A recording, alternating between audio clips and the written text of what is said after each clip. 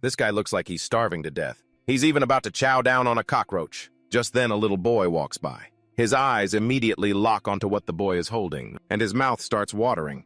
That must be delicious. He starts tailing the kid, looking like he's about to off him. "Are you trying to steal my soda, old man?" The kid gets scared and immediately runs away screaming for help. Blondie then shifts his gaze to a nearby flower pot, planning to take a bite to soothe his rumbling stomach. Suddenly, a piercing scream makes him stop. Not far away, the little boy's body is trembling uncontrollably. It turns out he's face to face with a monstrous bird, a terrifying three-eyed one. It sticks out its beak full of sharp teeth and quickly snatches the boy's backpack. Luckily, the kid drops his belongings and runs for his life. A single peck from it can crush a car. If it caught him, he'd be toast. Seeing this, Blondie has to wonder, what the hell kind of planet is this? A bird as big as a whole building. From a hazy memory, he remembers that he can eat birds. With an incredibly narcissistic look, he secretly debates whether to steam it with lemon leaves or just roast the whole thing. He can feel the magic power surging around his body. It's too much. To make a comparison, the mana on his previous planet was like a bucket of water, but here on Earth it's as vast as the ocean. He starts bragging again. "I'm invincible now." Meanwhile, the kid's cries for help keep ringing out. Blondie's expression turns dangerous. He makes a condition, "I'll help you, kid, but you have to give me that thing in your hand." The kid immediately agrees, thinking it was going to be a bigger deal. He stands in front of the boy, looking super cool. "Step back and let me handle this." He channels mana with both hands, unleashing his ultimate finishing move. But a minute passes and absolutely nothing happens. "Well, wasn't that cool?" He scratches his head with an awkward look. "That was just a warm-up, kid.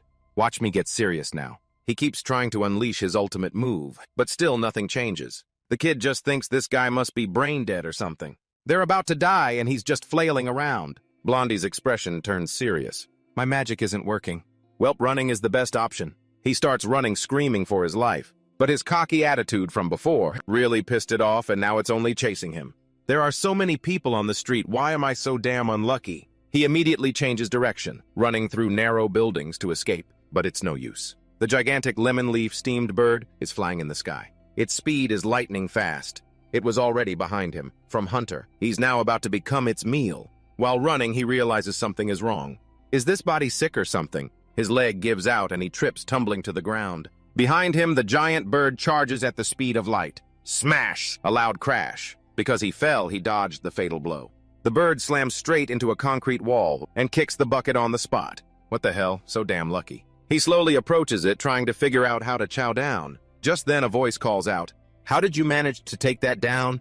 He turns around. In front of him is a beautiful woman in a suit. Her face is full of astonishment. Earlier, the boy in this blue cap had reported it to the police, and she, a member of the Hunters Association, had rushed over. Based on the kid's description, she had guessed the monster was a beginner killer, a species of avian monster that thrives in desert regions. Originally, they were only E rank. However, they suddenly jumped to C rank because of their flight speed. Her face filled with fear as she worried to herself, even a C-rank hunter would get their butt kicked by this thing. An ordinary person would definitely not survive. And yet right before her eyes, the monster bird had been neatly taken down, which left her completely stunned. The police officer thought he was a hunter and thanked him profusely. Meanwhile, he had no damn clue what a hunter even was. The girl was still sizing him up, guessing he was at least C-rank, or higher because the avian monster's speed is incredibly fast. Usually, even a C-ranker would be pushing up daisies by now. Blondie paid them no mind and walked straight towards the kid, his face dead serious. He held out his hand. "Don't forget our promise." The kid froze for a second, then reluctantly handed over the soda. After just one sip, he exclaimed, "This is amazing. I've never tasted anything this good before." He drank it with relish, which made the girl gasp, "Did he just rob a child?" She introduced herself as John from the Hunters Association and wanted to see his hunter license to report to the association. Beside her, Blondie was still drinking, enjoying the delicious orange juice. "A hunter license, can you eat that?" This pissed her off.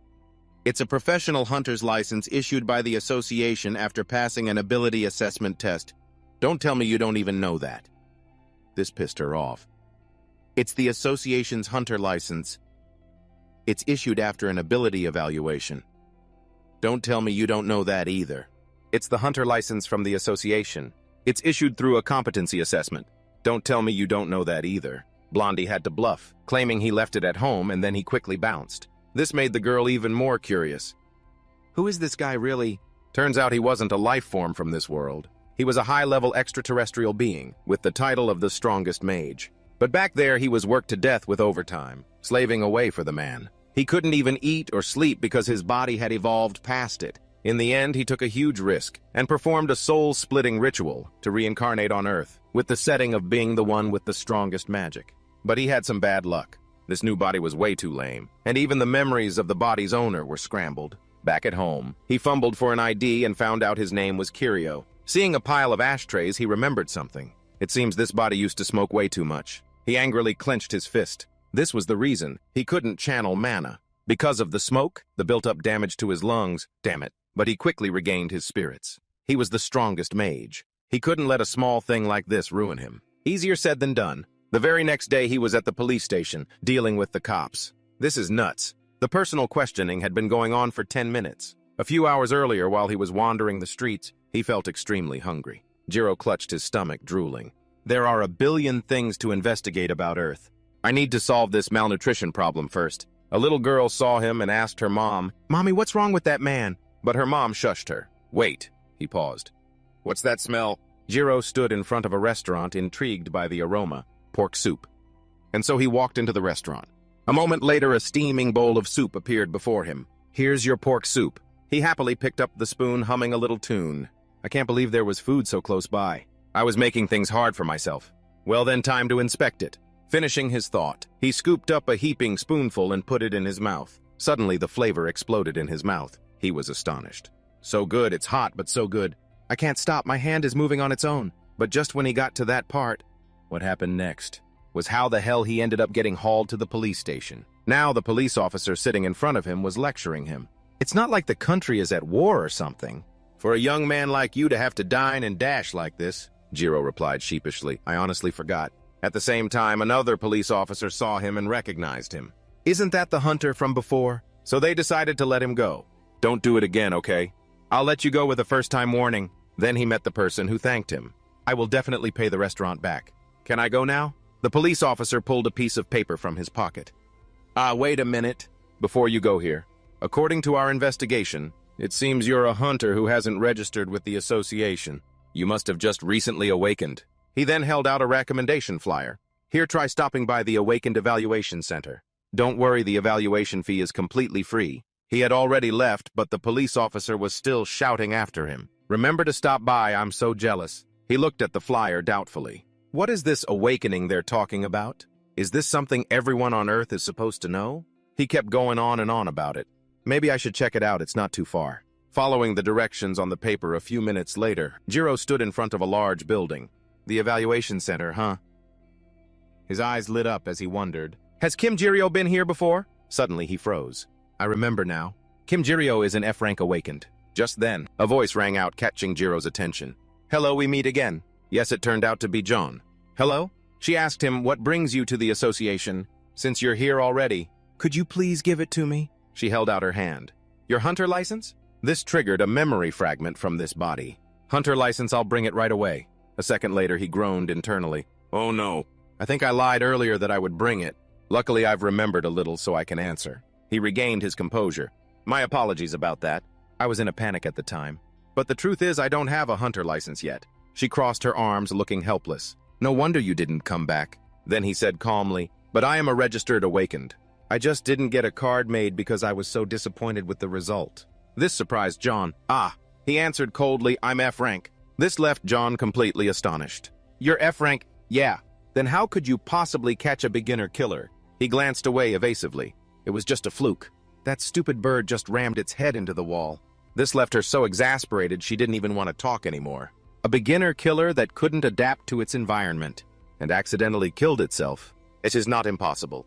But the person I saw at that moment had a relaxed expression, as if he'd already killed hundreds of C-rank monsters.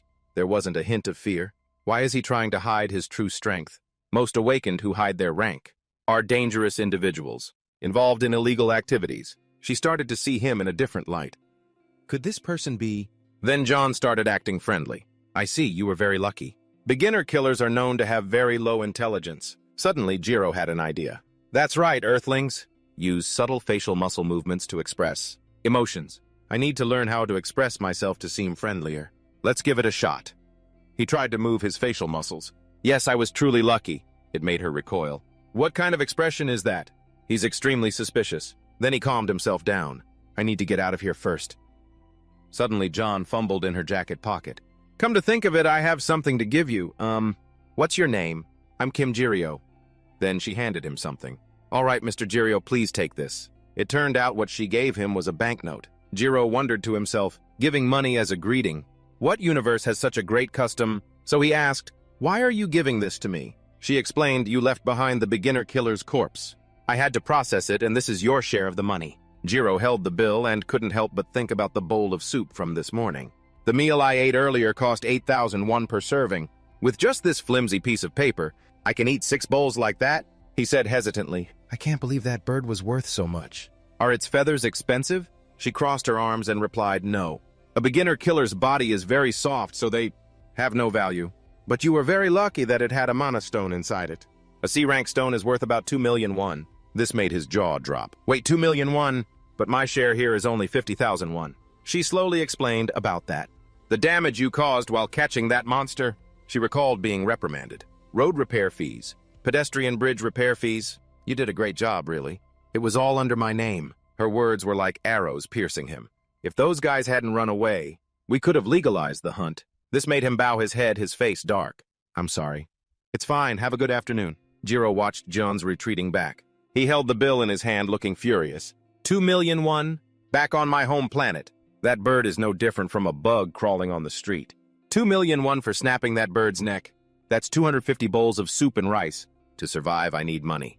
And I came to Earth to have a happy life. To enjoy that ideal life. I need a lot more money. Then he cracked a grotesque smile. I have to become a hunter. Honestly, until lunch today, my future was completely bleak. The owner of this body was broke as a joke. Spending money on a bowl of soup would wipe out my entire savings. But things are different now. I've learned that becoming a hunter can make money. So I'll hunt with magic and make a living, even though I still can't use magic right now. He thought seriously. I need a decent number of monsters. Then suddenly someone on the street shouted, There's a gate opening over there. This caught his attention. A gate. People were murmuring and marveling at the gate. Whoa, this is the first time I've ever seen a real gate. No way is it really that big. He then looked at what everyone was calling a gate. A hunter's hunting ground. Gates are ranked according to their magic density. The higher the rank, the more dangerous the monsters inside. He smirked. Mana density. Strange, they say monsters live in there. I need to analyze this. But with this many people, it's hard to get into the gate. Is there another gate nearby? Suddenly, a stream of light appeared, leading him. What's this? He followed the light and realized it's nearby. After a strenuous climb, he finally found out. It was another gate. Jiro panted. Why is it so steep? He ducked under the caution tape barrier. Earthlings have a strange sense of decoration. Why do you need to decorate plants? Right after Jiro entered the gate, a group of people also arrived. Yunsung made a phone call. Hello, manager. We've just arrived at the gate. The person on the phone replied, Yunsung. Are there any civilians nearby? He looked at the unscratched barrier and replied, It's fine, the barrier has been set up. The person on the phone complained, These mutations are such a pain. I don't know how many rank-up incidents there have been this month. He confirmed, Don't worry. We will begin the investigation immediately. Then he hung up and started leading the group. Everyone, let's head in. After going deep inside, one person couldn't help but complain. It stinks, a cave in the middle of summer. When Yun-seung looked at the smartwatch on his wrist, according to the measurements, the magic density in this dungeon is D rank. Then a member of the group clutched his neck, looking tired. It's always like this, like it's a rule. Every time something happens with a gate, the rank always jumps up by 2 levels. Let's handle this quickly and go for a drink. Instinctively, Yun-seung looked around and appeared worried. Shouldn't we slow down a bit? We're moving a little too fast. This made the 3 others turn to look at him puzzled. He voiced his suspicion. We've been walking for quite a while, but we haven't seen any sign of monsters. So that's why. Then one of them came over to tease him. Geez, you're young but so timid. We have An Yun-seung, an A-rank hunter on our team. What's there to worry about? Suddenly, a huge monster appeared behind them, but no one noticed. On the other side, Jiro was confused. It seems I've gone deep into the cave. Did I enter the wrong gate? How come I haven't run into any monsters yet? Then that stream of light appeared before his eyes again. He watched the light's movement and understood. This mana, though weak and crude, is full of life. He decided to follow the light again. Is it from a human? Someone else entered the gate. Then suddenly a piercing scream echoed. Hearing this, Jiro hid behind a large rock. What's happening over there? From a distance, he watched the research team being attacked by the monster. What is that thing? By now, its hands were stained with blood. It turned out the researcher from before had been attacked and killed with a single punch. But it didn't stop there. The monster enthusiastically raised its fist for another blow. Meanwhile, Yunseung was frozen solid, staring at his teammate lying flattened in front of him. The others covered their mouths in fear. Oh my God! They died in just one punch, no way. Suddenly, Yunseung yelled, "Don't panic! Get a grip.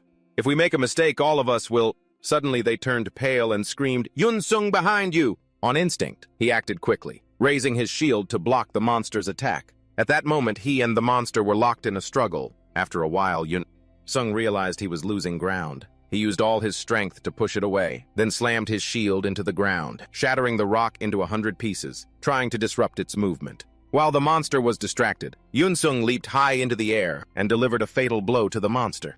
On the other side of the rock, after witnessing such a badass fight, he couldn't help but praise it. After Yunseung took down the monster, beads of cold sweat trickled down his forehead. The two remaining teammates were still a bit scared, but couldn't help but be impressed. As expected of Yunseung, even though he's a defense class A rank as A rank, to be able to fight that giant. Then he stood up, glancing at his motionless teammate who had been attacked. I'll recover Jeonmin's body, let's head back. Suddenly, an eerie purple light appeared, making Yunseung suspicious. However, before he could turn around, an attack was already on its way. It turned out that besides that one, there were dozens of others lying in wait. It quickly grabbed Yunseung and slammed his whole body into the ground, causing him to cough up a mouthful of blood. Then the monster gripped its opponent tightly, lifted him high and threw Yunseung far away, making his teammate gasp in horror. Yunseung. After that, the monster grabbed a large rock, intending to throw it at them. The male teammate quickly realized. He used his spear to slash the rock in half, but as soon as it touched the monster, the spearhead shattered into pieces, making him panic. It took that opportunity to knock him out with a single blow. The remaining female teammate was terrified, not knowing what to do. She just stood there frozen, her lips trembling uncontrollably. With only one opponent left, it leisurely raised its hand and punched straight at her. But before the woman's life was threatened, Yunseung had returned from the dead. He threw himself in front of her to block the dangerous blow. Despite his life hanging by a thread, he yelled, "Now use the binding spell! If we don't stop that thing, we won't be able to get out of here alive." He struggled to shout, "The whole team will be wiped out." What are you waiting for? Hurry up. But unexpectedly, a second later, that woman ran for her life, leaving Yunseung to face it alone. What? Where are you going? Are you leaving us? What about Jeonmin? This isn't right. The young man started to despair. Don't go! Don't run away. Meanwhile, Yunseung's shield was starting to crack. Instantly, he was pushed down and flattened. Seeing this, quickly released its hand, after confirming its opponent could no longer fight back. At this point, Yunseung's vision started to blur. What I feel after being betrayed isn't anger, but emptiness. I received A-rank awakened powers, thanks to a dungeon break phenomenon. Invitations from all sorts of major guilds poured in, making good connections. Forming a team, increasing our achievements, conquering gates. Everything seemed to be going so smoothly. But in the end, it ends like this. The monster raised its foot, about to crush him. He thought despairingly, this is just pathetic. Suddenly, a rock hit the monster, drawing its attention. Just then, Jiro stepped out coolly. He said nonchalantly, I really can't watch this anymore. Is this the true nature of Earthlings? Well, thanks to that, I've completed my analysis. Now, Jiro casually looked up. Seeing this monster up close, it's clear now. But it's so outdated, isn't it? Oh well, doesn't matter. Nice to meet you here. A golem, huh? It's been a while. A being made of clay that uses mana as its power core. Golems held countless roles in Alphery, from everyday things like manual labor, running errands, and construction to combat. Alphery was truly a nation built by the hands of golems. Even my own field was golem warfare. The reason there aren't any other monsters around is because this big guy is guarding the place. It seems this gate belongs to someone. Anyway, I've already alerted the guard, so there's no way I can leave easily. He sauntered behind the golem. Looks like I'll have to fight. I can't use magic. But as the golem attacked, but there's another way. Jiro's face was very calm as he adjusted his cuffs. Just before the golem attacked, Jiro quickly dodged it. The rocks under his feet where he had been standing were crushed. It attacked furiously, but its powerful blows were easily dodged by him. Next came a flurry of attacks, but it was the same story. It was just punching air, but it seems it wasn't ready to give up on him yet. It continued with a gigantic blow. He was quickly thrown back a good 10 meters. The monster held that pose for a long moment. Jiro realized his chance had come. Nice, here's my chance. Disabling a golem is very simple. He quickly got up and ran full speed towards the monster. The jewel inscribed on the golem's arm. This jewel isn't just for show. Rather, it's a magic energy sensing device. I just need to input an emergency stop command into this sensor and it's done. For security reasons, only the golem's owner and creator know the emergency stop command. But for a golem this crude and simple, it's too easy to see the encoded command. With that thought, Jiro held his hand out in front of him. He looked like he was about to unleash his power. Quickly, the golem fell. Its fall created a loud noise in the rocky cave. Taking the opportunity, he climbed onto the golem's body. Since I only activated the emergency stop command, of course it hasn't completely stopped working.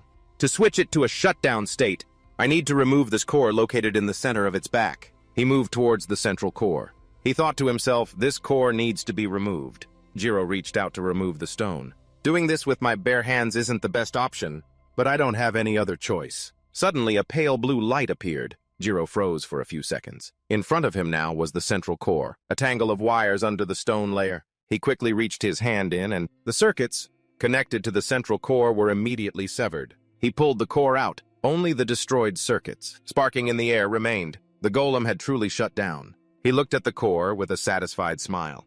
Too easy. At the same time, Yun-seung was lying motionless. His hand suddenly moved. His mother's words appeared in his mind. Yun-seung, I know you want to be a hunter, but do you know how dangerous this job is? He smiled reassuringly. Don't worry, Mom. I may look like this, but I'm an A rank awakened. His mother was still worried. But what I said isn't wrong. I respect your wishes. But what if something happens? Yun-seung took his mother's hand. He comforted her. I'm a recognized hunter now, so you don't have to worry. I promise. I'll show you my success as a hunter. Just this once. Please believe in me, Mom. His mother was a bit taken aback by his words. After speaking, he turned and walked to the door.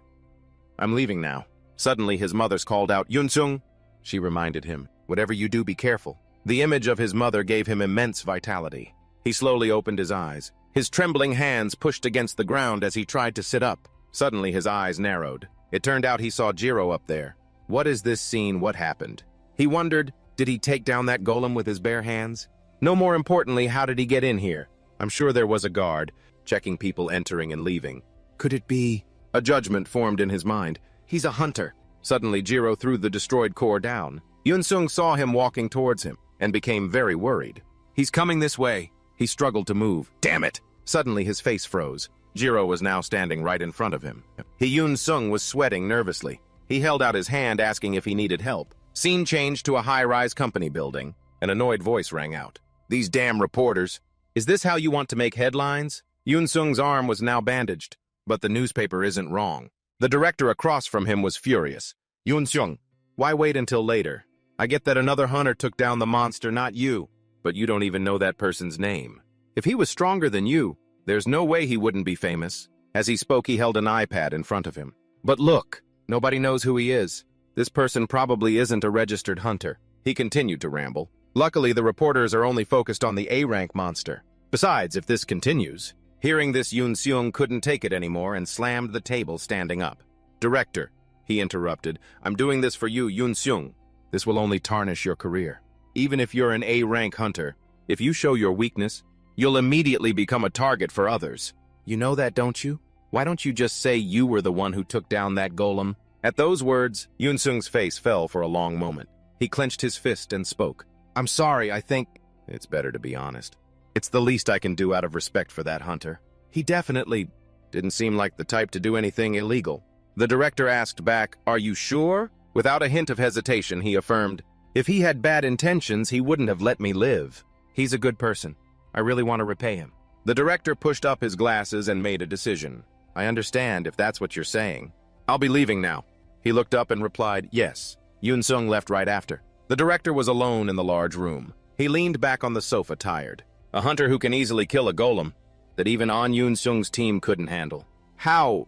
Meanwhile, in Gio's cramped room, he was lying on a mattress playing with his phone. His eyes lit up. Earthlings are freaking amazing. Last night I accidentally unlocked this phone. What is this? And it's been like this all night. In front of him were social news feeds. He wondered, you can freely access information, and even if you're not part of a privileged class. Whoa, is this heaven? Thanks to that, I've gathered a lot of information. First, the gate I entered wasn't private property. Second, each gate has different entry restrictions. Because South Korea is a country with strict regulations. Awakened individuals need prior approval to enter gates. The approving body is the Korean Hunter Association, abbreviated as KATE. And third on, Yunsung wasn't a thief trying to steal items from the gate. Gio, while eating chips, exclaimed, "This guy is a rank." His eyes were still glued to the phone. Well, it seems I need to get a hunter's license first. Scene change the next day in a forest. An instructor was lecturing the trainee hunters. This is the safety training course. The theory portion will be conducted inside the gate. We will be distributing the equipment shortly. Please wait a moment. Gio stood there yawning. So lame. Basically, don't be reckless around monsters, right? Suddenly, the manager brought something out. I will now hand out the devices. Please take one. Gio received the device, puzzled. What's this? Isn't this a hunter's license? Everyone was stunned to hear him ask that. What? He doesn't know what this is. That's a surprise. Suddenly, a voice spoke up. You chose that one? People whispered amongst themselves. Where has this guy been living in the mountains? Is he from another planet or something? Hearing that, Gio flinched. Did I blow my cover already? The instructor calmly explained. This is a basic analyzer. It uses magic lens technology and... I will now explain how to use it. He stared intently at the device. Magic lens. A moment later, the instructor shouted, All right, everyone has received their analyzer right. Then please capture this monster through the lens. He looked at the creature flying over his head and wondered, You want me to take a picture of that thing? Immediately, information about the creature appeared on the screen. It's an F-rank poison butterfly. He looked at the device, thinking. Earthlings use tools to identify their enemies. The instructor suddenly appeared beside him and said cheerfully, All analyzers not only help identify monsters, but also have an item search function. He wondered, items. The man said, It will help you find useful resources. So try looking around. Gio raised the device and pointed it at the instructor. The screen displayed not found, cannot find data. He quickly realized. It doesn't work on humans, huh? Gio continued to scan everything.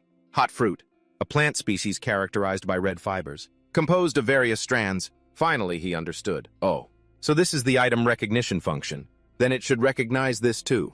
Thinking this, he scanned the ground. The screen displayed not found, cannot find data. He was surprised. What it's supposed to distinguish useful things? Why doesn't it recognize this? And then he suddenly realized something. Wait, perhaps it only recognizes things with mana, distinguishing between valuable items and those without mana. While convenient, it's also a rather inaccurate method. There are still things that are useful but don't contain mana. This patch of dirt is a prime example. He clenched a handful of dirt. At a glance, it's just ordinary dirt. Absorption magic, a rare spell that can absorb mana. But it's strange. If this world is quite advanced in magical research, there's no reason that they wouldn't recognize absorption magic. Now Gio closed his eyes and wondered, why doesn't anyone know about this? Suddenly, as if remembering something, he came to a realization. Wait a minute. Thinking this, he approached the instructor and asked, Excuse me, I have a question. The instructor smiled and replied, Yes, go ahead. He pretended to ponder and said, Do you know when awakened individuals first started appearing in South Korea? The instructor answered, Yes, of course, it was 7 years ago. He explained that at that time, the dungeon shock caused awakened individuals to appear all over the world simultaneously. Hearing this, he was utterly astonished. What 7 years ago? Only 7 years ago. Flashing back to the past, the history of magic in Alfari is over 60,000 years old. I get it now. I have to live with these primitives. No wonder their technology is so unbalanced. It all looks so strange. There's no way magical engineering could have developed this fast. Primitive magical knowledge, contrasted with a modern level of technology. Evolution has occurred in an unusual way. This is awesome. Gio sat down under the shade of a tree. Well, anyway, he picked up a handful of dirt, his heart filled with enthusiasm. I can use this absorption art that no one knows about, A profession that can make you millions if you're determined. Hunter, but compared to the glamorous words woven by the media, the lives of low-rank hunters are no different from hell. However, one of my legs is injured. He recalled his first day on Earth, being chased by that big bird. And I can't use magic either. So before I run out of money and starve to death again, I need to find another way to make money. Inside the black bag was a pile of dirt. Right now I've gathered a lot of mana using the star-absorbing great art. According to my research, it seems this stuff is capable of killing a few types of monsters on Earth. The problem is they only appear in C-rank gates. But I'm F-rank, so according to the rules I'm not allowed to enter. Also absorbing mana with the star absorbing great art without knowing much about Earth is a bit weird, and the fact that the body I possessed is rank F is also a problem. As he was deep in thought, a loud notification sound rang out, startling him so much he swore out loud, "Holy crap!" He picked up his phone and read the news alert. Emergency disaster warning website alert. Dungeon break 713. 12:30 p.m. red level gate appeared near Mapo district. Seoul, warning B-rank monster present. Evacuate immediately. After confirming the monster's movement path, he wondered, what's this evacuate, huh? And then, without much thought, he hastily followed the instructions. What does evacuate mean? Afterwards, Geo, dressed neatly and handsomely, stepped out of his house. He seemed very interested in this. Let's see. On the street, people were panicking, scrambling to run in the opposite direction of Geo. A monster broke out of the dungeon. But some people stayed behind just to see the monster, filming it. Is that a B-rank monster? It's huge. He pushed through the crowd, annoyed. Damn it! Well, this is a first. Geo got to see a dinosaur-like monster in real life. Just then, a person with a camera pushed forward and bumped into Geo. Excuse me, let me through. The push was hard enough to make him groan. Seeing this, the man sneered, what a weakling. Just a little push and you're already collapsing. These people, blocking the way to Rubberneck and causing a scene. This annoyed Geo. What's with the attitude you asking for a fight? But in reality, Geo just looked confused. What are you talking about, dude? I'm just watching. Suddenly, the man started showing off. You got some nerve, pal. Do you know I'm a hunter? Let me tell you, we're not in the same league. I'm not stupid enough to risk my life getting close to a monster, hoping to get lucky and awaken some power like you. I'm here to gather data, for my research. Then Geo replied, so am I. I'm a hunter too, and I'm here for the same reason. Hearing this, the man laughed contemptuously.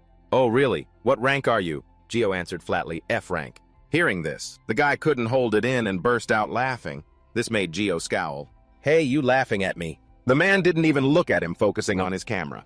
Unreal.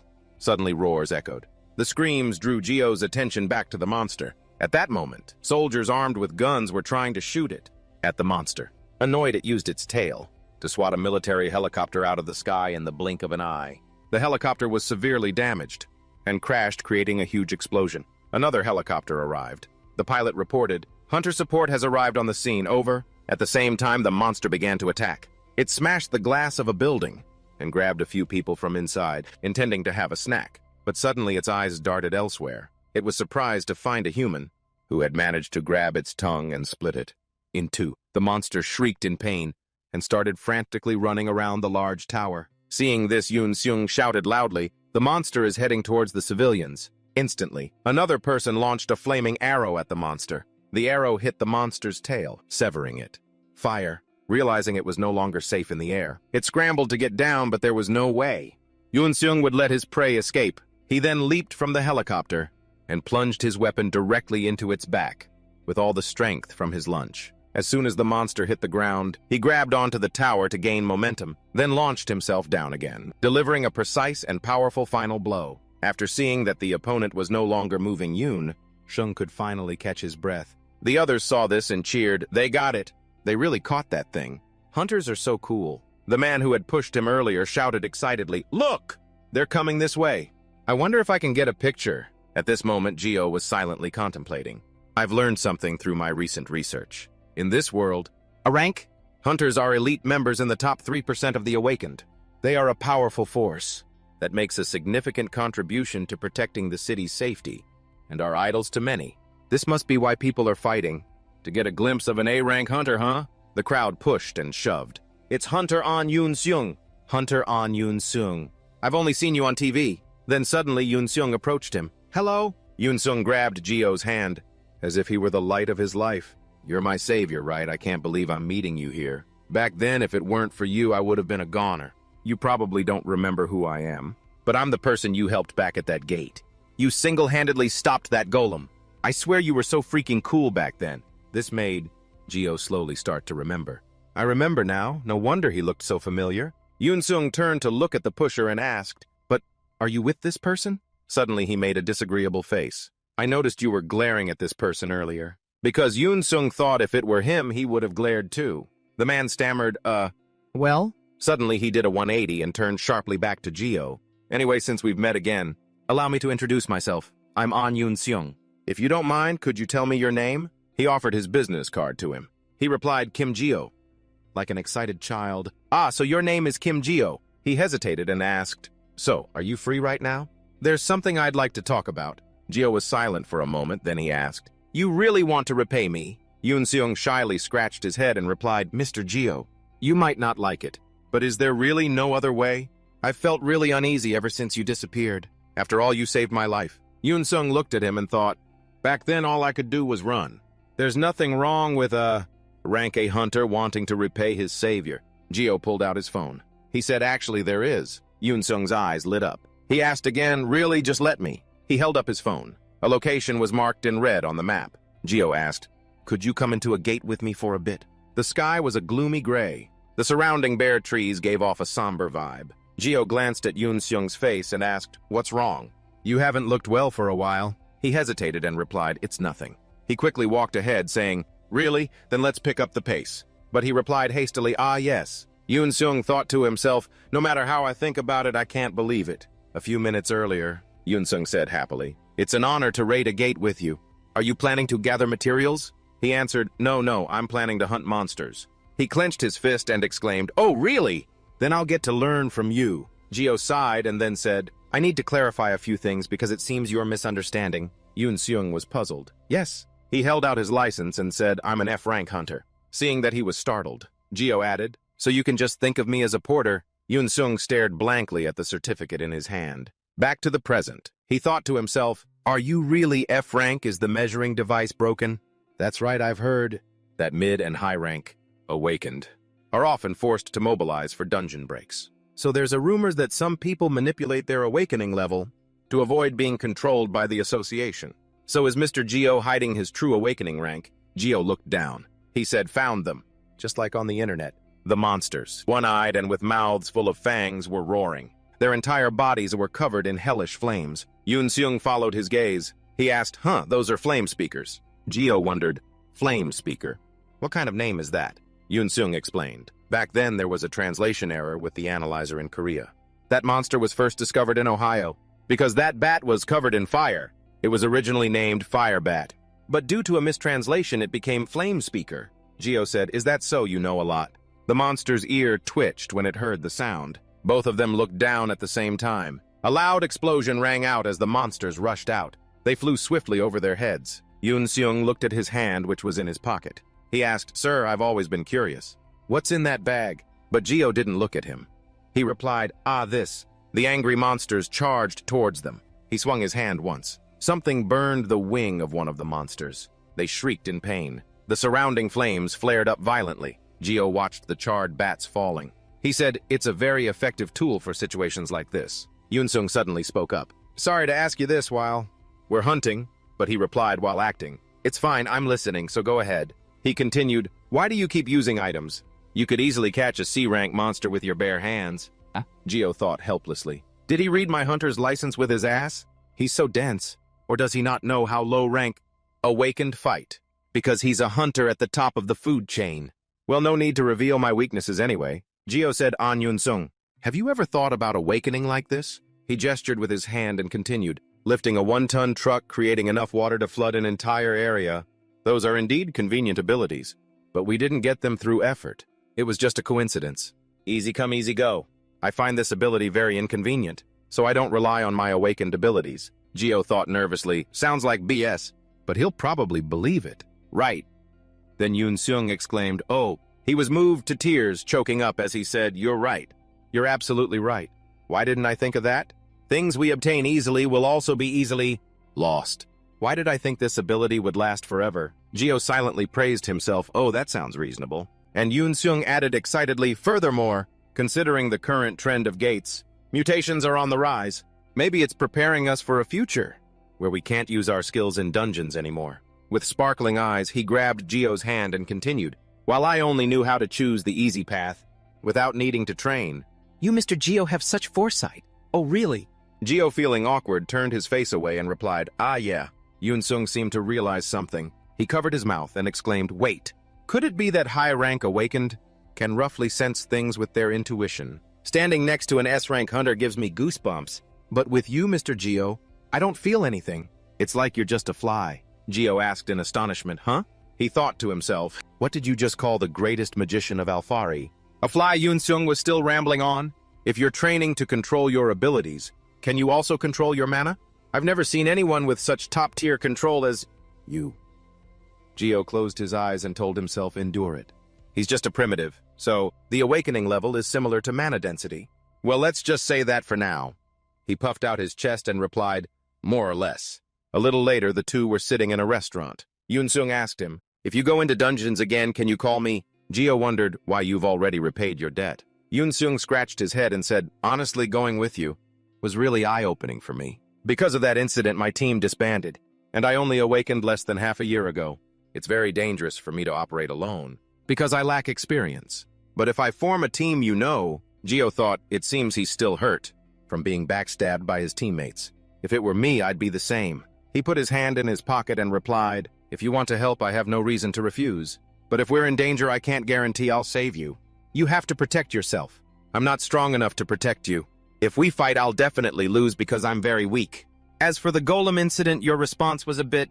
The problem was you were too hasty. Yoon-sung looked at him with admiration. He thought Mr. Geo is so humble. Yoon-sung asked, so you think I'll get hurt if I let my guard down?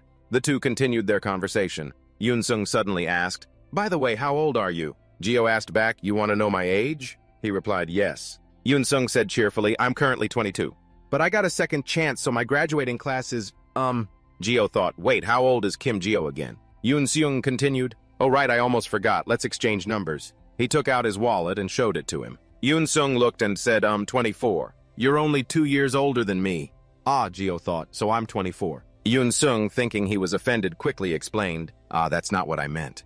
It's just that you seem so calm and mature. He looked at the young college students passing by and thought, I have no memories of college.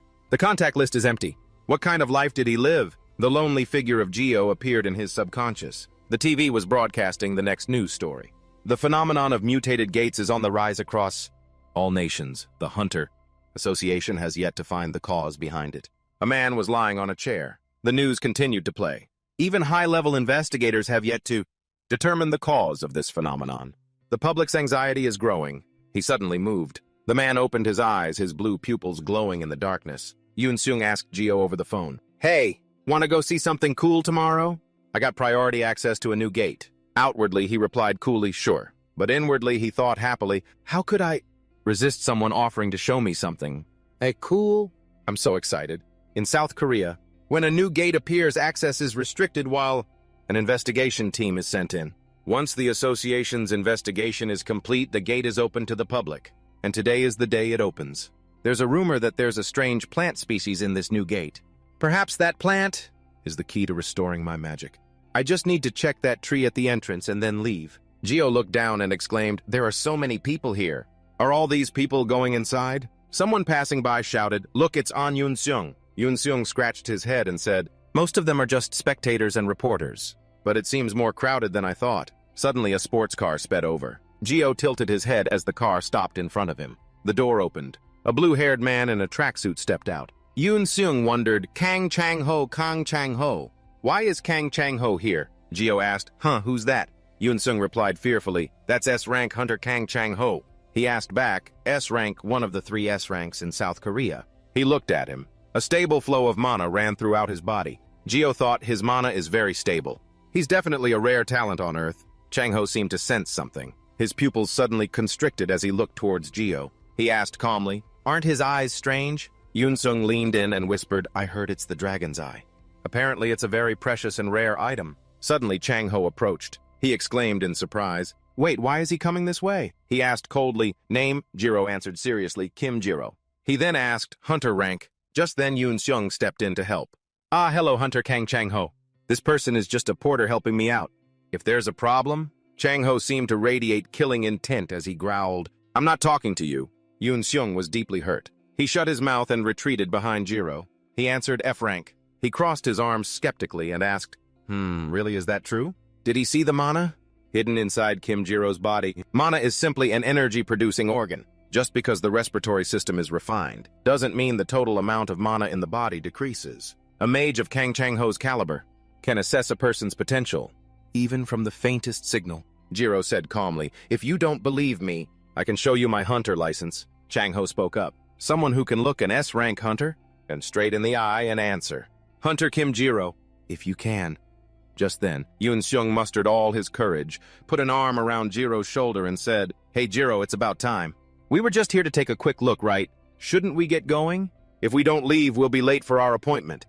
He quickly pushed him away. Jiro pointed and asked, "But the plan today was to explore this place." Yoon-seung shouted, interrupting him, "Hey, let's just hurry up and go!" Jiro kept looking back. Chang-ho silently watched him leave. Then Yoon-seung asked, "Hey, do you really not know Hunter Kang Chang-ho? Were you living abroad?" Jiro was startled. He stammered, "I was away for a while." He said, "I don't mean to gossip, but that hunter has a pretty bad reputation." Jiro asked, "Why is that?" He continued, "He has a criminal record for assault. Nobody wants to enter a gate with an S-rank criminal. Even ignoring his past, his recent actions haven't been much better." Jiro wondered what happened. Yoon-seung said, "I have a cousin named Choi Jin, rank 3A class. She entered a gate with Kang Chang-ho and he attacked her. I heard he only picks fights with strong awakeners." Silence. Jiro was touched, thinking, "So that's why you pulled me away. Worried that S-rank psycho would bother me." What a considerate little dude. Jiro said, "All right, let's head back. Are we going to check out that so-called mysterious plant species?" "Yes." Jiro was silent, then suddenly asked, "But hey, Yoon-seung, earlier, you said Kang Chang-ho's eyes are something like a dragon's eye." "Right so. Does that mean it's something that can be bought and sold like your shield?" Yoon-seung replied, "Yes, the first time he got it. It was in the form of a small orb. It seems he swallowed it to use it." He asked, "Is there anything like a dragon's lung?" He replied, "Let me check. Looks like there's only a transaction history. Nothing available right now. But since the lungs aren't very popular, one might eventually pop up." He crossed his arms, looked at the screen, and asked again, "Why aren't they popular? What's the price?" Yoon-seung said, "They don't enhance mana, like the eye's heart or liver. Those can at least be made into potions, but the lungs have no use at all." "Ah, here it is. The price is cheap too. 2.6 billion won." He replied, 2.6. He was startled and asked again, "What did you say, 2.6 billion? Yoon-seung said innocently, "So cheap. You couldn't buy the other parts no matter how much you offered." Jiro shed a silent tear. He thinks I really shouldn't have asked. The taxi sped down the road. He looked at the screen, searching for the name Kang Chang-ho. Jiro thought Kang Chang-ho. The more I learn about him, the scarier he gets. Letting a guy like that roam free out there, that is just insane. Should I avoid his gaze from now on? What if he wants to fight me? My life would be over. Suddenly, a sports car came speeding up from behind. It slammed into the back of the taxi. Jiro lurched forward from the impact. The driver quickly swerved and hit a lamppost. The driver gasped for air while Jiro was thrown to the floor. He asked fearfully, "Oh no, are you okay?" He replied, "Yeah." The driver got out of the car and yelled, "Are you crazy, you bastard? Don't you know how to drive properly? Get out here now." The car owner stepped out and said, "I'm sincerely sorry." Chang-ho smiled and replied, "It's been a while since I've driven, so I mixed up the gas and the brake." Jiro got out of the car. He thought Kang Chang-ho. He approached holding his phone and said, "Hello, Kim Jiro F-Rank Hunter, I need a favor. Could you give me your contact information?" He thought, is he nuts? How bad of a driver do you have to be to hit someone on an empty road? The driver stammered, "Kang Chang-ho, Hunter Kang Chang-ho. Since you caused the accident, you have to pay for the repairs." He took out some money and said casually, "Here, take this." Jiro watched the driver bow respectfully. He said sincerely, "Thank you." He silently wondered, "How much is that?" He held out his phone and said, "Anyway, please save my contact information." He wondered. Chang-ho continued, "I just used up all my cash, so I'll have to pay for your medical expenses gradually." Jiro thought to himself, "I don't really get what you're saying. Is this how you handle a traffic accident? It's just a phone number. What's the big deal about not giving it?" He handed the phone back and replied, "Here you go." Jiro looked at the man in front of him and thought, Kang Chang-ho. Background: the only son of a famous company owner. He was born with a silver spoon and became a hunter, but he has a criminal record for serious assault. Because he has a lot of money, he could hire good lawyers to defend him, but he was still sent to prison. There are countless online testimonies stating Kang Chang-ho abused others. However, there's a bigger issue at hand. His parents passed away a few years ago, when monsters escaped from a dungeon, and right after that incident, Kang Chang-ho sold all the company shares he inherited, effectively liquidating his family's business. People used the time of his unclear awakening as an excuse. Rumors that Kang Chang-ho committed assault for money started to surface, but it has yet to be proven. He tilted his head and started a conversation. "Are you also going to take care of that chicken today? I was a bit surprised that someone like you is working as a porter." Chang-ho sat on the sports car. He offered, "I know some jobs that pay better. Are you interested in hearing about them?" Jiro looked at Chang Ho, his eyes thoughtful. A well-paying job, huh? Then he spoke. Hearing about it wouldn't hurt. He smirked, his tone carrying a hint of challenge. Stop working for An Yoon Seung and work for me. I'll give you 80% of the items and profits. You get from the gate. He froze upon hearing those words.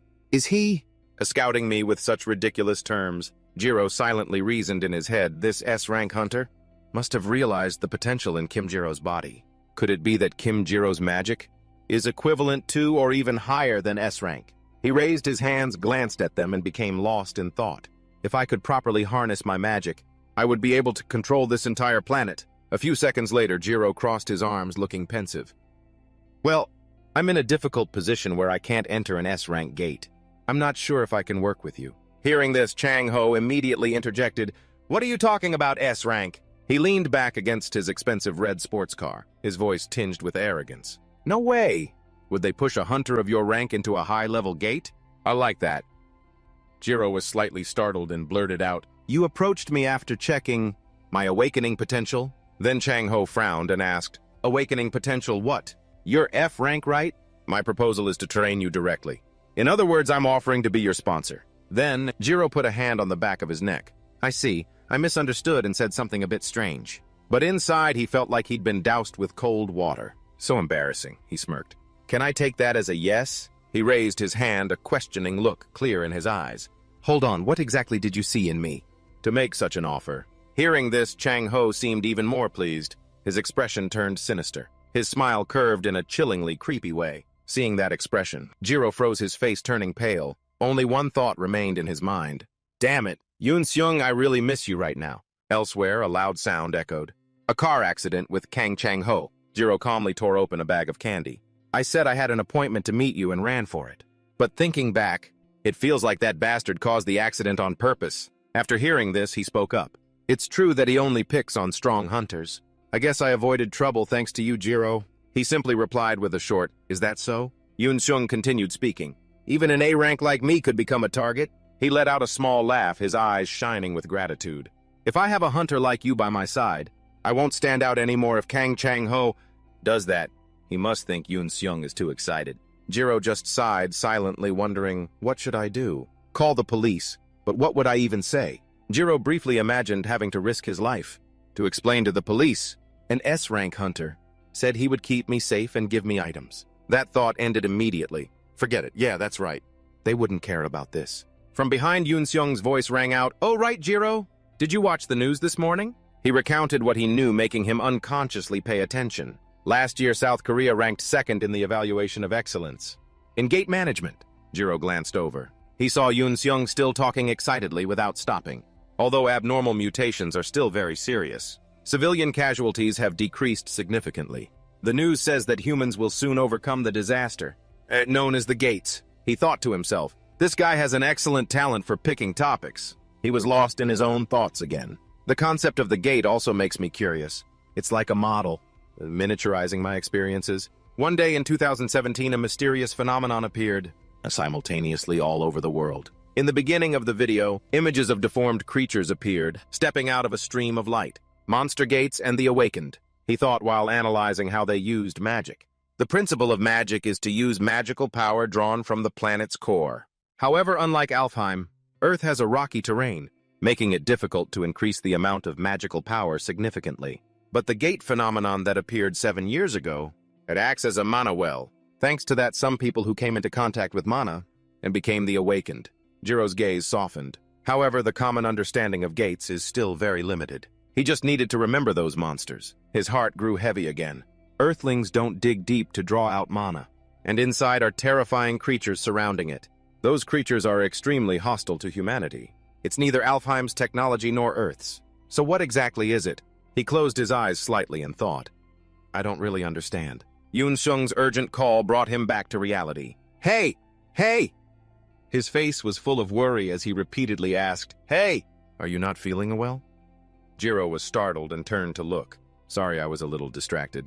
Yoon Seung looked bewildered. What are you thinking about? Jiro turned to him. He slowly told him about the things that were worrying him. I was imagining what it would be like if I were the creator of the gate. What would it be like? I think the current situation in Korea has something unsatisfactory about it. Yoon-seung listened and then asked curiously, how so? He began to analyze using the image of 2 mice as an example. Whatever the purpose is, the monsters in the gate want to kill us.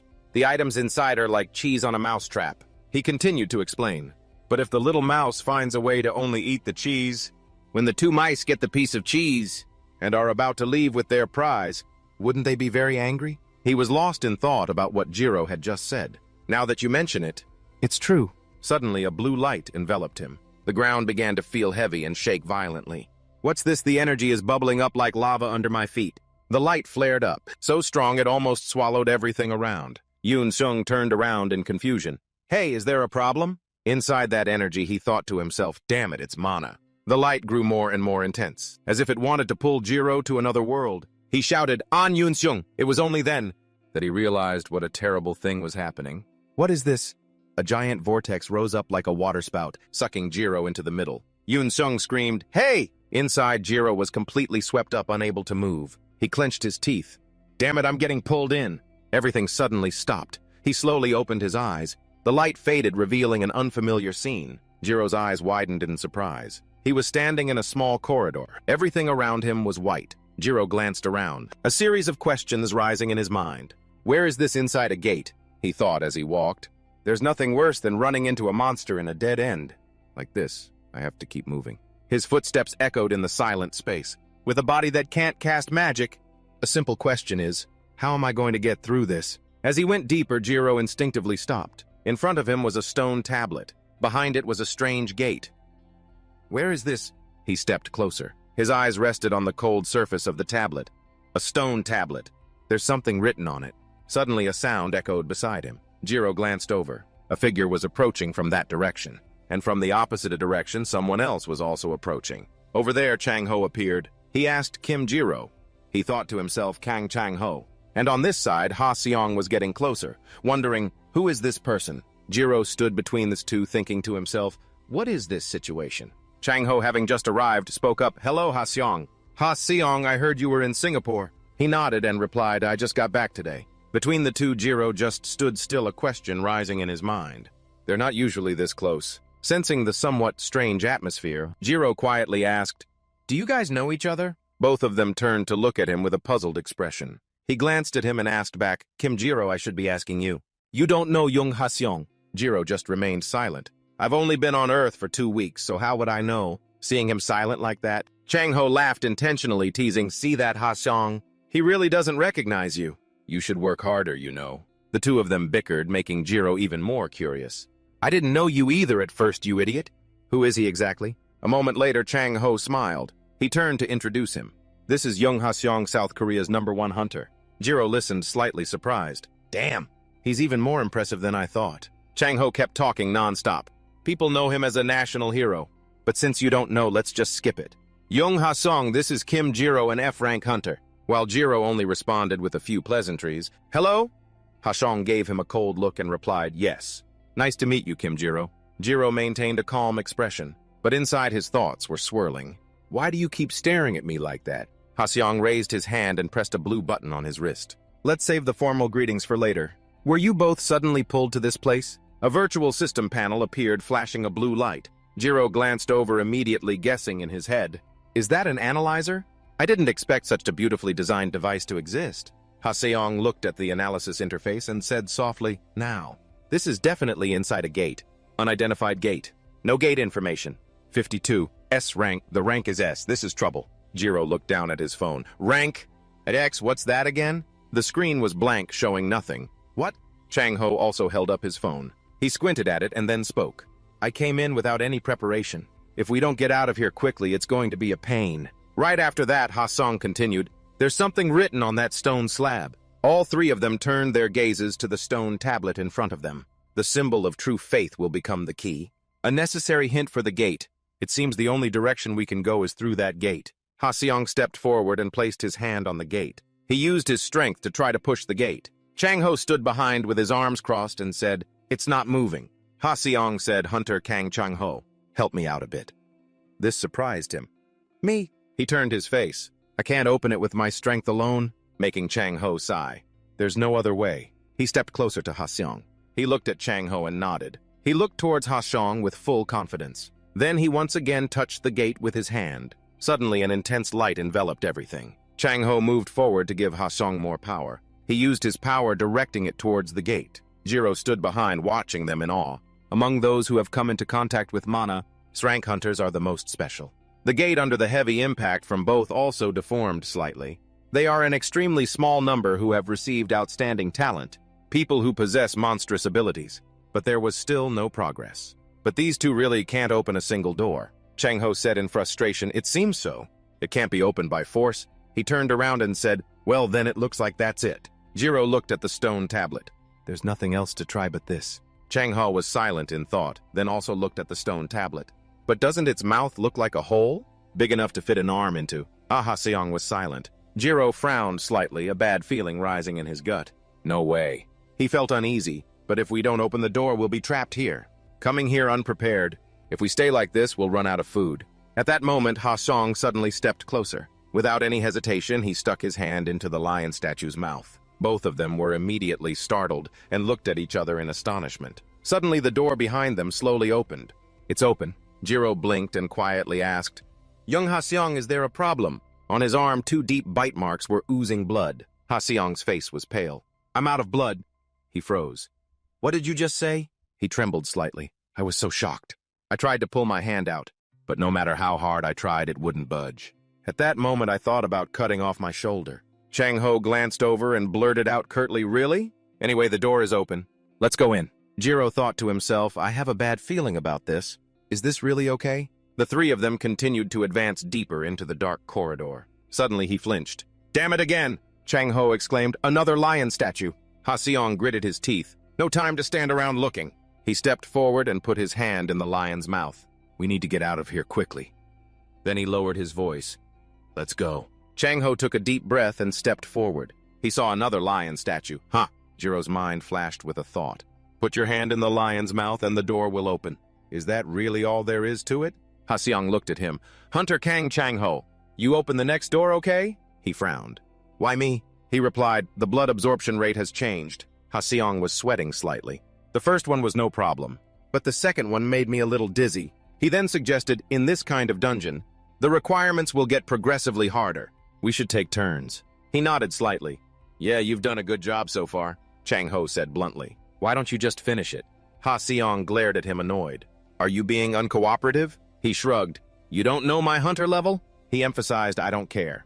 "I'll say it again, Hunter Kang Chang Ho, cooperate," he said coldly. "What if I refuse?" Jiro watched the scene, feeling uneasy. "Are these guys about to fight?" Hey, the tension between the two became as tight as a bowstring. Chang Ho growled, "If we keep opening these gates and it gets to my turn, I'll end up being bled dry, right?" He laughed menacingly. "At least I should have the right to choose when it's my turn, right? So that no one feels cheated. Don't you think so? Besides," he glanced at Jiro, "isn't there another hunter over there? Why don't you ask him?" Jiro sighed in frustration. "Damn it! Now he's bringing me up." He thought to himself, the survival rate of subgates is about 60%. This place might not have monsters, but that doesn't mean it's safe. He glanced around. "A maze that allows you to proceed by giving blood. The blood-sucking hole is a perfect fit for a human arm. In other words, the solution to this dungeon is to sacrifice one person." Jiro lowered his head. "Aren't we screwed?" Ha-Xiong was angry. "Are you seriously suggesting an F-rank handle this? While there are 2 S-rank hunters here. Really?" Before he could finish his sentence, the space suddenly shook. All 3 turned instinctively. In front of them, a giant foot stepped out from the darkness. Along with it were glowing red eyes narrowed fiercely, radiating a terrifying killing intent. "What?" Jiro stepped back, shouting in alarm. "What the hell is that? Weren't there supposed to be no weird things here?" The beast growled, black aura spreading throughout the corridor. A second later, it went berserk and charged. The terrifying pressure almost pushed Jiro back. At the same time, Ha-Xiong, his body engulfed in flames, charged straight ahead. A powerful swing of his sword caused a burst of fire. In an instant, the demonic beast was cut down. Jiro was stunned. "No way!" Fire in the air. "Is it some kind of primitive mage magic?" He turned to look at Chang Ho. "If that's the case, then his ability must be..." He chuckled softly. "He can still fight after having his blood sucked." Jiro was startled. Before the words had even left his mouth, another demonic beast went berserk and charged. Its large body pounced towards the 2 of them. Ha-Xiong shouted, "Kang Chang Ho behind you!" He reacted extremely quickly. He glanced, then spun around and delivered a devastating punch. In a flash, the beast fell, blood splattering on the stone floor. Jiro was astonished. Crazy strong. Is Kang Chang-ho's awakening skill physical enhancement? Chang-ho lightly dusted off his hands. Its body is weaker than I thought. Probably a C-class monster. Ha-seong snapped, too early to relax. Look over there. From the dark wall, a series of beast carvings suddenly lit up. A second later, each one stepped out from the stone. Soon, a whole swarm charged out like a broken beehive. The rumbling roar shook the entire space. Claws flashed in the air. They surrounded the three of them, advancing step by step. Ha-seong took a few steps back, his voice low. They're not high-level beasts, but this many is a real pain. Watch your back, Hunter Kang Chang-ho. He clenched his fists. Just worry about your own business. The two immediately coordinated. Ha-seong slid across the ground, his flaming sword tearing through the air. Chang-ho charged in. A punch as heavy as a sledgehammer crushed the beast's head. Ha-seong spun around. Flames reflected in his red eyes. He unleashed slashes beside him as sharp as a tempest. Chang-ho's eyes were cold. He clenched his fist and threw a powerful punch. The other beasts charged in madly, roaring endlessly amidst the chaos. Ha-seong's eyes burned with killing intent. In a flash, he had cut down a dozen of them. Jiro let out a soft breath. Damn, for two S-rankers, this is insane. The deafening sounds of violent clashes echoed. Ha-seong sighed. There are more of them than I thought. Due to blood loss, my vitality is dropping to a critical level. He glanced back at the lion statue. A strange premonition flashed in his mind at this point. Looking at the lion statue's glowing red eyes, its mouth opened wider as if inviting him in. He suddenly paused. Ha-seong tightened his grip on his sword's hilt. A whisper escaped his lips. Found it. Immediately after, Ha-seong spun and swung his sword with force. A fierce flame erupted, sweeping across the horde of beasts. So that's how it is, Kim Jiro thought to himself. Unbelievable. So, an S-rank hunter can do something like this. His eyes trembled in disbelief. They killed the monsters in the blink of an eye. A sense of helplessness welled up inside him. Even if I were to get my magic back, conquering the whole world would be tough. Suddenly, Ha-seong's voice cut through Kang Chang-ho Kim Jiro. He pointed forward. Look. His eyes widened. The lion statue's eyes are glowing, Ha-seong said urgently. This gate.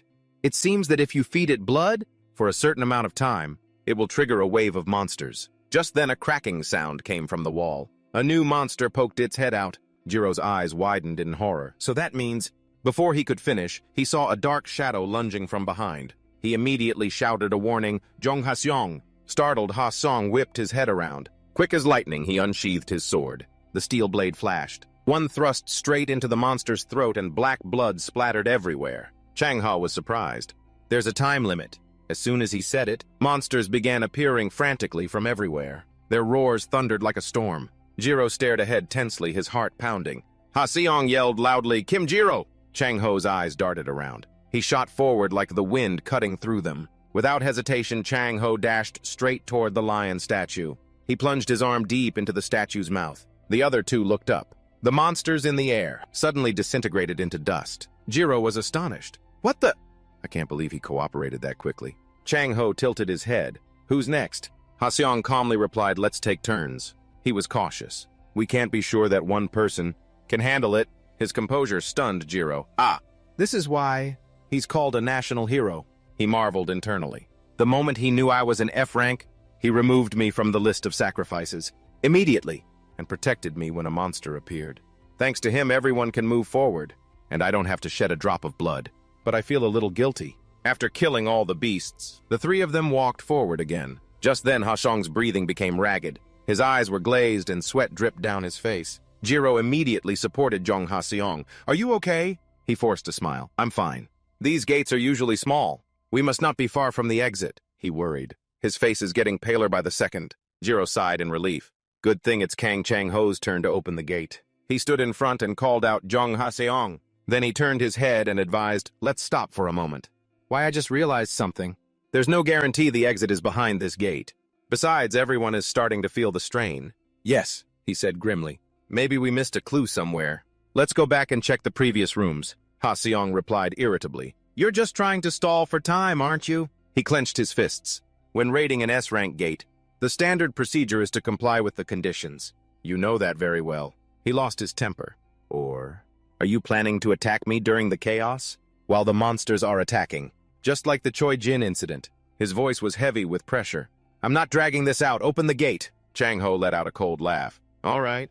I'll open it. Don't be so tense. I never said I wouldn't help with the strategy. He tilted his head. And you've got it wrong. What happened with Choi Jin was an accident. As he touched the lion statue, he said softly, I'm not a madman who attacks his comrades for no reason. His eyes flashed with a cold light. Because I have a criminal record. I understand why you don't trust me. Chang Ho said in a calm voice, But Jong Ha-seong, you're being overly suspicious of me right now. That's why. You keep making rash decisions. Because you want to get out of here as fast as possible, right? His hand entered the lion statue's mouth. All right, I'll open the gate. But you should really think seriously about what I said. Even when it's your turn, I still suggest we go back and check first. Jiro watched, the two of them thinking he's making more sense than I thought. For a moment, he looked at Chang Ho. So the rumors, it were just rumors after all. Ha-seong walked over and asked, Are you all right, Kang Chang Ho? He replied softly, Don't worry about me. I brought recovery potions. I can probably open the gate a few more times after drinking this. He softly suggested, Let's push on a little further. If in the next room, we don't find an exit, then we'll find another way. Jiro watched him slowly take out a potion bottle, thinking, At this rate, I'm going to have to support Kang Chang Ho. But in the next second, his eyes widened in terror. Chang Ho, now behind him, was holding a potion bottle. Without hesitation, he smashed it hard against Ha-seong. Ha-seong had no time to react. He was stunned and collapsed instantly. Chang Ho looked down at him and said calmly, Ah, so it even works on an S rank. Jiro panicked. Recovery potion, this damn fool! He yelled, Kang Chang Ho! What the hell are you doing? Chang Ho turned and spoke. Kim Jiro, he asked slowly, have you ever heard of a gate called the Iron Maiden that appeared in Northern Europe? He smirked. It's almost exactly like this dungeon. To escape, one of the hunters must be sacrificed. He froze completely. So he plans to sacrifice Jong Ha-seong. Chang Ho's voice was cold. Furthermore, according to current stats for S-rank dungeons, the survival rate is only 60% regardless of the hunter's rank. He slung Ha-seong over his shoulder and continued. Those aren't high enough odds to bet your life on. Right. I just want to make sure we have a chance. Jiro lowered his head and thought. Logically, it makes perfect sense. If this dungeon really requires a life, then we need a sacrificial lamb, preferably Kang Chang Ho or Jong Ha-seong. But I'm not in a position to be chosen. At this point, he was reluctant. Maybe it's best to just go along with that S-rank hunter's plan. He looked at him, his heart filled with frustration.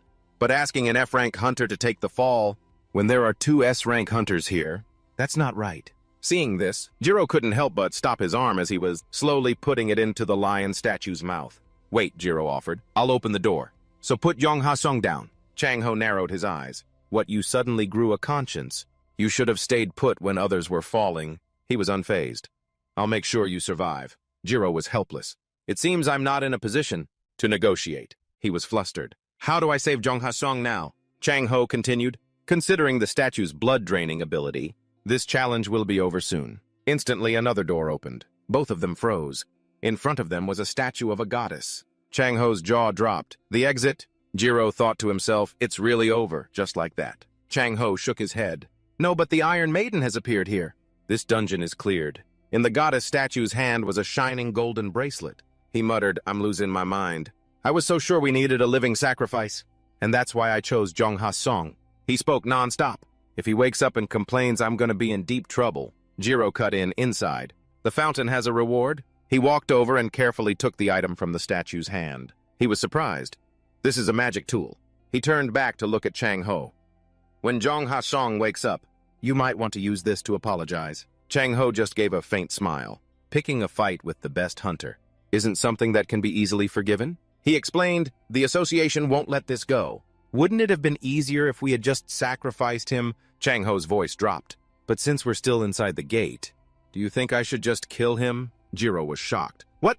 Chang Ho's lips curled into a slight smirk. The body will disappear when the gate closes after all. The only remaining problem is the witness. He stepped closer, his voice cold.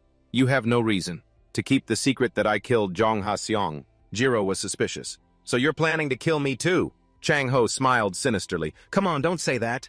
Why would I kill you? Instead, I just want a small favor. His hand rested on Jiro's shoulder, squeezing slightly. A dark smile spread across his lips. Can you testify that you took down Jong Ha-seong Chapter 13? Chang Ho had once defeated a monster, thanks to a rare item obtained from an A-rank six-winged dragon called the Dragon's Eye. That item was more than just a trophy. The Dragon's Eye had many functions. It also helped provide clear vision to identify distant objects, enhance magic, and even the ability to assess others' awakening levels with the naked eye. With those eyes, he never had to squint to see clearly. Until now. He frowned slightly, thinking, did I just see that wrong? Chang Ho looked at him, speculating. This is a strange kind of magic I've never seen before. The total amount of mana isn't much, but this person might possess that skill. The skill that hunters all over the world covet. Back to the moment the two first met, Chang Ho approached with a sharp gaze. He asked, name. The reply was calm Kim Jiro. He continued, rank. The answer was the same, F rank. Chang Ho frowned slightly. A lie. An F rank dares to look me straight in the eye like this. The atmosphere between them grew heavy. Jiro continued to stare back, his gaze cold. He thought to himself, to ordinary people, or low-rank awakened ones. A high-rank awakened one is like a giant beast. It had been a while since Kang Chang Ho had been to a convenience store. Kim Jiro the F rank was not just some nobody. Kang Chang Ho, to satisfy his curiosity, decided to provoke Kim Jiro a little. He didn't shy away from a challenge, whether it was a sudden car accident or a lavish offer worth hundreds of millions. However, contrary to expectations, Kim Jiro remained unfazed by everything. And because of that, Chang Ho found it interesting. He was so different from what Chang Ho had imagined. Is he ignoring an A-rank hunter like me? Kang Chang Ho, who was always the center of attention, actually liked Kim Jiro's uniqueness. So it definitely wasn't, because Kim Jiro's recent attitude bothered him. Back to the present. Can you testify that you took down Jong Ha-seong? He persuaded. Even if Jong Ha-seong remembers this situation, it would be hard to prove. The testimony of those in the raid will be prioritized in court. Chang Ho emphasized, you just need to say one thing. He tilted his head. There was a conflict during the raid, and you had to subdue Jong Ha-seong. Jiro just raised an eyebrow. And if I refuse, he said shamelessly, then I can't be dragged down alone. Right, Chang Ho thought. Actually, I could handle Jong Ha-seong myself. His eyes were full of amusement as he looked at Jiro. Kim Jiro, I'm curious what ability you're hiding. In his mind, he was still calculating. If you're really hiding something, you would react to this ridiculous threat.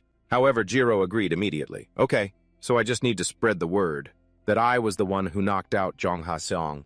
The answer made Chang Ho pause. What, it's that simple? He looked at him bewildered. There's not a single sign of fear in his expression, meaning he's not agreeing out of fear. Chang Ho wondered, is it to avoid a confrontation? A thought flashed through his mind. He said it himself. He couldn't enter an S-rank gate recently.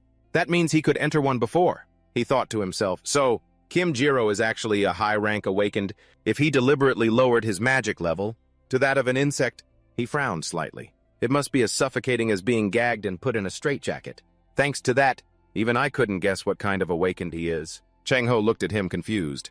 But is it necessary to lower his awakening rank all the way down to Thay? I want to probe a little more. But after a moment of thought, he spoke. All right. Very thoughtful of you. Chang Ho turned away and instructed, now let's get out of this damn dungeon. For now, that's that. Jiro thought to himself, damn, I'm out of it, thank God. The two of them continued walking. As they exited the gate, the bright light made him pause. We're out. In front of him was the forest of reporters pushing and shoving. The hunters have finally come out of the third exit. Jiro frowned slightly. Why are there so many people here? The crowd buzzed. Turn the cameras on! Get over there! Congratulations on surviving. Can you tell us what kind of gate it was? What rank were the monsters? Are there no other survivors? All the microphones were pointed at him. How many hunters did you start the raid with? Jiro was momentarily stunned. Gate? He wondered, wait, are all the exits converging here? Everyone's gaze then shifted. A shout rang out, it's Hunter Kang Chang Ho! Jong Ha-seong is here too. 2 S-rank hunters, the crowd murmured.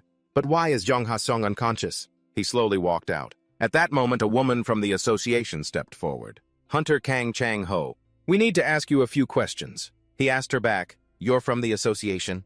She nodded. Yes, sir. She continued, I have many questions, but it seems one needs to be prioritized. Why is Hunter Jong Ha-seong unconscious? Chang Ho hesitated. About that, the woman was surprised. Don't tell me he fell victim to one of the gate's tricks. He shook his head. No. There was a bit of a disagreement over choosing a sacrifice. He pointed at Jiro. So that guy knocked out Jong Ha-seong. Jiro thought with exasperation, lying the second he steps out of the dungeon. The woman was agitated. What did you say?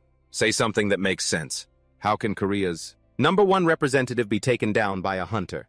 I've never even seen before. Jiro frowned. Good, at least the association staff can think. The woman stepped forward, her voice sharp. Stop lying to us, Kang Chang Ho. Tell the truth. She questioned him directly. "Weren't you the one who did that to Jong Ha-seong?" He scoffed. "Hey!" His eyes flashed with the fierce look as he glared at Jiro. Instead of just standing there listening, "Why don't you say something?" Jiro took a soft breath. There was no other way. He spoke up. "You see," Jiro confessed, "I was the one who knocked out Hunter Jong Ha-seong." The atmosphere immediately froze. The woman was stunned. Everyone around was horrified for a moment. Chang-ho smirked with satisfaction. "Yes," Jiro explained, "but I didn't intend to harm him. I just made him sleep for a little bit, so the raid could proceed more smoothly. I will apologize to Jong Ha-seong myself when he wakes up." The woman stammered, "Impossible. If it wasn't an S-rank hunter," Chang-ho chimed in, "I already told you it wasn't me," right after his face turned pale. His staggering steps made the woman panic. "Kang Chang-ho," he replied softly, "can't you see?" He looked at the woman. "Do I look like I could do anything to Jong Ha-seong?" Jiro thought to himself. Chang-ho also lost a lot of blood inside. "I thought it wasn't that serious." "So that means he did it on purpose." The reporters clamored, "Wait, so then?" A barrage of mics was pointed at him. "Did he really do that to Jong Ha-seong? Did the hunter really knock Jong Ha-seong unconscious?" "You took down an S-rank hunter," Jiro quietly uttered. "Yes." He pursed his lips and confirmed before the entire crowd. "Yes, I did it." Instantly breaking news exploded online. Songjin Daily, Jong Ha-seong unconscious, caused conflict with another hunter. Reporter Kim of Songjin Daily, Hunter Jong Ha-seong unconscious after mass disappearance incident. Cause a subgate, not due to monsters, elsewhere. Ha-seong sat on a hospital bed. He angrily crumpled the newspaper in his hand. "Kim Jiro, you did this to me." Yoon-seung calmly looked at the other person and said, "Hey, I saw the article this morning before it got taken down. Is it true that you took down Jong Ha-seong?" Jiro brought a spoonful of rice to his lips without looking away. "Oh, they started to realize the problem inside. So he wants to see me today." While enjoying his meal, Jiro replied, "Well, you could say that." This gave Yoon-seung quite a scare. Then Jiro changed the subject. "Anyway, you were trapped in the subgate, right? You weren't hurt." Hearing this, the kid's doubtful eyes immediately lit up. "He's worried about me again." He then replied, "Of course not, thanks to you pushing me aside. Suddenly his phone rang. Jiro calmly said, "Hold on, I have a call."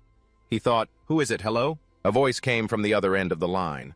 "Is this Hunter Kim Jiro's number?" A few seconds later, Jiro's facial expression changed completely. "This is Jong Ha-seong." His hand holding the spoon froze for a moment. "Ah, yes." Looking at the dazed kid on the other side, Jiro waved his hand a few times. "You go ahead and eat." His mind was a bit troubled as he thought, "I left my number with the association because I wanted to apologize in person. How should I apologize? Should I video call and bow my head?" While the kid behind him was still focused on the food on the table, the voice from the other side continued. "I have some questions about yesterday." Memories of that day quickly flooded back. "Were you the one who knocked me out?" Hearing these words, Jiro felt a bit awkward. Something's weird about this. The man on the other end pushed an IV pole with one hand down the hallway of the hospital and continued patiently. "Actually, I suddenly passed out that day, so I don't remember anything. I suspect it was Hunter Kang Chang-ho, but I'm not sure." According to him, Jong Ha-seong remembered being hit on the back of the head. The problem was what he saw when he turned around. The man's voice was a bit agitated as he asked, "Can you explain what happened then?" Hearing this, Jiro's expression became stiff and strangely guilty. Crap. This S-ranker is asking questions, and weird news keeps popping up. Should I just tell him that I was forced by Kang Chang-ho? But why would Jong Ha-seong believe me? Interspersed with a long sigh, Jong's steady voice echoed. "I found out after looking into this. The reason Jong Ha-seong is called a national hero is not because he's a symbol of justice. The presence and energy that man exuded was overwhelming. They were nothing like the small-timers they usually encountered. It was simply because of the enormous number of gates he had cleared." Jiro listened with some apprehension. In other words, he's a workaholic who only focuses on clearing gates. Would someone like him care about protecting an F-rank? Like me. Is he even sure he can take on Kang Chang-ho? Finally, under Jiro's curious gaze, his steady voice rang out. "I'm sorry, Jong Ha-seong. I was the one who knocked you out." When that confession was made, both ends of the line shared the same grim expression. Jiro made up an excuse that he thought was reasonable. "I was worried you were overexerting yourself, so I did it." At that moment, the sound of a door opening came from behind. "While you were unconscious, I was going to sacrifice myself. I really have something for you as an apology. It's the reward item from clearing the dungeon." His words were suddenly cut off by a loud shout from the other end. "Are you kidding me?" This startled him. He continued shouting, "What? This is something we could have talked out and resolved. You think you can make everything?" Okay with that little item. What you did was despicable. Ha-seong frowned in frustration and said, You knocked me out inside the gate, so your intention is crystal clear. You were planning to sacrifice me to escape safely, weren't you? Come to think of it, Hunter Kang Chang-ho knows you. You two were colluding from the start, weren't you? You're mistaken. And you really just an F-rank hunter? Every single word made Jiro freeze up with guilt. Speechless. Enough. Talking more is just a waste of time. From now on, I'll be watching you. As for that death sentence, the call took a while. Sorry. It's okay. She handed a thick stack of papers to Ha-seong. This is the information you requested. Breaking news. S-rank hunter Jong Ha-seong returns. Unconscious. Reporter Kim after the Nimbo's disappearance incident. Hunter Jong Ha-seong has been found unconscious. 'Cause not a monster, but a subgate. The woman's steady voice continued. The guild handled it immediately, so the articles have all been taken down. Ha-seong took the papers and read them intently, looking at the mocking comments below. Knocked out by another hunter. Puff, national hero. The world's top hunter is such a joke. Don't manipulate public opinion. Seriously, Jong Ha-seong's skills are no joke. The woman behind him said impatiently. You don't have to read all the comments. But he was strangely calm. Even though the articles are gone, the public already knows everything. His low, unreadable voice rang out. Now the whole world will see that S-rank hunters are not invincible. This made her look at him worriedly. But he always maintained a calm demeanor. They're worried. After thinking for a moment, he mused aloud. In my opinion, Hunter Kang Chang-ho is behind all of this. I investigated that hunter as you asked. He really is an F-rank hunter. Regarding this information, Ha-seong wasn't too surprised. I thought so too. But something's not right. If that hunter was really just F-rank, Kang Chang-ho wouldn't have let him live. His expression was a bit grim as he continued. Why would Kang Chang-ho need to make a deal or force an F-rank hunter to take the blame? He has no reason to do that. He could have just killed him. The unspoken words were the most thought-provoking. More importantly, Kim Jiro's eyes looked as if he was watching me fall. Ever since I awakened, no one has ever made me feel so uneasy. Finally, as if realizing the issue, he said, as expected, it's highly likely his rank is fake. Contact the association immediately. Go on.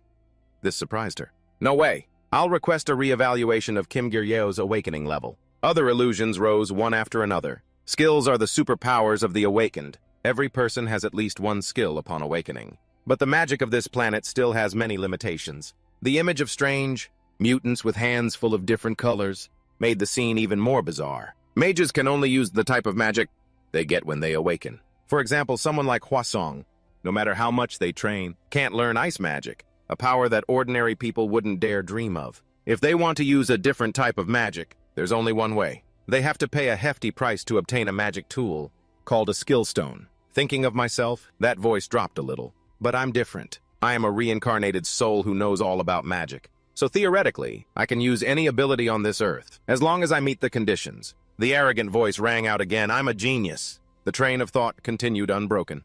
The problem is I cannot show off this talent right away. Moreover, the recent incident has attracted the attention of S-rank hunters and others. A hand scrolled across a screen, displaying countless skeptical comments from the public. Giryo continued. So I'm still trying to research, and I've finally found a way to use a reinforcement artifact. Thinking of his internal organs deteriorating with his magic, he took a deep breath. My body is wrecked, so mana can't circulate completely. But since I can still breathe, I can control a little bit of the mana inside, and I'll use it to activate the reinforcement artifact. But how is it that the materials for this artifact are at?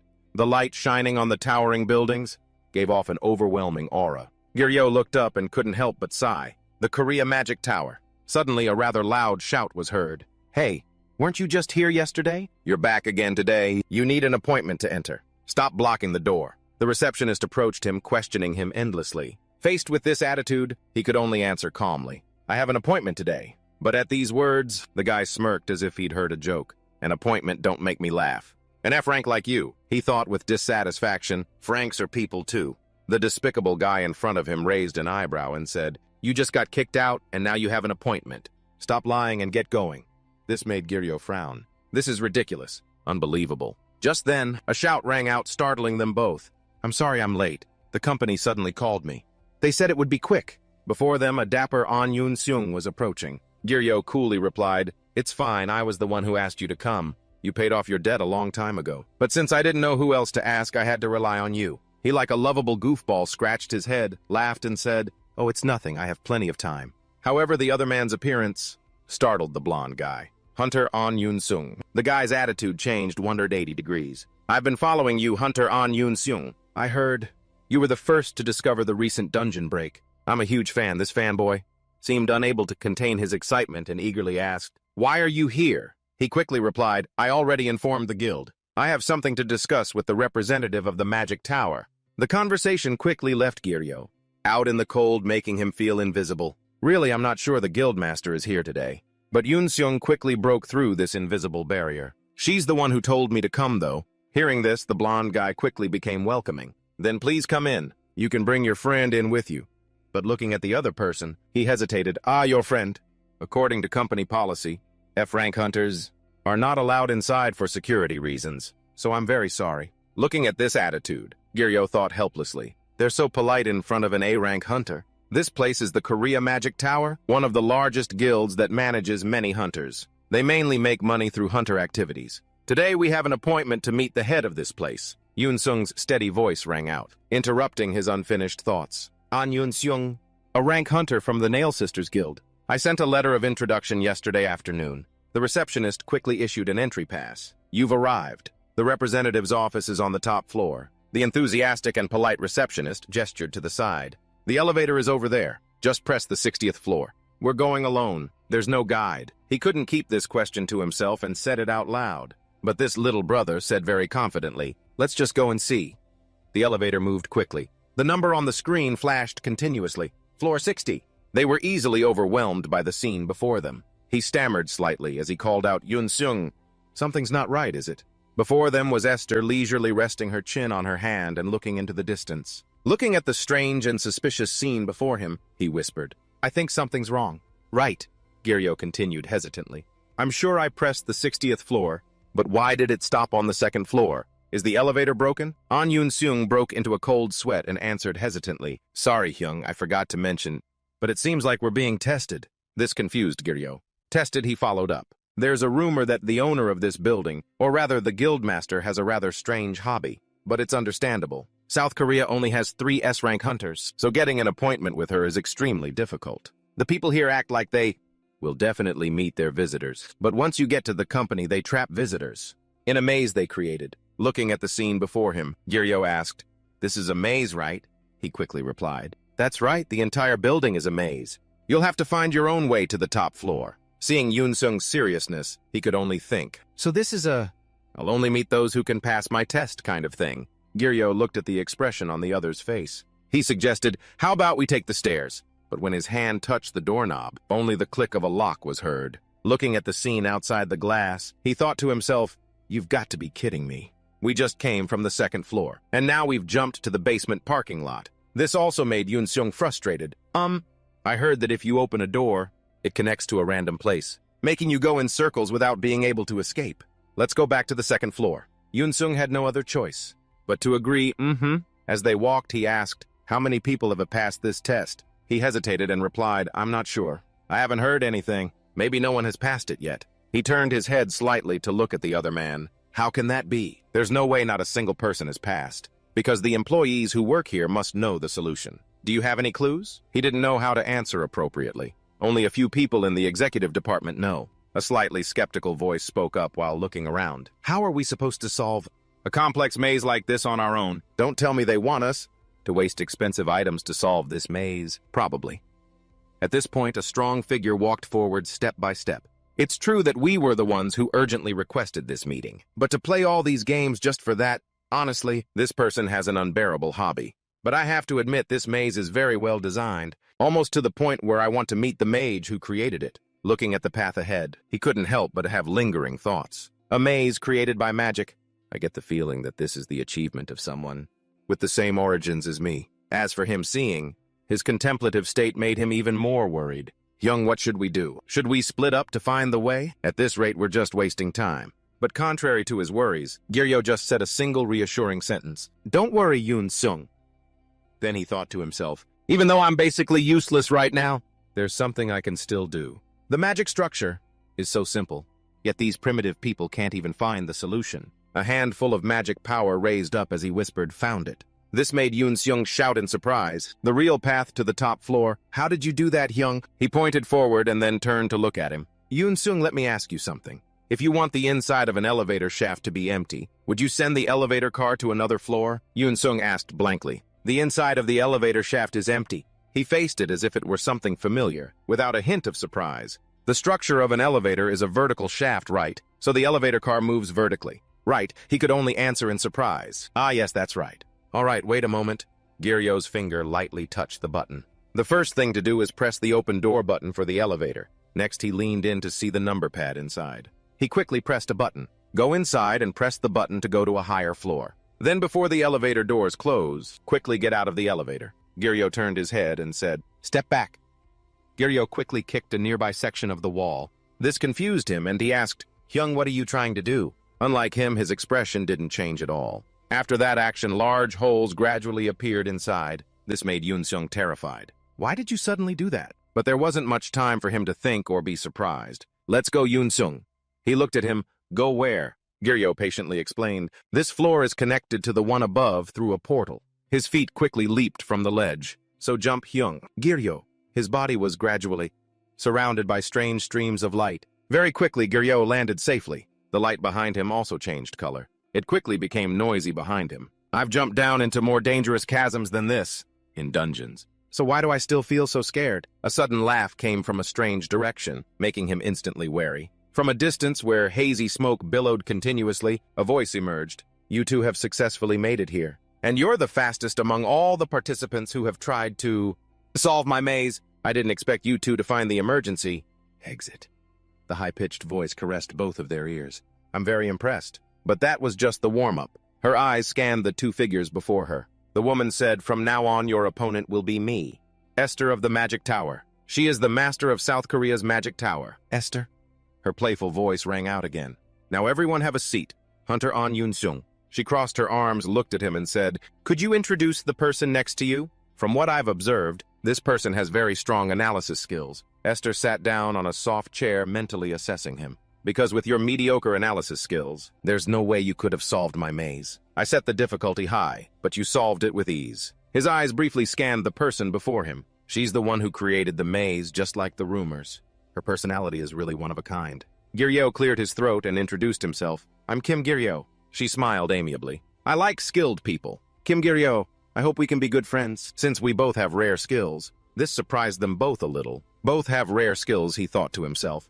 What does she mean? She said, awakened who possess analysis-type skills are very rare, so you can be considered quite special. Yoon-seung cut in. Ms. Esther here is a hunter with the curse attribute, one of the very few in the world. The words curse attribute echoed in his mind. Indeed, I remember reading information about this company. The magic power radiating from her body was strong. Esther, an awakened with the curse attribute. She hunts monsters by using debuffs like weaken and slow. This world is only in the early stages of a mana explosion, so people who can use these kinds of complex spells are quite rare. I guess on Earth, most awakened are like Hwasong and Kang Chang-ho, who awakened simple fire-type magic and use it to enhance their combat abilities. Awakened, who can create magic shields or heal like An, Yoon-seung are even rarer. Cursing or mental manipulation must be extremely rare. I apologize for not recognizing you sooner, he said blandly. I was a bit shocked by the information I just heard. So a notification sound quickly appeared. Level +1 recovery process has increased.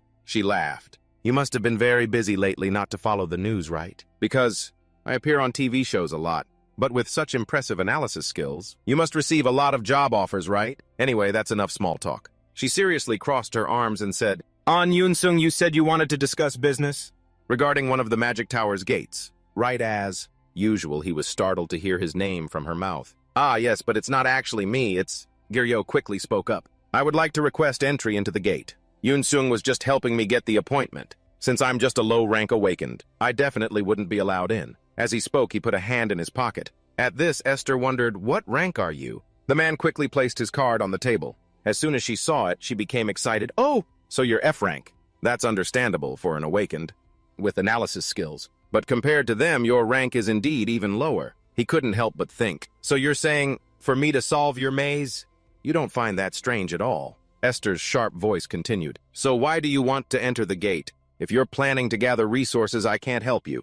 The resources produced by the trees aren't even enough for my own use. He quickly replied, I will absolutely not go near the area with the trees. This made her even more interested. So you're not after the fruits. Even so, it would be hard for me to allow you into the gate. Giryo replied evasively, looking bored. Is that so? Esther, feeling bored, said, What else would it be? Awakened Giryo here is from another guild. Since you came with An Yun-seung, I can assume you're a member of the Nail Sisters Guild, correct? Her gaze instantly became fiercer. Furthermore, to exclusively maintain a gate, it costs me a lot of money. I don't want to use the blood, sweat, and tears of my guild members to help someone from another guild. But if you really want to enter, I suggest this solution. Have a representative from your guild come talk to me. Giryo sighed in frustration, thinking, bring someone with equivalent authority, not just some random employee to talk. That's what you mean, right? Esther, seemingly considering the worst-case scenarios, said, I'll say this, now I have a serious personality. I don't like to joke around. So make sure my words are relayed to the right person. Getting in is easy. Just pay enough money and it's all good. Hearing this, Giryo couldn't help but feel dissatisfied. A low-level dungeon, almost D rank. What valuable resources could it possibly have for you to be so bold? You don't even know half of the useful resources in that dungeon.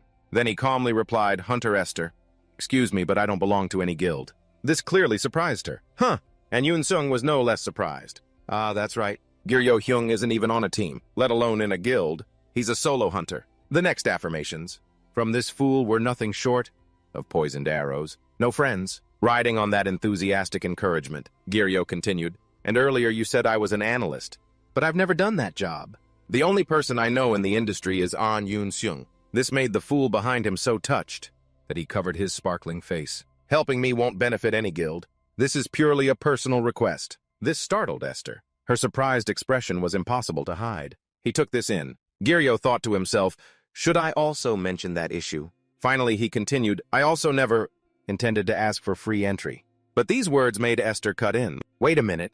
So right now, she suddenly gave a strange smile. The smile slowly became bizarre and scary. This stirred up a storm in Giryeo's mind. What's with this woman? She looked at him with great interest and licked her lips. This terrified Giryo. Why is she suddenly licking her lips? I haven't even mentioned the part that would make her drool yet. But, yes, Esther questioned Giryo. So you mean you don't have high-level appraisal skills? Why didn't you just say so from the beginning? Across from him, he didn't answer and sat silently taking it in. Yes, until she called his name Mr. Kim Giryo. He finally replied yes. She decisively proposed, come to the magic tower. I'll hire you immediately. If you agree getting access to the gate, that's simple. I'll give you the entire gate. Faced with her unbelievably attractive offer, he doubtfully turned to the sidekick next to him. He whispered seriously, is she for real? Hearing him ask, he used all his knowledge to explain the major guilds have a huge supply of magic stones and weapons. People with appraisal skills are highly sought after, you know. These people can't even check the purity of magic stones by eye. To avoid getting scammed in magic stone transactions, they need to hire appraisers. Just then, seeing he was still hesitant, she held up 5 fingers in front of him and said, when you sign, you'll get a bonus of 500 million. Hearing the amount, he was stunned and couldn't believe his ears. You said what? His reaction made her ask again. What is that too little? Did the Nail Sisters offer a better price? At this point, she lost her composure and exclaimed, they even managed to recruit An Yun-seung. Why do they keep trying to poach people from us? Seeing her losing control, Yun-seung had to calm her down. Please calm down. Meanwhile, he was only interested in the 500 million. He silently wondered, how many bowls of soup can that money buy? Across from them, she tried her best to persuade him. At the Korea Magic Tower, we already have a lot of staff who are excellent appraisers. The workload might not be too heavy. He asked hesitantly, you really want to hire me as an appraiser for 500 million? Hearing that she affirmed without thinking, of course, getting her confirmation, he excitedly imagined the scene, just sitting at a table, sorting items and making a ton of money. Then I won't have to do the dangerous work of a hunter anymore. I'll agree. As he was thinking, she added, furthermore, you only need to work 4 days a week. Seeing this, he exclaimed in alarm, huh? Fearing he didn't understand, she specified, in the appraisal department, you only need to work 4 days a week, with a flexible schedule. At this moment, he was startled into realization. Wait, work. He recalled his past life of working. I regressed so I could retire. And now I have to sign an employment contract with my own hands. Overtime. Morning meetings with bosses, complaining customers. No way, I refuse to work. But meanwhile, across from him, she spoke as she pushed a piece of paper towards him. How about a little more motivation? Seeing it, he couldn't help but exclaimed this much. She continued to enthusiastically offer, "If you change your mind, you'll always be warmly welcomed." But in response to her invitation, he just bowed his head and said, "I'm sorry." He continued sadly, "I'll pretend I never heard that offer." Hearing this, she lost her patience. "What is it? How much exactly do you want?" He quickly denied, "It's not about the money." He explained further, "To be precise, I have no intention of joining a guild." As if understanding the issue, she looked at him helplessly. "Is that so? If that's how you feel, then fine." Then she calmly continued, "But are you sure, since you've refused my offer, you'll have to pay for entry to the gate yourself? I wonder if you can earn that much money." This time it was his turn to make an offer. "I want to negotiate. I know of a very interesting material. If you mix it with concrete or metal, and to form the exterior of buildings, it will create a certain level of resistance. Even if monsters attack, the building can remain standing without collapsing. It absorbs mana. Maintaining a barrier around the entire tower would be quite expensive." "Right. This alone should be enough to cover the entrance fee." After he finished speaking, she cautiously voiced her thoughts. "That sounds effective. Of course, that's assuming the thing you're talking about actually exists." He followed up, "Then feel free to test it." To convince her further, he took out a bag of sand and said, "I'm the only one who knows the location of this stuff, but I will share it with you. That's from last time. The thing used to defeat the fire bat. For my part, though he says that she is still skeptical, does that sand really have the ability to absorb mana?" As for him, after he finished speaking, he felt a little hesitant. "Now that it's out in the open, I'm a bit reluctant, because people are always snooping around the gate. They'll find it eventually." Scene change outside the building. It was late afternoon. Inside a room, an assistant spoke. "Ms. Esther, did something bad happen?" She seemed momentarily flustered, pausing her coffee-drinking motion, then answered nonchalantly, "Not exactly bad. I was just teasing those guests from earlier a little." The assistant asked doubtfully, "Really?" She recalled the scene of the two guests leaving with dissatisfied questions. "You're not cursing guests anymore, are you? What did you do to those guests just now? You promised you wouldn't do that anymore." Faced with the assistant's frustration, she just replied indifferently, "So what? It's fun. I didn't do anything serious. The worst time, they just got their foot stuck in a corner cabinet." The angry assistant asked again, "What was it this time?" She calmly said, "Sneezing for 30 seconds, so minor, so trivial." Saying this, she suddenly recalled their expressions from earlier. But those guys from just now, they were completely unaffected, right? In response, the assistant answered decisively, "Yes, that's correct." Only then did she put down her coffee cup to think deeply. She pondered and recalled a series of his expressions. Just now, when I activated my skill, she remembered him calmly drinking coffee. Shouldn't they have been sneezing uncontrollably, right? But then she suddenly recalled his suspicious gaze. That man was staring at me, looking at me so scarily. Finally, she realized. He definitely knew from the very beginning. Returning to the present, she bewilderedly told her assistant, "An awakened who can block my curse." A when? It can even affect an S-rank person. Where did that monster come from? At the same time, the assistant also gave her report. "Ms. Esther, the appraisal results for that material just came in. It can really absorb mana." After hearing this, she exclaimed in astonishment, "Is that so?" Reflecting on it, she implicitly understood what he was aiming for. To be willing to give something like this to someone else like that? It proves he wants to make a good impression on me, right? How scary. "Bring me Hunter Kim Jiryo's file." Hearing the order, the assistant replied, "Yes, I understand." She added her purpose. "I need to know what kind of person he is." Scene change, city at night, next to a vending machine. He was uncomfortably hugging a trash can, about to vomit. Yoon Seung stood at a distance and asked worriedly, "Young, are you okay?" After being tricked, he regretfully reminded himself, "Remember this well, coffee? I will never drink that stuff again." He thought back to drinking that cup of coffee. At first, he naively believed, "I thought that was only for special guests, so I swallowed it." But after drinking it, he was startled. He stared blankly, his eyes changing color. "What is this? It smells like industrial glue from Alfheim." He disappointedly recalled what she said. She kept saying this was only for VIP guests. How dare she give me this to drink? Not to mention I even made eye contact with her. Meanwhile, she carefully observed his reaction. She began to probe. "Is the coffee not to your liking?" He tried to swallow his discomfort. Acting as normal as possible, he replied, "No, it's delicious." But inside he thought, "I can't spit it out. Otherwise, I'll look like some alien creature." With that thought, he grabbed a bottle of water from the vending machine and sighed in relief. That was a close one. Seung then turned his attention to something else. He asked Kirio quizzically, "That thing you gave Esther earlier, you said you were the only one who knew about it. I've never heard of such a material before. A type of sand that can instantly extinguish the flames from a fire bat or reinforce buildings." Faced with the question, he just clicked his tongue and replied, "I just discovered it recently." Still curious, he pressed on. "Do you know how valuable that is? But you chose to give it to Esther, instead of turning it over to the association. By the way, do you hate the Hunters Association?" In response, "No, I don't feel anything about it." Hearing that, he confirmed with disappointment, "Oh, really?"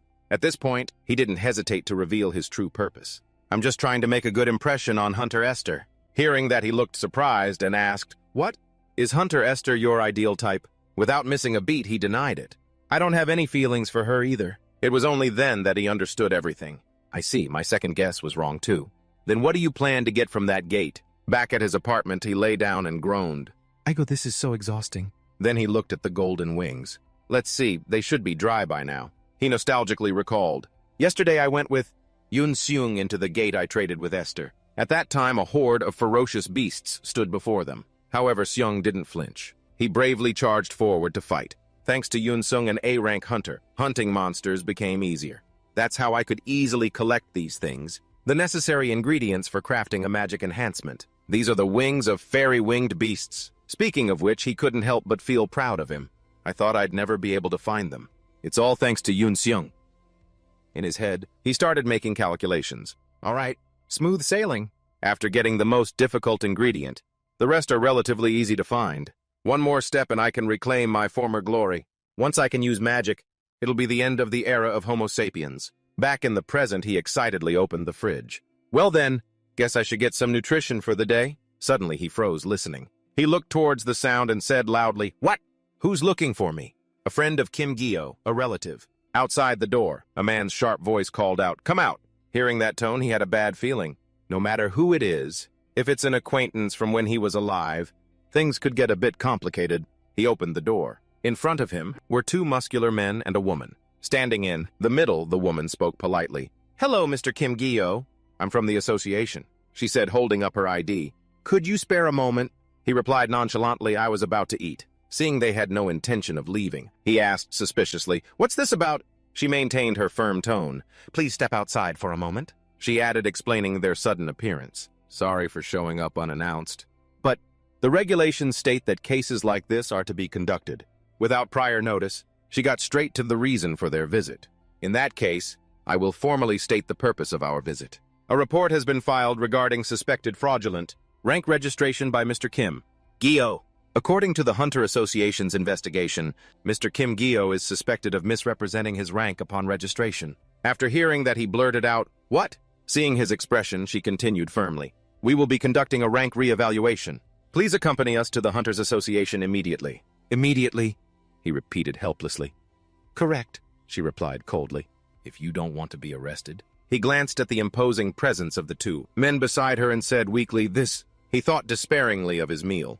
"Well, it looks like I won't be having lunch today." In the car taking him to the association, sitting in the front seat was Seo Yujin, the woman with the characteristically long hair. To explain why she had appeared before Kim Gyo now, we need to go back a few weeks. From the present moment. She sounded cryptic when she mentioned Kim Gyo's name. While sitting in the car, he recalled that moment. When he had answered her, "My rank is F," she had asked, back full of doubt. "You're saying you're F rank? Then how could you have taken down the beginner killer?" At the time, he hadn't thought much and gave an evasive answer. "It was just luck. That idiot ran headfirst into a wall all by himself." At that time, Kim Gyo's way of handling the situation was not at all like an F-ranker's, so she began to suspect he had falsified his rank from that moment on. And after checking his file, her suspicion grew even stronger. He's really an F rank, only entered a gate once. This is his entire experience as a hunter. Someone who's only entered an F rank gate once, just once, claims to have defeated a C rank monster in a single go, in broad daylight? Could you believe that? After investigating, her suspicion turned to concern. If he really is an awakened who falsified his rank during registration, it would be very dangerous. There's no telling what someone like that would do, while mingling with hunters weaker than himself. However, Seo Yujin didn't have the authority to reinvestigate him. In the end, she just filed a report of suspicion against Kim Gyo of rank fraud according to procedure and let the matter be. The matter should have ended there. But a few days later, after Jong Ha-song was rescued from the gate, unconscious, and filed a complaint against Kim Gyo, the situation changed. "I'm just a low-level civil servant.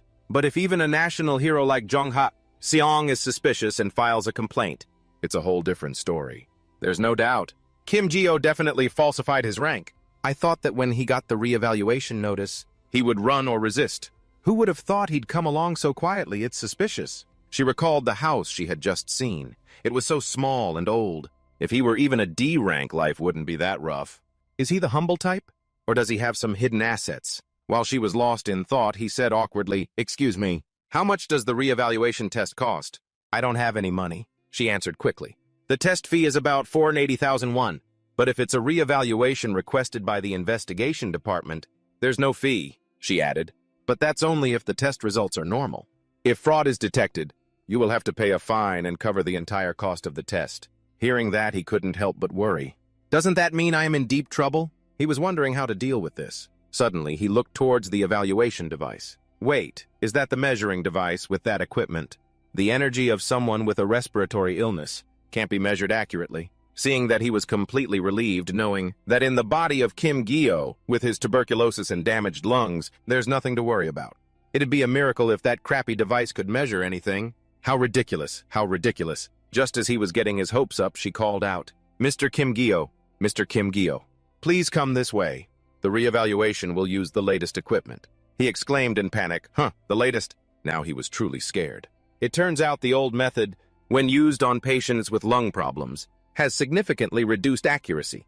Last year there was a public announcement about updating the testing procedure. These earthlings realized this weakness a long time ago, huh? They even improved it. Meanwhile, she looked at him meaningfully and said, "Mr. Kim Geo, you've had many opportunities to correct your rank yourself?" Hearing her, he seemed to understand the situation. He quickly said, "Wait a minute, I think there's a misunderstanding here." Without waiting for his explanation, the two big men lifted him up. "We're starting now." They also didn't forget to remind him. No need to remove any metal objects. Everything happened too fast. He only had time to yell, "No!" At the association headquarters, he was quickly informed. The results are in. In her hand was the result sheet along with a reminder. If the results show that your rank is significantly different from before, to the point that it needs to be changed, then you, Mr. Kim Geo, will be considered a rank fraud. I'm sure you've seen it in the news many times. What happens to those judged to be rank frauds? As for him, he could only resign himself to his fate. I can't believe they have such modern machinery. It's so fast. Is this the moment my immense magical power, my tremendous power, which has been hidden by my lung problems for so long, will be revealed? Where should I start explaining? Actually, I'm an alien? And after taking over Kim Geo's body, I discovered he was a heavy smoker. So much so that his lungs are... No, wait. Then he thought about the worst-case scenario. Test fee 480,000 won, awakening value 14, rank F. Meanwhile, she looked at the results, stunned, and exclaimed, "There are no reports. What? Why are there no reports? Compared to last year's results, it's increased by about 2 points. This increase isn't enough to be an issue, so don't worry. You can't even call this an increase." After hearing the results, he asked, "Let me ask, is it possible that my awakening stat will continue to increase in the future?" She explained thoroughly. "No, it usually stops after increasing this much. The innate awakening stat will absolutely not change on its own," he realized sadly. And this body's magical power is really only at F rank, so that's it. The reason I kept failing to use magic wasn't because my lungs, the power-generating organ, were damaged, but because this body was empty from the start. What, no way. Then that time, the other day when I walked down that path, but the golem didn't see me. And the fact that it only recognized Yun Sung's team as an enemy to attack. Does that mean from the very beginning? It didn't even consider me an intruder. The more he thought, the more upset he became. Seeing his reaction, she asked confused, "What's wrong, Hunter Kim?" He didn't answer her question, in his heart sadly accepting the truth. I have to admit it now. My reincarnation spell has failed. The scene transitions to the city at dusk. He looked outside and told himself, well, just because you're a great archmage doesn't mean you don't experience failure. I'm glad I found out sooner rather than later. Anyway, with this, all accusations have been cleared. Lost in thought, he heard her voice ask, "Excuse me, are you really okay not going to the hospital?" Side effects from the tests for low-level awakened are common. If you still feel dizzy, seeing her concern, he just replied politely, "Thank you for your concern, but I'm really fine." She looked at him puzzled, but right after the test, he didn't look well at all. "I can't believe I'm worrying," he remembered this morning, and couldn't help but ask her, "But Ms. Seo Yujin, how did you know I'd be home this morning?" She gave a forced smile and told him about her job. "Ah, that's my awakening skill. I'm a seeker." A seeker, simply put, it's a tracking ability.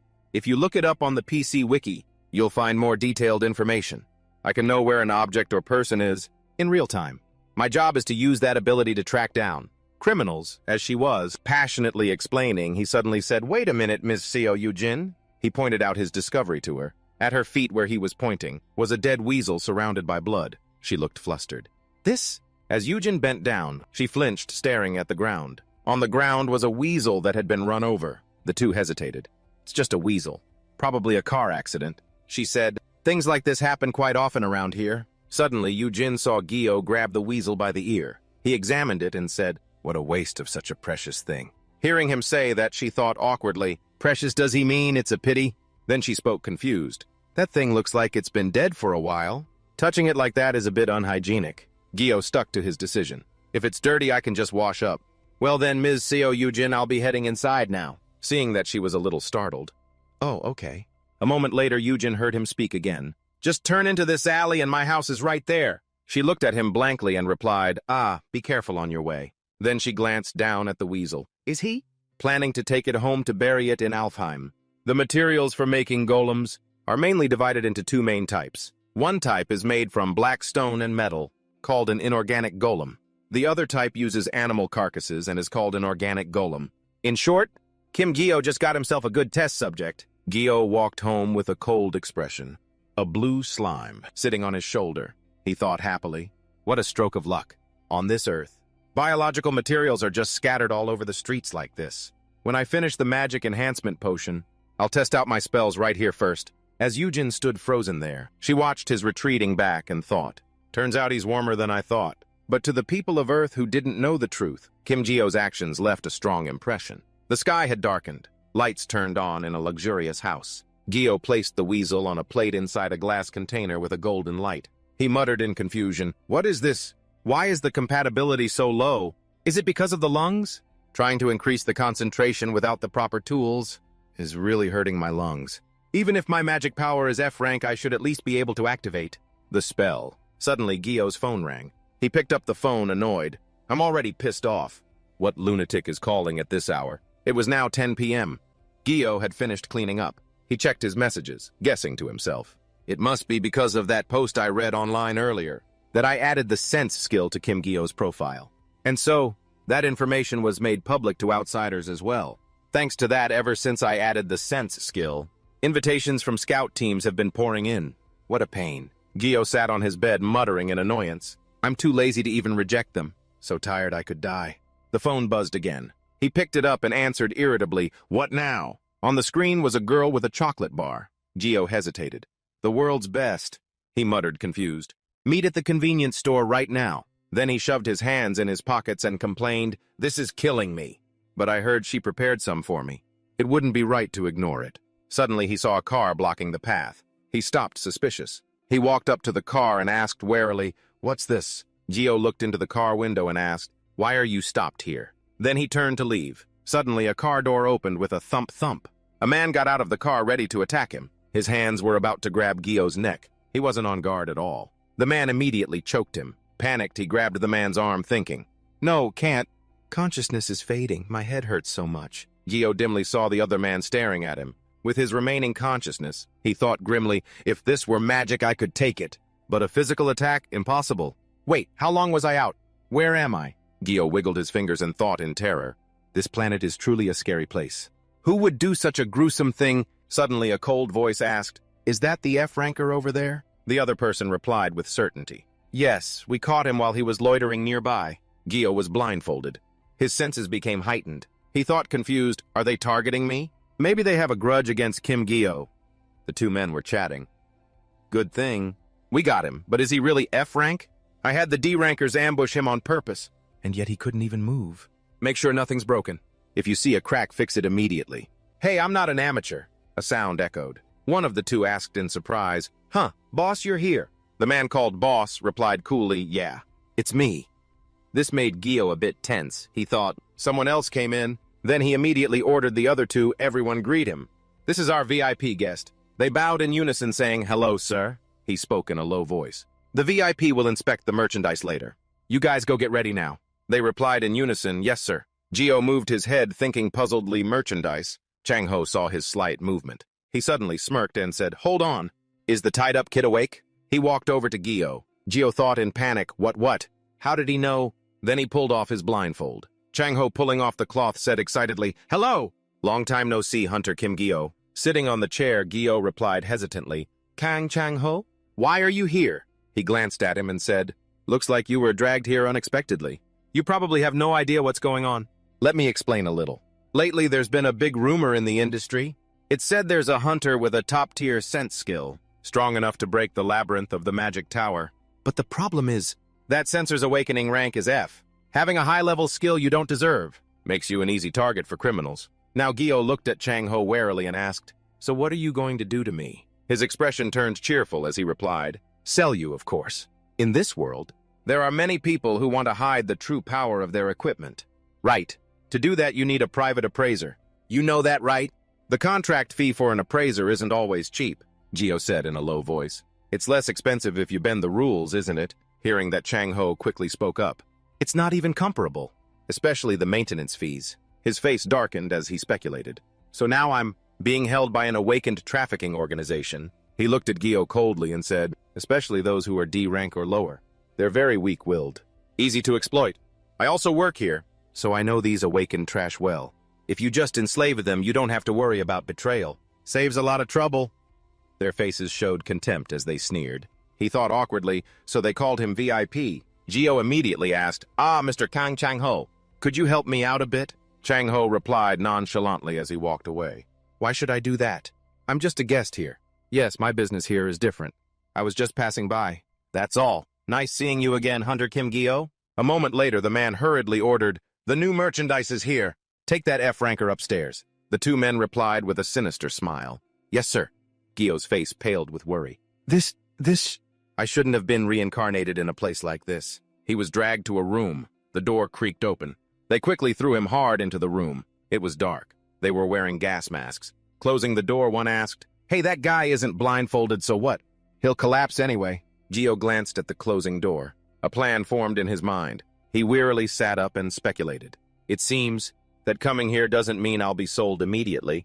What reason would they have to leave me alone in here?" Suddenly a faint scent wafted past his nose. He thought, "Wait, there's a sweet scent like some kind of flower." Gio looked around the room. He saw an incense burner. He guessed suspiciously, "Is that a magical tool? Looks like some kind of sleep-inducing tool.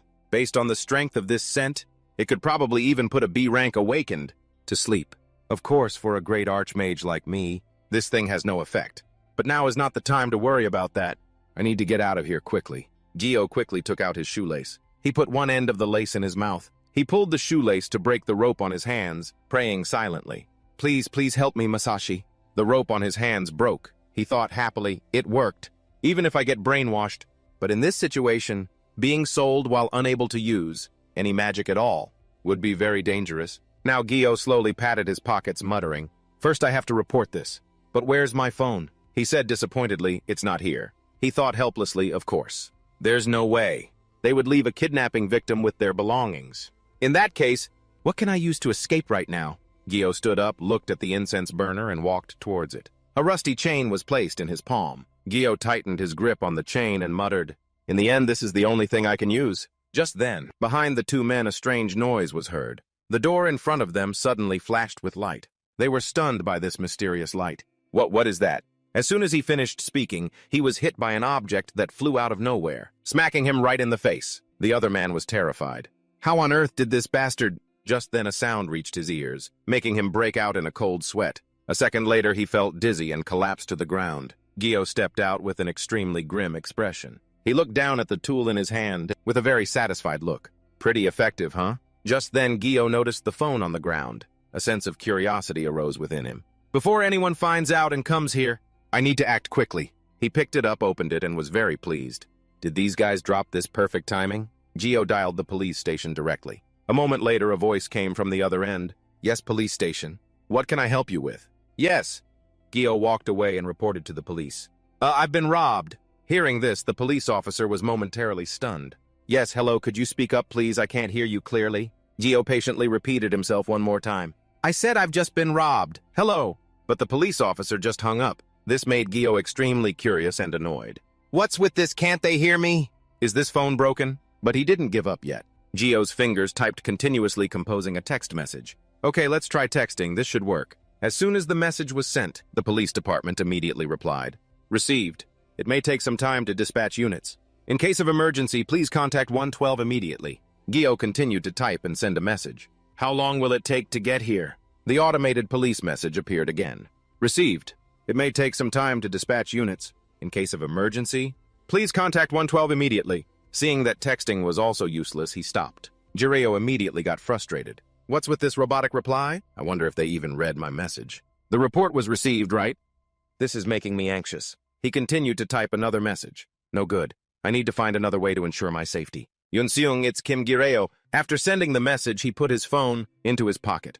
His hand gripped the weapon tightly. Gireo tightened the chain and pondered. Should I start the escape plan? Meanwhile, inside a dark basement, two figures of men appeared. Suddenly, they both felt something strange rushing toward them. Hey, what is that? Before them, a mysterious light emanated, sparking their curiosity. There was something faint inside it. From within the light, someone calmly stepped out, making the two men a little curious. Who is that guy? Does anyone in our crew have dyed hair? Just as he finished speaking, Gireo charged forward arrogantly, weapon in hand. He built up momentum and lunged, swinging his arm forward. The box on the chain flew straight towards the two men. A second later, both were painfully and unexpectedly attacked. Realizing the situation, the two men's jaws dropped. Wait a minute. Aren't you that fake awakened one we just kidnapped? Just as he said that, Guerrero's box smashed right into his opponent's face. That single attack knocked both of them unconscious. They slowly fell to the ground. Seeing this, Guerrero just grumbled in reproach. What a bunch of useless idiots. Next, he scanned his surroundings. To get out of here, I need to find an exit first. I don't know the layout of this building, and all the windows are boarded up. Suddenly, a strange sensation came from behind Guerrero. When he immediately turned around, he witnessed a new source of mana pouring out. Mana so strong I can track it. Even in this weak F-rank body, I can feel it. It's a gate. No doubt about it, there's a gate right outside this building. Most gates that hunters pursue are usually in places like forests or mountains or wide open fields. If I use this as a landmark, I can probably get out. As Guerrero was lost in thought, a hostile group of people appeared from behind him. Wait, what's this? The locked-up F-ranker has escaped. He quickly and quietly slipped into the stairwell. First, I have to go down. Jiraiya carefully took one step at a time. Suddenly, he felt his whole body stiffen, as if some force was trying to control him. A hint of fear flashed in his eyes. Damn it! I haven't even run. But before I could even think, my legs froze up, and the group behind him had already caught up. There he is. They quickly found Guerrero and stated bluntly, how could an F-ranker possibly escape? Get him now. Just then, a man who looked like the leader spoke up, cutting them off. Wait, that thing he's holding? He seemed to recognize the item and immediately warned, everyone hold your breath. Jiraiya sneered. It's too late to hold your breath now. Immediately after, he forcefully swung the object, causing the scent from the box to spread intensely. The aggressive blonde guy quickly covered his nose. He choked and coughed. I can't breathe. Jiraiya kept swinging the box around, with the aim of making the scent spread even further. He even opened the lid and poured out all the fragrance from inside the box. One of the men in this group couldn't take it anymore and came forward cursing. You F-rank bastard! He mustered all his courage and rushed forward to teach Guerrero a lesson. Caught by surprise, Guerrero was slammed against the wall. The man held his nose tightly but continued to mock him. Even though I shouldn't touch merchandise like, you're toast today. Before he could finish his sentence, Guerrero gripped the man's arm tightly. Then with his other hand, he unleashed an attack, punching him straight in the chin. Next, a series of kicks sent his opponent flying several meters. Afterward, Guerrero, exhausted, slumped to the ground. He was panting heavily, tired to death. Then Guerrero picked up the chain again. When he saw the wooden box was empty, he was a bit stunned. What the? My mana? Drop that fast, damn it. Fighting while trying to escape is already tiring. Now I'm being followed too. Jiraiya looked fearfully toward the source of the mana and concluded, from now on things won't be easy. A new thought flashed in his mind. The exit, no doubt. From the other side of that door, I can feel the gate's fluctuations. It reminds me of the typical structure of buildings in this world. With a door that big, it must lead outside. Jiraiya walked over and gently reached out to open the door. The door here isn't even locked. Because it was unlocked, Guerrero opened it quite easily. Just then, a sound came from inside the room. Director and Awakened just escaped from the upper floor. Before he could finish, the people inside the room were completely stunned to see Guerrero appear. A middle-aged man was shocked, stunned, in disbelief. What?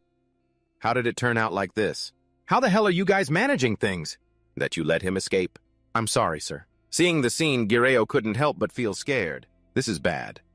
Gireo also noticed that Chang-ho was also there with a very smug and defiant look. The gate is inside the building, and on top of that, Kang Chang-ho is here too. I'm screwed. If only Kang Chang-ho had been standing outside the gate, I would have detected his mana and run away. Then a guard repeatedly shouted at him. Hey, you F-ranker! What did you do to the guys upstairs? Did that guy take down that whole crowd by himself? How, you bastard? They said he was just F-rank. Was that a false report to trick us? Hearing these words, Gireo's lips twitched slightly. So that's it. He couldn't help but wonder. I guess these guys don't know that I used a scent to manipulate the guards upstairs. If I could have lured Kang Chang-ho away, I might have escaped. He then turned his attention to Chang-ho, thinking, it would be great if this guy wasn't here. The middle-aged man leaned into Chang-ho's ear and whispered apologetically. My apologies, Mr. Kang. We just finished an important transaction, and then this situation occurred. I know this is a shameless request, but could you possibly help me out a bit? He was stunned, exclaiming, help you! The man added frankly, I'm just asking you to capture that hunter. The chairman himself is coming to evaluate him. Gireo stood there listening silently. Our men are enough to restrain him, but if an S-rank hunter steps in, things will be much more certain and quicker. Right. That shameless bastard dares to ask a VIP to do work. What is he thinking? At this, Chang-ho grinned with delight. Of course I'll help. After all, we're in the same boat. Hearing that, the middle-aged man laughed joyfully. You really are a quick thinker. Gireo, standing by, was stunned by Chang-ho's decision. That's okay too. Then he slowly approached him. Now that I think about it, it seems you also need that sensor device. Right on this occasion, I'll give you a big discount. Did you hear that, Kim Gireo? Chang-ho's eyes gleamed with arrogant defiance. You're helping me get a good deal. I think that guy will hold me in high regard from now on. Once I capture you right now. Faced with his challenge, Gireo hesitated cautiously. What should I do? When will the police get here? Are they even coming? Did Yun-sung see my message? Chang-ho continued to press him. How are you going to run away now? After a moment's hesitation, he leaned in and whispered in his ear. There's no escape route behind you, and you've already run out of steam. So even if I let you go, you don't have the strength to run. Facing Chang-ho's provocation, he retorted internally. You think I don't want to run? Now I don't know what to do either. Explaining so much is making my mouth hurt. Then Gireo spoke up. Hey, Hunter Kang Chang-ho. Have you ever seen me run before? Chang-ho saw the determination in his eyes and hesitated before affirming. No, perhaps you want to. Then he recalled their previous encounters, or the time Chang-ho glanced at him with an arrogant look. Gireo at that time just calmly went with the flow. Recalling it, Chang-ho glared and confirmed never. He looked deep into those eyes and continued to assert, not even once. Chang-ho stood opposite Gireo, his voice calm. You mean this time you have no intention of running away? His face showed clear amusement. So shall we give it the go right here? Just as he was about to say more, Gireo cut him off. No, I don't think we need to fight here. Gireo raised both hands. His eyes were indifferent. His nonchalant attitude made Chang-ho pause. I'll surrender. He was momentarily surprised. Surrender? No, he didn't stop there. Chang-ho moved in until his face was just inches from Gireo's. You took down all the guards to get here. And now you say that, he thought to himself. No, I didn't fight anyone. You must think everyone is like you. He gave a faint smile, his voice lowering. You want me to believe that surrender? Gireo didn't answer, just looked him straight in the eye. I admit if it were me, I wouldn't believe someone who had escaped from me before either. Seeing Chang-ho didn't respond, he thought, so what are you going to do now? Then suddenly a flash of blue light cut through the tense atmosphere. What is that? From within it, a pair of sturdy legs stepped out. The sound of shoes echoed decisively. Hey, boss! A young man appeared. A deep, steady voice echoed through the white space. A user. Gireo looked at him. He realized he had just stepped out of the gate. A spark of suspicion arose in his mind. This is a portal, but looking closely, he realized something different. No, it's not a gate. It's a magical conduit, a spatial teleportation skill. Behind him, a well-dressed man approached, a complimentary smile on his face. Exactly 12 o'clock. As expected, being punctual is your trademark. The other man just nodded slightly, replying in a friendly tone. Koreans are very good at keeping their promises. Chang-ho put his hands in his pockets. He casually walked over with a greeting smile. Is this the transporter? The old man introduced the young man, an extremely rare mage, who possesses the spatial teleportation skill. He can even move people. Hearing this, Chang-ho exclaimed, Wow, I never expected to see one in person. The other man gestured towards Chang-ho. Over here is the S-rank hunter Kang Chang-ho. You know him well, right? He laughed and replied, Of course. The top figure in the hunter world. Only Gireo stood silently outside the conversation. He thought to himself, what was that noise? What if I run away now? The young man extended his hand in greeting.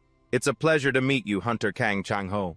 Chang-ho smirked. His eyes were half smiling, half cold, his malice evident. A strange light suddenly flashed around his hand. The light carried a chilling and powerful sensation. Without a moment's hesitation, Chang-ho gathered all his strength and threw a punch straight into his opponent's face. Our promise. A dry, resounding impact echoed. The blow was so powerful that it sent the man flying back a meter. He fell heavily to the floor. Juryo was frozen, unable to react. He just looked at Chang-ho with utter confusion. A man with him screamed in panic, his voice echoing down the hall. What's happening? He lay motionless after being hit. Blood from his nose and the corner of his mouth stained the ground red. Chang-ho retracted his fist, showing no emotion. The old man looked at him and screamed, his voice breaking with fear. What on earth is going on? But Chang-ho remained calm, his voice steady as if explaining something obvious. Just to deal with this piece of trash, I've already spent a lot of time and money. Those with spatial teleportation skills will vanish at the slightest opening. That's why it's so hard to catch them. Every word he spoke made the other men's faces turn pale. They didn't dare to reply. At first, I didn't care if you were smuggling or illegally occupying portals, but with the one who can open spatial conduits behind them, Juryo still couldn't understand what was happening. What is this? He could clearly feel the mana swirling around Chang-ho, an energy so dense that even the air vibrated. I'm really interested in it. That killing intent spread cold and suffocating. Faced with the slowly revealing monster, the men could only shrink back, trembling in fear. Dragging someone with teleportation skills out of my territory is a completely different matter. A brave guard shouted, "Boss, get into the portal quick!" But unfortunately, Chang-ho lunged from behind and punched him violently. The guard's body flew a meter, even farther than the young man before. Juryo said nothing, silently looking at him. He really can't be taken down. It's no accident that he reached S rank. Chang-ho swung his fist with an amused expression. Initially, the hunter rank set by the association only went from A to F. But at some point, hunters with extraordinary power began to appear more and more, and so the out-of-spec rank appeared belatedly. He moved in to finish them all off, a level beyond the standard measure of power S rank. Juryo witnessed everything but did nothing. In reality, they are the apex predators on Earth. The old man was knocked to the ground. His face was filled with utter terror, his whole body shaking uncontrollably. He backed away repeatedly, begging, "Please, spare me, I beg you." Chang-ho approached like a bloodthirsty wolf. "In a situation like this, you ask me?" He smirked with clear contempt. "To spare you." The man, both angry and terrified, didn't dare move. A scream of pain pierced the silence. The man writhed in agony, and Juryo just stood from afar, his expressionless eyes chillingly cold. Although he maintained a calm demeanor deep down, he was still a bit wary of Chang-ho. You really shouldn't mess with Kang Chang-ho. His punches were so strong that blood splattered everywhere, even onto his cold face. Juryo watched, his eyes gradually darkening. Outside, sirens blared continuously. A line of police cars stopped in front of the factory. Flashing red and blue lights enveloped the quiet space. The police. Chang-ho glanced outside with a sharp look and asked curtly, "Did you call the police?" Juryo replied blankly, "I guess so." He thought, that's right. He was stunned. For the first time, the expression on his face changed slightly. Juryo watched, even more confused. Why is he so surprised? Chang-ho's face returned to normal. "Let me tell you something. Don't lump me in with this organization. I was just stopping these bastards from selling awakened people from Korea overseas." "Okay," Juryo replied nonchalantly. "That's the police's job," he continued. "If you knew how slow the police are, you wouldn't say that," Chang-ho explained in detail. "Initially, I expected finding this place to take a few days, but it took way too long to find it. After most of the awakened, from various backgrounds, became hunters. Manpower shortages became severe. This couldn't be helped," he said, complaining. "But this time they were faster than I thought. Anyway, thanks to Hunter Kim Juryo lending a little hand." Chang-ho stepped closer, placing a hand on his shoulder. "I'm curious, but it's late, so I won't ask any more questions." Juryo said, thanking me. He thought, wait a minute. Juryo watched his retreating figure and thought, "Hey, that guy. If he goes somewhere else now, it'll be a hassle for me to stay here." Realizing his mistake, he exclaimed, "Kang Chang-ho. Wait, Kang Chang-ho, hey, you punk. The police are getting closer, damn it." Looking back at the scene, everyone was covered in injuries except for Juryo. In this situation, if that damned S-rank hunter disappears just like that then. The police rushed in running like the wind towards him. They drew their guns, pointed them at Juryo, and shouted, "Hands up!" The police swarmed him, pinning him down. "From now on, if you use your awakened abilities, you will be severely punished." "And what did you do to the kidnapping victims?" Juryo explained, "But I'm the one who reported it." But no one would listen to him. "Don't move. As of this moment, You are under arrest for violating the Special Act on Awakened Crimes. He thought, unbelievable. What a bunch of shameless bastards. Jiraiya looked back at each of them and thought, how can they treat a good-natured alien like this? Suddenly, a girl appeared. Wait a minute. Uzeon had just arrived, panting. Mr. Kim Gireo. She approached and asked, why are you in handcuffs? He replied, I don't understand it myself. The police officer asked, do you know this person? Yes, Uzeon came forward to explain. Yes, this is the person who reported the kidnapping of the awakened people. Hearing that the officer removed the handcuffs. Then I apologize. Gireo thought, I already told you, just listen to me for a second. Freed, he asked. But how did you get here so fast, Ms. Uzeon? She held up her phone and explained. I was contacted by Hunter on Yunseung. Gireo looked at the phone. She said she received this from Hunter Kim Gireo. I've received a message that an awakened has been kidnapped. Please help. If you can get there, please contact me. What's the address? I'm on my way. He thought, thank goodness. Yunseung got my message in time.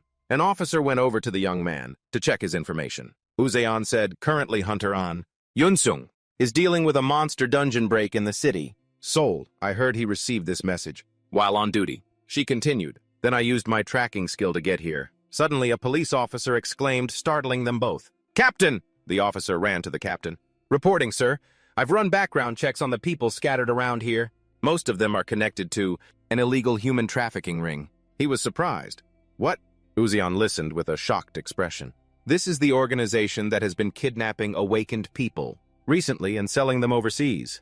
It seems this place was their gathering point. Hearing this, Gireo thought, I've heard about them.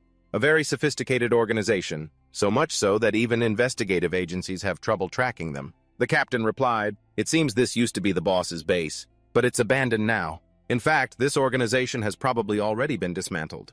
Yes, sir. The officer approached him and asked, did you really wreck this place like this? Gireo replied, it wasn't me, it was that psycho Kang Chang-ho. The officer crossed his arms, looking skeptical. There are a lot of people scattered on the first floor. Are you saying you didn't do it? He stammered, no. Well, I did that part, but something feels strange. The officer said, Mr. Reporter, could you please be a bit clearer? He thought to himself, there's no other way. Now Gireo looked up expressionless. To be honest, I only did it in self-defense. Hearing that confession, Uzeon thought, now that I think about it, Kim Gireo, I wasn't tied up or anything. Then a police officer held up a weapon and asked, so does this belong to the hunter? I found it in the hallway. She continued to ponder. He was even found in the boss's room, and he was the one who reported it. Uzeon looked around the scene. The men lying unconscious looked horribly beaten. She looked at Gireo with confusion. Come to think of it, he has almost no injuries. He was almost sold overseas, yet his attitude is so calm. From that, a suspicion grew in her. Kim Gireo, was he really kidnapped? Or was this whole thing his own doing? Back at his apartment building, he thought about everything that had just happened, and he told himself, it's not like I did it on purpose. He stared at the magical item in front of him for a long time. Then he thought happily about having acquired it. In the end, I got a magical tool. For free like this. Isn't this a huge profit? If even the police don't know its use, and even mistake its owner, then this must be a very rare item. Being able to recharge it for continuous use is also perfect for me. He recalled the trouble he had at the police station. The fact that someone ran away and left him to struggle alone. The police kept questioning him with a barrage of questions. Who did this? What about that? This too and that, when, where, what, how? Why, for what reason, but why? At the time, he was very annoyed and cursed inwardly. That damn Kang Chang-ho. But now he thought differently. I can totally just laugh it off. He carefully lifted the tool to examine it. This can only be used on humans, right? It probably has no effect on animals or monsters. Suddenly, he looked at the boiling kettle. A blue steam was rising. Finally. Before finishing his sentence, he rushed to turn off the stove. He poured a cup of blue liquid. He exclaimed happily, success! This perfect color! He held the cup in his hand. He admired himself. On a remote planet like this, with such mediocre ingredients, I was able to make this. As expected, I truly am. A rare genius archmage. He was excited thinking about its effect. After drinking magic enhancement. Drinking this will surpass the minimum mana threshold. Needed to activate magic. And I can use magic for a short period. As he drank, he mused. To put it simply, it's like the flint in a lighter. You could say it provides the initial energy. After drinking, he slowly felt the changes inside his body. Good. No problems with breathing. Then he calculated the potion's effective time. The effective time for this potion is 5 minutes. That's enough time to complete one spell. So he raised his hand to test the magic. He moved the magic to the injuries on his body to heal them.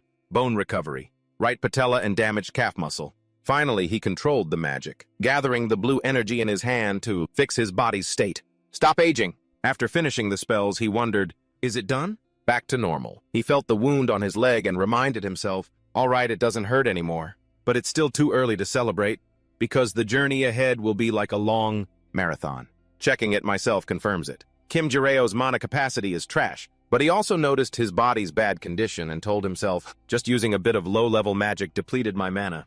This body's lung capacity has also decreased, so I can't use the magic enhancement potion regularly. Even so, his heart was full of hope. No, don't be too hasty. After all, success is success. When he was done, he didn't forget to encourage himself. Then he went to open the fridge, thinking as positively as possible. First, let's prepare today's meal, shall we? Suddenly, he heard a noise outside. He silently wondered, who is it? He walked quickly to the door. He must be mistaken. Could it be Ms. Uzion again? As he opened the door, he asked in surprise, who is it? A middle-aged man's voice said, oh, a student. Is the fire extinguisher home? I was just about to call you. He didn't answer immediately, wondering, this person is... Luckily, his 18-year-old body. I still have memories of this man. The owner of this house. A relationship the body still remembers. Confused, I managed to say, hello. The man on the other side politely replied, sorry for dropping by so suddenly. Oh no. He asked with a concerned look, student, has this month been tough for you? I stared blankly, not understanding what he meant. Tough, sir, he continued. You still haven't transferred this month's rent to me. Still confused, I awkwardly repeated, the rent? Seeing this, he held out a stack of bills and listed all the payments I hadn't made. It's been 3 months. It's getting difficult for me to wait any longer. Also, I saw your mailbox was overflowing, so I brought it all here. You haven't paid the management fees either, have you? I didn't know how to handle the situation. I just stammered, that is... My head throbbed thinking about the unpaid amount. How many months overdue is all this? The man urged impatiently. Hey, if you keep doing this, people are going to keep calling me. You need to pay up quickly. I'm only waiting until the end of this month. At this point, I quickly asked, excuse me, how much is the rent exactly? In response, he repeated 450,000 won a month. You're 3 months late, so that's 1,350,000 won. Hearing the amount, I couldn't help but gasp in shock. What? 1,350,000 won. After saying that, he left, but not without a final warning. If you can't pay by the end of the month, then you need to move out. I'm counting on you. As the landlord, I helplessly replied, oh, I understand. The moment the door closed, I cried out in panic, I'm screwed. I felt exhausted thinking about the miserable outcome. If I can't pay 1,350,000 won, I'll be kicked out of this house. Kim Guri's current balance 3,351. I held the bills the landlord had just given me. I started calculating. If the deadline is the end of this month, then I only have 14 days left. Adding up all the bills, the total amount I needed to prepare along with the rent was a whopping 2,000 won. I started thinking of ways. Isn't there anywhere I can get money? Or maybe some money I hid and forgot about? I tried to concentrate to remember anything. Suddenly I remembered Kang Chang Ho. That's right, I still have that. This is a method I really didn't want to use. But I have to go get the money I hid. Without hesitation, I picked up the phone and called. Hello, is this Kang Chang Ho's number? The scene shifts to a luxurious skyscraper. Kang Chang Ho was sitting there eating. While on the phone, he said with surprise, compensation money. He remembered and then said resentfully, the car accident from last time. When I tried to contact you, you didn't answer. Are you having some kind of after effect now? Despite his words, he still complied with my request. So how much do you need? Seeing that he agreed, I quietly said, I looked at the phone screen and stammered, 300. On the other end of the line, he quickly asked, what did you say? I couldn't hear you clearly. I calculated in my head and was about to say, I need 200. Thinking about it from Donga's case to the recent human trafficking ring incident, you owe me. So it's not unreasonable for me to ask for more, right? Waiting for me to speak, he grew impatient. If you don't say anything, I'm hanging up. Hearing that, I hurriedly said, wait, hold on, 3,000 won. After saying it, I anxiously asked, is that okay? What do you mean, is it okay? Without a second thought, he initiated the transfer, and thought to himself, ha, how ridiculous. After his phone sent the successful transfer notification, he informed me, I've sent 3,000 won. You can check the transaction details before receiving the money. Looking at the amount I just received on my phone, I was surprised. Getting such a large amount of money was this easy, but looking at the pile of bills again, I realized with a heavy heart. But after paying off the rent and the overdue bills, there won't be much left. Turns out, this isn't just about making enough to eat. I agonized again, trying to find a way to make money. Is there any way to earn more? an otherworldly mage. Weak as I am, what can I even do? While I was at a loss, Yunsung called.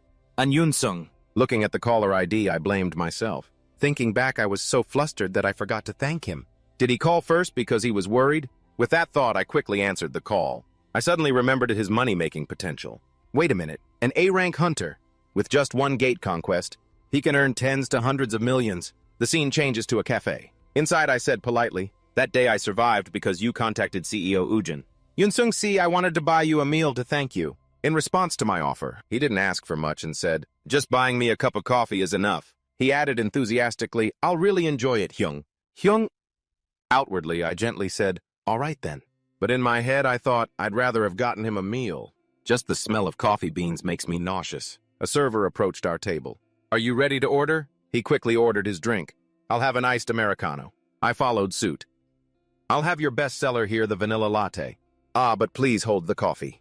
Anything that smells like coffee, actually. Hearing this, the server looked surprised but could only say, Yes, sir, I'll do my best." Standing beside me, he said, cringing, "A vanilla latte without coffee." Only then did it hit me. What?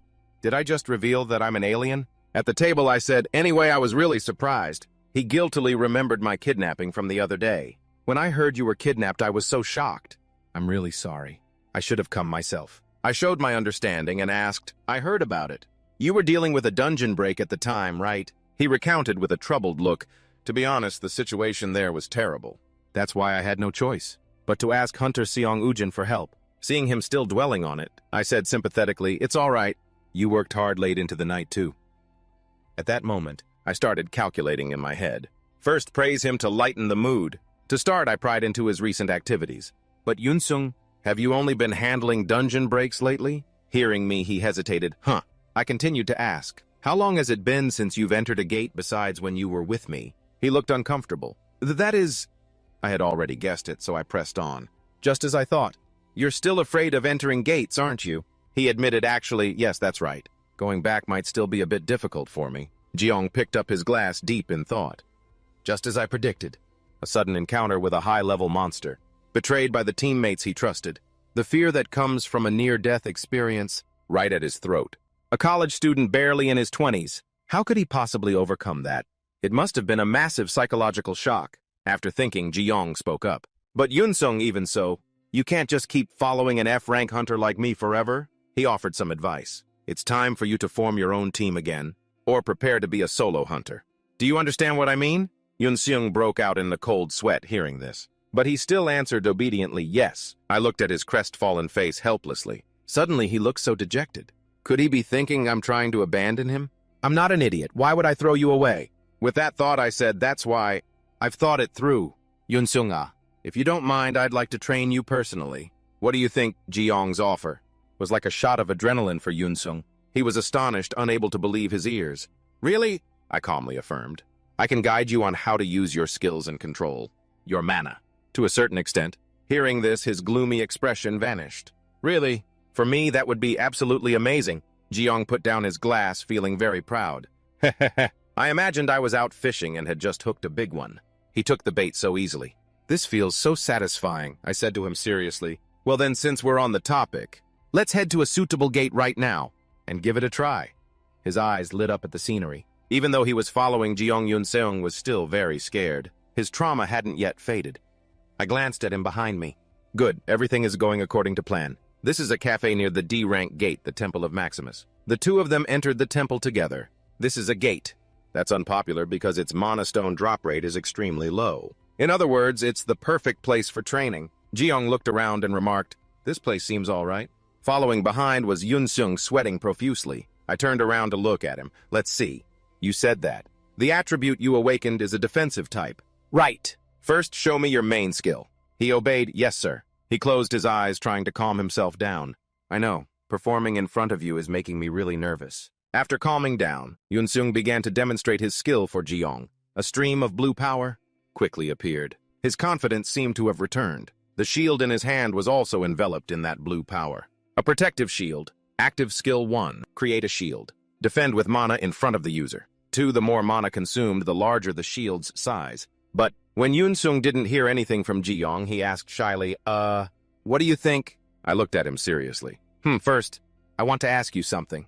I pointed at the shield. Why does it only block the front? He didn't know the answer either and replied honestly. Why does it only block the front? Because that's just how the skill is. Ever since I awakened, it's always worked this way. Ah, so that's how it is. Jiyoung looked at him and thought helplessly, wow, this is like watching a chimpanzee hold a knife for the first time. It's frustrating as hell. I don't even know where to start teaching him or what to say. The evening light grew more golden. Jiyoung spoke to him, but he didn't understand. Yunseung, that skill isn't just for protecting the front. It should cover you from all directions. Huh, I explained to him. Don't erect it flatly in front of you. Instead, wrap your body with it in the shape of a glass dome. He asked blankly. A glass dome shape. Yunseung tried to shape his power into a dome like Jiyoung said, but couldn't. He looked at his shield helplessly. Ah, Hyung, I can increase the size, but I can't change the shape at all. I got angry. Good grief, you're infuriatingly dense. I walked towards him. Try again. I guided him step by step. I tapped the armor on his chest with my hand.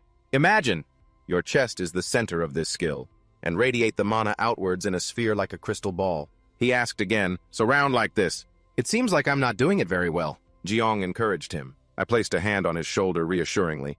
Stop making that pained face. Focus, don't lose the image in your head. He was startled to see me like this. He could only obey, yes, sir. They trained together for the entire afternoon. Jiyoung guided Yunseung every step of the way. Keep your back straight and breathe out. Yes. No, that's not what I meant by radiating mana. I'm sorry. It was a difficult process for both Yunseung and me. But after 20 minutes of Spartan-style training, Yunseung was panting heavily. We finally saw results. He finally created a protective circle just as Jiyoung had requested at the beginning of the session. He showed it off happily. I did it, Hyung, this is right, isn't it? But I can't move even a single step. Just then a crack appeared in the protective barrier. Then it shattered. He looked up as the protective layer broke into pieces. He mocked himself, ha, it shattered. Seeing this, I immediately comforted him. It's okay, just keep trying.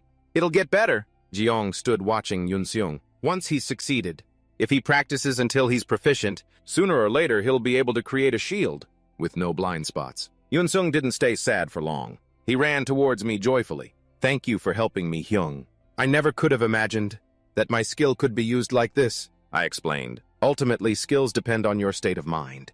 But in reality, mana is greatly influenced by the controller's psyche. Therefore, people who are a little boastful and arrogant have a high chance of becoming good mages. Yunseung called out, Jiyoung Hyung. Hearing him, I also responded, what is it? He wondered what the next training session would be. Ah, now that you know how, let's try some practical application. The two of them entered a real battle. A large monster attacked Yunseung. He frowned, highly focused. The monster charged, and he blocked its attack. He leaped, shield held tight, and attacked it. The monster dodged his attack. He quickly detected its counterattack and used his shield. This time, he successfully used the dome shield. The monster struck a powerful blow against his shield. He stood inside the protective layer extremely anxious. The attack landed and its weapon shattered. The shield had protected him. He quickly jumped to another spot and looked for an opportunity to counterattack. His dome shield showed no signs of weakening. He regained the upper hand. He then unleashed a series of powerful attacks. He charged swiftly towards the monster. Finally, the monster was defeated. Jiyoung watched Yunseung train from the outside. When he saw the monster was defeated, he also shouted joyfully from the sidelines, "Excellent, well done." As expected of an A rank, the power difference is overwhelming. He immediately reverted to his usual indifferent state. Well then now. He looked at the mana stones. I should probably get started too. He thought, I'm sure someone said that. These magic stones and the gems from their foreheads, these things can be exchanged for money. Right. He relentlessly picked up the stones and put them in his bag, still not forgetting to give instructions. Yunseung was enthusiastically training with the monsters inside. Safety first. Understand? Yunseung looked carefully ahead and hit it. He happily picked up all the dropped stones. While he's busy training his skills, I'll have to quickly pick up the items that a rank drops. Why would I need to hunt monsters myself? Just this is enough to live on for a month. I'll take as much as I can without... On Yunseung noticing. Realizing Yunseung's training session was over, Jiyoung with his full bag turned back and asked, and Yunseung, how was it? Have you got the hang of it now? He was panting heavily but didn't answer. I looked at him suspiciously. His face was pale. His reaction is a bit slow, strange. I suddenly thought, no way. Could it be that he found out I was stealing his stuff? Yunseung looked at me in disbelief. This is unbelievable. How could he just by watching my skill a single time be able to figure out its hidden applications? It's hidden. Moreover, his guidance was as natural as breathing. I've never heard of a skill that can find problems in another skill. Furthermore, Jeong-hyung isn't an analysis type awakened. I saw it with my own eyes. He's a hunter with clear combat abilities. The sensory skill, it must be something he learned from an off-the-shelf item. A sensory skill obtained that way. Couldn't possibly be that exceptionally good. So in the end, what level of ability does he have? To be able to give advice like this, as I thought he's no ordinary person. A voice cut directly through the chaotic mess of thoughts. "And Yoon-sung, what's wrong with you?" Jeong asked seriously. He didn't seem to notice anything. "Do you understand now?" While Yoon-sung hesitated, calling out Hyung, he thought to himself, this is so embarrassing. In front of someone so talented, I can't even use the skill properly. How pathetic must I look? He let out a sentence. I tried, but it seems I still can't do it. Then he bowed a full 90 degrees and said, "I'm sorry. You're spending your precious time teaching me, and I'll try to practice it perfectly, as soon as possible." Hyung. This left Jeong momentarily speechless. Then he slowly opened his mouth. "Yoon-sung, I don't rush. If you can't do it today, we can continue next time. It's not like you have to return to hunter activities right now anyway." "Why the hurry?" he said helplessly. But standing under the burning sunset, the image of the humble and confident young man, "I'll help you again tomorrow and the day after. Or even the days after that, however long it takes. I'm an F-rank hunter, so I have plenty of time." Yoon-sung felt like he had found the light of his life. He was incredibly moved and called out Young. He thought to himself, he's passing on his valuable experience to help someone like me who's lost his confidence. He's even telling such an easy lie, just so I don't feel pressured. He lifted his head. I've felt this since the first time we met, but he's truly an admirable person. A rare find. I want to do something to repay this kindness, no matter what it takes. He asked cheerfully, "Is there anything you want me to do for you, Hyung?" This confused Jeong. "Huh!" He puffed out his chest confidently and said, "Is there something you need from me?" I broke into a cold sweat and said, "What would I need from you?" My voice even trembled a little. "Nothing at all. Absolutely nothing." He smiled admiringly at the person in front of him. Just as I thought, I knew he would answer like that. Because he's a person without a single selfish bone in his body. My question was so silly that it even made him stammer when he answered. Jeong's face had turned pale by now. But Yoon-seung didn't notice and was still praising him in his heart. He's not someone easily tempted by material things, like the pragmatists in modern society. He took a step forward, still lost in thought. I thought that when I became an A-rank hunter, I could do something to repay him. And yet I couldn't even manage a proper thank you. He smiled at me and said, "I understand, Hyung. Today I'll listen to you. Stop here and not overdo it." Jeong held his breath, watching him. In the end, I still didn't say anything. Yoon-seung didn't pay it any mind and skipped ahead, saying, "Well then, I'll be leaving first, Hyung." He left with great determination in his heart. For now I should focus on seriously receiving his training to build up my strength. And then one day, I will definitely be able to help him. Jeong quietly watched his retreating back. I thought with confusion, he really doesn't expect anything from me. Could that just have been his way of subtly reminding me? I glanced down at the colorful fragments below. Maybe for an A-rank hunter, this stuff is just like a 10-1 coin. I followed his retreating back. If this keeps up, even C-rank or B-rank gates might be worth looking forward to. Outside, Jeong was expressionless, but inside he was already celebrating. Just by selling the items I picked up today, it's enough to pay the monthly rent. When they stepped out of the gate, the sky outside was already dark. Seeing the person waiting for him, he was a little speechless. Standing in front of the two was Ujin. She held a notebook and looked at the two of them without expression. Yoon-seung didn't recognize her and asked, "That person is..." She took out her watch to check the time. Then she said, "Hello, Hunter and Yoon-sung. You're a little late, aren't you?" "This is just a D-rank gate," she said. "I came here today because I have a message to deliver to Hunter and Yoon-sung." Hearing this, the two of them suddenly became tense. She approached and said, "Hunter Kim Jeong. He's an F-rank hunter." Ujin questioned unhappily, "Why are you here?" The atmosphere became strangely tense. She continued, "Hunter Kim Jeong, you were once suspected of reawakening, and even had to be reevaluated, correct?" Her sharp gaze swept over him. "And yet as soon as you've cleared your name, I didn't expect to see you entering an illegal gate." Jeong was caught red-handed. Entering a gate not suitable for his rank was a problem. He cursed inwardly, "Damn it, the problem is this again." Seeing him silent, Yoon-sung was about to explain, "Hunter Shong Ujin. Actually, he..." Before he could finish, I cut him off. "I entered as a porter. I'm working under contract with Yoon-sung." She didn't believe it. "And you call that an explanation? Just rummaging through a bag to see what's inside, you call that working?" Of course, I could feel the bag on my back was too obvious. It was even glowing. I didn't expect to be exposed right after leaving the gate. She warned Hunter and Yunsung. You too, if you continue to recklessly enter illegal gates like this, you'll be in big trouble. He didn't dare to argue. That's true. But he was cut off by Jiang again. Wait. Song Ujinsi. I struggled to explain. Illegal. In the association's regulations, it's clearly stated. Ujin cut me off. There are clearly no restrictions on porters entering gates. She continued seriously, but that betrays the real porters.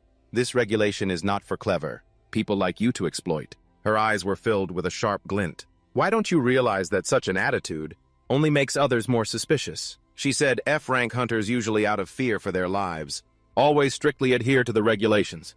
But this attitude of ignoring rank limits like this only makes people more suspicious. Please cooperate with the association. I lowered my head and reluctantly replied, yes, I understand. Beside me, Yunsung looked like he was about to cry from frustration. But Jiyoung could only feel helpless. Right now, there was no other way but to say that. They were just being lenient with me, so I forgot for a while. But I observed the aura around her. This awaken's rank is B. Even a B rank is a monster level. That can tear apart a lion with their bare hands. Finally, I came to a conclusion.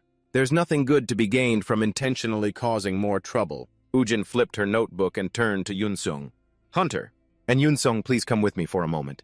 There's a matter to be discussed. Regarding the change of area after the dungeon break incident, he dejectedly replied yes. At this point, I glanced at them and thought, even an A-rank hunter like On, Yunsung can't resist. If this is the case, then I can't use this money-making method anymore. Then Yunsung left with Ujin. Before leaving, he gave me a tearful goodbye. I also reluctantly said goodbye. After they left, I turned around. Well, there's no other way. My face became unusually serious.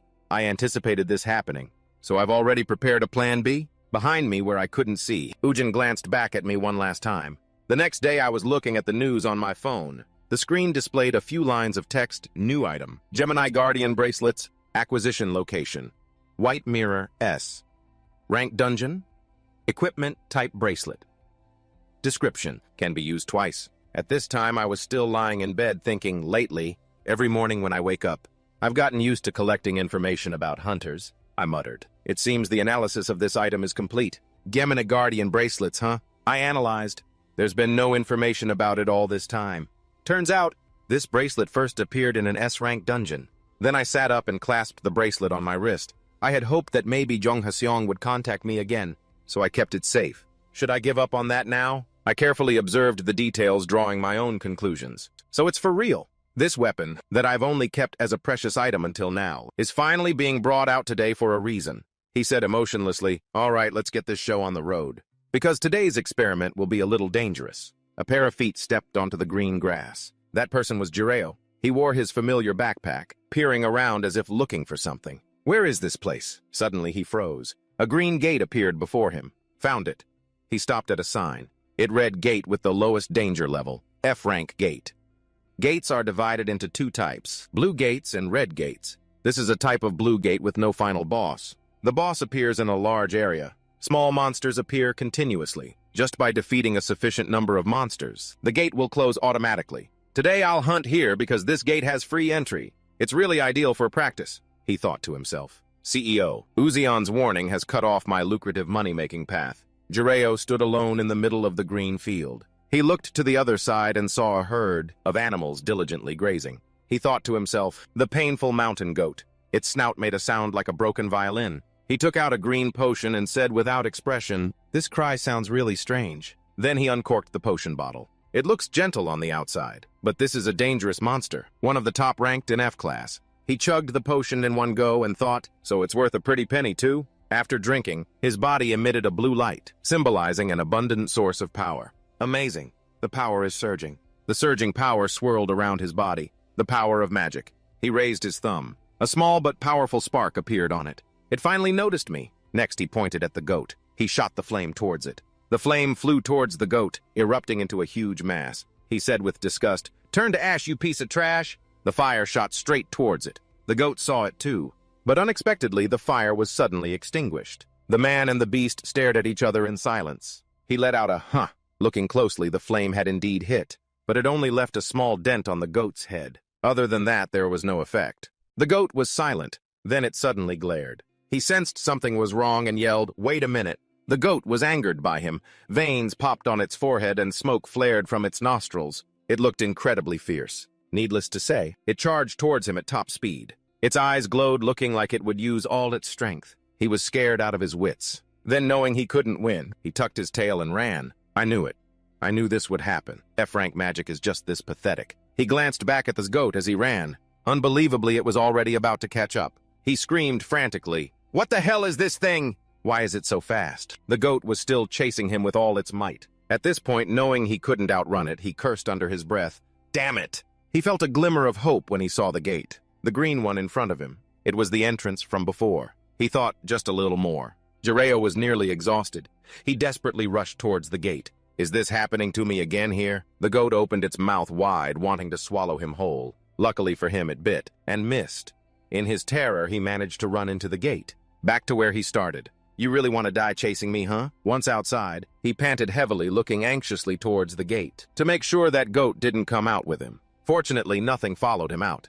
He breathed a sigh of relief. I'm safe. Luckily, it didn't chase me to the other side of the gate. With a tense face, he thought, Kim Ji-yo's mana state is worse than I thought. He clutched his chest. On top of that, my stamina is terrible. Just a little bit of running and I'm this wrecked. Suddenly, he heard a nearby sound and turned his head to look. A young man with a bowl cut smiled brightly and said, It's you, isn't it? Long time no see. He asked suspiciously, And who might you be? The man continued to approach, smiling, It's been a long time. Are you still working as a hunter? You don't remember me. Then he grabbed his hand excitedly and said, Remember, back when we both just got our hunter licenses, we entered a gate together. I'm Jahyun, the leader of the hunter team back then. He looked at him in silence. He thought to himself an acquaintance of Kim Jiraiya. The memory tries to surface but fails. His eyes scanned over. Jahyun thinking, if he's an old acquaintance of Kim Ji-yo, it's best not to speak rashly. Jahyun pointed and guessed. Come to think of it, your name was Seung-hun, right? Park Seung-hun. He denied it. I just look like him. I'm Kim Jiraiya. The man immediately played along. Right, Jiraiya Hyung. He continued talking non-stop.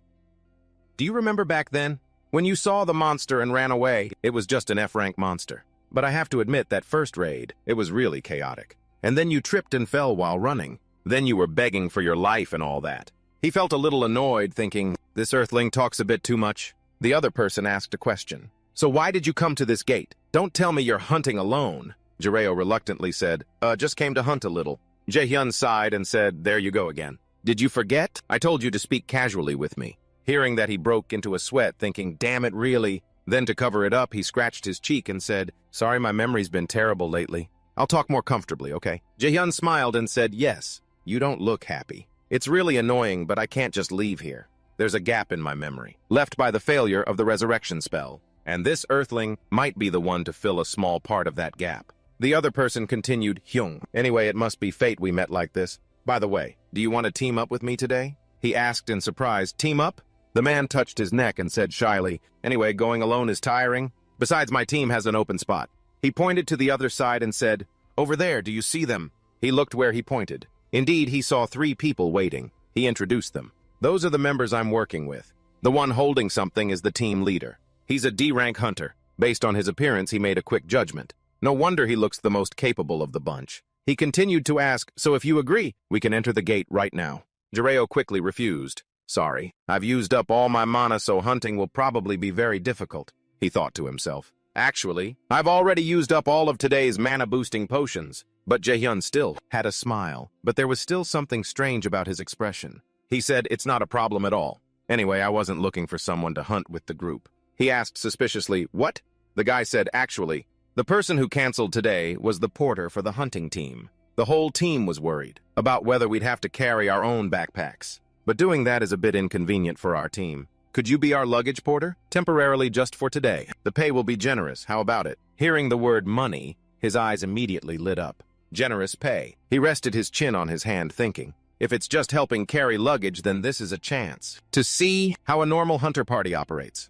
That wouldn't be a bad idea. While the guys were organizing their gear from a distance, a monster appeared. Immediately, the group looked towards it, ready for battle. This monster looked like a wildebeest. It showed its head. Doyen, holding his weapon, yelled, lure it in. Then his hand touched the hilt of the sword on his back. His gaze was fixed straight ahead. He ordered, from now on, aim for critical hits. Everyone be careful not to engage it head-on. At this moment, the monster clenched its teeth, as if showing off the formidable weapon it possessed. Suddenly, someone shouted, "Everyone wait!" The beast suddenly threw its front leg high into the air. The crystal shards around its leg broke off and flew everywhere. Immediately after, it charged quickly towards two people. Someone yelled, "Now's the time." At that moment, Jaehyun clasped his hands in front of him, energy, swirling around them, just waiting for the right moment to attack. His buddy next to him had also taken out his magic whip, waiting for the opportunity to strike. In the instant, the animal tore through the air towards the two of them. The long rope in his friend's hand also began to do its work, extending towards the beast. Right after, the rope quickly wrapped around the beast's neck several times over. It roared ferociously, a sound that echoed through the forest.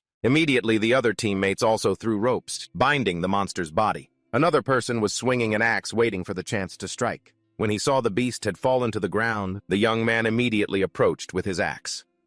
In the next second, feeling the distance was right, he quickly brought the axe down on the beast's body. While they were fighting intensely, Jireo, who knows where he got them, was wearing 3D glasses. One lens blue, one red, and holding a box of popcorn, watching the show while he ate. This moment marked the final seconds of the beast's life, as it showed its eyes slowly closing. Soon after, it fell, its eyes shut tight. The members of the hunter party then approached the animal, not forgetting to praise each other. "Nice work, we did it." Everyone worked hard. On one side, having witnessed the event from beginning to end, Jireo put on a thoughtful expression, silently assessing them.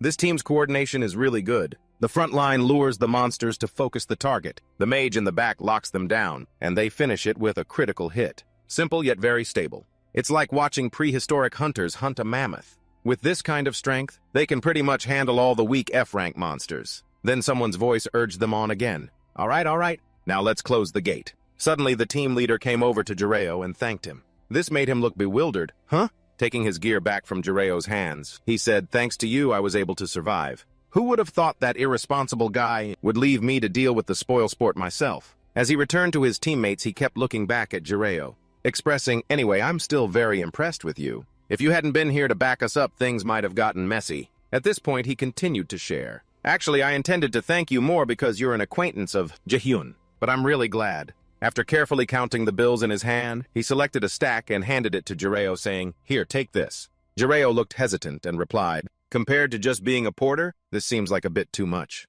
He explained, "Because you supported us so well, there should at least be a little bonus." Jireo was so happy at this point he cheered inwardly. "This is awesome." Suddenly, he asked a question. "By the way, Kim Jireo, are you free tomorrow?" Jireo confirmed, "Tomorrow." He smiled and complained, "Actually, we have another F-rank gate we need to clear, but we're short a porter, and finding someone new right away is a hassle." At this point, he smiled brightly and suggested, "If you, Kim Jireo, agree to help us, that would be great." He had noticed the gold bracelet Jireo was wearing on his wrist, with a greedy gaze. That night in some high-end restaurant, from outside, someone's startled voice could be heard. "Hey, are you sure?" A person swiped through an iPad screen, placing it in front of everyone and confirming, "I told you. The thing in that guy's hand, it's definitely an item from a high-rank gate, with a resale value that could increase up to 400%. He lifted a glass of beer and asked again, "What do you mean, are you sure?" Jaehyun let out a breath and confirmed, "Information about the ring was just released yesterday." "Right. A fake copy must have been made already." He brought the beer glass to his lips but didn't drink, instead continuing to gossip.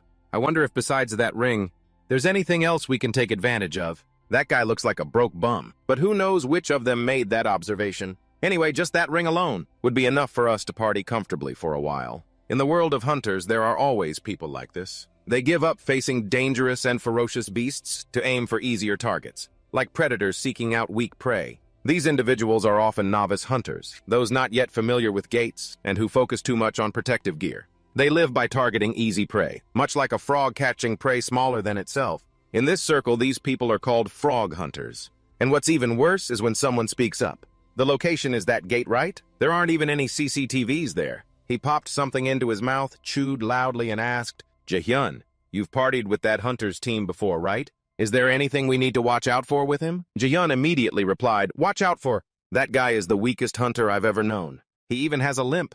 He can't even run properly. And he's found so many valuable items. I heard last year he even ran away from an F-rank gate." He skewered another piece of meat with his fork and replied, "That's right." Then he smiled brightly, thinking, "Tomorrow's job seems like it'll be a piece of cake." In many cases, their actions even lead to killing for sport. The next day, Jireo sat alone at the meeting point scrolling on his phone. He'd been scrolling for who knows how long, but still no one had arrived. He started to mumble, "There's no one here. I must have gotten here too early." Suddenly his phone vibrated with a message, which surprised Jiraiya a bit. He mused, "Actually, since yesterday, I haven't stopped thinking about this. Every time I see Jaehyun, I get the feeling he wants to say something but holds back." Suddenly a voice rang out. It caught Jiraiya's attention. It was someone from the hunting party. The leader smiled brightly and asked, "You got here first, huh?" Jiraiya looked at them and answered yes. Before going with them, Jiraiya took the initiative to ask, "But hey, the pay is really still the same as yesterday, right?" He assured him, of course. He then crossed his arms and boasted with a bright smile, "We just got a brand new mission. The gate is nearby in a small cave. Let's go right away." Jiraiya also cheerfully thought, "A new mission. Feels pretty good." When they arrived at the mission area, there were already dead animal corpses scattered on the path. A group of 5 entered this area. It was like a land where a volcano had once been active. The entire space around them was fire. Suddenly, Jiraiya voiced a doubt, "Jaehyun, you said this F-rank gate has 2 bosses, right?" Jaehyun answered immediately, "Yes, that's right." Receiving that confirmation, Jiraiya silently deduced, "Normally a gate disappears after the boss is defeated. But if there are still living people inside, the gate won't close. I'd like to research these types of gates more deeply, but for now I need to focus on the mission. If I can earn this much just by being a porter, maybe I won't need to take advantage of Yunsung's kindness anymore." Suddenly someone spoke up, causing everyone to turn their heads. Everyone, Jiraiya seriously said what he was thinking. "I think we've been down this path before." One of them showed surprise, questioning, "Huh, what do you mean?" Jiraiya pointed to the monster lying over there, and suggested, "Look over there. The corpse of the monster from before is still intact. It seems we've taken a wrong turn. Does anyone here have a navigation skill?" One man was holding an object that looked like a glass bottle. While he was seriously looking in another direction, the man raised the glass bottle high above his head, at the same time aiming it towards Jiraiya. No, in that case, his sentence was left unfinished, as a hard object struck him forcefully on the head. Jiraiya's eyes widened in shock. He staggered, nearly falling. Jiraiya fell to the ground, coughing several times, clutching the spot on his head where he was hit. Blood at this point gushed out, dyeing his golden blonde hair red. He then said, "Don't worry too much, Kim Jiraiya." At this point, his face was truly terrifying as he spoke. "Just rest a bit and everything will be just fine." In his heart, Jiraiya was still wondering why would a hunter attack another hunter? In his mind, he remembered the despicable face of the leader. Jiraiya lamented, "Damn, you earthlings even have gang violence?" At the same time, Jaehyun sneered, "That's surprising. He took that better than I thought." The man replied with a cheerful expression, "I told you so. With one hit from me, an F-rank monster only takes 5 seconds to finish. Hey, they're plotting something.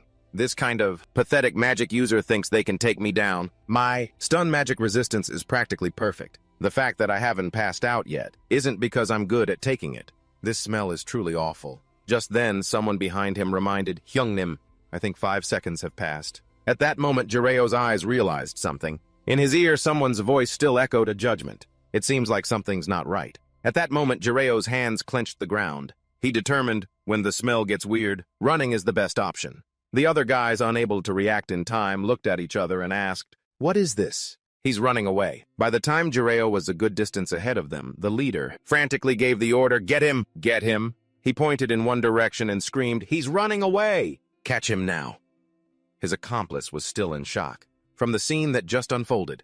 "That guy, I thought he couldn't even run." At this point, Jiraiya thought while running, "I need to ditch this heavy backpack first, to run faster." Because he was so focused on running forward, he didn't notice a vine was following him. "I have to get out of this damn place first." That vine suddenly wrapped tightly around Jiraiya's leg. Then it lifted him upside down. "What's with these vines?" A furious shout suddenly echoed everywhere. Kim Jae-hyun mumbled, "It's truly magical." He controlled the vines to bind Jiraiya tightly and angrily interrogated him. "Last year you were so timid, so weak and feeble, but now you're completely healed and running like the wind. What's the deal, Jiraiya?" To save his own life, he begged Jaehyun to spare him. "You're still worried about that stuff now. Please let me go." When the man with the sword arrived, he curiously asked Jaehyun, "What the hell is with that guy? Why isn't he knocked out after all that?" Hearing this, Jaehyun honestly said, "I have no idea. I've searched him all over, and all I found was this cheap bracelet." The other man ordered, "Try putting him down. Watch out, he might try something."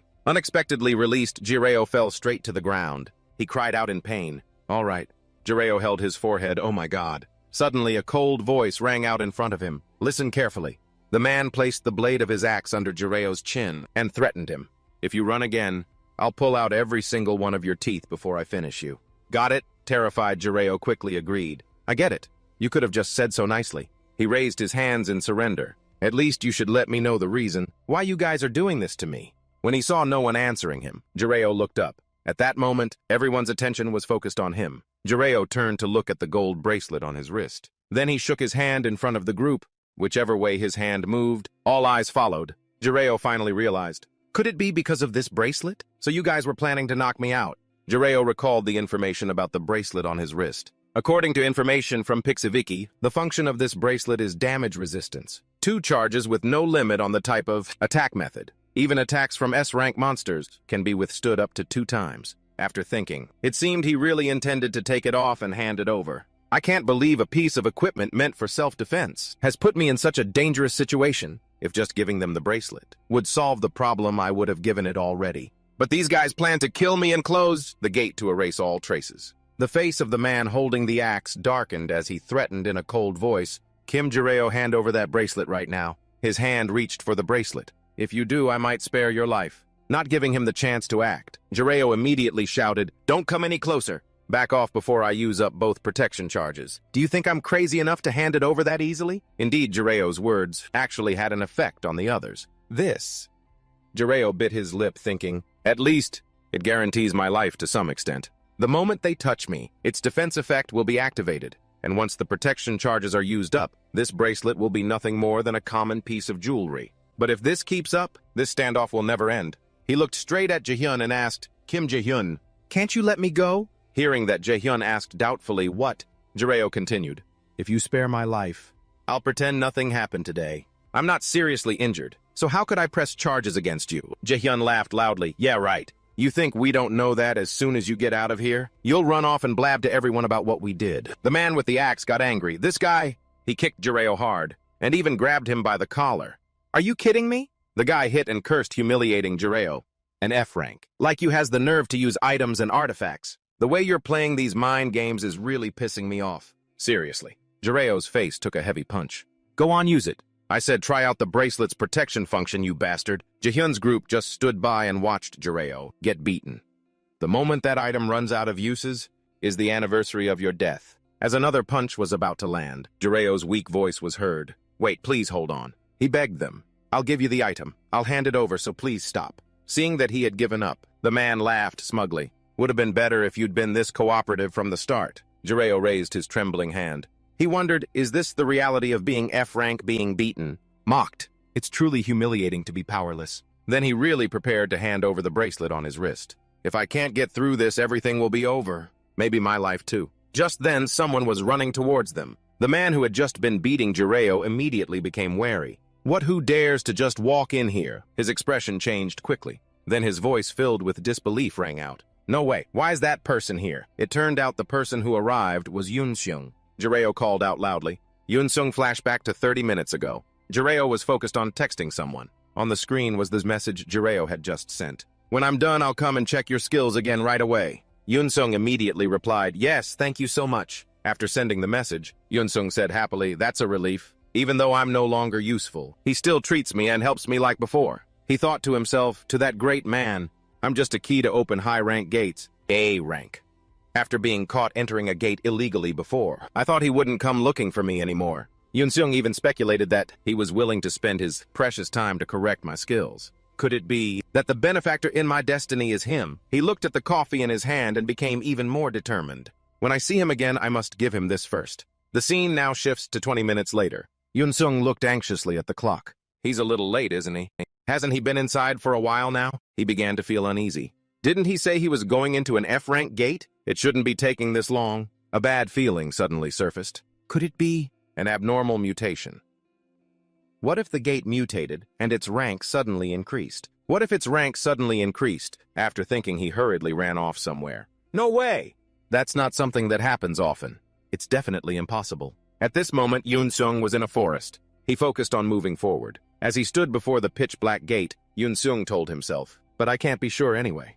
I have to check to be sure. Without hesitation, he stepped inside. Surrounding him was a vast space, not a single person in sight. Yoon-seung sighed. I shouldn't worry too much, it's just an F-rank gate. When he saw the bodies of monsters strewn across the ground, Yoon-seung realized It seems like the monsters have all been cleared out. He walked while searching his surroundings. Where on earth are you, Jiro? Just then a strange sound echoed nearby. This sound is... Instantly, Yunsung turned and ran. Jiro! In his hand was a large shield, and when he saw the scene before him, Yunsung's eyes widened in astonishment. Jaehyun shouted, "What? Who dares to enter here without permission?" One of them recognized him. An Unseo, Jaehyun said in disbelief. Why is An Unseo here? Jiro quickly shouted, Yunseo, save me! These guys are robbers! He reported their crimes to Yunsung. They were trying to kill me to steal my item. However, Yunsung was still skeptical of what he was seeing. Am I hallucinating Jiro? The one who's always so dominant and calm. Why is he here looking like that? He reassured himself, no, I'll think about this later. Right now, what's more important than my confusion is, having decided, he spoke coldly. You're the frogs, aren't you? The trash that preys on other hunters. Damn it! His face turned pale and he bit his lip, cursing, damn it. He broke into a sweat and yelled, everyone run! He grabbed the man's head and slammed him down hard, shattering the ground and sending debris flying. He thought, I can't believe even at these low levels, there are people who play dirty frog-like games. Dealing with trash like this doesn't require complex tactics. The group panicked and fled. He dashed forward. The only thing I need to be careful about, clenching his fist, is controlling my strength. He used his other hand to press the man's face against the wall. Suddenly, someone charged from behind. He struck the man in the face with his shield, sending him crashing down hard. He stepped on the man's shoulder thinking, but anyway, these guys are too weak. Are they D rank or just F rank? And you let yourself get pushed around by these guys. Suddenly, a voice called out, Yunsung! Thanks, I survived because of you. He was a bit surprised and called out, Hyung. He said in alarm, are you okay? Your wound? He lightly wiped the corner of his lip and replied, yeah, I'm fine. You came in to check because I was taking too long. Right, I'm sorry. It must have been tough entering the gate alone. I've caused you trouble again. He thought awkwardly to himself, come to think of it, I've entered gates alone countless times. Normally, just hearing a sound from inside a gate would make me feel scared.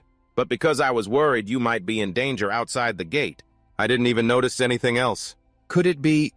Yes. Suddenly thinking of his face, he thought again. Was this all your plan? Looking at him, he said, first let's get out of the gate. As soon as we're out, I'll report this immediately. He replied yes. As they walked, he briefly thought, why didn't I realize it sooner? Thinking back, even though he was attacked by other hunters, it's strange that he wasn't flustered at all. It was as if everything was within his expectations. Am I overthinking this? He has no reason to do something like this. Suddenly, he exclaimed, An Unsung! If I were a high rank awakened, I would definitely have teamed up with you. He turned his head in surprise. He said again, being strong is great, but what's more precious is the courage to stand up and save others. A hunter like you is very rare. You are truly a wonderful awakened. I hope you realize that too. Tears streamed down his face. He covered his mouth, moved, and remembered. If I were a high rank awakened, I would definitely have teamed up with you. If I think about it, the reason I couldn't form a new team and was stuck in stagnant days was because of that failure. The painful memory of his teammate. I couldn't protect my teammate. As a defensive type awakened, I also couldn't interact with new hunters. Looking at the man lying motionless on the ground, he smiled.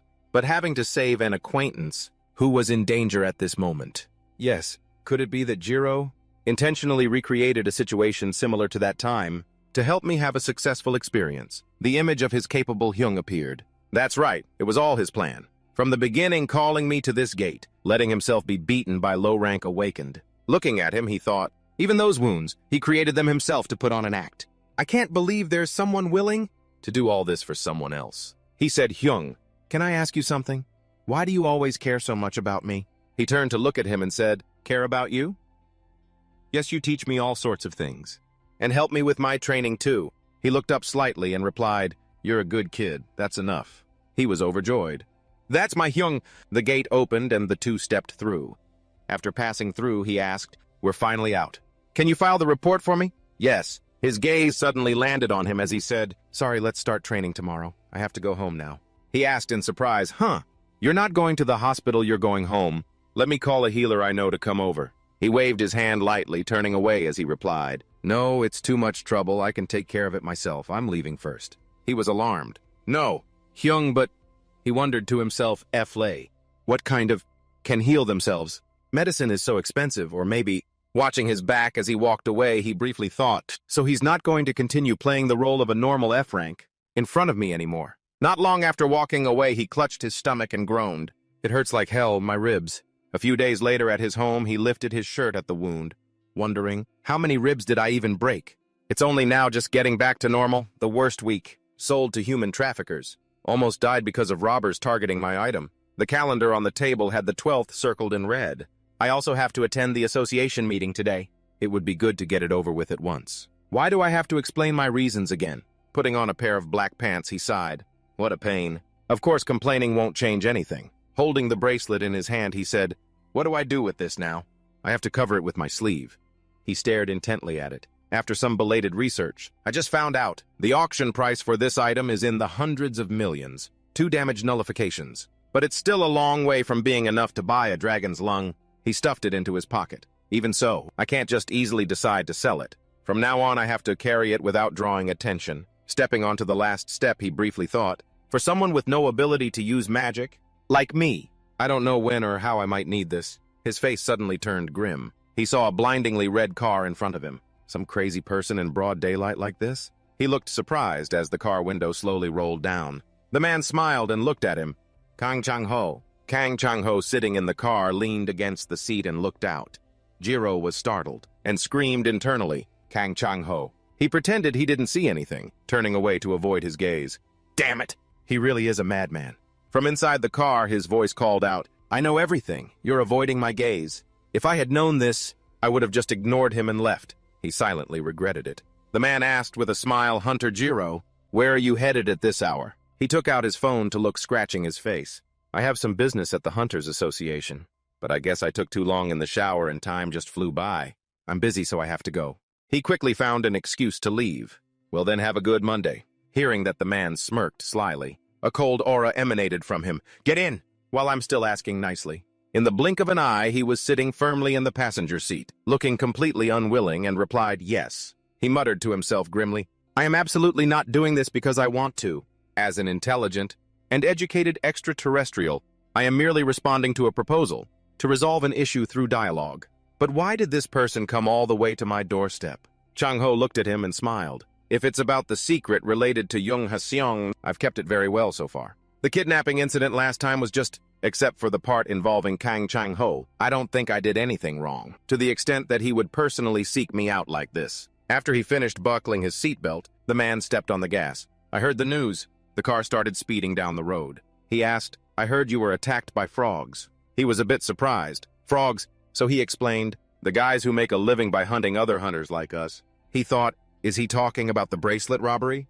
But how did this person know about that and come here? Then he replied, yes, that's right. Hearing the answer, he continued, I heard you were injured, so I came to check. Luckily, it wasn't a serious injury, right? He answered, yes, it wasn't anything serious. Then, he suddenly realized something and instantly turned to look at him. Wait a minute, what did you come to check? He said calmly, I came to check if Hunter Jiro was seriously injured in that incident. It was a dangerous accident, first dragged into an S-rank gate, then getting kidnapped. It seems like there's never a peaceful day.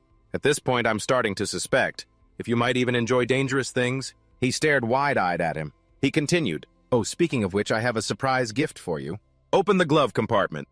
He asked blankly like a country bumpkin. The glove compartment, what's that?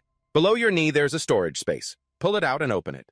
He patiently instructed. He then did as he was told, opening the small compartment below his knee to look. He thought to himself, a pink potion bottle was rolling around inside the box. He explained, it's a recovery potion. You probably don't need it much right now, but I prepared it, so just take it. He picked up the potion bottle, curiously examining this planet's medicine.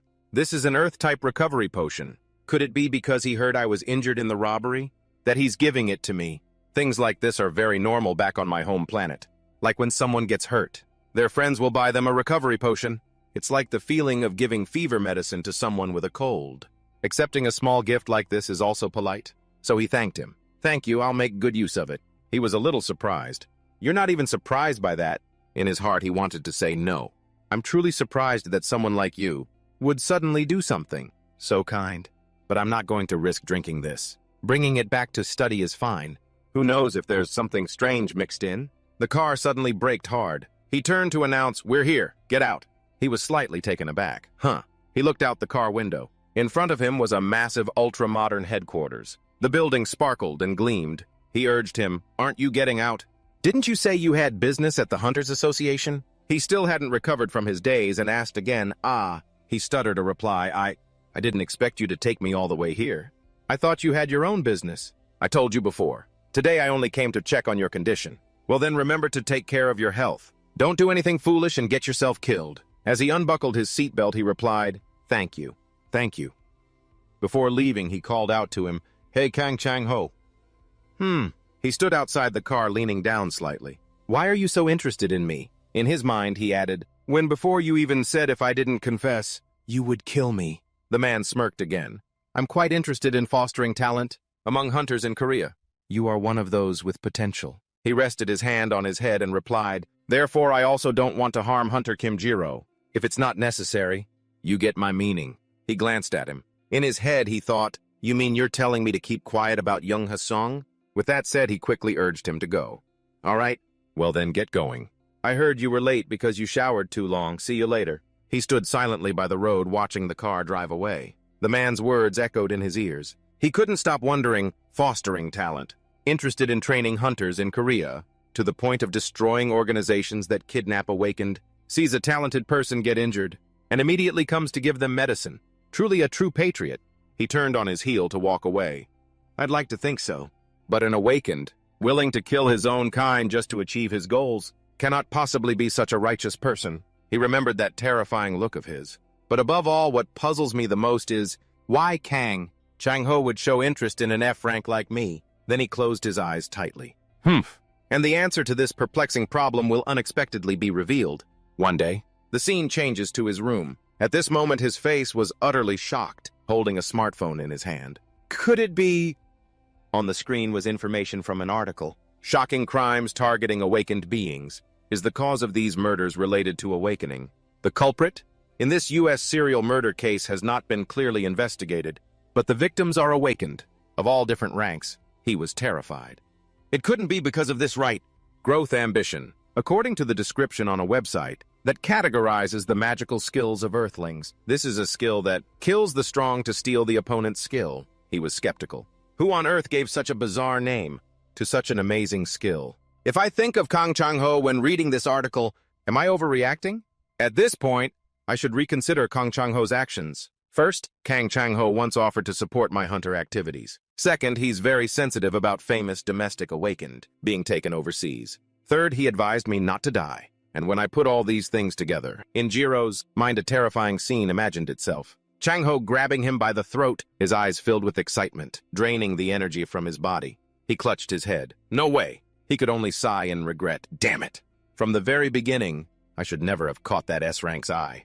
Anyway, now I only have one option left. Then he clenched his hand into a fist, determined. I have to deal with this detrimental F-rank. Body immediately. Whether it's transferring my soul to another body, or curing this disease. A few hours later, the sky outside was dark. His hand was on the floor. But that's how research is. Actually, his whole body had collapsed onto the floor. Various chemicals, bottles, vials, and beakers covered the floor. He was desperate. Even with the determination to start anew, the desired results don't come right away. Come to think of it, I was reincarnated to rest. So why do I still have to work after being reincarnated? Why, while he screamed, internally his phone rang. He snatched the buzzing phone in his hand. Seeing the number displayed on the screen, he was surprised. It's an unknown number. He answered the phone lazily. Hello. After waiting a long while with no response, he sat up straight. Why call if you're not going to say anything? He called out again, Who is this? Finally, the other end of the line responded, It's me, Hunter Kim Jiro. He asked, Uzion's voice standing outside on the street. She asked, Sorry, but can you meet me tomorrow? The next day, the sun was up. Warm sunlight warmed this planet. Sorry for calling so suddenly like this. Uzion's voice rang out. Seo, Uzion, and Jiro were sitting on the steps. She continued, But I think for things like this, it's better to talk directly, face to face. I see. You don't need to apologize. Although he said that, his mouth said one thing while his heart said another. He complained internally. Even so, contact from the association is usually a hassle. But I also owe this B-rank hunter, so I'll just hear her out for now. She began to get to the main point.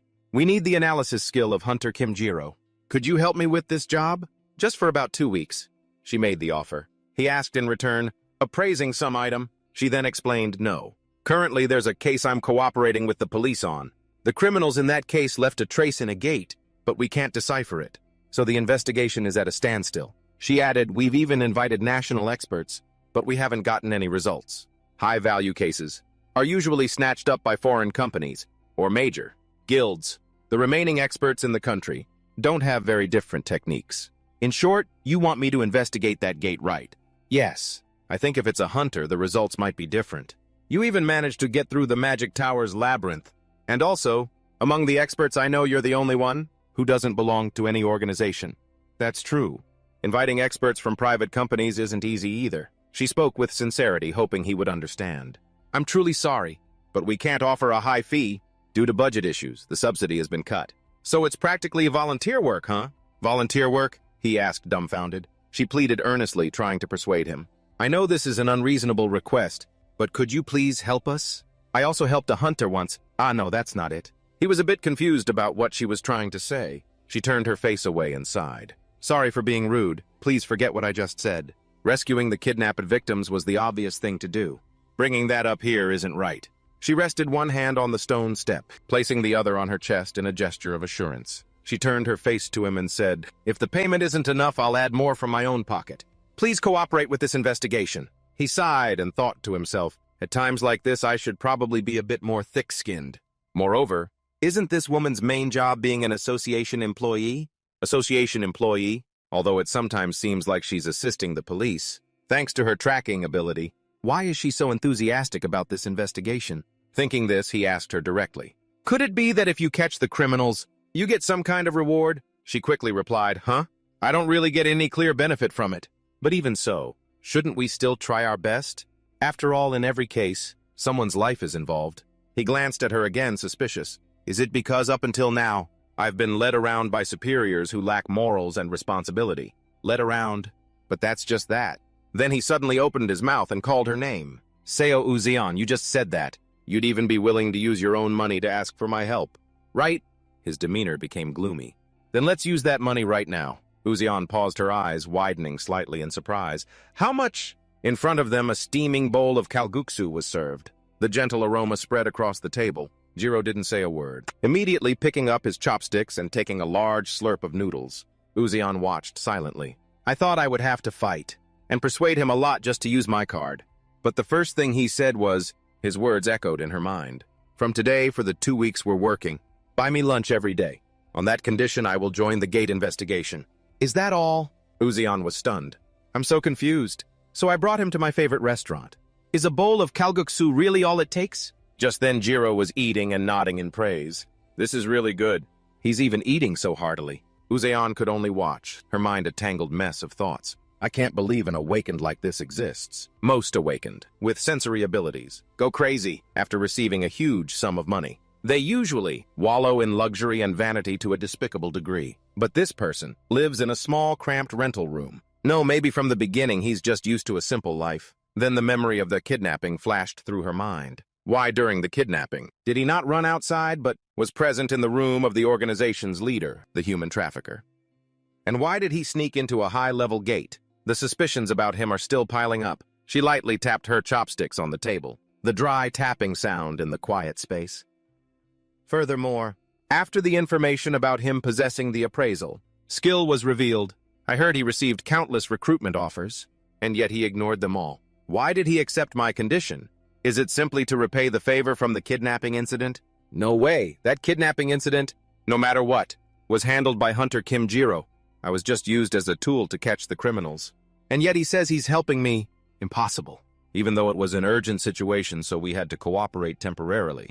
I absolutely must not let my guard down. Suddenly, Jiro's hand trembled slightly as he picked up a dumpling. The steam passed through the chopsticks. He thought to himself, anyway, an offer is an offer. But eating alone is a bit rude, isn't it? Then breaking the silence, Seo Uzion. Well then, let's talk business. He put down his chopsticks, his voice much more serious. Starting now. Which gate do we have to investigate? Uzion was silent for a moment, then replied succinctly, terrorism. Jiro immediately looked up, his face showing a hint of confusion. Terrorism in Korea. She didn't answer right away, just looked straight at him. But their methods are a bit unusual. It's not the kind of terrorism with bombs or explosives. Then how? She said concisely, with monsters. Uzion frowned slightly. Recently, someone has been intentionally causing dungeon breaks. Dungeon break. the phenomenon of mysterious creatures from beyond the gate pouring into the streets. This name is related to the nature of the gate. A gate is originally a passage connecting to another space called a dungeon. There's a rule here like a time bomb, usually 7 to 10 days. If it's a larger scale, 3 to 5 days. If the dungeon is not conquered and is left alone, the dungeon's entrance, the gate will be destroyed. If an explosion like a supernova occurs, the dungeon will disappear. All the monsters inside will simultaneously pour out into the city. Therefore, this phenomenon is called a dungeon break. In the process of humanity developing exploration technology, the main driving force for gates also came from this phenomenon. Yes. Jiro heard this and thought to himself. His heart felt heavy as if it were being squeezed. And yet someone is intentionally causing this disaster. Then he frowned, full of doubt. How is that even possible? We don't know either. We have to investigate it from now on. Jiro still couldn't help but wonder. But if a dungeon break has already happened, the gate will disappear. So what's left to investigate? The gate hasn't disappeared yet. She looked up, her brow slightly furrowed. That's why I said the culprits left a trace, Uzion recalled not long ago. A fire-type monster appeared in the suburbs. It was a large-scale dungeon break case. Jiro's face was emotionless. But the dungeon where the monsters appeared has not yet disappeared. A few days later, in front of him was a giant broken pane of glass, the red glow from the water's surface. He watched intently as the light reflected in his eyes. Then a voice called from behind him, "Hunter Jiro!" He turned around. Uzion, along with a few colleagues, approached. "You're here early," he replied in a dry voice. "I took a taxi." Jiro looked at the person. This is the person who will enter the gate with Hunter Jiro." He asked further, "What about you, Seo Uzion?" "I'll wait outside the gate. I'm not suited for combat. It can't be a defense type awakened." She crossed her arms, her eyes fixed on the gate. Even though this is just a B-rank gate, the gate suppression team already took out the boss, so there shouldn't be anything left inside. There's no danger, so feel free to investigate. Jiro stopped short, a thoughtful look on his face. Something's not right with this gate. He ventured deeper inside. The air was thick with the smell of sulfur. It's been an hour since we started investigating inside the video gate. Oh my God, I feel like I'm about to melt. In this brutal heat, there should at least be some water. Sweat soaked through his shirt, dripping down his neck. There's nothing inside but rocks. No monsters, no survivors. So why hasn't the gate collapsed yet? His colleague glanced around and said, his voice weary, "Should we head back? Looks like we've checked everything." "All right, let's go." Jiro replied, but a hint of interest remained in his heart. But this time wasn't wasted. Thanks to this, we discovered something interesting. Outside, Seon Ujin was already waiting. The two men drenched in sweat stepped out of the gate. "You're back?" she asked immediately. "Find anything? Give me some water first." Seon Ujin looked at him, her eyes a mix of curiosity and tension. "Nothing unusual inside, right?" He wiped the sweat from his brow, his voice low. "First, there's some bad news." Hearing this, Seon Ujin grew anxious. "It seems it'll be very difficult to identify the culprit." "What, why?" Jiro lifted the water bottle. "There are no clues to help identify them, and there are no signs of tampering inside the dungeon." He then sighed, looked up at her, and spoke slowly but firmly. "But we did find something strange. This gate, it's like a passageway that someone forced open." Seon Ujin looked up as well. "If this is a passageway that was forced open, then—" Jiro hesitated, choosing his words carefully. "In other words, this is a fake exit. It's a long story if I explain everything, so I'll just get to the main point." His voice was firm. "The terrorists know how to create new entrances and exits in a dungeon. And of course, they also know how to close off the old passageways, meaning this gate has been swapped." Seon Ujin was confused. Why would the culprit do that? Is it necessary to cause a dungeon break? Not really. He thought to himself, then replied, "Based on my analysis of the gate, there are several ways to intentionally trigger a dungeon break. But the number of passageways is unrelated to a dungeon break." He paused, staring at the smoldering remnant of the crack Seon Ujin. "This isn't the first time a strange incident like this has happened, is it?" "That's right." Her expression was full of doubt. "This year alone there have been 3 such cases. Those dungeons should have had more time left." Jiro became more serious, but they suddenly erupted. A total of 3 suspicious cases. Before they left no clues behind. But this time they deliberately left behind an empty gate to attract attention. And Seon Ujin voiced her suspicion. Is it possible that this incident and the previous ones weren't committed by the same culprit? There's no way to confirm that right now. If I had more mana, I could have tried a few more investigation methods, Jiro mumbled to himself. Operating purely on physical reality is causing me a lot of inconvenience. He sighed, then gave an order. "All right, CEO Seon Ujin, from now on, don't enter this gate anymore." He repeated, "I've already told you this fake exit is unstable. This gate will disappear in less than a day. But this is our only clue and it's going to disappear. Seon-ujin was resolute. Before that happens, I think I need to find new clues. Night fell. Tonight was a full moon. The moonlight shone brightly in the dark sky. Contrary to CEO Seon-ujin's wishes, that gate vanished, even before the investigation could make any progress. And just like that, the only lead to catch the culprit was gone. He held his phone, concentrating on his deductions and scrolling through information. He leaned over, tucking a pillow between his legs. Since that day, the terrorist attacks also suddenly stopped. Contact with CEO Seon-ujin also became less frequent. He scrolled through news sites online. Anyway, the gate for the investigation is gone. There isn't much related news either. Then he suddenly stopped at a post, with the sound of a crowd's footsteps in the background. People have been talking a lot about this case lately. He rolled onto his stomach, skimming through the article's information. The seventh victim of the serial disappearances in Unpyeong district has appeared just 4 days after the police formed a special investigation team and began searching for the missing persons. After scrolling through the article, he scrolled down to read the netizens' comments. The comments were actively speculating and offering opinions.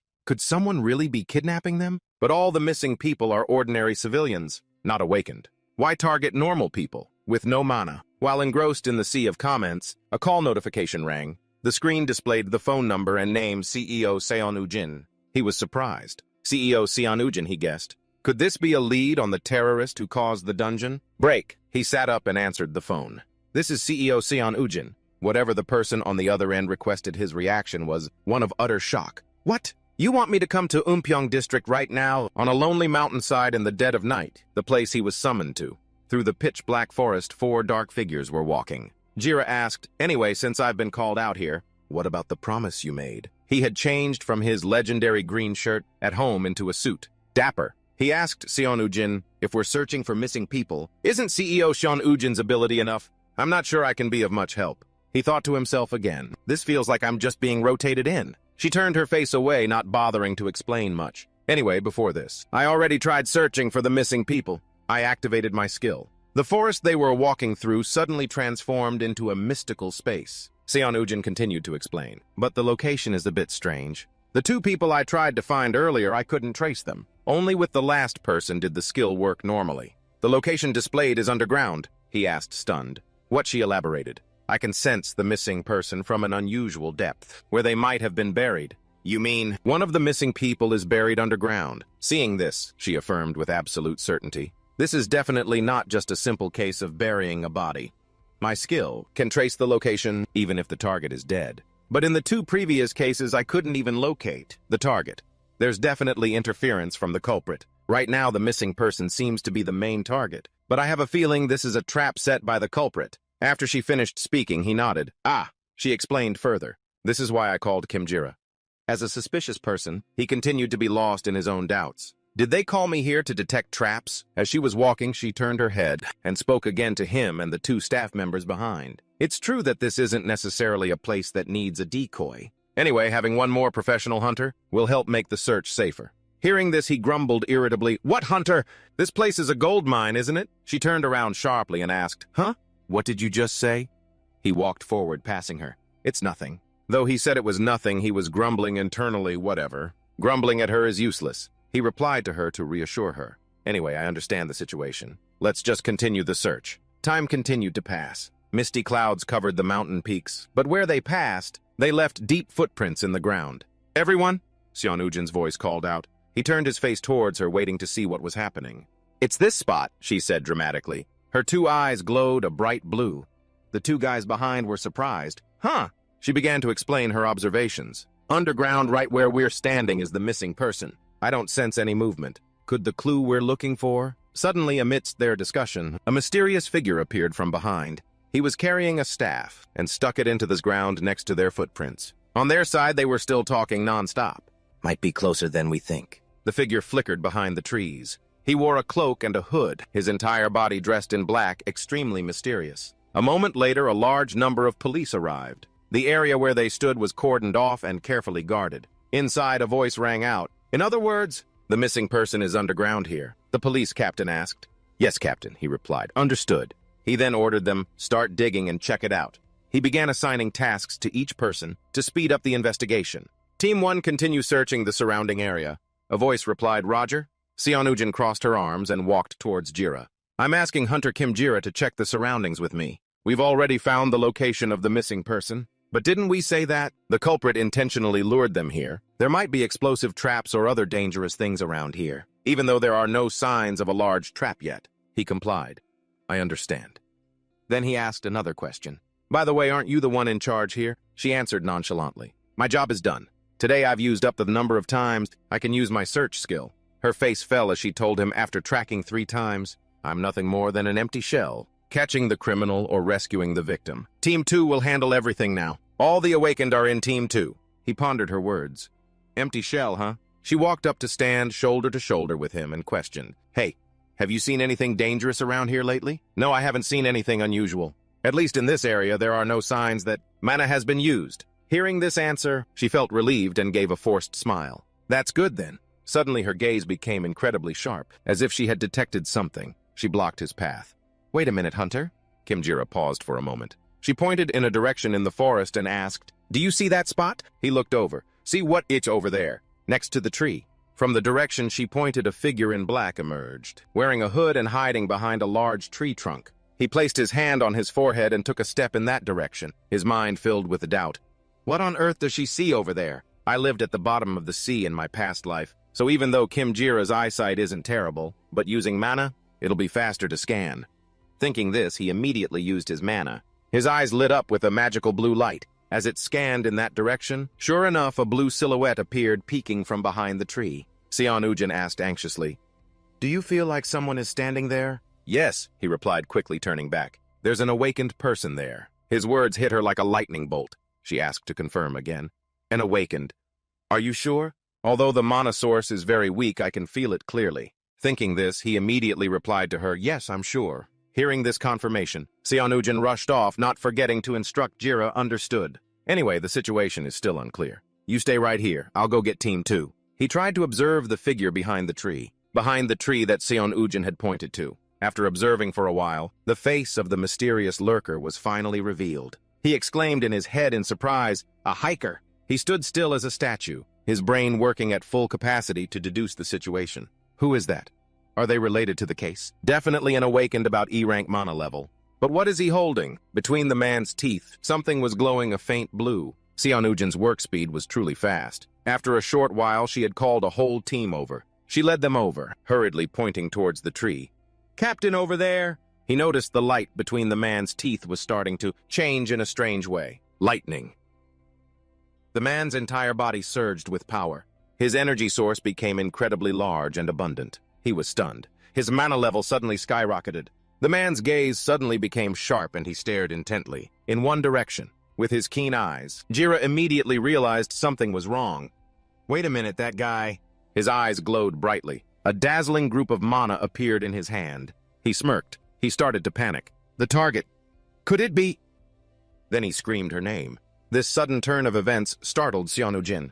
Hunter Seonujin, get back. He held out his hand, signaling to her. His face was filled with utter panic. Then he uttered the last 2 words. Run. The mysterious man used both hands to summon an abundant source of power, creating a large shield that pushed towards them. Surrounding them now was a strange magic circle. The entire group stood frozen. Everyone's face was filled with panic. A huge magical vortex appeared around them, engulfing the whole group. She tried to stand firm, her hair flying wildly as she let out a small cough. Cough! He shouted loudly to reassure her, Don't panic. CEO Seonujin, she asked in surprise. Why? Because at that moment a massive hole appeared beneath their feet, incredibly terrifying. It seemed capable of swallowing all 3 of them at any moment. The words "we're about to fall" were barely out before the hole swallowed them whole. Despite falling, his expression remained unchanged, unusually calm. As for Seonujin, her mouth was wide open, flailing her arms and legs in terror. And so in a flash, everyone plunged headfirst into the cool surface of a lake. But only Seonujin didn't know how to swim.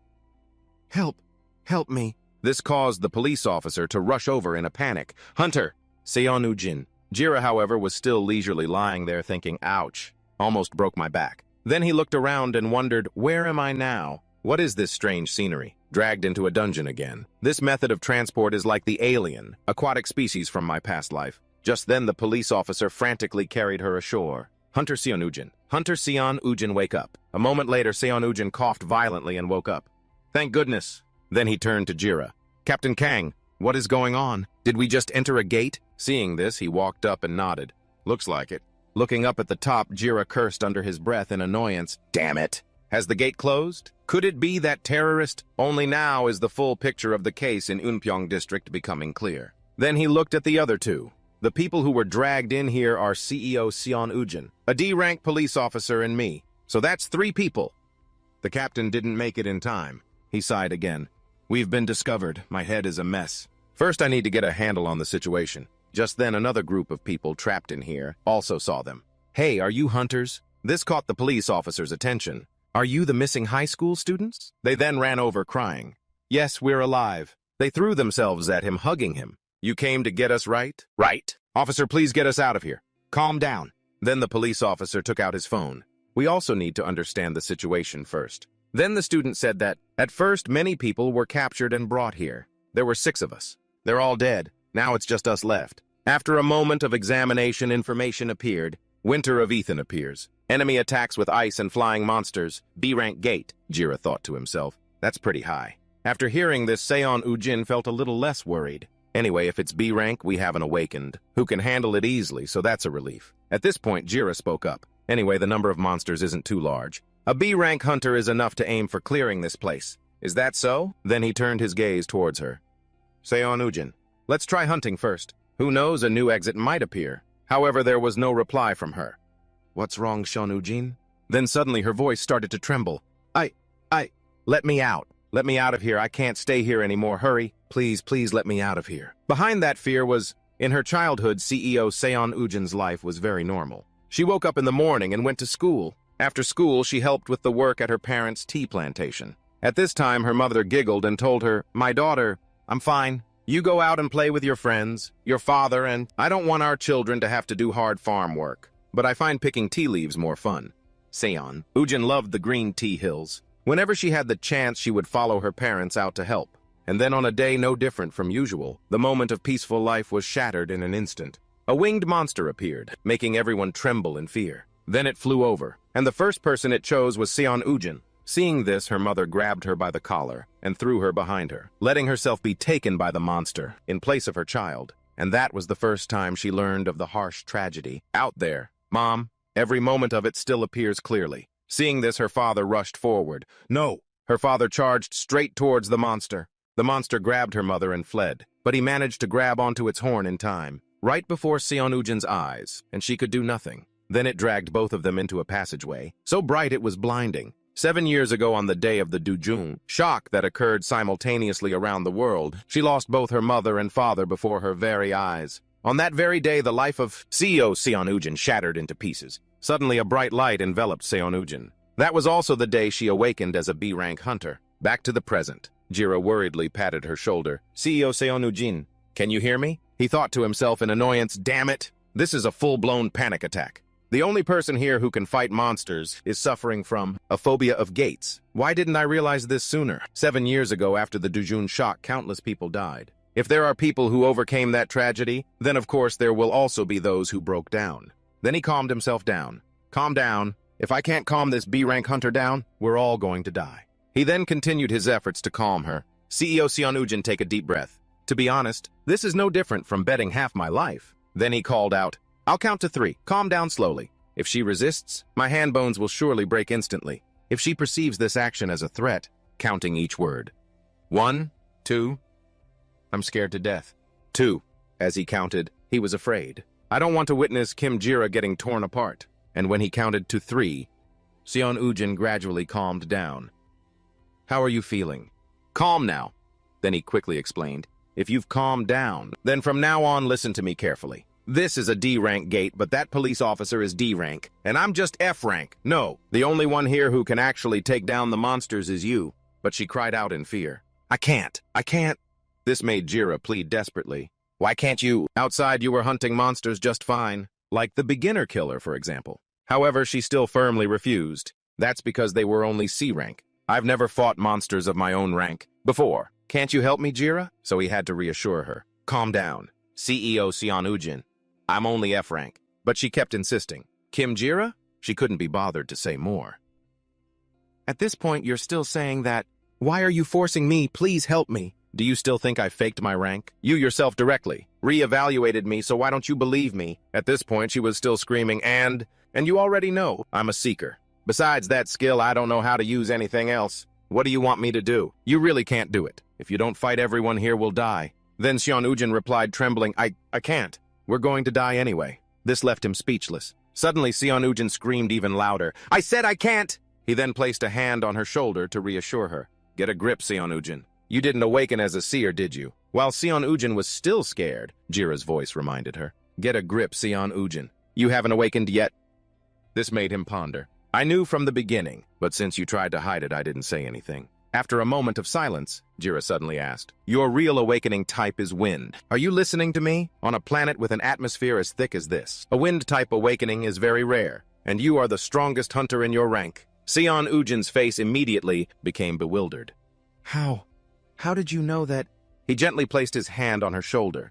But I'm not lying. I don't know how you knew my awakening type, but I can't use my skills. Xion Ujin's voice trembled slightly. My ability can't be activated. Remembering the past made her feel extremely pained. The thing that killed my parents was a wind-controlling monster. Every time I try to use my skills, that image reappears, preventing my technique from activating. Saying this, Xion Ujin resentfully placed her hand on her body. Do you understand now? I really can't use my skills. This story startled Jira.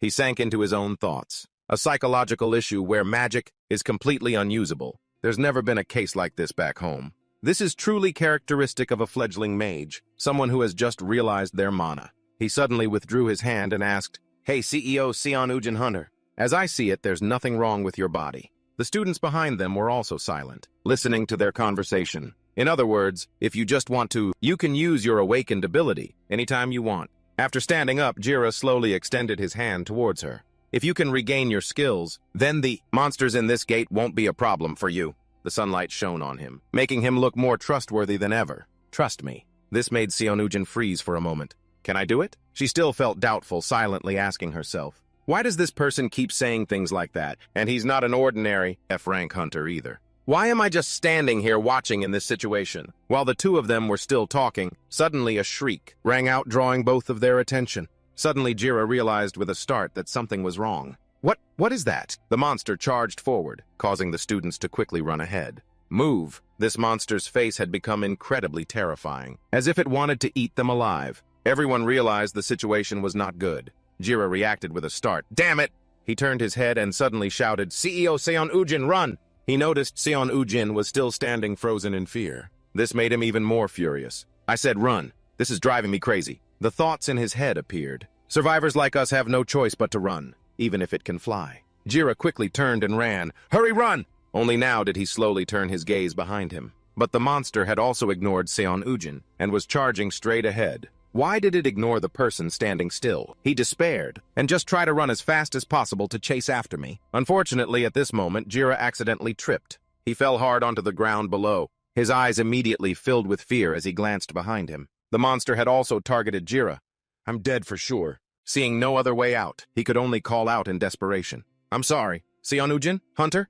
Ujin was still standing there, frozen in fear. Help me at the same time. As soon as he finished speaking, the monster used its tail to pierce through his body. He felt the pain spreading throughout his body. Only then did Ujin snap out of it. He was gradually losing his strength, no longer aware of anything. She hurriedly screamed, calling out for Hunter Kim Jiraiya. Jiraiya was still impaled by the monster's tail. Hunter Kim Jiraiya. Sweat streamed down her face. What in the world is this situation? Looking at his agonized state, she wondered in a daze. Could it be that he wasn't faking his rank all this time? No way. Is he actually an S rank? As she thought about it, she felt even more hopeless. What do I do? What should I do if this goes on? Ujin knew that Jiraiya's life was in danger. That monster will fly away with Hunter Kim Jiraiya. Things will only get more complicated.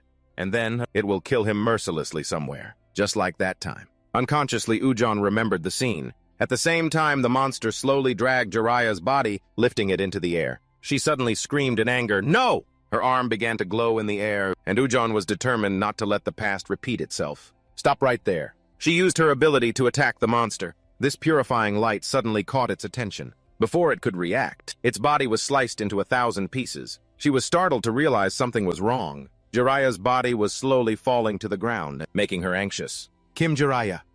Ujon rushed towards him. At this moment, she didn't care about anything else. She just tried her best to catch Jiraya's body. After confirming he was still alive, she was finally able to calm down. A moment later, Ujon anxiously asked Kim Jiraiya, "Are you okay? What should I do?" She could only rummage through the things she had brought. "My things. Do I have a healing potion?" "No potion." Just then, Jiraiya suddenly called out, "Ms. Seo Ujon?" His next words startled her. "You used your skill, didn't you?" Even though he was weak, he didn't forget to praise her. "I told you you could do it." He deeply appreciated her recent actions. "Thanks to you, I'm alive." These words touched Ujon's heart. I never thought I could save someone." She was about to say more when an officer suddenly ran over. "Hunter, are you all right?" Ujon quickly called out to the officer. Her face was filled with worry. "Do you have a first aid kit?" He quickly shook his head and explained, "No, I don't." Jiraiya at their side was about to say something else. "Hey!" The officer quickly warned him, "Don't move around recklessly." He nodded, stood up, and announced to everyone, "I'm fine, but first everyone please step back a bit." He was trying to calm himself down. "I'm going to take off my shirt to check the wound and use a healing potion." Ujon found this strange. "You have a healing potion." The officer was still a little worried. "Can you do it alone?" He nodded and continued to voice his thoughts. "Yes, it'll just take a moment. In the meantime, gather the victims in one place. There might still be monsters around, so stay quiet." Ujon, standing nearby, felt extremely suspicious as she watched. His body has a hole like that, and yet he can still be so calm. She quietly asked herself a question. Or is the pain so bad he's gone numb? Finally, Jiraiya went to a place far away from everyone. The officer kept comforting the people around him. "Kids don't cry," but they could only cry pitifully. "I want to go home." On one side, Jiraiya, trembling, reached out and grabbed the tail piercing his body. "I almost had to start my third life." His face was a bit tired. First this tail. He gripped the tail tightly, preparing to act. Immediately, drops of blood splattered onto the ground. The tail was finally pulled out of Jiraiya's body. He used all his strength to bring the potion vial to his hand. "Good thing I prepared this magic enhancement potion beforehand." Without hesitation, he drank the entire potion in an instant. His wound began to emit a magical light. This potion was still continuously taking effect. But after just a short time, the wound had slowly healed. However, it was still a piercing wound, so recovery took a little time. Over on this side, Ujon quietly thought, "But is Kim Jiraiya really okay?" After all, the wound looked quite serious. She was lost in her own thoughts. "If something bad happens to him, just because I brought him into this dangerous dungeon..." Suddenly a voice rang out. "The treatment is complete." Hearing him speak, she was very confused.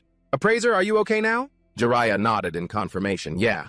Looking at his healed wound, Ujon couldn't hide her surprise. Such a large wound disappeared instantly. A recovery item that effective must cost hundreds, no thousands of one. An F-rank hunter? Carrying such a powerful healing potion, he suddenly walked over and called out, "Ms. Seo Ujon." Startled, she paid attention. Yes. His face became very serious. It was as if no injury had ever happened to him. "All right, let's proceed with conquering the gate."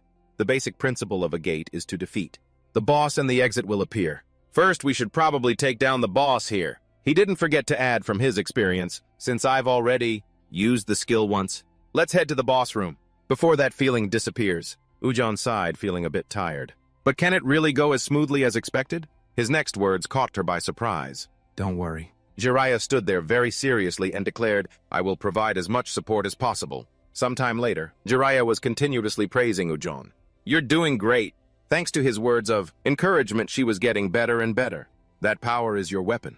Don't let it control you, you control it." Suddenly, a warning from Jiraiya rang out, "Seo Ujon," followed by the instruction, "Up there." She was startled and looked up ahead. Very quickly, Ujon regained her composure and prepared to counterattack. With just a few short moves, she made short work of them. No of these few monsters. Jiraiya didn't stop praising her great job. He and the others quickly ran to her side. "See, you can do it. You've worked hard." Suddenly, a statement from the officer caught Ujon's attention. "So can we get out now?" He was a bit anxious. "We can go home now, right?" Jiraiya quickly reminded them. "Let's rest here for a bit." The blonde man was confused. "Huh? The boss monster is right in front of us." He sighed and decided, "It's better to be prepared before going in." Ujon stood to the side, thinking worriedly. "What should I do? Should I be honest right now?" She turned her head to look back at the others, who were still discussing among themselves. "Actually, I've never had experience conquering a gate. I'm just an office worker who handles paperwork." Ujon still couldn't find any confidence in herself. "So that means I have to feel everything here like this." The thought of having to fight terrified her. "I have to defeat a boss monster of the same level." Sweat trickled down Ujon's face. "It's really scary. Can I really..." It seemed Jiraiya had noticed all of this. Her reason seemed to be clouded by something. See this through to the end. A moment later, Jiraiya slowly walked towards Ujon. He suddenly asked her, "In the end, you still can't do it." Hearing this, she looked up at him. He quickly shared his thoughts. Even so, it's not your fault. If anyone's to blame, it's my fault for trying to force you to stand up while you're dealing with psychological trauma." Remembering what just happened, Jiraiya slowly said, "I'm sorry. After all, this is a matter of life and death. I was too worried." He sighed and continued to comfort Ujon.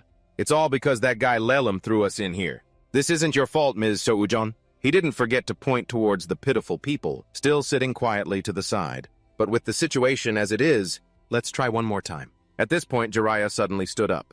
"If you can get through this, then you can survive in any gate." His words held a certain warmth, but it's still a difficult task. Just prepare yourself and move forward slowly. A smile unconsciously appeared on her lips. He was about to say something else. "Rest a little more, then." Ujon suddenly stood up.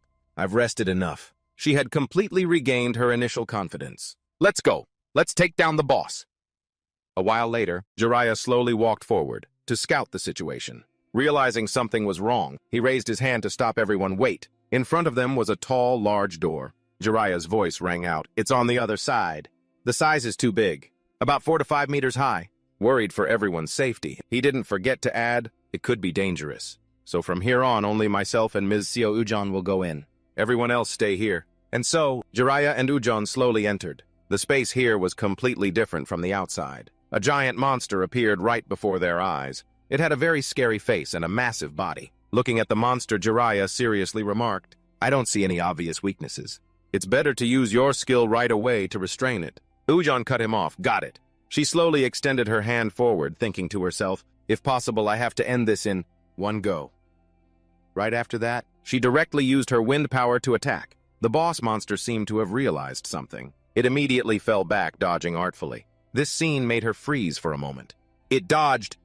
From behind, Jiraiya quickly shouted, "Ms. Seo Ujon!" At the same time, the monster was preparing its counterattack. "Get out of the way." Seeing its powerful attack, Jiraiya dashed forward like the wind. Ujon, not giving up, slowly raised her hand. She used all her strength, continuously attacking with wind power. This only made the monster more frenzied, charging forward to attack. Sensing the situation was not good, her face became somewhat serious. Fortunately, she managed to dodge this monster's attack in time, but the ground here was made of ice, causing her to slip and fall. Ujon quickly calmed herself and turned around. She struck out with her hand towards the giant monster. Watching the fierce battle between the two, Jiraiya thought to himself, "Seo Ujon looks exhausted."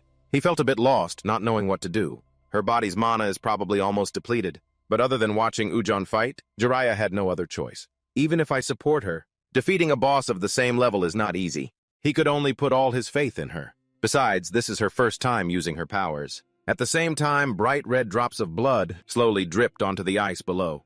The only good thing is, the previous attack severely injured it. It looks like that monster will fall before Hunter Seo does. Ujon realized the situation wasn't good. The monster was continuously attacking Ujon. She was also using her powers to defend. But right at this moment, she realized something was wrong. The monster from who knows when had lunged to attack. Ujon slowly put her hand forward, trying to block. The winds rushed forward, slicing straight into the monster's large hands. This time, losing a hand made it scream in a frenzy. Its sharp claws continuously lunged forward. It seemed the monster was trying to use its tail to turn the tables. Ujon quickly retreated to maintain distance. Her face immediately turned ashen with seriousness. This is bad. She realized this monster was not as easy as she had thought. She had been constantly draining mana until now. It felt like being under a curse that drained her energy. During the fight, Ujon had lost a lot of strength. I can clearly feel it. My body has completely run out of mana. She didn't know what to do next. This is the limit now. Ujon suddenly thrust her hand forward. I have to end this. Before the monster could react, she had already launched her attack. The winds continuously struck the monster's body. Having been severely injured, it couldn't react and fell backward. It once again used its tail to prepare a counterattack. Ujon's agile body quickly dodged. Noticing the monster's weakness, she slowly turned around. Please. As time passed, the wounds on the monster's body were appearing more frequently. It was gradually losing strength and charged frenziedly towards Ujon. She turned her head in annoyance, preparing the finishing blow. Enough! On the monster's body, frightening gashes appeared once more. She didn't want this fight to drag on any longer. Die? At that moment, Ujon's face immediately filled with fear. She couldn't believe it, her power was completely gone. No mana. At the same time, Uyon had also run to the end of this area, with no way to retreat. Before she could react, the monster lunged to attack. Jiraiya rushed towards her as fast as he could. Fortunately, at the critical moment, he managed to use his firepower to block the monster. Before she could react, he shouted loudly, "What are you doing? Focus." Her face was pale as she quickly said, "But my mana." He didn't care about that. Scraped together every last drop of mana. Jiraiya's face was even somewhat annoyed. "Are you going to back down again? Snap out of it, Seo Ujon." His next words made her freeze in an instant. "Do you want to see everyone die before your eyes?" Tears streamed down her face. Once again, she remembered the scene of people being taken by monsters, right before her eyes. That image was forever etched in her memory. At that time, Ujon could only sit silently and watch. It seemed she was so traumatized then that she no longer wanted to face this life. Uyon once had a very happy family. Back in the present, her determination grew even stronger. She used all her strength to gather one final attack straight into the monster's body. After all that effort, the monster's body was torn apart. In this battle, Ujon was the victor. The long, continuous battle had left her extremely tired. Realizing the situation before her, she kept reminding herself, "All right, I did it." Remembering the scene from before, Uyon suddenly glanced to the side, but Jiraiya's silhouette appeared right before her eyes. What was that just now? He was still standing there deep in thought, looking at the monster's corpse. Wonder if there's anything valuable to collect. The more she thought, the more confused she became, wondering, how could he block an attack from a monster of B rank? Clearly, Kim Jiraiya isn't wearing any special equipment, and he didn't use any skills either. Just then, Jiraiya suddenly approached her. "You've worked hard, Ms. Seo Ujon." Hearing this, she nodded in understanding. Yes. While Ujon was still lost in thought, a cheerful voice rang out. "The boss has been defeated." The officer and the two students rushed over. "Hunter, that was amazing. Truly impressive." Everyone kept praising her. "You all worked so hard. Thank you all so much." Just then, the girl with the bob cut pointed forward. "Look." Everyone became overjoyed, cheering, "The gate. The gate is open. There's the exit. We're alive. We can go home." Jiraiya also turned his head and said, "Let's go back now." Hearing that, she nodded in agreement, yes. Looking at his departing figure, she quietly thought to herself, "Could it be, if my guess is correct?" Ujon's face grew more and more wary. That's right, there's no mistake. She secretly assessed Jiraiya's situation. It's the difference in mana density, an overwhelming difference. Not to arouse his suspicion, she tried to act as if nothing was wrong. Meaning, this person can withstand an attack from a B-rank beast, without a scratch. That means he possesses a huge source of mana. Noticing Ujon acting strangely, Jiraiya asked, "What are you doing just standing there? Aren't you going out?" Just then she suddenly spoke up, "You?" Her next words made him freeze in his tracks. "Are you for real?" He quickly turned to face her, hiding the bracelet on his hand.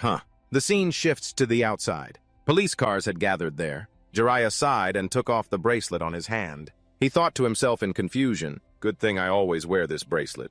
The system showed a notification, Twin Guardian Angels. A bracelet-type item can block damage a maximum of 2 times. This made Jiraiya contemplate, sitting on a rock. It only has 2 uses, so I wanted to save it, if possible.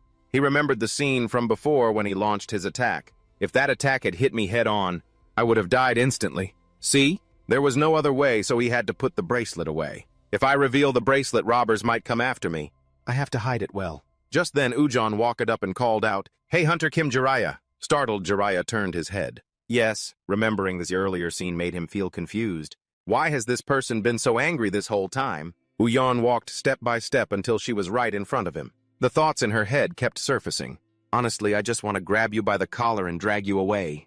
A hunter who couldn't even touch the boss, and yet you pretend to be injured to put on a show. This made her curious, just to get me to overcome my psychological trauma and activate my skills. After a moment of silence, Uyon suddenly commented, "I can sort of guess why you did it. But I absolutely will not thank you for something like that." These words confused Jiraiya. He must be out of his mind. She continued to berate him. "Why on earth did you have to go that far?" Jiraiya suddenly cut her off. "What are you talking about?" He smiled and sat there calmly and explained, "I'm the one who should be thanking you. Why would Ms. Seo Ujon say thank you? Ms. Seo Ujon, you're the one who saved us." His words left her completely stunned. "Thanks to you, we all survived." He smiled gently and praised her, "Thank you so much." Ujon was frozen in place by this scene. She was about to say something else when a call from behind rang out. "Hunter Seo Ujon, The girl with the bob cut ran over joyfully to express her gratitude. I almost forgot to greet you. Hunter Nim, thank you so much. The woman next to her also smiled and added a few words. You are my daughter's savior. Thank you so much. You're like the person who saved our entire family. Seeing this, Ujan repeatedly shook her head and explained, no, it was nothing. I just did what I had to do. But in her eyes, there was a strange pensiveness. She stood there, lost in her own thoughts. The whole time in the gate, I was only thinking about myself. The first time I conquered a gate, I received thanks like this. Thinking of this, Ujan remembered the scene in the dungeon. Hunter Kim Jiraiya. Why did he go to such lengths for me? What did he stand to gain from doing that? She secretly glanced towards Jiraiya. On the contrary, he even thanked me. Noticing he was still sitting there motionless, made her even more confused. What on earth is he thinking? A while later, Jiraiya slowly stood up. His face was a little worried as he thought to himself, I can go now, right? He realized the guy from behind had also been arrested by the police. Although there were some hiccups, the criminal has been safely arrested. The missing people have been rescued, so I have nothing left to do. Jiraiya continued to walk forward. Now I'll leave the rest to the police. Anyway, the 2-week promise with CEO, Ujan also ends tomorrow. He turned to survey the situation and then remembered his earlier action. Earlier, I also smiled slightly. To show my gratitude for being saved? It was just a slight smile. This left him very confused. I wonder if I expressed the emotion correctly. I really want to know how a native feels. Realizing something wasn't right, Uyan turned her head in surprise. Their eyes met by chance. Jiraiya's face suddenly broke into a terrifying smile. Again, this smile made her flinch, her face pale. Seeing her turn away left him very confused. He even foolishly asked himself, what's with that shocked expression? Does my face look that strange? I even practiced my expressions at home in the mirror. Not staying any longer, Jiraiya wiped his tears and left. One day, I will express emotions, so perfectly that I can fool all of humanity. At the same time, Uyan also turned her head and quietly looked at his retreating figure. Time passed, and a few days later, inside a coffee shop, Ujan sat comfortably. She was still enjoying this moment when suddenly, a voice rang out, Hunter Seo Ujan. Yunso smiled and walked over to greet her. Hello, the weather is really nice today. Hearing this, she nodded in understanding. Hello, Hunter and Unseo. Is an iced Americano still okay? He happily sat down. Yes, thank you. Remembering something, his face became very confused. But why did you call me here? You don't usually arrange meetings on the weekend. She sighed and said, I just have a few things I want to ask. After a moment of hesitation, Uyan slowly called out Hunter and Unseo. By any chance, her next words made Unseo freeze on the spot. Are you close with Hunter Kim Jiraiya? No. His strange reaction immediately caught her attention. I haven't even said anything yet. What's with this suspicious reaction? He shook his head and quickly explained. No, what I mean is, hearing Jiraiya's name so suddenly just surprised me. That's all. Her face was somewhat calm. She lifted her coffee cup to her lips. I already knew you two were very close from before. And Onzo, hearing this, asked curiously, is it because of that kidnapping incident? She shook her head and thoughtfully explained, No, actually, I didn't think much of it at the time. At this point, Ujan began to recount the story of when the three of them met. Afterward, when I saw an A rank and an F rank come out of the gate together, I felt that something was strange. At this point, she got straight to the point. So I'm asking you, Hunter and Unseo, how long have you known Hunter Kim Jiraiya? Unseo immediately looked at her with a stunned expression. Why are you suddenly curious about that? Does that have anything to do with the association? Seeing this, she sighed and thought, that's a pretty strong defensive reaction. Then Ujan voiced her concern, no. This has nothing to do with the association, so you don't need to worry about that. To gain Yunsung's trust, she made sure to add, to be honest, I suspect Kim Ji-ok might be a criminal. This startled him for a moment. What does that mean? Ujan gently placed her coffee cup down on the table. If by any chance Hunter An Yunsung is harmed by a malicious awakened and gets into trouble, I'll help you. He was still defending him. That's ridiculous. Ji-ok a criminal? No way. She quickly looked at him with a judgmental gaze. The one who hid his awakening stats. Realizing the situation, Yunsung became bewildered. She continued her criticism. Falsifying your rank is a serious crime. In this industry, just going up one rank changes your salary by a whole digit. So to declare a lower rank, it's hard to understand. Her voice echoed. If it's not for some other gain, isn't it very unusual? Hearing this, Yunsung nodded in agreement. Well, that's true. Ujan's face slowly broke into a confident smile as she announced, the whole association knows that Hunter An Yunsung is an upright and hard-working person. It's because someone like you is close to that F rank that I find it strange. I think Hunter Kim Ji-ok registering the wrong rank. Probably has a reason. Her voice continued to ring out in this place. Either he's so strong that even A ranks are wary of him. I'm afraid you might be being used by him. Yoon-sung on the side thought worriedly. It feels like she's interrogating me as if she already knows something. He secretly glanced at her, observing the situation. If so, then could it be that Ji-ok has already revealed his true awakening stats? The more he thought, the more something felt wrong. Come to think of it, the two of them were caught in the sewer accident in Unpyeong district. This made Yoon-sung desperately recall, Ji-ok, I get it. He must have wanted to protect everyone, so he was forced to reveal his true strength. He was also thinking, if that incident blew his F-rank cover, what else can I do? Just then Ujon's voice rang out. Let me be clear. Before he could understand what was happening, she continued. I don't intend to arrest you or Kim Ji-ok right away. I just want to confirm the truth. Seeing no other way, Yoon-sung quickly made a decision. All right, it's better if I clear up the misunderstanding about him right here. Much better. Doing so might actually help Ji-ok a lot more. After a moment of silence, he slowly spoke up. Okay, I'll tell you about Ji-ok. His face became extremely serious. Can you keep all of this absolutely confidential? Yoon-sung decided to recount everything Ji-ok had said. I saw you were overexerting yourself, so I stepped in to stop you. While he was unconscious, I intended to act as the sacrifice. He stood up and said with certainty, that's what he said. Yoon-sung's palms had clenched into fists at some point. In other words, he was forced to step in to save Jong Ha-seong. This left Ujon sitting to the side extremely confused. Forced to. Are you saying he knocked someone else unconscious? At this point, his eyes suddenly lit up. That's right. He wanted to become the sacrifice instead of Jong Ha-seong. Normally, everyone tries to push the sacrificial role onto others, but he refused to do that. His proud tone left Ujon speechless. He even apologized. Isn't that amazing? She grew pensive, looking at Yoon-sung's innocent face. Wait a minute, that doesn't seem to be the most important thing right now. Thinking this, Ujon became more certain. With Ji-ok's current power, he definitely falsified his rank. However, even the most advanced measuring equipment can't prove it. There's nothing more I can do. Anyway, I've heard the whole story. This explanation is perfectly reasonable. Yoon-sung looked at her happily. Really? She smiled and nodded in agreement. Yes. I think we no longer need to consider Kim Ji-ok a potential criminal. His eyes lit up. Right. Ujon's face now wore a gentle smile. Honestly, I was just uncertain. Because from what I see, he doesn't seem like a bad person. While Yoon-sung was still thinking, she suddenly spoke up. It might be a little late to say this now. She expressed everything she felt. As someone from the association, I don't think Hunter Kim Ji-ok hiding his true ability is a bad thing.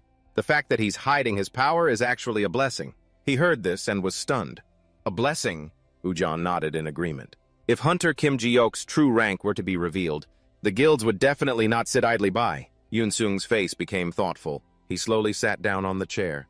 That's true. Right now, the balance between the guilds is very fragile. Currently, 3 guilds maintain a balance of power in Korea, backed by the capital of large corporations, possessing an overwhelming number of members. Nail Sister. Under the authoritative leadership of S-rank Hunter Esther, the powerful awakened have gathered to form the Korean Magic Tower. And an organization with few high-level agents, but with deep connections to the political world, holding control over the awakened, is the Hunter Association. Sitting right here, the thoughts in her head kept appearing. Among these powers, the only reason the association still has a say is because the S-rank hunters all act independently, every man for himself. She suddenly questioned herself as she thought of Ji-ok. But what if right now a 4th S-rank hunter appeared? Furthermore, what if that S-rank hunter joined the forces of another S-rank hunter? What then? The fragile balance that is being maintained would immediately tip to one side. This made her even more certain of her speculation. In that case, perhaps the association would completely lose its ability to restrain the other powers. Then the current peace would completely collapse. Back to reality. Uyon continued to speak. So it's best that Kim Ji-ok continues to pretend to be an F-rank and remains neutral. And Yoon-sung, sitting to one side, could only listen in silence to what she was saying. That's just from the association's perspective, because they need to control the situation. A strange smile suddenly appeared on the corner of his mouth. He spoke softly to comfort her. If that's the case, then don't worry. As a longtime friend, he understood Ji-ok very well. Ji-ok doesn't seem to have any intention of joining any guild. Last time, even the invitation from the Magic Tower, he didn't seem to care much. This startled her. Is that so? And Ujon felt that something was even more off. Rejecting a contract from a top-tier guild. That's quite surprising. The thoughts in her head kept surfacing. Well, it makes sense. A person considered F-rank No guild would go out of their way to recruit someone like that. She looked at the clear blue sky before her. So can I rest assured for now? The scene shifts again to the Korean Magic Tower. Inside a cafe, a cheerful voice rang out, "Thank you for your time today." Byomgi sat happily in front of Ji-ok, chatting. "I'm in charge of hunter recruitment. Manager Byomgi from the Korean Magic Tower." Although a bit reluctant, he still nodded in agreement. Yes. This situation made him a little confused. "You don't look too well. Are you okay?" Ji-ok's face became blank. He suddenly asked, "Are you Magic Tower folks?" Possessed by ghosts from a lack of coffee, his spirit was completely crushed. "I just recently finished an assigned task." Seeing his reaction, Byomgi's face immediately broke into a forced smile. "Ah, then you must be very tired. I won't beat around the bush and we'll get straight to the point." Byomgi continued to speak. "You probably guessed it already. This is a recruitment offer and the figure will be—" Ji-ok suddenly interrupted. "Wait!" His voice was a bit thoughtful, which made the other man startle with worry. "Recruitment." Ji-ok's face became extremely serious as he asked, "You mean, you guys now want me to come work for you?" "Talking about that again. Are you bringing that up again?" Time flashes back to a few days ago. The Korean Magic Tower. Byomgi's face became extremely awkward as he called out, "Wait a minute, Director." The file on the table made him feel confused. "Recruit an F-rank hunter me personally." He hurriedly voiced his thoughts. "An awakening stat of a mere 14, a reject, no?" "Why, someone below average." Esther sighed upon hearing this. "If I tell you to bring him in, just bring him in." She didn't forget to look at him with a judgmental gaze. "Weren't you complaining every day about the lack of people in the analysis department?" He quickly voiced his thoughts. "But he should at least meet the minimum standard. You know full well the average standard for the analysis team. Below C rank is not accepted." Ji-ok's file made him somewhat thoughtful. "At awakening, with stats this low, he'll run out of mana after using a skill a couple of times." "What then? And what's with this ridiculous signing bonus?" Byomgi kept looking at Esther with pleading eyes. "Tell me, this person isn't an ordinary appraiser, are they? I need to have some information to negotiate." She sighed in complaint. "Stop complaining." After a moment of silence, she spoke seriously. "Among the awakened, there are those who are hesitant to reveal their abilities, because sometimes even a small piece of leaked information can become a fatal weakness." He curiously asked again, "Is that related to this case?" She nodded firmly. "Of course. It's very likely that Kim Ji-ok is that kind of person." Mentioning Ji-ok made Esther more confident in her decision. "You don't need the details. Just know that he's not a simple F-rank. Digging deeper will only bring trouble." After speaking, she slowly stood up. "I've drafted a temporary contract. If you need more money, you can ask for as much as you want." Her eyes were very firm as she declared, "I'm willing to sign a blank check." Byomgi still couldn't believe it. "What?" There was even a hint of suspicion in his eyes. "You mean that hunter is that valuable?" She sat there with her arms crossed and replied, "Valuable? I don't know about that yet. All I know right now is that he has no criminal record." He became confused. "What even?" Byomgi's face turned pale as he questioned her repeatedly. "So you're not even sure if he has real value, and yet you're still planning to recruit an S-rank? This is too reckless. It's no different from gambling." Esther, sitting on the side, didn't want to hear these words. "So noisy." She ignored the scolding and contemplated. She glanced forward. Remembering Ji-ok's appearance made her pensive. She thought to herself, "Value anyway. He's the one who cleared the maze I designed in the shortest time, and without any special equipment or items." Ji-ok's dangerousness made her even more interested. Furthermore, he easily overcame my S-rank curse. Regardless of his true identity, he's definitely not an ordinary person. But Esther didn't regret the decisions she had made. If I can bring him to my side, many things will become possible. Even if he's a villain, understanding his true nature before others do is not a disadvantage. Seeing Byomgi still standing there, Esther felt annoyed. "What are you still standing there for?" She stood there continuously ordering him, "Don't just stand there. Go contact Hunter Kim Ji-ok." Having no other choice, Byomgi could only nod in agreement. "I understand," he thought to himself. "In the end, she still won't explain it clearly to me." He walked away thinking to himself, "Treating an S-rank hunter this way? No, an F-rank is really too much. Or is this a case of a fake registration and his real rank is different?" Now, Byomgi continued to pull out the information sheet in his hand. "Well, and it doesn't matter. My job is just to scout him anyway. And scouting is fundamentally about winning with money." All of Ji-ok's information was on there. Kim Ji-ok is a hunter. Back to the present, Ji-ok asked annoyedly. "You mean now I have to go work for your company?" "You're bringing that up again." The atmosphere made Byomgi feel a bit pressured. He quickly explained, "We know that you have refused a scout offer once before." His voice continued to ring out. "Therefore, we temporarily gave up. But since I wasn't sure, I tried contacting you again." Saying this, Byamgi slowly took something out of his jacket pocket. The previous offer was made quite suddenly, so the conditions might not have been satisfactory for you. He was extremely happy as he placed the contract down on the table. So I brought the revised contract here. Byamgi had even added many different conditions. Of course, if further negotiation is needed, it's entirely possible. Jiok saw this and thought to himself, indeed the amount of money in the contract caught his attention. For an F rank, this amount is truly excessive. Even so, he had no desire to go to work that badly. But this is far from enough. I'm someone who accepted rebirth just to gain freedom. But fighting for freedom, only to have to live a corporate life again, I absolutely refuse. Jiok did not hesitate and directly refused. That's enough, I refuse. This made Byamgi freeze for a moment. Refuse, and so decisively. His voice stammered a bit. But please wait a moment. Hunternim, he kept probing. Have you already made an agreement with another guild? Jiok glanced away annoyed. It's not for that reason. He didn't forget to state his decision. I just don't have any intention of joining any guild. This confused him and he hurriedly tried to stop him. But if you continue your career as a hunter, sooner or later you'll need a guild. Can you please reconsider? But he was still very firm with his decision. I said no. There was no other way. Byamgi clenched his fists. So that's how it is. Thoughts raced through his mind. I can't believe there'd be a day I'd have to beg an F rank to this extent. The director really didn't just send me here randomly. He finally understood how difficult Jiok was to deal with. I thought I was used to the pressure from high-rank hunters, thanks to the director. This isn't easy at all. Thinking this, Byamgi sighed wearily. It seems we misjudged. He awkwardly forced a smile. You really are, even with a blank check.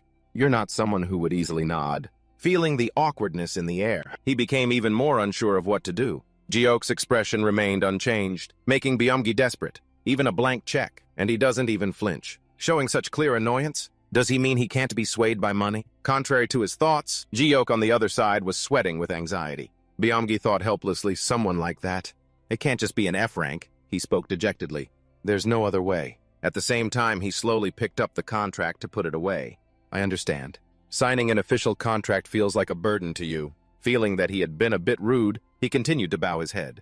Please consider the previous offer as if it never existed. Even so, Byamgi still didn't give up and continued to pull out a tablet from his hand. What I'm about to say next is a completely different proposal. If it's not an official contract, but just a temporary request, could you consider it a bit more comfortably? Before he could react, he pushed it in front of him again. We recently acquired a piece of equipment during a raid. A gate. But the performance analysis is not going well. So we're looking for an outside expert. Jiok heard this and thought blankly, just one piece of equipment. He secretly thought to himself, sounds doable. Looking over one piece of equipment probably won't take much time. But Jiok was still very hesitant, not knowing what to choose. But I've never officially received a request to appraise an item before. Is this okay? Will it be okay? Byamgi continued to point at the contract. And this is the fee set by the Korean Magic Tower for this request. Seeing the number this time, Jiok was stunned for a moment. Assuming he still couldn't convince him, Byamgi felt very awkward. It probably doesn't mean much to you. But procedurally, he suddenly nodded. Okay, I'll do it. Yes. He was stunned. Yes, Jiok continued to point forward. I just need to sign here, right? Although a bit surprised, Byamgi still nodded in agreement. Yes, that's right. Here's your pen. In his heart, he felt a bit confused. What's this?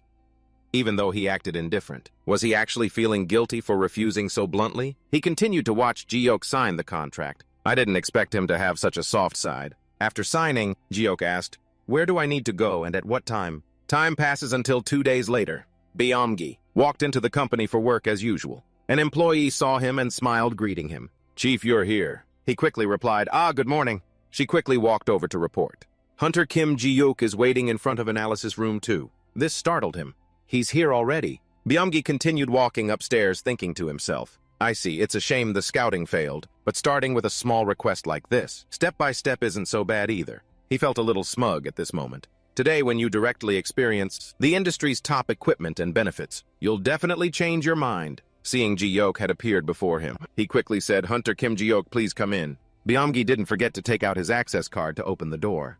The equipment that needs to be appraised is stored inside. The door slowly opened before the two of them. Looking at the vast scene before him, Jiok was surprised. Byamgi continued to introduce this as analysis room 2. He led him forward step by step. This time, the item we want you to appraise is an item obtained from an A-rank gate. Currently, we estimate the item's level to be unique. Looking at the situation, Jiok thought in surprise. If it's unique, then he must have guessed something. According to the item classification system established by the Hunter Association, it's the third rank out of a total of 5. If I remember correctly, the ranking is determined based on a comprehensive evaluation of the equipment's durability and abilities. Byamgi's face was a bit solemn. Looking at the item in front, this is it. Jiok's eyes gradually became serious. Just looking at it, you can tell it's not an ordinary item. Before the two of them was a sword emitting a strange power. Byamgi looked thoughtfully at the sword before him. Then he introduced it again. Its temporary name is the Cursed Sword. This made Jiok curious. Cursed? His face gradually became serious.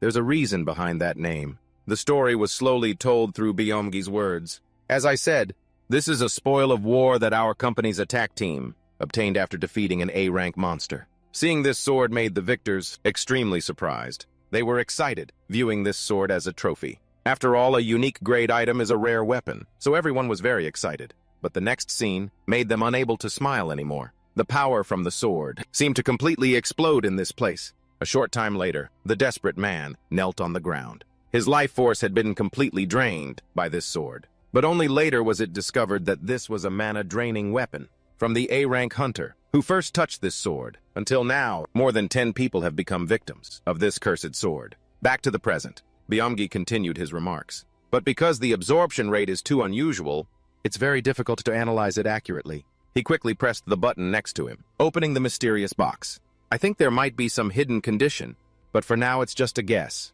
Hearing this, Jiok was curious. Is that so? He quickly turned his head to remind him. Even for you, Hunter, this won't be easy. His voice continued to ring out. By the way, if you fail, there's no penalty, so don't worry. Jiok suddenly reached out and grabbed the sword. After lifting it to examine, he felt a bit confused. This is lighter than I thought. Byamgi right next to him quickly reminded him, Hunter Nim, you can't just touch that carelessly. He was surprised as if he had realized something. Could it be that you're not supposed to touch it, but appraise it from a distance? Seeing that Jiok wasn't scared at all, it made him even more confused. I explained in detail how dangerous it is, and he still grabbed it, but afraid of being implicated. Byamgi had moved as far away as possible. How is he not affected at all? Even the most elite hunters of our guild couldn't stand it and fainted. The more he thought about it, the more confused he became. Can he withstand that terrifying mana drain? His face had turned pale by now. In the end, what kind of person did the director recruit for the guild? After observing the sword for a while, Jiok slowly turned his head. To be honest, from my observation, noticing Byamgi's fearful face, it made him feel very confused. What's this? Could he be angry because I just questioned him? He continued to hold the sword and observe the situation. But this is just a simple magic tool. This type simply absorbs mana from the user's body, like a vampire in exchange for power. But Jiok also sensed something different about this sword. However, this sword has a built-in safety mechanism.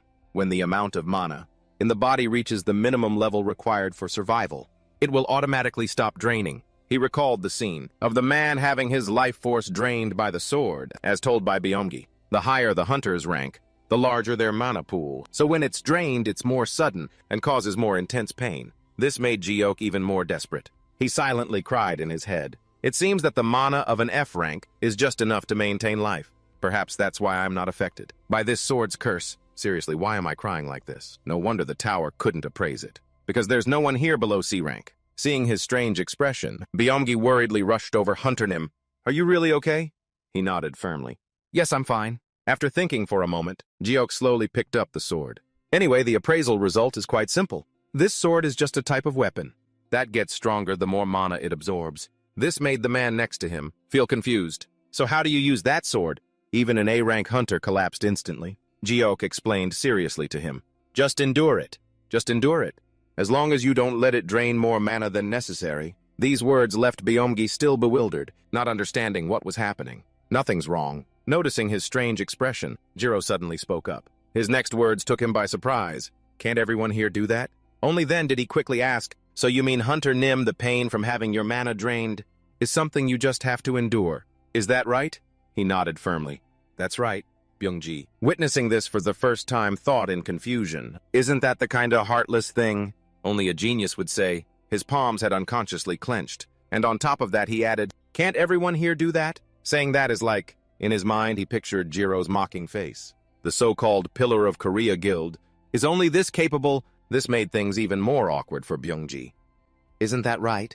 He was absolutely certain and thought, our magic tower is a top-tier guild, praised as the best in the business. Byungji's stammering voice rang out. Ah well, this sword was originally intended for the rookie hunters of the reserve team. He was trying to force a strained smile, because that side still has a lot of newbies. Hearing this, Jiro nodded in understanding.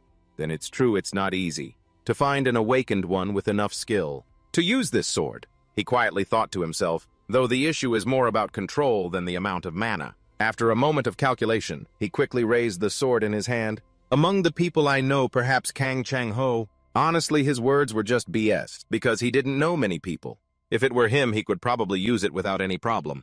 This name made the listening Byungji a bit stunned. Kang Chang-ho. Jiro nodded with certainty. This made Byungji even more thoughtful. Are you saying you have to be S rank to be able to use this sword? So, does that mean he himself is close to that level? He continued to watch Jiro's every move. What a terrifying person. His face was now indescribable. The fact that no magical aura could be felt from him was even more frightening. What kind of trick does he use that a person like that can look like a normal person? Remembering something, Jiro suddenly turned his head and called out to the manager. Mr. Byungji. Seeing him jump like that made him feel confused. What is it? He quickly shook his head. Well, it's just that Jiro kept asking questions. Is something wrong? Just then the sound of the door opening was heard. Esther walked in smiling as she greeted the two. What's going on? Byungji, seeing her, quickly spoke up. Director. She smiled and quickly teased, What's this? Such a warm welcome for me today. Remembering something, Esther approached and asked, I heard Mr. Jiro was here, so I stopped by. Is the job going well? Jiro seriously nodded in confirmation. Yes, it's just been finished. He silently thought to himself, why is Esther here? Seeing this, she moved closer to his face. Is that so? What were the results? He was still trying to calm himself down. Damn it, get a grip, looking at the scary woman before him. It made him even more anxious.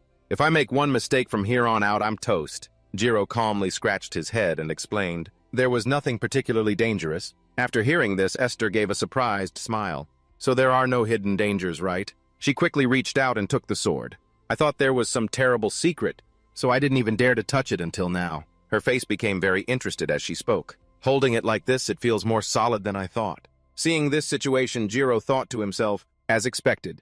At level 5, her resistance to mana drain is really good. Noticing Byungji's anxiety made him feel confused. Is he afraid Esther will play with the sword and cut herself? He quickly stepped forward, reaching his hand toward her. Hunter Esther, could you let me borrow the sword for a moment? I want to do one last check before finishing all the work. She smiled and nodded in agreement. Okay, yes. Realizing something wasn't right, she suddenly asked him, Mr. Jiro, do you like that sword? Jiro didn't understand what she was getting at. Pardon. She smiled and gestured with her hand, announcing, anyway, no one in my guild urgently needs it. If you like it, I can just give it to you. Jiro's face became thoughtful, looking at the sword in his hand. To be honest, this isn't exactly a top-tier artifact. Not that great. For an F-rank guy, like me, it's probably not a good fit. Besides, accepting a random favor from a curse mage is a bit awkward. He then voiced his thoughts. I think this item is a bit out of my league. Hearing this, Esther laughed in surprise. Huh. Are you saying your skill level is too low? Her words left Jiro completely speechless as he thought to himself. Is this the typical sarcastic way of Earthlings? If I knew how to laugh and handle this smoothly, that would have been great. But last time my reaction to John Sun-won was terrible, so I'm hesitant. Seeing him stand there silently, she suddenly became thoughtful. Her footsteps gradually moved forward. All right, I get it. As Esther stood directly in front of Jiro, she called out, So that means Hunter Kim Jiro? Just then a phone rang continuously, catching his attention. What's this? He quickly tapped the phone screen. An emergency message. Even Esther's phone suddenly rang. Yes. She quickly turned to take the call. Yes, this is Esther, yes. Her face broke into a very excited smile. Esther seemed very interested in the news she had just heard. An A-rank red gate has opened. Chapter 39. Esther walked forward, constantly complaining, This world just won't leave me alone. Seeing this, Jiro asked curiously, It's an A-rank gate, so why did they contact Esther directly? She smiled and quickly explained, Because 2 gates appeared at the same time. This information made him feel very confused. 2 A-rank gates at the same time. How? He recalled the message on his phone. Indeed, there were 2 warning messages. Just then, Esther's voice rang out. Hey, Jiro. I'm sorry. She continued with an excited voice. I was definitely going to ask you out for coffee today. But something came up. Jiro didn't seem to care about these things. It's no problem. Really? Yes.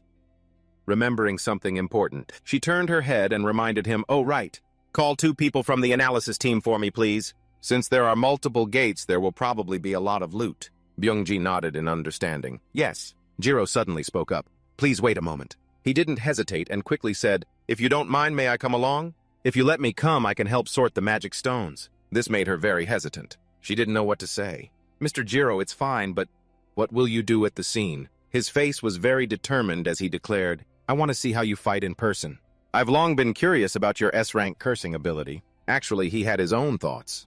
Because I've never seen curse magic on Earth. On this occasion, I'll just tag a suitable person. While she was still hesitating, Jiro suddenly asked, Esther, you have such an abundant amount of mana. Your abilities must be outstanding, right? This made her become serious. As for Byungji on the side, he became strangely serious. He hurriedly took a step forward and called out, Hunter Nim. But Esther quickly cut him off. Let's do that. Her face had become extremely dangerous. Ride in our car. Jiro nodded in understanding. Thank you. He still didn't realize what he was saying as he smugly thought to himself, awesome, that line definitely scored some points. As expected, with curse types, compliments are the most effective. He even remembered to remind himself, in the future I must maintain a good relationship with that scary S-rank curse mage, perfectly just like this. But Esther's mood at that moment was as if it had plummeted. She glanced irritably at Jiro walking behind her. Kim Jiro? That guy dares to use this method to trick people. As she walked, she silently cursed in her head. What wants to know about S-rank curse abilities? Last time he dared to nullify my skill right in front of me, and now he dares to say that even as she got into the car, Esther slammed the door shut. With an ability that can't even dislocate a joint on its own, he wants to watch me fight. She coldly gave an order. The association has blocked the road. Just step on the gas. A subordinate quickly reminded her, first of all, buckle your seatbelt. Ma'am? She replied irritably. If there's an accident, I'm dead for sure. It's you newbies who would die, not me. This made Byungji stare blankly, turning to look at Jiro. Treating an S-rank like me this way, you must be very confident in your own abilities. You look pretty pleased with yourself, don't you, really? The car quickly sped forward. Esther's thoughts kept coming. But hey, she kept asking in her head, what's with this sudden provocation? Could it be? In Esther's eyes, Jiro was an extremely dangerous person. If I dare fall for this cheap provocation and pull a stunt again, like cursing, don't expect me to let it slide like before. Thinking this, a smile suddenly appeared on her lips. Call that a warning, BFF. She secretly glanced at Jiro's comfortable armor in the back. Mr. Kim Jiro, you look like that, but you fight pretty fiercely, huh? The scene changes to another place. The boy was still standing on the balcony enjoying the breeze. People from the association were constantly running to this place, doing their duty. The road has been blocked, please divert. Please turn back, absolutely do not proceed further. The driver announced upon arrival, we have arrived, director. Esther slowly stepped out of the car. The size is quite impressive, isn't it? Her face showed a very interested smile. I know. She continued to ask, have all civilians been evacuated? Hearing this, her subordinate nodded in confirmation. Yes, ma'am. Esther carefully put her bracelet back on. All right. She walked forward with great excitement. Let's go. After getting out of the car, Jiro was a bit startled and surprised. The scene before him left him in awe. This is a red gate unlike a blue gate, where the longer you leave it, the more likely an accident will occur. They say once it appears, it will spew out monsters within minutes, and then disappear without a trace. There was one thing that confused him. But what is this sound? He continued to search around the area, looking for the source of the sound. Is that sound coming from the monsters on the other side of the gate? Suddenly, Esther's commanding voice rang out. Attention! If you want to clock out early, go sit quietly in a corner.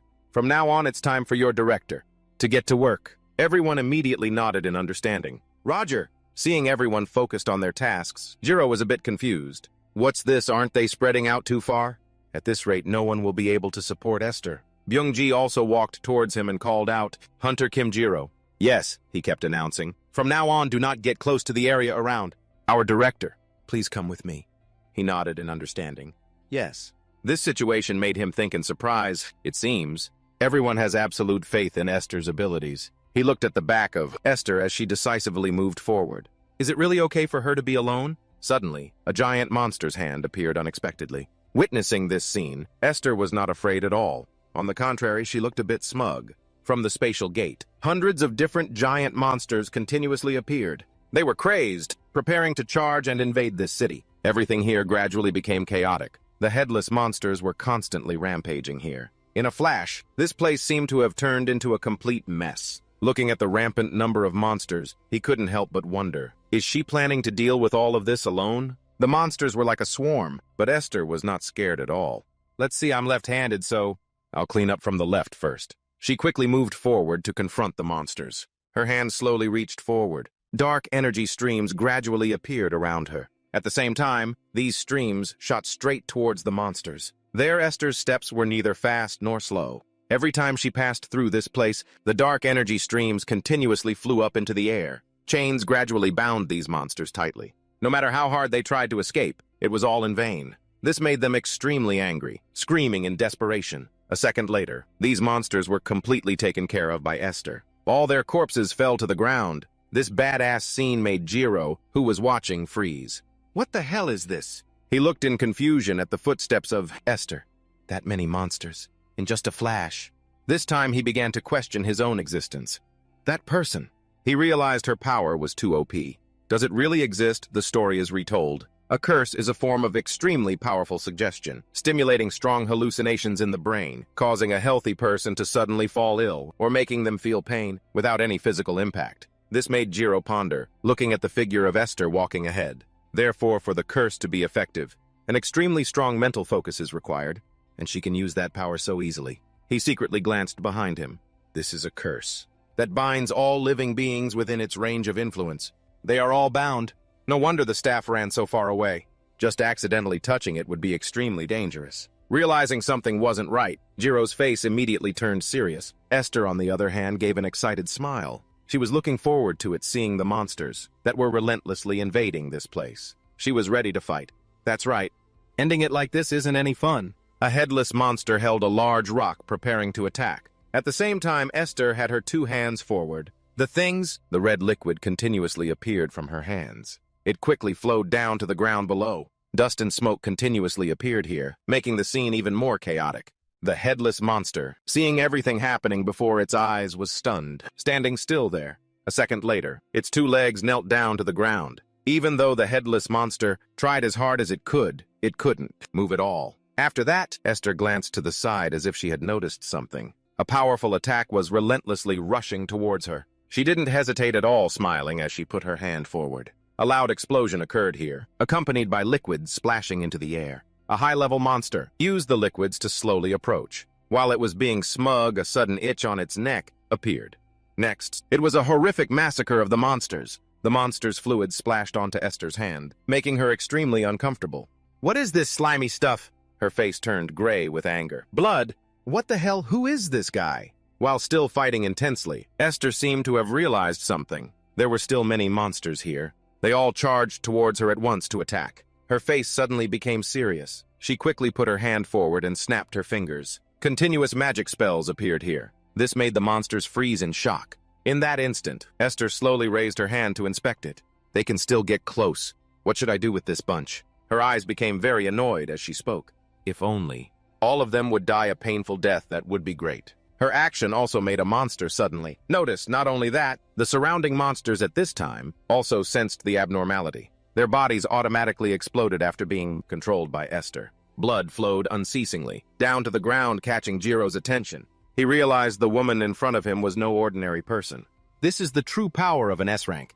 Last time, Kang Chang-ho and Jong Ha-seong didn't use their full strength just to protect me. Seeing that it wasn't over yet, his face showed some confusion. Giant legs suddenly appeared here. It was trying to break through the spatial gate to get inside. A giant spider monster appeared right before their eyes. Its legs were extremely disgusting with various tentacles. Seeing it appear, Esther laughed in surprise. This is the boss of this gate. Towards this giant monster, she didn't show any fear, so there was a reason it couldn't come out sooner. Her spells still continuously surrounded this monster. Its face suddenly changed in a very disgusting way. Seeing this, Jiro was startled and took notice. A second later, it was quickly defeated by Esther. This scene left Jiro speechless, standing still on the spot. Wasn't that supposed to be an extremely strong opponent? What was that? This also made her feel annoyed. What's this? How boring. A large shadow made her suddenly take notice. This one looks way more legit than the last one. And Jiro, watching from the side, was sweating profusely. What, there's another one? Moreover, it's not a living creature. He was a bit worried about Esther's fate. Of course you can't cast a curse on an object that isn't a living creature. And Jiro knew that this giant monster was not going to be an easy fight. Even against that scrap metal boss, Esther's curse is completely useless. He asked himself, what is she planning to do? Right at this moment, the giant monster continuously attacked Esther. She quickly moved back to maintain distance. Even so, the monster refused to let her go. The ground continuously shattered under the terrifying power of this monster. Luckily, Esther managed to dodge in time. She quickly waved her hand, preparing a counterattack. Not only that, her kicks were extremely powerful, shattering the giant monster's legs. Losing a supporting leg made it extremely pained. She slowly jumped up onto its body. Before it could react, Esther continued to run forward quickly. This time, she targeted its long neck on one side. Her speed was, to say the least, too fast, too furious. After seeing the opportunity arise, her feet leaped into the air. After that, Esther was looking for a chance to defeat this monster. Her eyes coldly glanced back. The monster's face became extremely annoyed, preparing to retaliate. A loud explosion rang out. Everything happened so fast, startling everyone around. Esther coldly looked down at the ground below. The giant monster's body had gradually shattered. Finally, it lay still on the ground, unmoving. This scene made the onlookers behind them continuously marvel. As expected of Director Esther, thanks to the director showing up, 2 A-rank gates were resolved in the blink of an eye. Though he acted normal, Jiro was secretly thinking, if magic doesn't work, just beat it with brute force.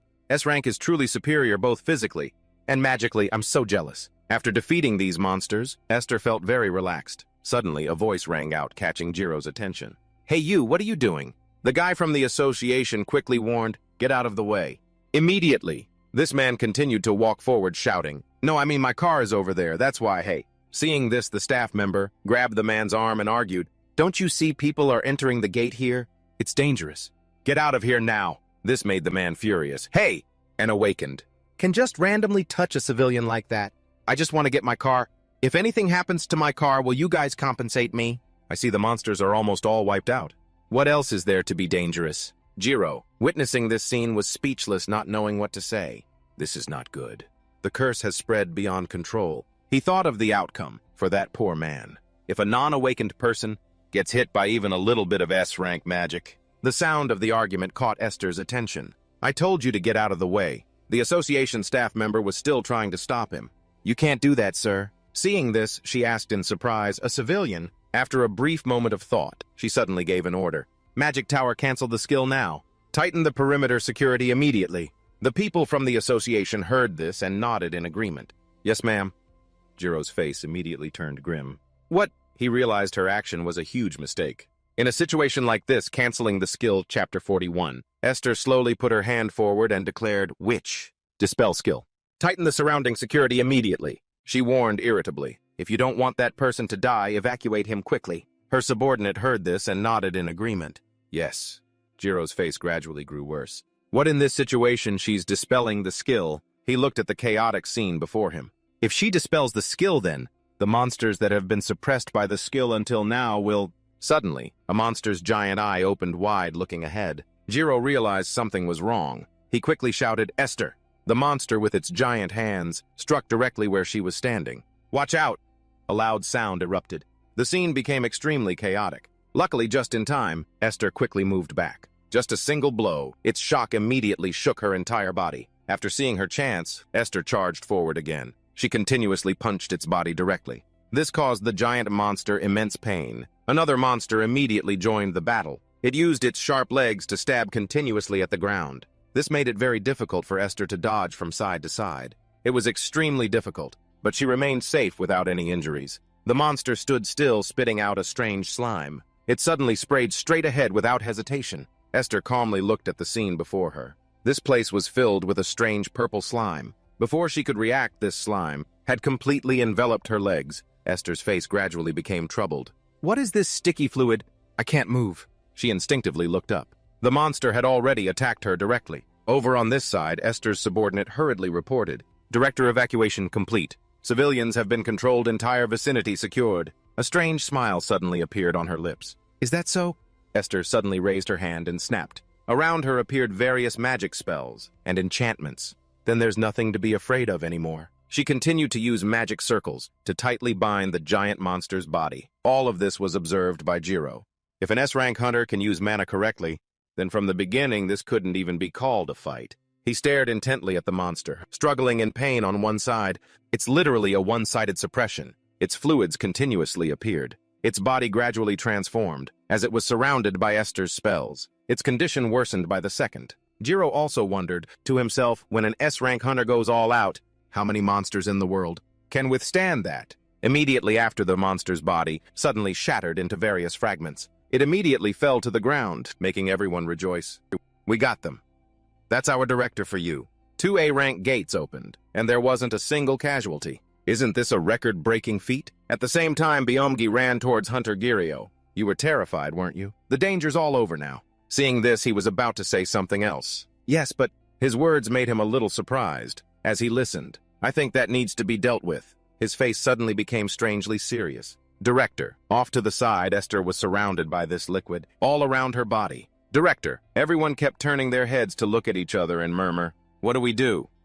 There's a rescue rope in the trunk, but Jireo, seeing this, just stared silently. He thought about Esther off to the side. With Hunter Esther's ability, she should be strong enough to get out on her own. This could pull her in deeper and deeper. If she struggles, the poison could spread further. Is that why she's purposely not moving? He continued to analyze the liquid before him. A poison swamp created by an A-rank monster. That's a potent poison. Just inhaling the poisonous gas in the air is dangerous enough. Byomgi's face grew more and more serious. That's the poison that was all over the media 3 years ago. Surely everyone knows how dangerous it is. Everyone present here didn't know what to do next. So everyone could only think of protecting themselves. They looked at Esther and could only pray for her. Because Hunter Esther is an S-rank hunter, and she's also carrying poison resistance gear, so now Byomgi was thinking desperately. We should probably just wait for the cleanup crew to arrive at this point. Jireo suddenly spoke up. Can I borrow that for a second? He still didn't understand what was going on. Huh? He turned his head and explained. You said there was a rope in the trunk.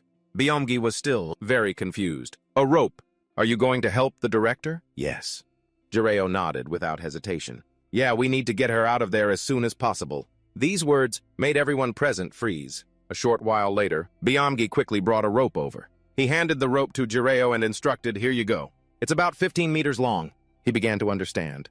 Thanks. Seeing him take the rope and leave, another person from the association asked in surprise, isn't that guy just an appraiser? From the outside, his eyes became extremely suspicious. Is he really planning to step into that poison swamp? Byomgi right beside him was strangely serious. Don't worry, just watch quietly. His voice held a certain confidence. Because it seems he's calculated everything. Over here, Jireo thought as he walked. These people are really too much. His eyes suddenly glanced to the side.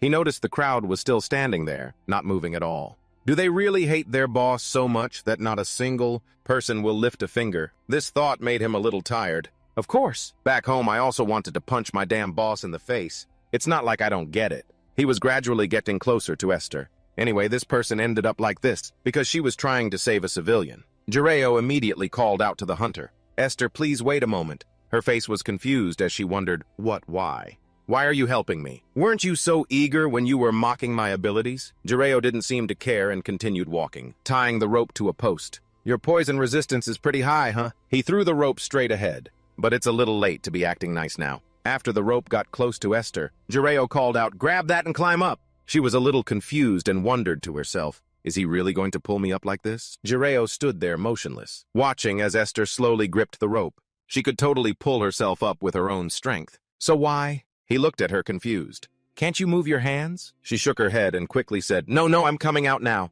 Although in her heart she was silently thinking, what's with him? He came to save me, but he's so weirdly cold.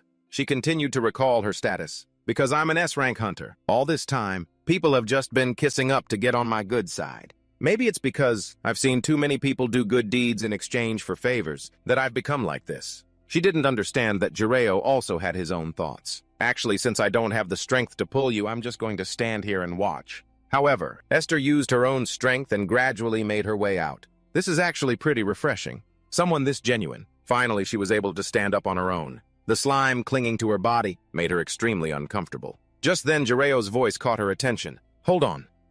He gently reached out and pulled the slime out of her hair. His face was completely calm as he explained. The mud almost got in your ear. Esther looked at this and thought to herself, but when he's being nice, he's actually really nice. It was only then that Jireo realized something was wrong. His face turned pale with disbelief. "This is poison!" Jireo stared at the liquid on his hand, not daring to believe it. "This is poison." The thoughts in his head raced. "Is this a type of poison that's barely within my resistance range? No. If you fell into a poison swamp, you should have told me. I almost died." Esther calmly and slowly spoke up. "Anyway, thanks." She sighed, looking away a little awkwardly. "No matter how annoyed I am, after receiving help, it's not right to just stay silent." This made Jireo think to himself. This person is an S-rank hunter, and also a guildmaster, yet she still throws herself into such dangerous work. He quickly said, "You worked hard." Just then the cleanup crew in hazmat suits arrived. "Guildmaster, I've brought a towel." Jireo turned his head and said, "Give me one too." As he wiped the slime off his hand, he chatted. "Come to think of it, if that unawakened person hadn't interfered, today's job would have been wrapped up cleanly." "What a shame." Esther heard this and nodded in agreement. "That's right." A strange smile suddenly appeared on her lips as she stared at him and asked a question. "If it was a situation where a civilian was suddenly caught in the battle like today, what would you do if you were in my shoes?" Her voice was somewhat sarcastic. "Hearing you talk so casually, I bet you Jireo would probably say they barged in on their own and just leave them for dead." After hearing this, Jireo just remained silent. Esther thought to herself, "I've always been pretty blunt, but if I were to just nod along for the sake of it right now, there'd really be nothing more to say." Cut off right there. After a moment of silence, he slowly spoke up. Jireo's face was strangely calm. "I've been in a similar situation before. While I was casting a skill, a civilian suddenly appeared in the way. Before she could understand what was happening, he continued telling the story he'd experienced. I had to cancel the spell in an emergency, but the backlash blew up everything around me." His face was somewhat helpless. "Because of that, my arm got blown off, so I freaked out a bit." After hearing this story, Esther quickly reacted. "What? What happened to your arm?" Jireo continued speaking. "Even so, I still think what we did was the right thing, even if it's a little frustrating right now." His next words made her expression gradually change. "Nothing is more precious than life. Honestly, when you shielded that unawakened person earlier, I was really relieved." He gently explained, "People like you are the ones who should be on the front lines." Realizing something wasn't right, Jireo's face became serious. He quickly turned to leave and announced, "But hey, Hunter Esther, I'm sorry, but I just remembered something urgent came up, so I'll have to take my leave for today." Esther still didn't understand what was going on. "What? I'm really sorry. See you later." She was about to reach out to stop him. "What the?" "Wait a minute, Hunter Kim Jireo." Her face was full of confusion as she wondered. Is his stomach upset or something? Esther suddenly remembered what Jireo had said then. "Anyway, I still think what I did was the right thing." She let out a strange, silent smile. "Kim Jireo might be a better hunter than I thought." Over on this side, Jireo looked desperately at his hand being corroded by the poison. "My hand, I don't have complete poison resistance." A while later, Esther's voice rang out. "At first, I thought that guy was the same type of hothead. The arrogant and rude type, no joke." The secretary turned to look at her in surprise. "Who, Kim Jireo?"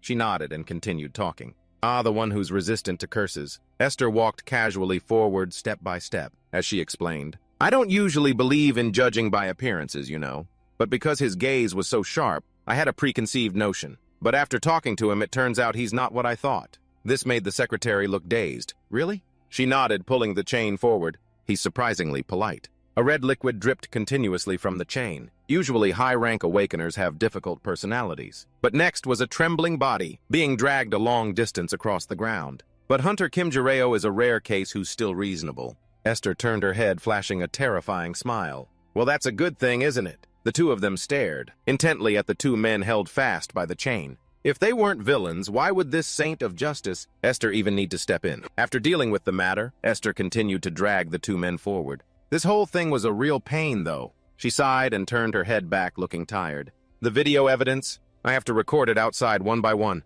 She already had a phone in her hand, ready to take pictures. God, when are they going to develop a body cam that can be used inside a gate? To not waste any time, Esther cheerfully picked up the chain. "All right, time to wrap this up." The secretary had also stepped back into a defensive stance. 1, 2. Esther smiled, holding her phone and snapping pictures continuously. "Say cheese." A while later, she slowly made an announcement. "Okay, done?" Remembering something, Esther suddenly asked her secretary, "Oh, right. Do you know what Hunter Kim Jireo said this afternoon?" He said, "People like me should be standing at the top." Her face became interested again as she chatted cheerfully. "I can't believe he thinks the same way I do. And he's so strong, too. He doesn't even bother sucking up to S-rank hunters." The secretary beside her just remained silent. She, however, was still talking to herself non-stop. "I don't know if it's high self-esteem or just his natural demeanor. Anyway, I really like it. What do I have to do to get him on my side? The secretary finally pushed the two men on the ground up. You look like you want to hold his hand already. She perked up and nodded. I really want to. Her face was a bit thoughtful. She quickly announced a report came in today. It says Hunter Kim Jireo has also gained perfect control of the cursed sword. This made her a little incredulous. Really? Esther didn't forget to speak with pride. He really exceeds all expectations, doesn't he? If a monster like that were on our side, not just hopeless cases like Jung, Haseong, and Kang Chang-ho, but even world-class gangsters would be crushed by him. Remembering something, she immediately sighed. But thinking about it is a bit of a dead end. The secretary asked curiously, a dead end? Why? Esther stared intently at the photo on her phone and sighed again. That guy isn't greedy for money at all. If only he were a game character, I could have found a way. I would have maxed out his affinity points by now. She coldly turned her head towards the door. The space disappeared, spoken like a true former game addict. Always using those kinds of analogies? Esther retorted irritably. So what? I've quit gaming now. Lately, I've been so busy with work that I don't even have time to log in anymore. She continued uploading the video from her phone screen. It's because these death row inmates keep increasing. Her face was somewhat cold as she commented. Truly pathetic. It's been years since the dungeon shock happened, and yet there still isn't a single prison capable of holding a high-rank awakener. The secretary at her side just listened to these words in silence. Actually, me? She suddenly flashed a terrifying smile. I just wish all those who specialize in bullying the weak would just die already. CCTV forensic technology DNA testing? Thanks to scientific development, an era where it's difficult for criminals to survive has arrived. But then one day, something called a gate appeared in this world. And since then, many things have changed. A new story began to be told. The Awakening, a power born along with monsters from another world. People with superhuman strength appeared, unexplainable by science and logic. That power tore a hole in the safety net that humanity had painstakingly built over many years, and one person stood out among them all. Among them, the most difficult problem was crime, committed by high-rank awakeners. This gave the police a huge headache. Investigative agencies lacked awakened personnel and always had difficulty solving cases. The criminal's face was extremely smug, as if issuing a challenge. Even when criminals were caught, the facilities to punish and rehabilitate them were also insufficient. In the end, the government was forced to secretly implement a special measure. Until the system is perfected, they decided to use an S-rank hunter and a few others to secretly purge extremely dangerous criminals. After that, Esther sat inside the room complaining non-stop. I'm dead tired. Since early this morning, I had to struggle to catch these garbage serial killers, she complained irritably. If you've awakened, then just hunt monsters properly. Why go around bullying innocent civilians? Just then the secretary pushed open the door and entered. Ma'am, have you finished the report? Hearing this, she nodded in understanding. In yesterday's message, it seems some details were missing. She continued taking the report and walking inside. You must be very tired. Esther sighed, feeling extremely weary. No matter how tired I am, I can't let the image of awakeners get any worse. Otherwise, all the endorsement deals that come my way will be cut off. The secretary secretly glanced at Esther's tablet screen. Even though she says that, it seems she's figured something out. You are sincere in this matter. More than anyone, ma'am, you have a big difference. Because your sense of justice is inherently very strong. Remembering yesterday's story, Esther chuckled and asked, has the article about the guys we caught yesterday been published yet? Other than that, are there any new problems? The secretary quickly reported back. There was something strange on the news today. It's just some petty criminals. It's probably not serious enough for you to go in person. Hearing this, she curiously reached out her hand. Oh, let me see. Reading the new information in the news made her a little thoughtful. At the same time, she learned of a new mysterious person. An invisible man. This also made Esther more vigilant. Outside a noodle shop, a warning voice blared from a phone's speaker. Based on the list of stolen items, the police believe the culprit is very likely an awakened adult male. Mall A, which suffered damages, has decided to install magic detection devices at that branch. Yes. Jireo looked at his phone screen while eating his noodles. Small business owners with no practical countermeasures can only wait restlessly. He continuously watched the latest news reports. We have invited an expert to the studio to discuss the incident in more detail. Hello, Professor Kim. Yes. Hello. His face became very serious as he listened. What are your thoughts on this invisible man case? This criminal is extremely careful and sophisticated. He didn't leave any traces at the crime scene. DNA, fingerprints, even residual mana reactions have been completely erased. Remembering something, Jireo suddenly glanced to the side. So what technology is needed to catch an invisible man? Many people are hoping for assistance from awakeners of the analyst class. That's not easy. Analysis skills. Need a target to analyze, so they aren't well suited for detecting hidden individuals. So you're saying that even hiring more appraisers would be useless? After a pause, Jireo let out a sigh. Man, I'm stuffed. I should have ordered the large bowl. Suddenly, a text message alert on his phone caught his attention. Picking up his phone, he read the message intently. I'm almost there, right in front of the convenience store. This made Jireo jump to his feet.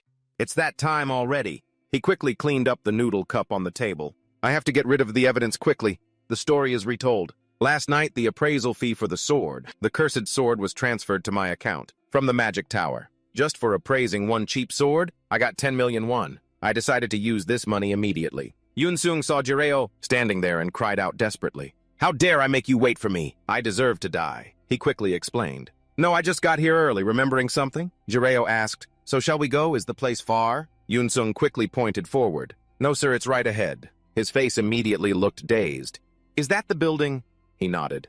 He continued to share the information he had investigated. Yes, sir. From basement level B2 to the 5th floor, they sell items. It's the hunter market. As they walked, Yunsung cheerfully added, the auction house is across the street. Jireo nodded in understanding. I see. Inside, he was silently thinking. After getting caught up in that gate terrorism incident, and going through so much, I've realized one thing. He continued to walk into the vast space. For an F rank like me, the thing I need most right now is magic tools. Calculations ran endlessly through his head. And today, Yunsung agreed to help take me shopping. Yunsung spoke cheerfully as they walked. This is the first time I've met someone who's never used the hunter market. His eyes lit up noticeably. You just got back to Korea not long ago? Right, Jireo just wanted to nod and move on. So I'm still trying to adjust to the time difference. The more he thought about it, the more confused he became. Could it be that the original Kim Jireo never came to the hunter market either? There are no specific memories coming up. He secretly glanced at the happy face of Yunsung over there. And I'm not sure if it's just a feeling or what, but Yunsung seems to be getting friendlier and friendlier. The thoughts in his head kept coming. Actually guiding someone on a shopping trip like this is kind of a pain. Over there, lemonade. Just then, Yunsung pointed to a store and shouted, Sir, wait a minute, let me go buy you some. He stood there silently, watching his retreating figure. Well, for me, this is something to be thankful for. Remembering something, Jireo suddenly glanced to one side. He noticed the elevator, where people were still coming and going. Jireo slowly walked towards the elevator. His face grew thoughtful as he read the notice in front of him. He carefully memorized the warning text. At the same time, Yunsung returned with the lemonade. Sir, here you go. He nodded in understanding. Thanks. His face showed a bit of hesitation as he spoke. But it seems you need a hunter's license for the 2nd floor and up. He smiled and nodded in confirmation.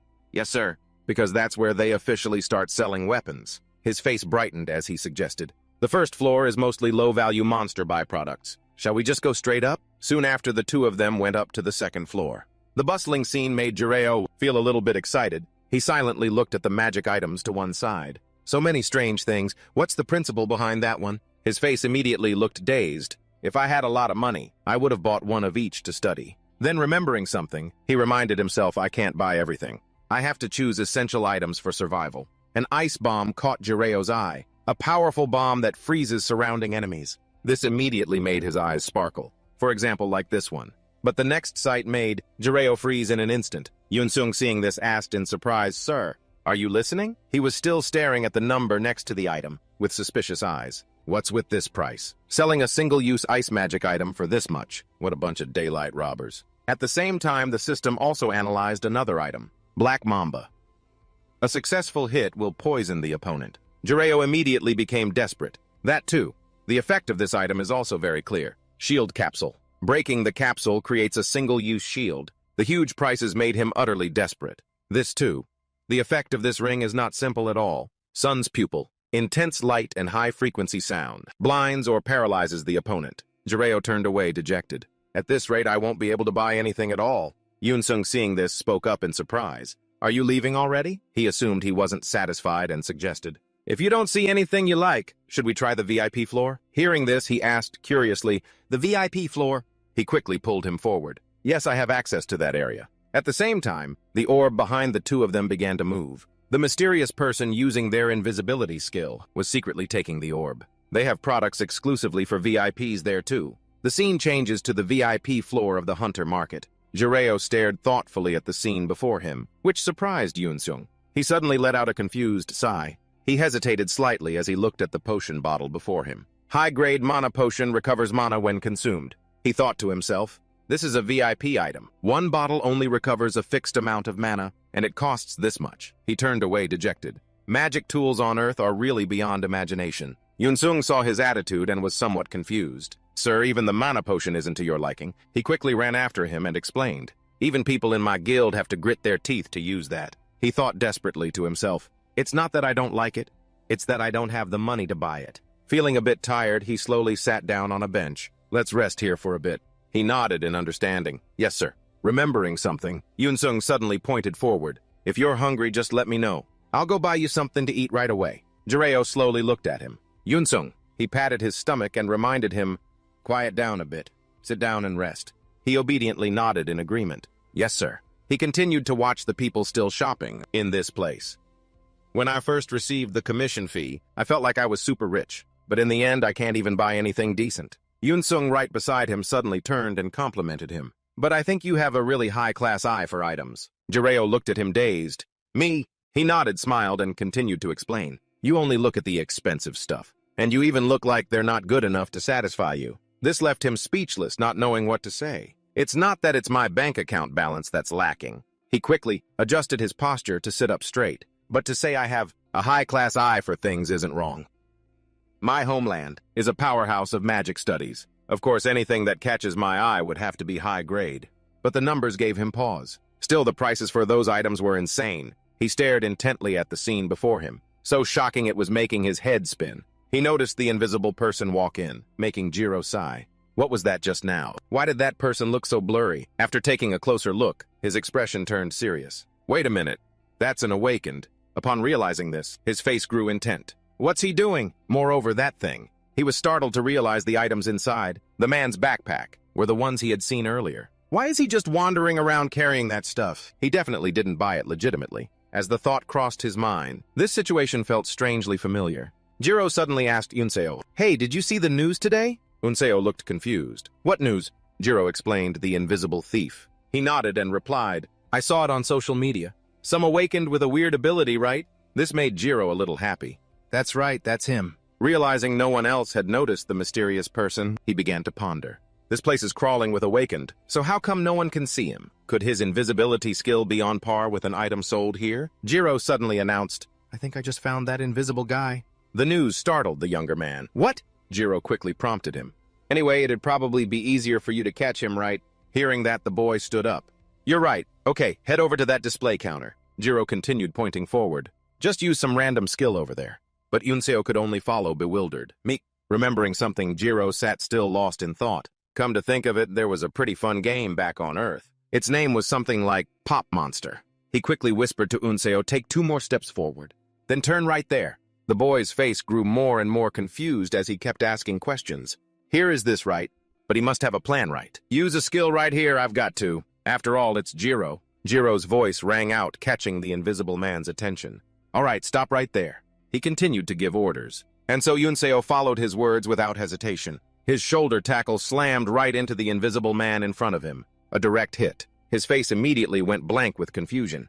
My hand hit something. A second later, the invisible thief clutched his body in pain. He trembled, collapsing to the ground. Unzo was still baffled, along with the crowd of onlookers. Who is that? A voice from the side startled the dazed man.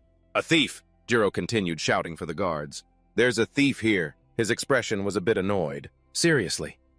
He looked at the guards, subduing the invisible man. Not a single peaceful day goes by. After they went outside, Unseo praised him non-stop. You're seriously amazing. He couldn't hide his admiration as they walked. You spotted a criminal with just one look. One that even the police have been struggling with for so long. Jiro sighed and explained it was nothing special. Although Jiro had his own thoughts. Honestly, it's the fault of those who couldn't detect him. Suddenly, the younger man felt something was off. But this mall even has mana detectors. How could he sneak in without being detected? Jiro calmly explained to him. Those things are only installed at the entrances. They don't monitor the entire building. He probably climbed in through a window or something. Anyway, Unseo, you're hungry, right? With that, he decisively turned to leave. Let's go. Consider it my treat today to thank you. This made Unseo confused. But but you haven't bought anything yet," Jiro explained thoughtfully. I looked at everything but didn't see anything worth buying. He didn't forget to add, "I guess I'll have to come back and check again next time." Just then an item in front of him caught his eye. It was the Mirror of Reflection. Magic reflects only E-rank attacks or lower. Attribute magic feedback. Reflects light magic back to the caster. However, its price was a bit high. Price 500,000 won. Jiro stood there blankly staring at the item. To think this thing is here. These clueless earthlings. They have no idea of its true value, selling it for a dirt cheap price like this. He felt a little thrill of excitement. He quickly announced, "I'll take this one." He didn't forget to think to himself, "I can't believe I scored such a great find like this." Unseo, standing to the side, was confused. "Jiro, you came all this way just to buy that?" Jiro remained very calm, looking at the mirror right in front of him. With just a little tinkering, this magical tool will become ridiculously overpowered. The scene shifts to the inside of a dark room. A man silently listens to the news broadcast. In other news, the report was about that mysterious person. At around 6 p.m. today, a thief who has been committing a string of crimes at shopping malls and stores, an awakened in his 20s, has been arrested. According to the police, the awakened used an invisibility ability to carry out his criminal acts. The man quickly reached out and turned off the TV screen. His exact motive, or whether he had accomplices, is still unclear. He spoke with some annoyance. He got caught too quickly. His voice was incredibly menacing, causing the woman next to him to become frightened. I heard he even got past the mana detectors. I thought the surveillance part was done and dusted. So how did he end up getting spotted? Is that Yunseo kid really that perceptive? The girl trembled and spoke up. "It wasn't," he asked curiously. "It wasn't him then who—" She sat there and recounted what she knew. "It wasn't Hunter Unseo. Someone else spotted him first." Then she fearfully pointed forward. "There." On the TV screen, a replay showed the figure of Jiro, the one with the blonde hair, and she continued to tell him what she knew. That person was the first to notice the invisibility ability, and he signaled and gave directions to Unseo. Hearing this, the man sighed. Well, in any case, he was still discovered by an awakened. Suddenly, a subordinate slowly approached. "Sir." They quickly held up a box and announced, "We've brought back the goods." He then nodded, signaling, "Just leave it there." He didn't forget to add a few more reminders. "Take all the packaging off those boxes. After all, we're handing them over to the black market middleman soon anyway." The man's face was perfectly calm as he warned them. "Also, I'll be checking each one later. If any of the equipment is scratched, you're dead." Hearing this, the subordinates nodded in understanding. "Yes, we understand." Glancing at the pitiful woman, he spoke with surprise. "Now where were we?" "Ah, right. We were talking about how an awakened discovered the invisibility ability." His expression grew serious as he thought. "We've already lost 2 members of the organization this month alone." This annoyed the man. He calculated his next plan. To avoid capture, they've changed their names a dozen times, constantly changing hideouts, but it was useless. He recalled some members who had been caught by Esther. It's unclear how their identities were leaked, but that woman knew exactly who was taken out. That powerful woman made even him shudder. The head of Korea's Magic Tower, Seoul. Esther. The man's mind was racing. Protecting the innocent. Preventing social chaos or whatever? In reality, she's a murderer who only kills other awakened like herself. He suddenly spoke up. "That crazy bitch!" His face twisted in annoyance as he slowly stood up. There's no other way. Since the invisible man's stealth test failed, his smile had become terrifyingly chilling. Then there's no choice but to postpone the S-rank assassination. And he was none other than the leader of the unlicensed awakened criminal organization, Pyeonazil. It's rumored that he is A-rank. Anything his hands touch can be severed. A hunter possessing a cleaving skill. After awakening, he lived as he pleased, doing whatever he wanted. Robbing and harming others was all too easy for him. He gathered unlicensed awakened like himself, and formed an organization that specialized in all sorts of crimes. With the God-given power that their abilities granted them, they dared to do anything. Black market trading item. Forgery, robbery, even murder. But recently things started to get complicated. Nazil's footsteps slowly moved forward. He also knew something important. Some troublesome S-rank hunter had picked up their trail. Even the organization's leadership like P.O., Nazil was no longer safe. Nazil walked up to his 2 subordinates, annoyed. "I just don't get it. I'm talking about that invisible guy." He continuously questioned the 2 of them. He said he'd personally proved the strength of the Nightwalker, but this is the result was our source of fraud. This made one of the subordinates nod.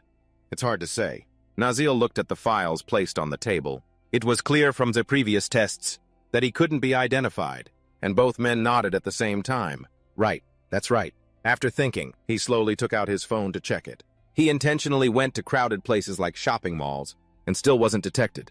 The test at the hunter market this time was supposed to be the final chance. The mana detector at the hunter market confirmed he passed, but I never expected him to get caught in such a ridiculous way. His expression became extremely puzzled as he asked himself, I really don't understand. A stealth ability that even S-rank hunters and mana detectors can't spot was taken down by some complete nobody. At this, Nazil sighed and complained, it's really strange. He quickly ordered his men to investigate.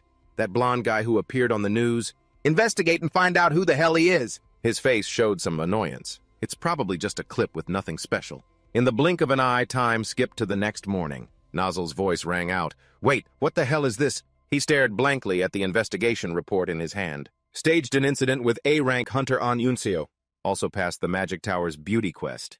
He's the suspect in the Kyung-Hasung assault case. This confused him. But his awakening score is F-rank. The subordinate on the side quickly spoke up. It's a typical characteristic of rank forgers. He's been scheduled for 2 reevaluations in 2 years. The association must be suspicious of him too. Nazil suddenly asked, This guy is one of us, isn't he? The other man shook his head and explained, I don't know. I've asked around everywhere, but no one recognizes him. The more he thought, the more annoyed he became. There's only this one piece of information. There isn't even any common item transaction data on him. The one with the glasses quickly shared his opinion. He's probably using the black market. Nazil kept asking questions. Who the hell is this guy that he's so well disguised? He slowly placed the paper down on the table. The more we investigate, the more perfect his cover seems. He had his own thoughts. First off, that invisible guy has been silenced tight with a contract item. There's no way any information could leak from him. In any case, they can't possibly know our plans. While he was still deep in thought, the woman next to him suddenly spoke up. This person's name... Nazil turned his head in surprise. His name... She glanced away fearfully. I think I've heard that name before. He was suddenly intrigued. What, where? Sweat dripped continuously down her face. I'm not entirely sure. Nazil quickly walked over and spoke coldly. Hey, stop stammering and say it. After a moment of silence, the poor woman slowly recounted. The human trafficker who was going to make a deal with us. Not long before he was caught, he brought an appraiser to check the goods. He nodded in confirmation. This hunter was the last one they kidnapped. Her next words made Nazil freeze for a moment. The names are the same, right, Kimjiro? This made him thoughtful, remembering the Chanho incident. Come to think of it, the one who killed the organization's transporter and then moved the old master's body to hide it elsewhere was rumored to be Kang Chanho. Back then, according to the rumors, Chanho had a direct confrontation with Jiro. There must have been another outsider at the scene then. Thinking of this, Nazil wearily held his head. Why am I only remembering this now? The other man also spoke thoughtfully. This guy is really lucky. He was moments away from being sold. He didn't forget to add, he probably survived back then thanks to Kang Chanho. Right. Nazil glanced at him. This made him contemplative. No matter how I look at it, I get the feeling he's in the same line of work. Looking at him, he's definitely killed before. Thinking of this, he sighed. But on second thought, this is a good situation. This made the two subordinates confused. Huh? A confident smile appeared on Nazil's face. The only hunter who caught this invisible guy doesn't belong to the Magic Tower, or any guild yet. With that, he quickly walked outside. That means we have a chance to act first. Before leaving, his voice was tinged with annoyance. Before that crazy bitch Esther gets involved, he slowly reached his hand forward. Therefore, only wickedness remained on Nazil's face. So where is that F rank now? That day, the scene shifts to Jiro's house. Please echoed endlessly. Stop it! Please stop. Jiro looked uncomfortably at his own reflection in the mirror. How much further are you going to go? His reflection in this mirror kept questioning him. Becoming a grand mage at just 20. Wasn't that achievement enough? Someone like you now also mastering the field of hard work. Inside the room, voices appeared endlessly. Can succeed. An intermediate magic from my homeland like this. You're truly a genius. Jiro looked thoughtfully at the mouse right in front of him. Stand. When he gave the command, it continued to follow his words. Good job. This pleased him and he wrote in his notebook. Experiment 110. Corpse manipulation can be considered a success. Although there are still a lot of things to verify. He didn't forget to remind himself. I need to try controlling a larger mammal.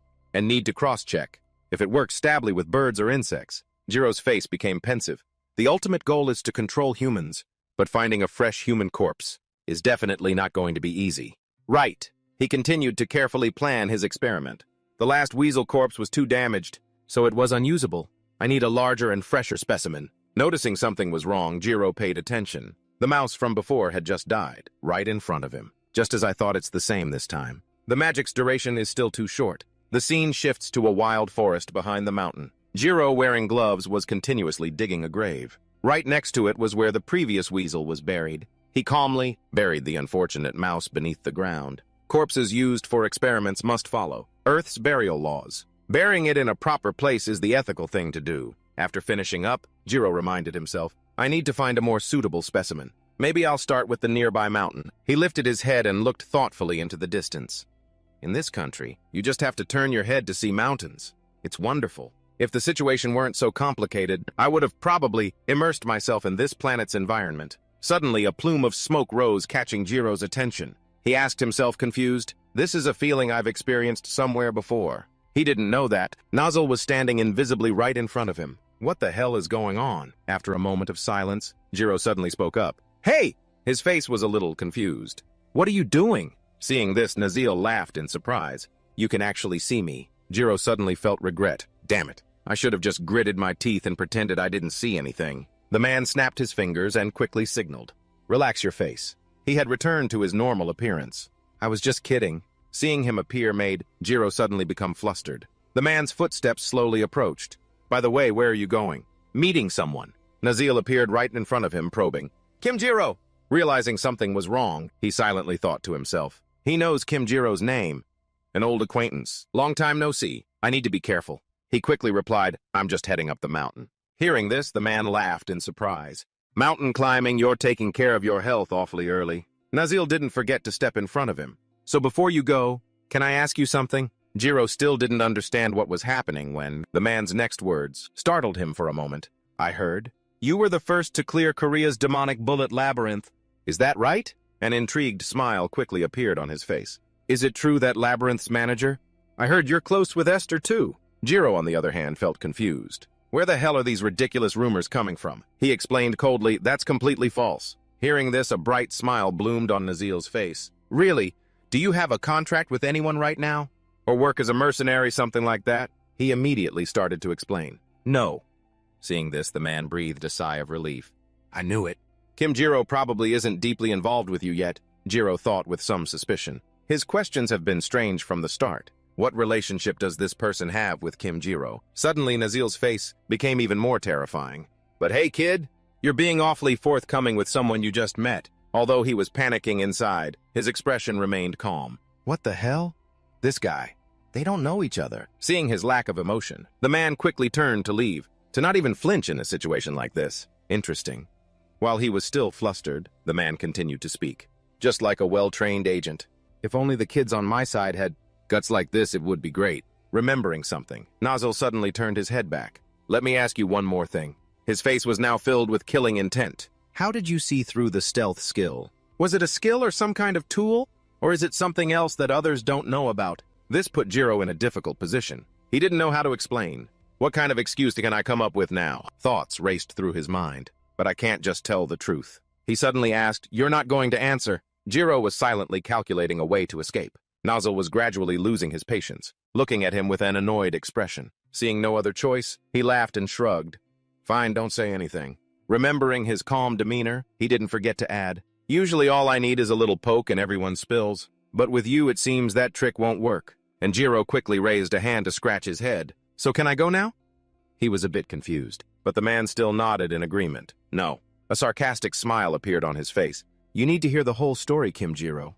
I didn't realize you were so impatient. This made him think angrily to himself. Why does he keep calling me by my enemy's name so disrespectful? Feeling a bit confused, Jiro asked, How do you know my name anyway? Nazil laughed and answered as if nothing had happened. What? You're only curious about that. He continued to extend his hand towards him. But let me introduce myself. To be fair, I'll give you my name too. I'm Park Junte. Even after hearing his name, Jiro's face still held a hint of suspicion. Seeing him stand still without moving, Nazil suddenly asked, What's wrong? Not gonna shake? A triumphant smile appeared on his face. Don't tell me you see something else again. Jiro's heart was now in complete turmoil. He didn't know what to do. Damn it. This guy isn't a light-based mage like I thought. He continued to look at the light in his palm. The magic gathering in his hand is definitely... He realized the man was incredibly dangerous. The ability to slice through anything with light. An F-ranker, like Kim Jiro, would be diced up in half a second. Seeing Jiro still standing there motionless, a smile appeared at the corner of his mouth. Nazil quickly withdrew his hand and spoke. Anyway, as the one who cleared the demonic bullet labyrinth, it would be a bit ridiculous if you didn't notice this. Noticing his serious face, it startled the man as well. Hey, lighten up a bit. Can't even joke with you. You look pretty scary with that face on. He suddenly spoke up. I just came today to make a small proposal. Hearing this, he asked, curiously, a proposal. But Nazil didn't hesitate to place a hand on his shoulder. Truth is, your ability is an obstacle to my work. A wicked smile spread across his face. I could just get rid of you right now, but that would be a bit of a waste. He didn't hesitate to directly state his idea. I want to recruit you personally. I promise to pay double of whatever amount you've ever received before. How about it? This made Jiro pause and think. This is the kind of offer where if it works, great. If not, oh well, and he just throws it out there. He realized this place was a disadvantage for him, and he even chose such a secluded spot to talk. This made him extremely uncomfortable. This guy, if I refuse, he really intends to kill me. Seeing that he didn't answer, Nazil was surprised. You don't like it? Jiro continued to look down at the man's hand. Turns out he's already in a combat stance. He doesn't even intend to wait long for my answer. This made him extremely angry. Damn it. This no-win situation made Jiro desperate. How do I get out of this situation? Seeing Jiro's lack of reaction, Nazil suddenly asked, You don't like it? After a moment of silence, he replied, Double. His face was a little skeptical. Are you sure? The man couldn't hide his surprise. You want to switch jobs too? The veins on his hand bulged, ready to act. Don't worry about that.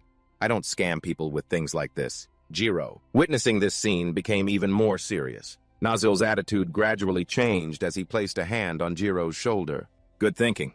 If you come over to our side, the work will be very interesting. The guys on this side are nice too. He breathed a sigh of relief. For now, it seems the danger has passed. While he was still celebrating, the man suddenly proposed, Then for the details. Let's go to my hideout and finish our conversation. He suddenly felt something was wrong. He was using force to hold his shoulder and continued to speak. There are still many things we don't know about each other, right? Jiro was now trembling with fear. Idiot. Doesn't everyone know not to follow strangers? Even a 5-year-old knows that. He nervously glanced at the man's face. If I follow him, even more complicated problems will arise. With F-rank magic. If I get locked up somewhere, I won't even be able to escape on my own. A thought flashed through his mind. I can't let him drag me away. Seeing Jiro's recent action, it made Nazil extremely confused. What's this? Don't tell me you're planning to refuse. By the way, no one is going to help you. He didn't forget to continue speaking. I've destroyed all of the cameras. Security is all around here, just like he said. The cameras around this place have been completely destroyed. This made Jiro even more hesitant, not knowing what to do. Suddenly, Najiu seemed to understand something. He quickly asked, You never actually considered joining our side, did you? He shook his head and explained, That's not it. Feeling like he was wasting time, he kept pressing. Not what? Now that you've shown your face like this, I only have one option. Inside, Jiro was about to freak out from fear, but he still tried to act calm. He wants to kill me. Calm down. I have an enhancement potion in my pocket right now, because I always carry it with me. There's no other way. He slowly opened the potion vial.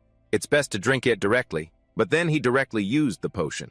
Injecting it straight into my bloodstream will also work. Seeing that Jiro didn't want to cooperate, only annoyed Naju more. Well, I guess there's no other way. No one in my organization can use brainwashing skills. He still hadn't noticed the change in him. Even if I drag you along, it's useless. Naju was still using his large frame to try and intimidate him. Seeing as you're planning to go to our competitor, suddenly a strong wind blew, sending leaves flying. He could also sense that something was wrong. The crows suddenly lifted their heads to the sky and cawed. Seeing this, the other crows immediately followed suit. The scene here gradually descended into chaos. The black crows continuously flew in one direction across the sky. Everything was happening right before his eyes, leaving Naju utterly confused. What the hell? He jerked his head back to look at him. Kim Jiro in his eyes had now become incredibly terrifying. What are you plotting? Crows were constantly circling the area. This made him stare blankly ahead. What the hell is this? Jiro stood opposite him, trying to appear calm while thinking to himself. This is the best I can do right now. He was still holding the potion vial in his hand. Corpse control technique. He silently observed the crows continuously flying up into the sky. I've gathered all the corpses of all the crows around this mountain. His actions made Naju furious. You bastard! He screamed frantically. What kind of crazy skill are you using, huh? Jiro was still thinking calmly. But this skill has a weakness. Meanwhile, people who appeared near the mountain also saw this scene. They were worried, noticing the black crows gathering in one direction. It looks spectacular, but it seems to be just for show. In reality, they're just dead birds with no attack power. Naju's face turned pale, and his expression became extremely serious. The crows suddenly charged straight at him. And the biggest problem is, seeing the crows suddenly dive into the stone monument and die left him utterly baffled. Blood was splattered all over the place. The ground was covered with crow corpses. This left Naju completely dazed, wondering, what the why all of a sudden? Before he could understand what was happening, the crows kept falling to the ground. Naju's face gradually turned ugly. Everything was deviating from the original plan, which confused him greatly. He clutched his head and screamed incessantly. Jiro on the other side was also thinking helplessly, "Mana! My mana can't last long. My heart hurts so much." The potion vial in his hand was also empty. He stood there lost in thought, showing no emotion. My original goal was just to buy, time to call for backup. I can't afford to waste time, so he quickly called the police. Even if I'm attacked while calling, I can still defend myself with the magic pen right now. Najiu quickly knelt on the ground. "Enough, please spare me." His voice was filled with despair. "Please make that thing stop." Jiro was still bewildered. What's wrong with this guy?" Naju kept begging in desperation, "Please." In his mind, he thought, a curse-type hunter. He looked at the crow corpses on the ground, but the more he thought, the less he dared to face the terrifying expression of Jiro. Normally, a curse only causes temporary psychological distress, at most. Naju then slowly raised his head to look forward. But usually, a curse only causes temporary mental disturbance. He despaired, recalling the scene of the black crows continuously circling in the sky. Taking a life with a curse is nearly impossible. An animal's primal survival instinct is an extremely strong defense mechanism. This made him involuntarily recall the fearsome image of Esther. The only one who could do this must be the only person on Earth. Thinking of this, Naju despaired even more. The demon on Earth, and yet he could kill this whole flock of birds at once. At that moment, Jiro was also on the phone reporting to the police. "I'm at Seoul City Park. I'm calling to make a small report." He silently glanced at him. What the hell is this guy? The more he thought, the more absurd it all seemed. To be able to calmly make a phone call in this situation. Doesn't he think I can fight back? He was still looking for a way to counterattack. He didn't consider that possibility. Noticing Naju's actions, Jiro coldly warned, "Don't move. If you do anything stupid, I'll turn you into one of those birds." His attitude had completely changed. "I understand." He knelt on the ground looking at him. Damn it. Damn it, damn it. This guy is seriously dangerous. He was still on the phone.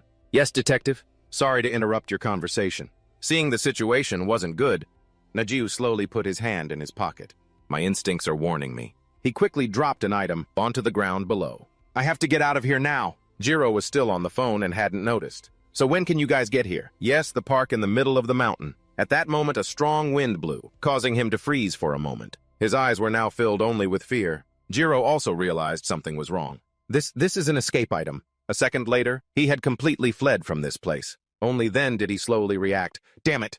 His face was extremely annoyed as he spoke. "I let my guard down." Jiro stood there looking at the scene. The crows lay still on the ground. He blankly raised his hand to scratch his head. "Anyway, I guess I've temporarily overcome the danger." Suddenly a scream rang out, making him turn his head in surprise. "Here! Hey, the people around here have all gathered and are shouting, 'What are all these things? Are they all dead?'" Jiro was startled to see a familiar figure. It turned out Uzion had also appeared here. Hunter Seo Uzion. Seeing him here made her extremely surprised. She quickly walked up to him. "Jiro," he asked in confusion, "what are you doing here?" Seo Uzion held up her phone to explain. "I came because I received a report about a flock of birds that looked like an awakened being's creation had appeared. And you, Jiro, why are you here?" But her eyes gradually became suspicious. "Could it be that this time is also related to you, Jiro?" These words made Jiro slightly startled. Sometime later, the rapid response team arrived at the scene. Uzion's voice rang out, and awakened using a skill. She continued to turn her head and look at Jiro. It might not be an awakened, who is already registered. First, trace them based on Jiro's important item. He nodded his head and spoke. "That way we might be able to find that item as well." This made her very curious. "The awakening level of the culprit is about what?" His face became pensive. "About what, huh?" Uzion quickly asked. "Compared to me, is it higher or lower?" He silently glanced at her. Then Jiro gave a serious assessment. "If I had to say, probably higher, maybe around Yunsung's level." This made her extremely surprised. She couldn't hide her confusion. "So how is it that you're still safe, Jiro?" He explained with a calm face. He seemed to have misunderstood something and ran away scared on his own. Hearing this explanation, Uzion quickly turned her face away. Suddenly, Jiro's voice rang out, "Miss Seo Uzion." He asked with great curiosity, "I wonder do I look a little scary?" These words also startled her into a daze. Noticing his sharp, intense gaze, she was at a loss for words. "Well, that's—" She quickly turned her face away. No, not really." Although in her mind, Uzion thought to herself, "Honestly, when he glares like that, he looks a bit like a murderer." She continued to glance at Jiro. "Actually, this person—" Her face became indescribably pensive as she thought. Compared to his face, his actions are more terrifying. Human trafficking. The Invisible Man, how many cases has he been involved in? She continued to look at Jiro with a judgmental face. If you think about it, today's case is also shady. An A-rank awakened, suddenly running away before anything even happened. This made Uzion suspicious, looking at her reflection in the water. Not to mention the criminals involved with this person. Never have a good ending. Uzion's gaze slowly shifted towards Jiro. Something feels very unsettling. A question formed in her mind. Is all of this really just a coincidence? Sometime later, a downpour appeared as if from nowhere. On the TV, a news report was being broadcast. This morning at a mountain near Seoul, a flock of crows suddenly appeared. In the darkness of this place, Naju was listening silently. The authorities are investigating the case of the crow flock's appearance. He squeezed his eyes shut in despair. From now on, you'd better explain yourself clearly. His face became extremely unpleasant. I seriously almost died this time. Just thinking about the scene when I met Jiro makes me shudder. Because of what you guys did, the mysterious person next to him immediately comforted him. Calm down, bro. He didn't forget to explain. This time's incident was a situation beyond our expectations. This left him stunned. Beyond your expectations? Ihui nodded and quickly stated his thoughts. There's never been a case where the stealth skill used by a Nightwalker was detected by senses, like this time. His eyes became helpless. Who would have thought that such a variable would appear today? Najiu quickly raised his hand to stop him. That's enough. He coldly glared at him and declared, "From now on, I'm pulling out of the Esther case." Got it. This information made him unable to hide his surprise. Naju continued pointing at the documents on the table. I just received new information. His face showed some confusion as he gestured towards Jiro's silhouette. The guy who caught the Invisible Man last time? Turns out he's too deeply connected with the Magic Guild. Hearing this thought from him, Ihui immediately looked at him with suspicious eyes. So what's the problem? It's not like he's always glued to Esther's side. He didn't forget to add, and his own thoughts made him feel uncomfortable. The ability to bypass even S-ranks with Nightwalker has been confirmed. This hunter is an extremely rare case. Speaking of which, Ihui quickly picked up a file from the table. He calmly pointed to the photo of Jiro and Esther talking together.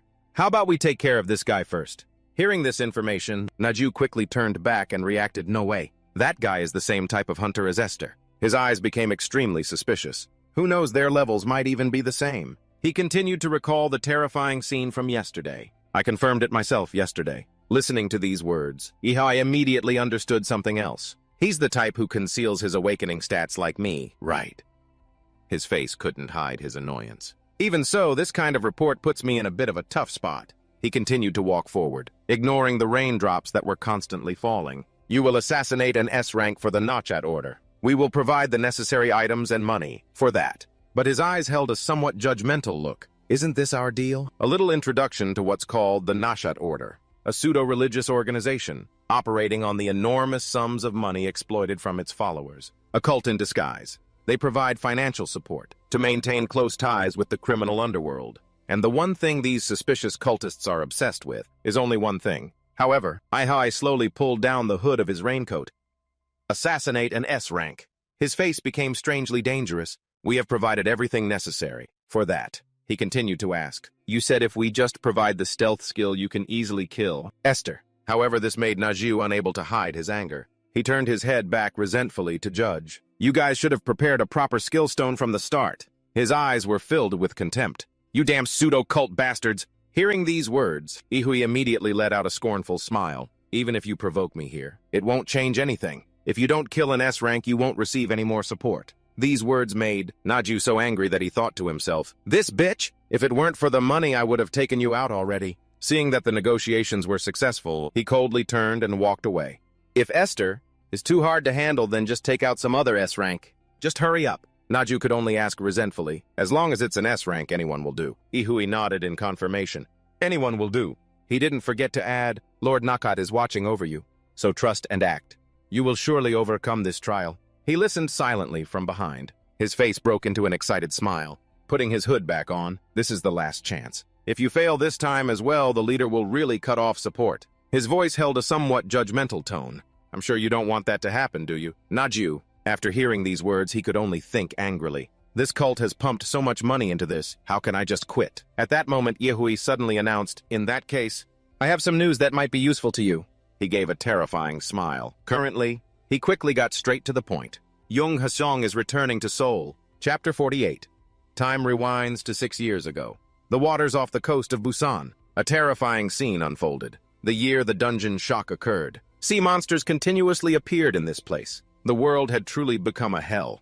They ravaged everything. Monsters that humanity's weapons couldn't harm had spread everywhere. Many people were in danger. Awakened beings successively appeared all over the country. But even though the awakened tried to fight, their power was too immense. Back then, they still weren't strong enough to restore peace as before. Unable to bear it any longer, the man leaped forward. He used his power to directly kill that giant monster. His eyes became extremely cold. Miraculously, Korea's first S-class appeared. When pushed into a corner, he completely unleashed his power so overwhelming that A-rank and lower abilities could not compare. When fighting these monsters, his face became extremely serious. The man continued to charge forward with his weapon. The powerful attacks left the monsters unable to fight back. Finally, all of them were completely annihilated by him. He completely reversed the situation that seemed unsalvageable in the blink of an eye.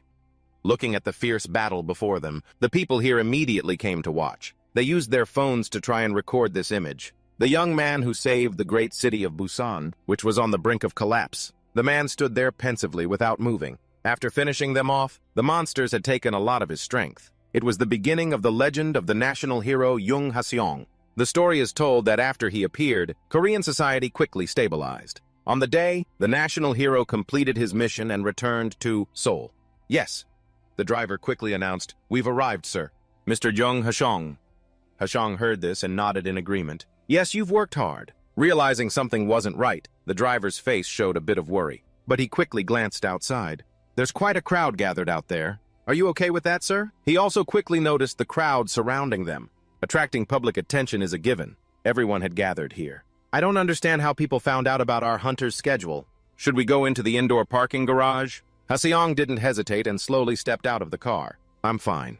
After seeing that he had appeared, everyone here immediately fell silent. They continuously cheered upon seeing his figure. It's Jung Haseong. Please look this way.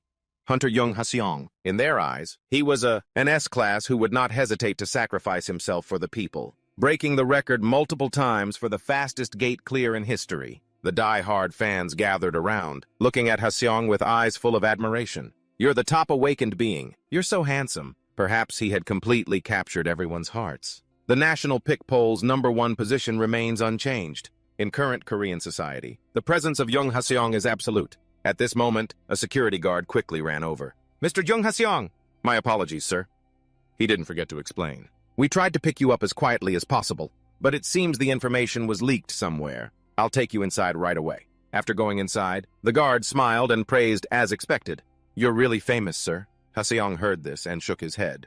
Not at all. He asked with confusion, has anything been happening in Seoul lately? He quickly explained. There have been a few minor incidents, sir. Thanks to Ms. Esther's help, everything was handled smoothly. Haseong breathed a sigh of relief. That's a relief. Remembering something, he suddenly spoke up, getting the guard's attention. His face became very curious as he turned his head back to ask, come to think of it, what happened with that F-ranker, sir? The guard still didn't understand what he was talking about. Sir, Haseong continued to explain, I reported a hunter suspected of rank fraud. He was extremely curious. I wonder if the results are out yet.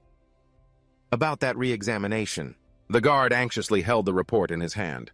About that. Sweat dripped continuously from his face. As the elevator doors opened, he slowly spoke. There was nothing unusual. This information made Haseong find it incredibly hard to believe. What did you say? He quickly asked again as if to confirm it was true. What? The guard continued to nod firmly. Yes, we checked again with the latest equipment, but found nothing abnormal. The next words made him freeze on the spot. That person is indeed an F-rank. Thoughts raced through Haseong's mind. Kim Jiro is really an F-rank. No, could the test results be wrong? After a period of silence, he suddenly asked again, who was in charge of the re-examination? The guard quickly searched for the information. Yes, if it's the person in charge then, he handed the photo to Haseong. It's this person, sir. Looking at the person in the photo caught his attention. The words on the file were written very clearly. Seo Uzion. This made him become extremely thoughtful and ponder. A test like this, there's no way she could be careless. There's also no possibility of her taking money to fake the results. Haseong tried to remind himself, even though it's a bit frustrating, I should just set it aside for now. At a time like this, it's better to clear another dungeon. He continued to ask, what about the list of gates that are about to have a dungeon break? The guard quickly explained again, I've already prepared it. You just need to turn to the next page, sir. Remembering something, he looked at him in surprise. You've just returned and you already want to schedule work. Haseong chuckled and nodded in confirmation. Of course. He quickly looked at the location marked on the map. Can I start from the nearest gate? The scene shifts to beneath a large bridge. Haseong's footsteps slowly appear at this place. He was standing in front of the dungeon gate there. Remembering everything he had heard, made his face even more pensive. Kim Jiro is an F rank, not wanting to waste time. Haseong slowly stepped inside. I have to meet him in person once to verify this. I can't rule out the possibility that he managed to bypass the test. Right now, he had his own calculations in his head. If I ask the association for his address and then go find him. Unfortunately, at this moment, Haseong accidentally bumped into a man. Seeing this, he quickly spoke up. Sorry. A familiar voice rang out, causing him to freeze on the spot. It's okay. When he recognized Haseong Jiro was completely stunned. It was only then that he reacted with a start. It's you! Haseong felt extremely confused by the appearance of Jiro. What are you doing here? Time rewinds to 10 minutes earlier. Jiro stared thoughtfully at the forest in front of the B-rank blue gate. Type 2 dungeon. His face seemed to show no emotion at all. The reason I'm diving into a gate again is very simple. Thoughts continuously appeared in his head. I can't stop my research. So there's no other way. He continued to recall controlling those black crows of his. I've confirmed that I can control Earth's animals. So the next step will be to experiment on monsters. Jiro quickly thought of the prospect of himself being able to control other, dangerous monsters. If I can control monster corpses, it would truly be a huge jackpot. Perhaps this would be a bit difficult for him. But monsters aren't as easy to find in a clean state as rats or birds. For monster corpses, people usually only removed the valuable parts, so they're often torn to shreds. This made Jiro walk forward step by step in deep thought. But the monsters in this dungeon, even though they're B-rank, I heard they don't have any particularly expensive parts. But in his heart, he asked himself a question. If that's the case, isn't this the exact specimen I'm looking for? Jiro had even had to flee from monsters many times. But I'm an E-rank. Hunting them myself is just absurd. Thinking this, he immediately followed his plan. I just need to pick up the monster corpses that the team has already hunted. Jiro thoughtfully looked at the scene before him. That was the perfect plan I had laid out. But everything was empty here. This made him start to think. What the hell? He continued to search for traces around the area. Not only are there no corpses, but there aren't even any signs of a fight. Suddenly, a footstep. Jiro stared blankly at a mutated chicken bird on one side. He quickly ducked down, not letting this chicken bird notice him. I didn't expect this place to be. His face gradually turned dazed as he wondered. A gate so rarely visited. Jiro sat still, reminding himself. That is the monster of this gate. Without wasting time, he quickly stood up and walked forward. Catching it with my own hands is just a pipe dream. Last time I went shopping, I also prepared a few useful magic tools. Then he remembered his buddy Yunsung. I can't just keep depending on Yunsung. This made him contemplative, considering turning back. Moreover, on Earth, there don't seem to be any awakened who use necromancy. As he walked, Jiro was lost in his own train of thought. If Yunsung becomes suspicious of my actions, I'm toast. At the same time, from outside, a man had also entered the hidden dungeon. The two of them accidentally bumped into each other. Haseong suddenly spoke up. Sorry. Jiro, seeing this, replied calmly, it's okay. But as soon as he saw him, his face turned sour. Hunter Young Hasung, he asked blankly. What are you doing here? The next second, Hasung drew his sword. Without hesitation, he held the sword to Jiro's neck. Before he could react, Hasung suddenly asked, This is a B-rank gate, right? His face became extremely suspicious as he questioned, Didn't you say you were F-rank? Jiro didn't know how to explain the situation. Hasung continued to look at him with a judgmental gaze. You clearly cheated on your rank, didn't you? He continuously cursed out the association. What kind of shoddy work is this? This made him feel extremely awkward. Damn it. But while he was still unsure of what to do, Hasung continued to question him. What are you doing here? Are you planning to hunt B-rank monsters? Only then did he slowly speak up. You've misunderstood. He didn't forget to add a few more words. It was a mistake. I came in here by mistake. I was just about to leave anyway. His face gradually changed as he questioned a mistake. He quickly recounted everything. I stood preparing in front of the gate for 10 minutes before I entered. Come on, I'm sorry. He recited the speech he had just come up with. If I'm getting in the way of Hunter Young Ha-sung's hunt, then I'll leave right away. Ha-sung suddenly asked, go where? The two of them stood there arguing continuously. No, what do you want me to do? Just stand here like this forever. What did you say? At the same time, a mysterious person had also entered. Jiro repeatedly warned, wait a minute, the sword. Hunter Young Ha-sung. At least lower your sword and let's talk. Ha-sung was still arguing non-stop. What do you mean you keep running? Najiwoo, who was entering, witnessed the scene. He was startled and bewildered. What? He looked on in confusion as the two continued to argue. How many people am I seeing right now? His face gradually grew annoyed. I definitely saw Young Ha-sung enter the gate alone, so I followed him in. He looked towards Jiro right there. Kim Jiro, why is that guy here? After going back outside, Najiwoo angrily cursed, this is driving me crazy. The more he thought about it, the more helpless he felt. Again, why does he always show up next to the exact hunter that we're targeting? This made him feel helpless. He held his head lost in his own thoughts. Anyway, with that F-rank, dude here, assassinating Young Ha-sung is impossible now, because that guy isn't affected by my stealth. In this situation, he could only scratch his head and curse. Damn it! But I can't just retreat again. Li Hui's words echoed in his mind. If Esther runs into trouble, even another F-rank will do, just deal with it. He had whispered continuously in his ear back then. This is your last chance. Back in the present, Najiwoo could only hold his head in hesitation. Last chance. Remembering something, he quickly looked into his backpack.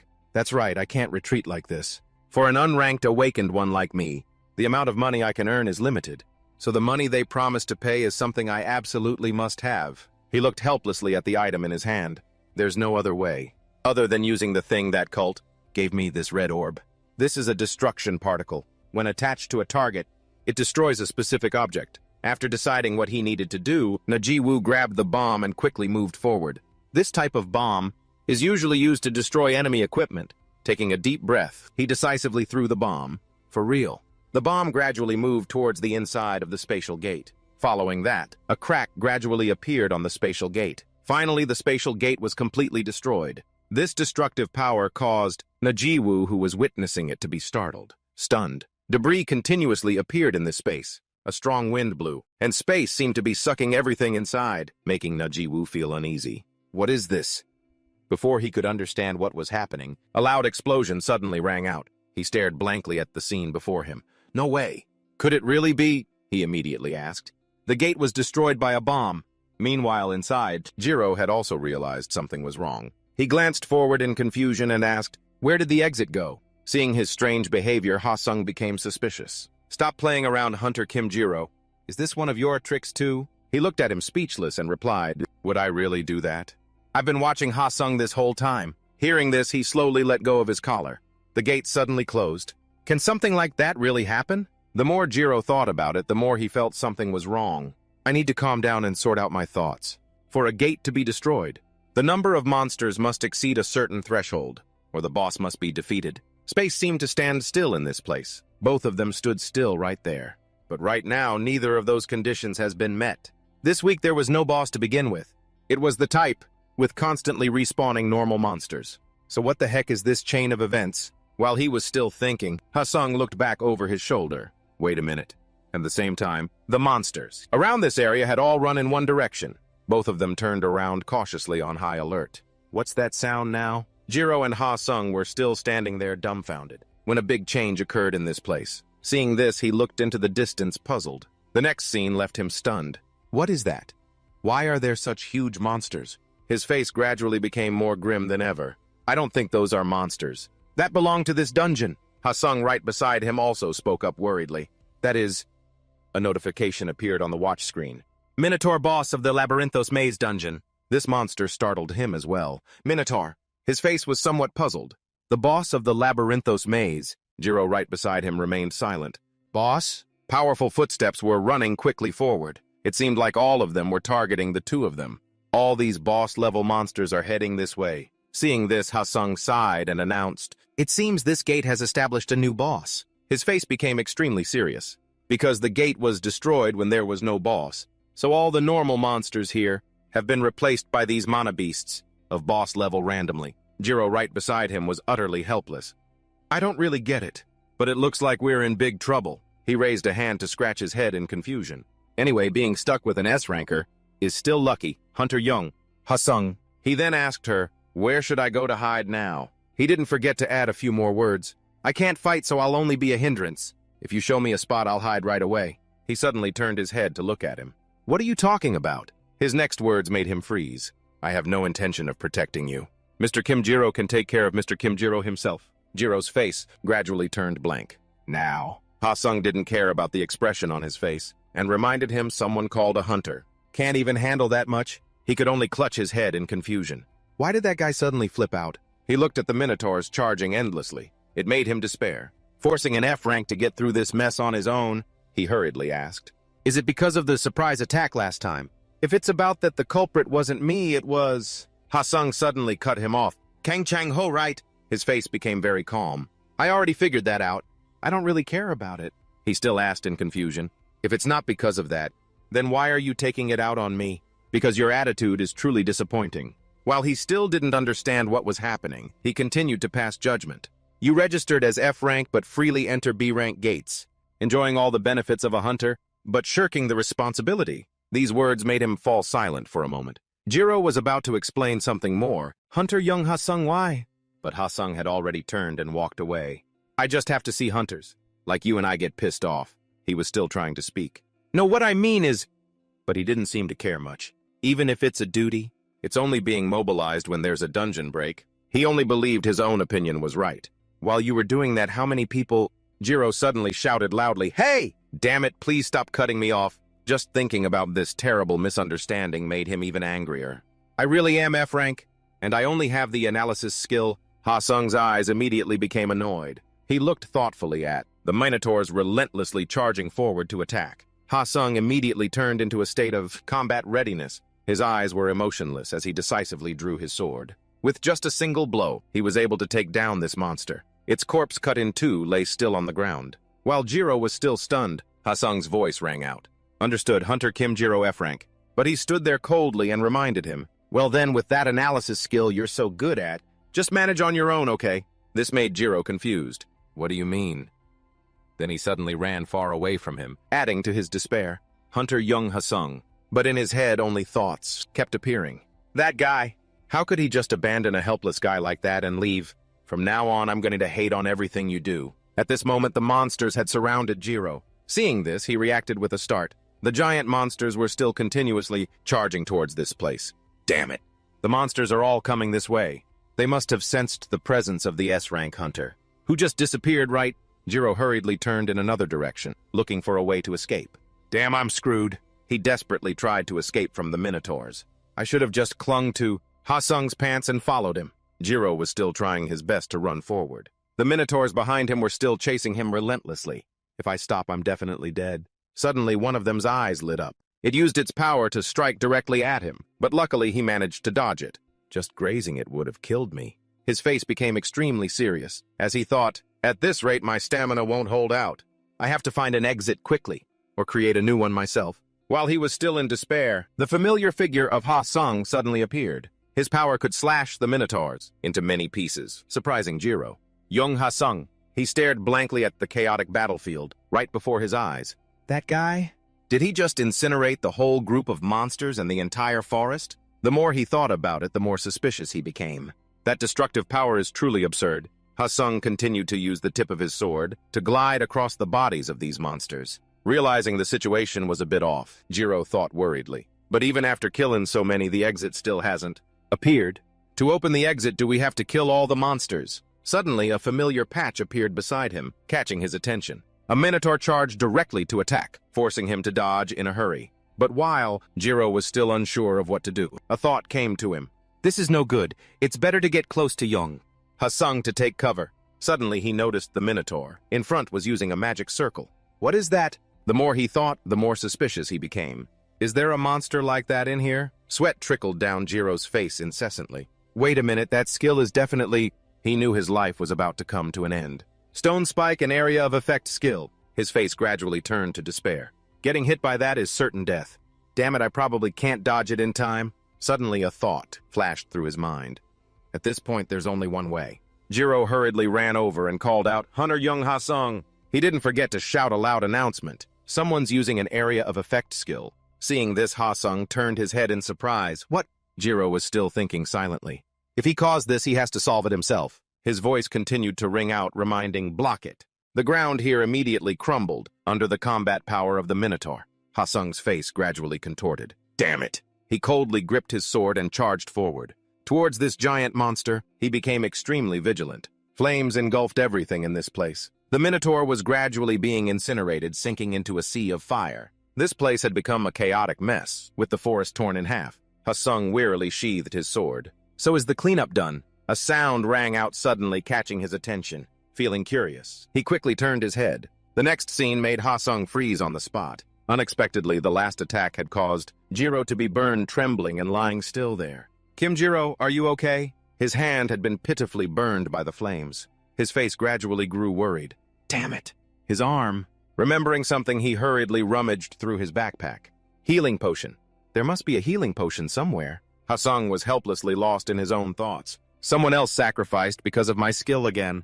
I should have been more careful. That my out-of-control power could hurt others. He stood there continuously muttering the words, I'm sorry, I'm truly sorry. Remembering something, he hurriedly turned his head back. Kim Jiro-see, are you still conscious? Jiro tried to keep himself as calm as possible. I'm fine.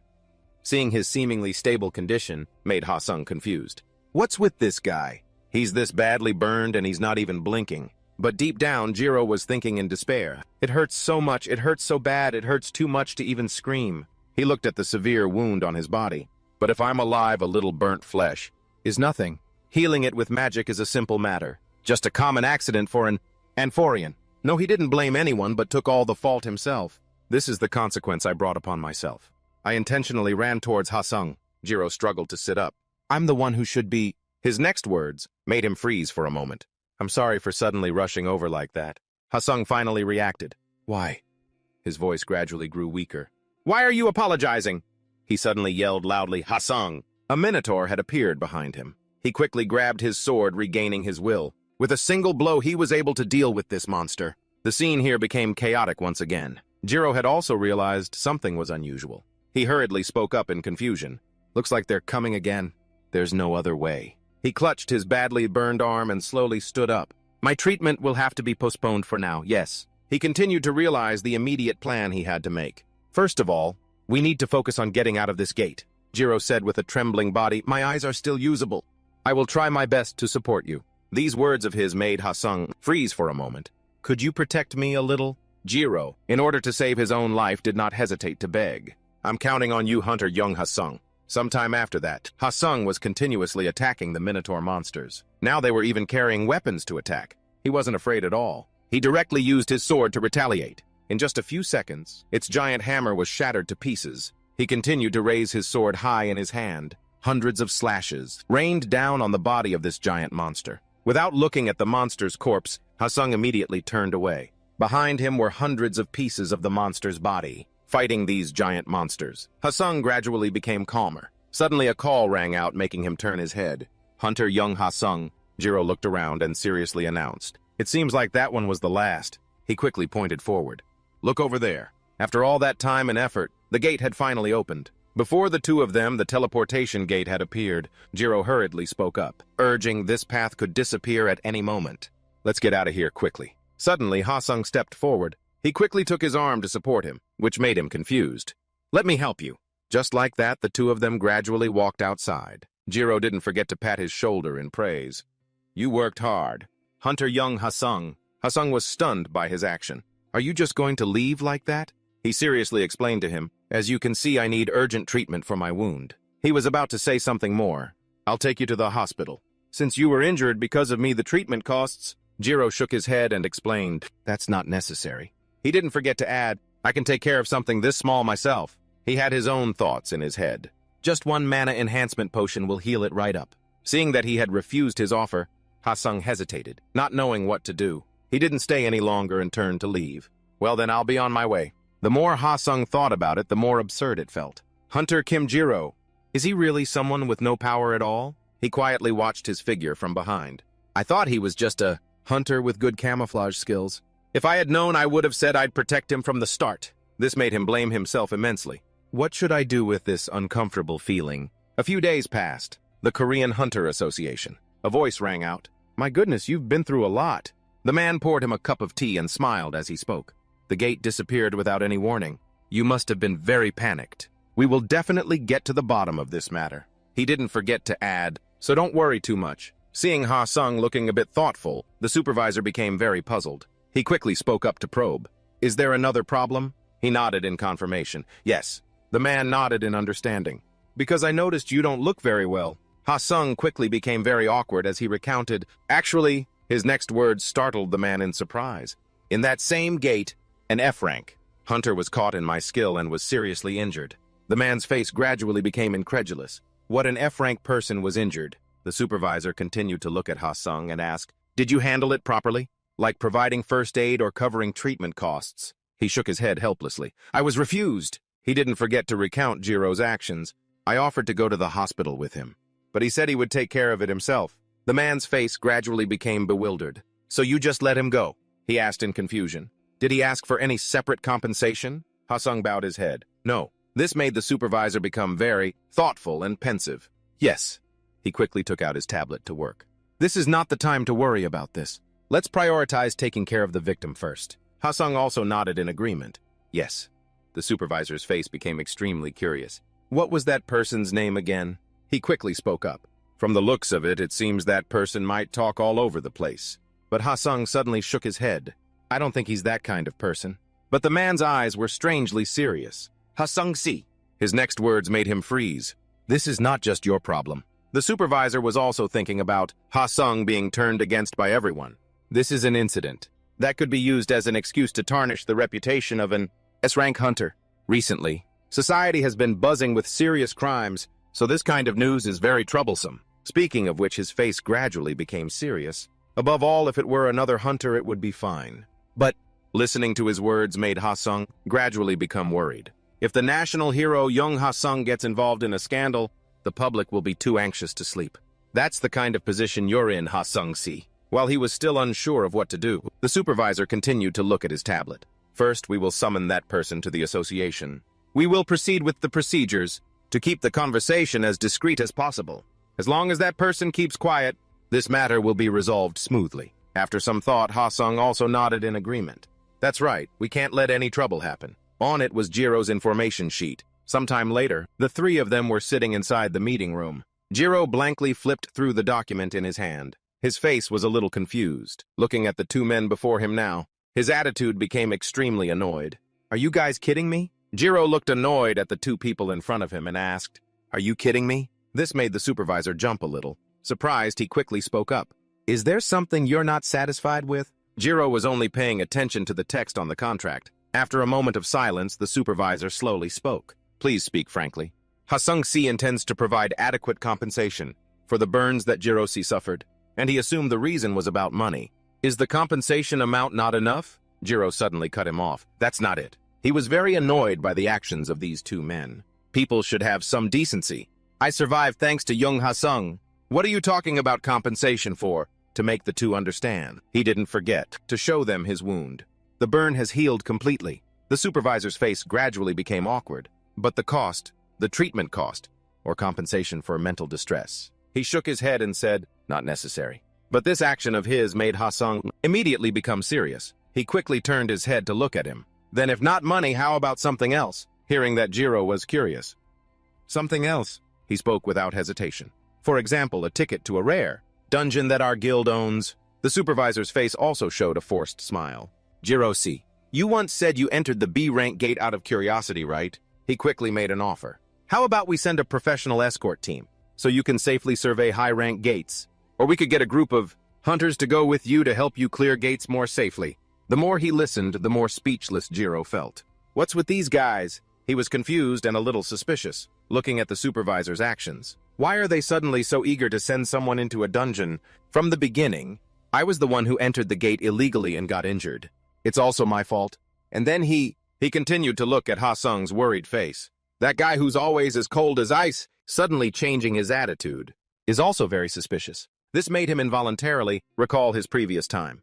In my experience, Earthlings are never kind without a reason. The thoughts in Jiro's head emerged. And yet the side offering money is acting so difficult. He didn't forget the scary face of Naji Wu back then. This made Jiro even more certain, and put him on high alert with humans. His eyes were somewhat serious. He glanced at the two of them. Could it be that the worst-case scenario had already crossed his mind? Are they planning to take me somewhere secluded to get rid of me, not wanting this life to end? Jireo quickly stood up. I'll be taking my leave now. Haseong was about to stop him. Wait, Hunter Kim Jireo, he said firmly. I've been saying it this whole time. His face was completely calm. I don't need money and I don't need a dungeon. Seeing the situation, Haseong quickly interjected. Then at the very least, could you accept us accompanying you as bodyguards? He didn't forget to add a few more words. So that Mr. Jireo won't get hurt again. Jireo suddenly cut Jong Haseong off. His next words made him freeze on the spot. In life, people getting hurt or making mistakes is a normal thing. He coldly criticized his actions. Freaking out over something so small? You're taking it way too seriously. Do you have any idea how weird that looks? Huh. This barrage of words left him speechless. A while later, the superior sighed, looking at the contract in his hand. I wonder if I left some kind of loophole. That made him misunderstand. He didn't forget to console Haseong. Anyway, don't worry, this entire conversation has been recorded. Remembering what happened, he couldn't help but be startled. He's sharp. Usually in cases like this, people would play the victim to demand a hefty sum. But Haseong was silently thinking, that's true. Jireo's actions made him even more confused. But Kim Jireo didn't take the money. He didn't take the dungeon either. He refused everything. So what on earth made him so angry? He thought carefully about what had happened. And those words? Jireo's serious comment at that time, worrying so excessively over such a trivial thing.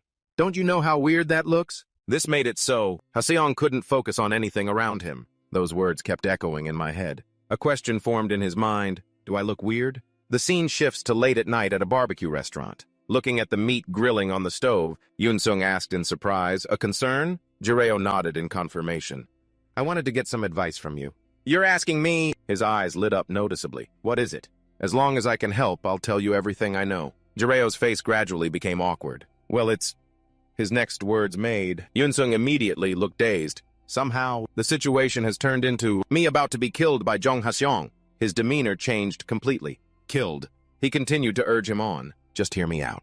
It's not like I'm actually going to die for sure. Jireo's voice held a note of helplessness. If possible, I'd like to resolve this peacefully. But his words weren't getting through to him at all. Jong Haseong wants to kill you. What happened this time? Does the meat need flipping? What? What the hell are you talking about? And how can you talk about this while eating meat? He didn't forget to stare intently at him. I'm asking because you're also a high-rank hunter. Do you know anything about Jong Haseong? This made him look dazed, asking so suddenly like that. The more he thought, the more unbelievable Yoon-sung found it. It's not just any other hunter, but... Jireo finally looked up and asked, that Jong Haseong guy. What about Jong Haseong? He thought for a moment, then quickly said what he felt. He's a very cold and dry person. How should I put it? He's kind of the same type of person as you. He didn't forget to recount the story from that time. Normally, he's not the type to pick personal fights with other people. In fact, in Yoon-sung's eyes, Haseong is an extremely talented person. He just occasionally loses his temper when it comes to gate clearing. That's it. At this point, his voice gradually became serious. I can't imagine Jong Haseong getting angry enough to kill someone. Besides, you're not the type of person who would make someone hate you that deeply. He didn't forget to ask. Could it be that you're misunderstanding something? Jireo continued to put meat into the bowl. Maybe, he thought to himself. It's possible I overanalyzed Jong Haseong's offer. He then replied, I think you're right. Jireo continued to hand the bowl of meat to Yoon-sung. The top-ranked hunter in Korea would never bother with a hunter who is an F-rank like me. He chuckled and took the bowl. To be more accurate for Hunter Jong Haseong, that incident also puts a lot of pressure on him. This statement made him curious. Pressure. He nodded.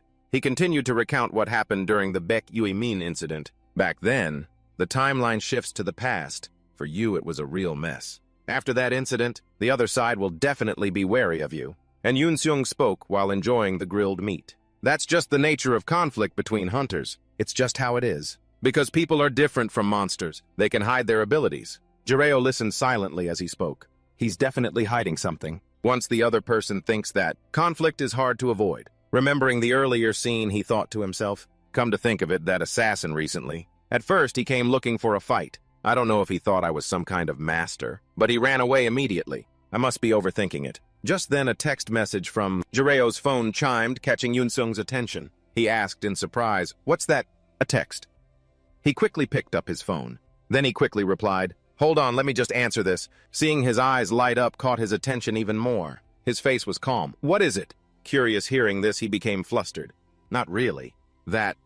Jireo didn't hesitate to show him the phone. "It's just something trivial." On it was a series of messages from a conversation. "Kim Jireo si, if you haven't eaten, let's have lunch together today. I know a really good high-end Korean restaurant. Sorry, I'm currently busy with a police investigation." Next was another message. "Hello. The weather's gotten cooler lately, hasn't it? I suddenly thought of you, so I thought I'd send a text. Have you eaten? I just finished eating." And finally, today's message. "Hunter. Kim Jireo. What are you doing? Have dinner with me tonight. I'm eating grilled ribs with an acquaintance." Jireo continued to explain to Yoon-sung, "It's just a check-in text." After reading the messages, his eyes widened in disbelief. "Hey, you!" His voice began to tremble. "This, the person who sent the message?" He was stunned, looking at the profile picture of the sender. "The display name is it really Seoul Esther?" Yoon-sung was still in disbelief. "Could it be the representative of the Magic Tower?" Jireo nodded and put his phone away. "That's right. She's been texting me frequently lately." This made him even more incredulous. "What you're? The one who's frequently texting back and forth with the Magic Tower's representative, Seoul Esther." The scene shifts to the Hunter Association. A voice suddenly rang out. An A-rank gate again this time. People rushed forward hurriedly. "Are there any guilds left that can take the mission?" A subordinate quickly reported. "Both the Nail Sisters and the Korean Magic Tower have already deployed all their main forces." This made the high-ranking man extremely annoyed. "Damn it." He quickly pulled out his phone. "Then is there no one left besides that hunter?" The scene shifts. Recovery potions are scattered on the ground. "A rank gate?" Haseong wearily wiped the blood from his body. "Understood. I'll be on my way immediately." He instructed seriously, "Start the car driver." This made the driver extremely distressed. "What, you just cleared one gate and you're going again?" He continued to speak. "You haven't slept for 40 hours straight. At least go home and change your clothes first," Haseong stubbornly replied. "I'm fine." He wearily bowed his head to rest for a moment. "Anyway, the blood..." But his eyes became incredibly weary. "We'll just splatter boringly again anyway." The scene shifts to Jireo's peaceful building. Inside the room, he seriously looked at the concocted potion vials. "Good. Perfect. The formulas were written clearly on them. Thanks to today's experiment, I've grasped pain resistance, too." Jireo continued to look at the potion in his hand, because completely eliminating the sensation of pain could cause problems. To research this potion, he had put in a lot of effort. It only activates to nullify pain once it reaches a certain threshold. His voice was slightly cheerful. "Now my body is pretty close to its former state." Jireo unconsciously recalled the moment he was burned to a crisp by fire. "I don't want to go through the pain of burning in fire ever again." Just thinking about it made Jireo tremble. He sighed, stood up, and said to himself, "There's no need to collect that kind of data." Sensing something was wrong, his attention was caught. Jireo quickly turned his head to look outside. He saw a red light appear. Strange water stains suddenly appeared on the ceiling. An earthquake started, leaving Jireo still confused about what was happening. "What the..." He quickly put his hands up to brace himself and wondered, "What is this?" Screams from outside rang out, catching Jireo's attention. "Everyone, evacuate now, it's dangerous here." Without hesitation, he ran outside. What on earth is happening? The more he thought, the more confused he became. What the hell is this? Looking at the crimson sky before him, along with everything being destroyed, made him freeze. He realized this place had a real problem. Was this building blown away? Jireo tried to observe the surrounding scene carefully. Here, continuously appearing, were various giant monsters, and so Jireo, along with the other citizens, slowly evacuated. Recovery potions, protective bracelet, sleeping incense reflection mirror.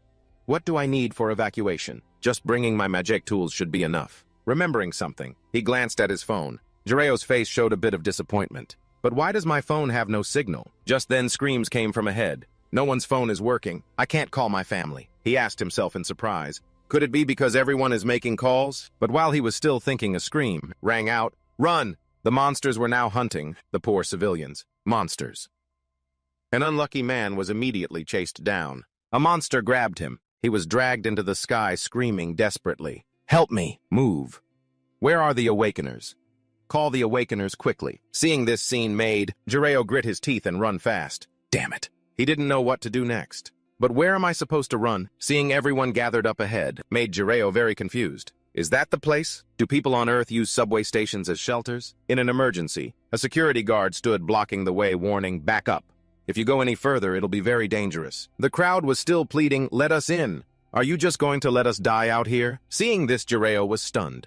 but it seems like we can't get in. He was still trying to find another way. I'll be trampled to death by the crowd before the monsters even get me. A sudden thought popped into his head. It's better to escape alone. He stood there watching the monsters. They were still flying around non-stop. Jiraiya carefully sensed the monsters around this area, analyzing the flow of mana. If I just pick places where the monsters can't detect me, he tried to move forward slowly, step by step. Sensing a familiar fire energy made him freeze. Jiraiya quickly turned his head to look in one direction. This mana source is... Without hesitation, he ran forward step by step. If this isn't an illusion, then it's definitely this way. Over here, Haseong coldly plunged his sword into a monster's body. He stood there, after dealing with 100 different monsters. His face suddenly became more tired than ever. Jiraiya saw him and became happy. It really is you, Jong Haseong? He silently hid to the side, observing the S-rank hunter who had appeared before him. In a situation swarming with monsters, his eyes lit up. You see, I'm an expert when it comes to this kind of piggybacking. Realizing something wasn't right caught Jiraiya's attention. But he quickly noticed Haseong's abnormality. That guy, why is his mana so unstable? At the same time, he was still standing there motionlessly when he saw the monsters flying around this place. His eyes gradually became more dazed. So dizzy. He could no longer tell what was a monster and what was just his surroundings. Has his mind been affected?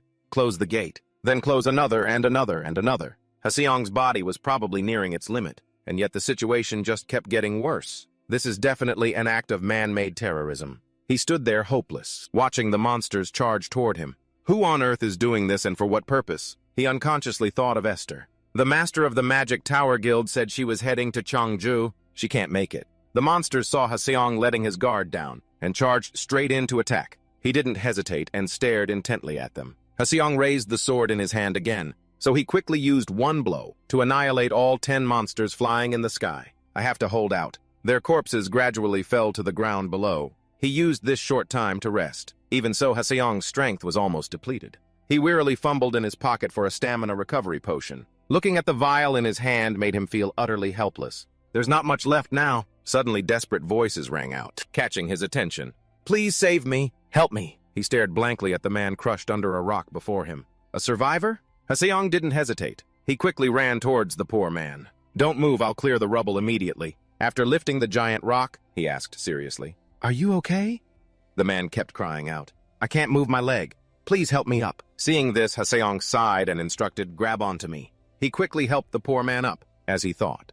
The communication towers must be disabled right now. If I use my walkie-talkie to call the guild staff for evacuation, remembering something, his eyes suddenly flickered towards him. But over there, it seems he recognized Haseong, your hunter Jong Haseong, the #1 ranked hunter. Right before he could react, the man directly grabbed his neck with both hands. His face gradually grew blank, not understanding what was happening. In the next second, his demeanor slowly changed. The man was holding a bomb, right then and there. Haseong couldn't believe this was happening. A suicide bomb terrorist? A huge explosion erupted on the spot. Jiraiya, watching from a distance, was also startled. He looked back towards Haseong in a panic. His body was now lying in a pool of blood, making him even more desperate. Hunter Jong Haseong is... The scene had become extremely chaotic. Haseong lay there trembling, enduring it. His body was now in extreme pain. He struggled to crawl up from the ground.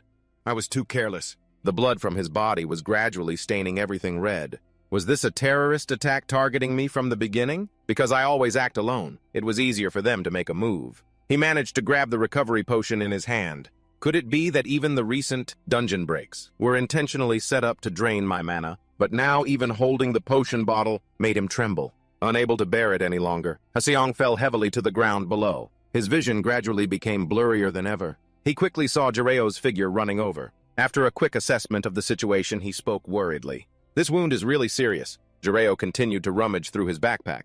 Good thing I brought healing potions. He sighed, looking at his current state. Anyway, Jong Haseong, finally, he pulled out a healing potion from his bag. Without me, you would have been toast. A while later, sounds continuously echoed. Hunter Haseong, Hunter. Haseong was able to open his eyes after a long time. Jong Haseong. Jiraiya looked at him seriously and asked, Are you awake now? Can you still move? Seeing this, he sat up in surprise. You are... Seeing Jiraiya made him extremely curious. Why are you here? You didn't evacuate, he explained seriously. I was looking for a place to evacuate and happened to find you. Haseong remembered something. He quickly pulled out a shirt. First use this towel and put this on. This tacky shirt left even Haseong speechless. Don't you have anything else? Realizing something wasn't right, his face immediately looked blank. Huh. He looked at his completely healed body. You used a potion on me, didn't you? Jiraiya continued to rummage through his backpack for other shirts. Yes.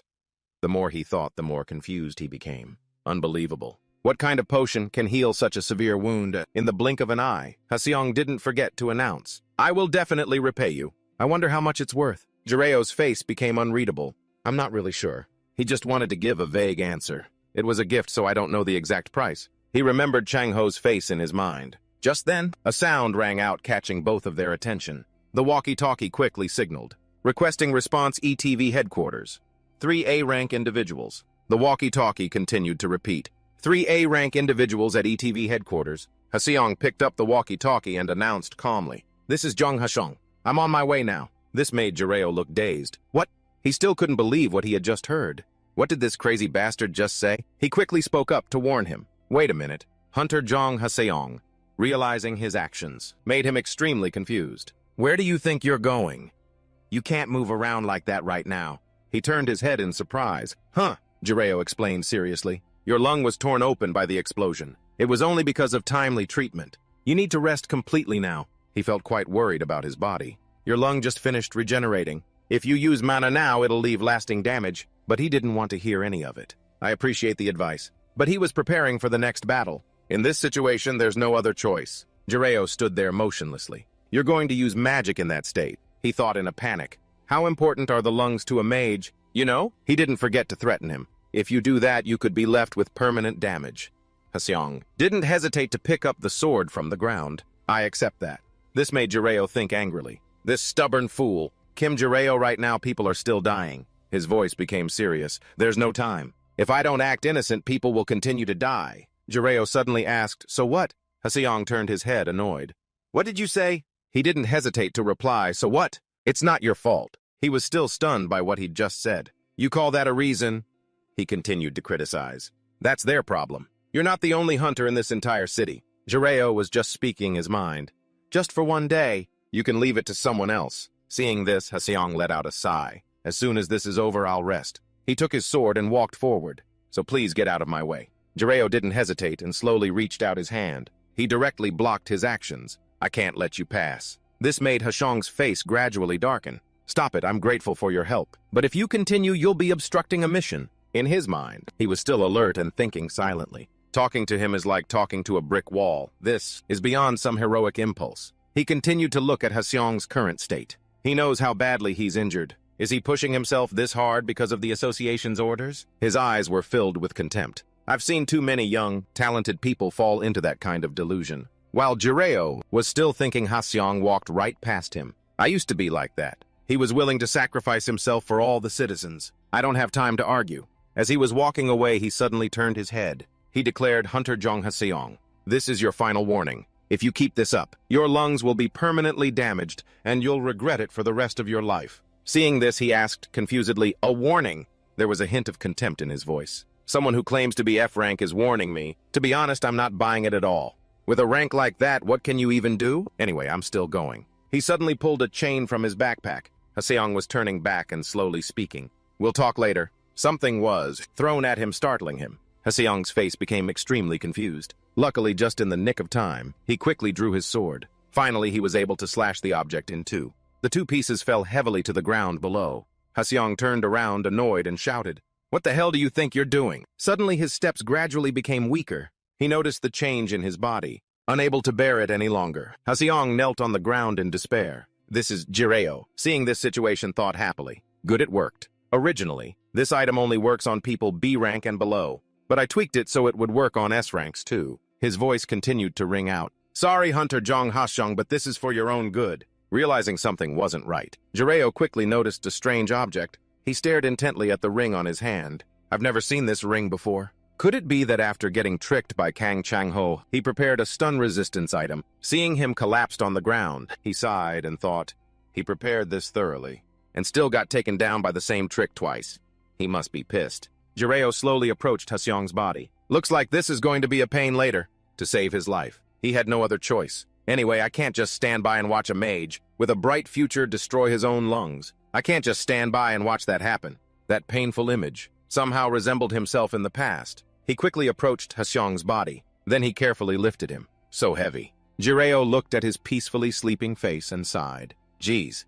He carried him on his back while complaining nonstop. I'm so nice I'm screwing myself over. The scene shifts to a hospital inside the city. The doctors and medical staff were deep in thought, staring at each other's faces. Haseong sat angrily on the hospital bed, cursing Kim Jireo. His face was filled with rage. That son of a bitch! Time rewinds to 24 hours earlier. Everyone gathered to look at the scene before them.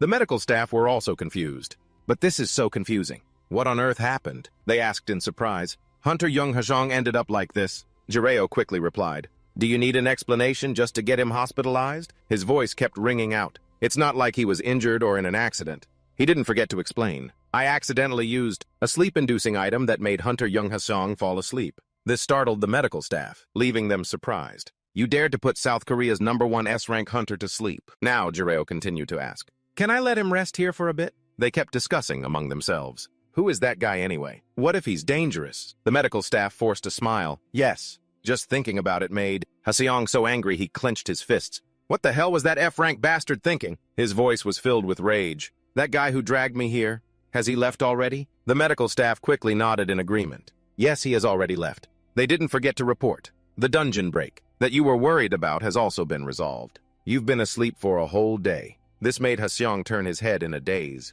What did you say? He asked in disbelief. A whole day? Remembering the scene while fighting the monsters made him extremely confused. In a critical situation like this, I fell asleep for a whole day. His face gradually became dazed. What kind of powerful sleeping drug did that guy use to knock me out like that? Haseong looked at his body in despair and thought, while I was unconscious like this, I wonder how many more people had to die. The story began to unfold. My nightmare always starts with being late. The day I accidentally went to school late because I overslept was the day tragedy struck. A dungeon break caused all my friends to lose their lives. Since that day, I've thought about it countless times. Haseong ran desperately towards the rubble.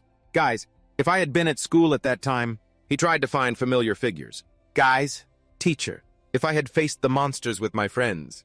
Tears streamed down his face endlessly. Guys, if I had awakened then and could use my S-rank power, could I have protected my friends? A few years after that, I awakened. I became South Korea's first S-rank awakened. Life as a hunter wasn't bad at all. Although I was a bit flustered by the unexpected position I was given, the job wasn't difficult at all. Everyone was grateful to me and I felt confident and proud. I thought I was gradually obtaining those things. And then one day, as I was slowly forgetting the wounds of the past, that happened. A cheerful voice rang out, "This is delicious." The woman smiled as she looked at Haseong. "Thanks to my son, I get to eat such delicious food." He replied happily, "Eat a lot, Mom." Just then the phone rang, catching his attention. He quickly reached for the phone. Haseong continued to listen to the phone. "Yes, this is Young Haseong," a voice said. "Sorry to bother you during your leave. Hunter Young Haseong." The employee continued to report. "A gate near Hongneung has been detected showing signs of an imminent dungeon break." He was surprised and paid attention. "What's the gate's rank?" The employee continued to explain about B rank.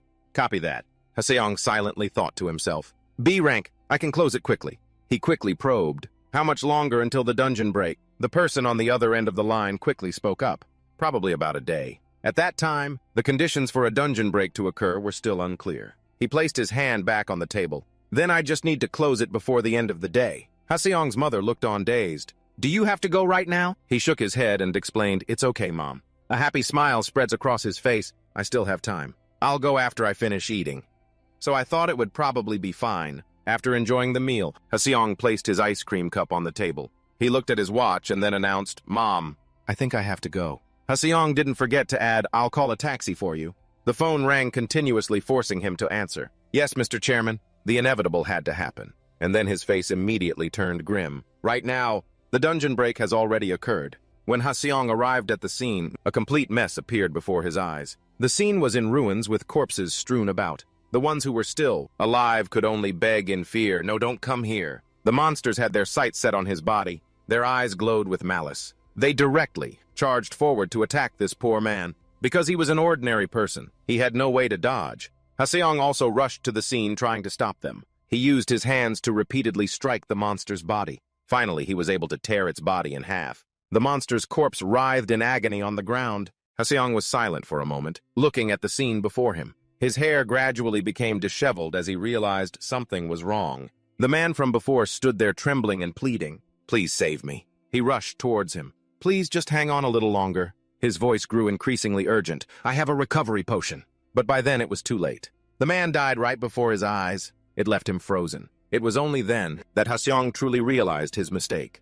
This is no good. If I had just come a few minutes earlier, I could have saved everyone. In just a brief moment of complacency and delay, cries of mourning rang out continuously. Oh God, my poor child. So many people would forever be unable to see their loved ones again. A once happy family was now left with only sorrow. If only at that moment I had gotten up right after receiving the call. All of this was heard by Haseong, who was standing outside listening. He silently closed his eyes, sinking into self-blame. If only I had been a little more vigilant. It was my fault. This dream startled Haseong, waking him up abruptly. He stared blankly at the unfamiliar ceiling.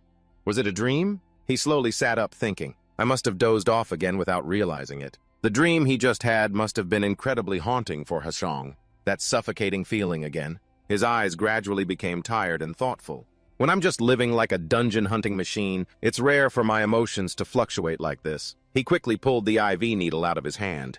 It's been a long time since I've felt this angry. After remembering everything, Haseong slowly placed his feet on the floor. It seems... He hurriedly walked outside. Kim Jiryo.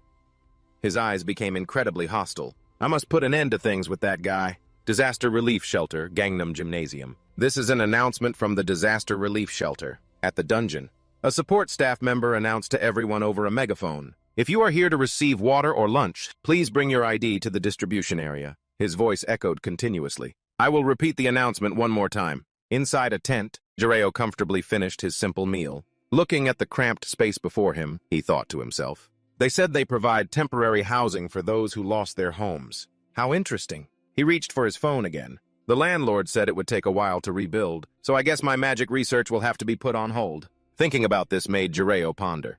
Oh well, I'll just focus on gathering information on Earth. In the meantime, looking at the incoming call on his phone confused him. An annoyed thought appeared in his mind. This guy again? What now? But he still answered the phone. Hello, a voice suddenly rang out. Hello, Hunter Kim Jireo? Can you talk right now? Yes, Jireo nodded in understanding. Yes, Hunter Seong Ujin. Did they finally catch the attacker? Ujin's face gradually became serious. No, that's not the problem right now, she quickly asked. What the hell did you do this time? He still didn't understand what was happening. What are you suddenly talking about? I saw it, so I kept bringing up the name Young Haseong. Young Haseong. Ujin didn't forget to recount what happened. That guy stormed into the association this morning, demanding your home address like a madman. It seems that Jireo's actions had made Haseong furious. His eyes were completely wild. She didn't forget to recount everything. I also got yelled at because he wouldn't let the reevaluation issue go.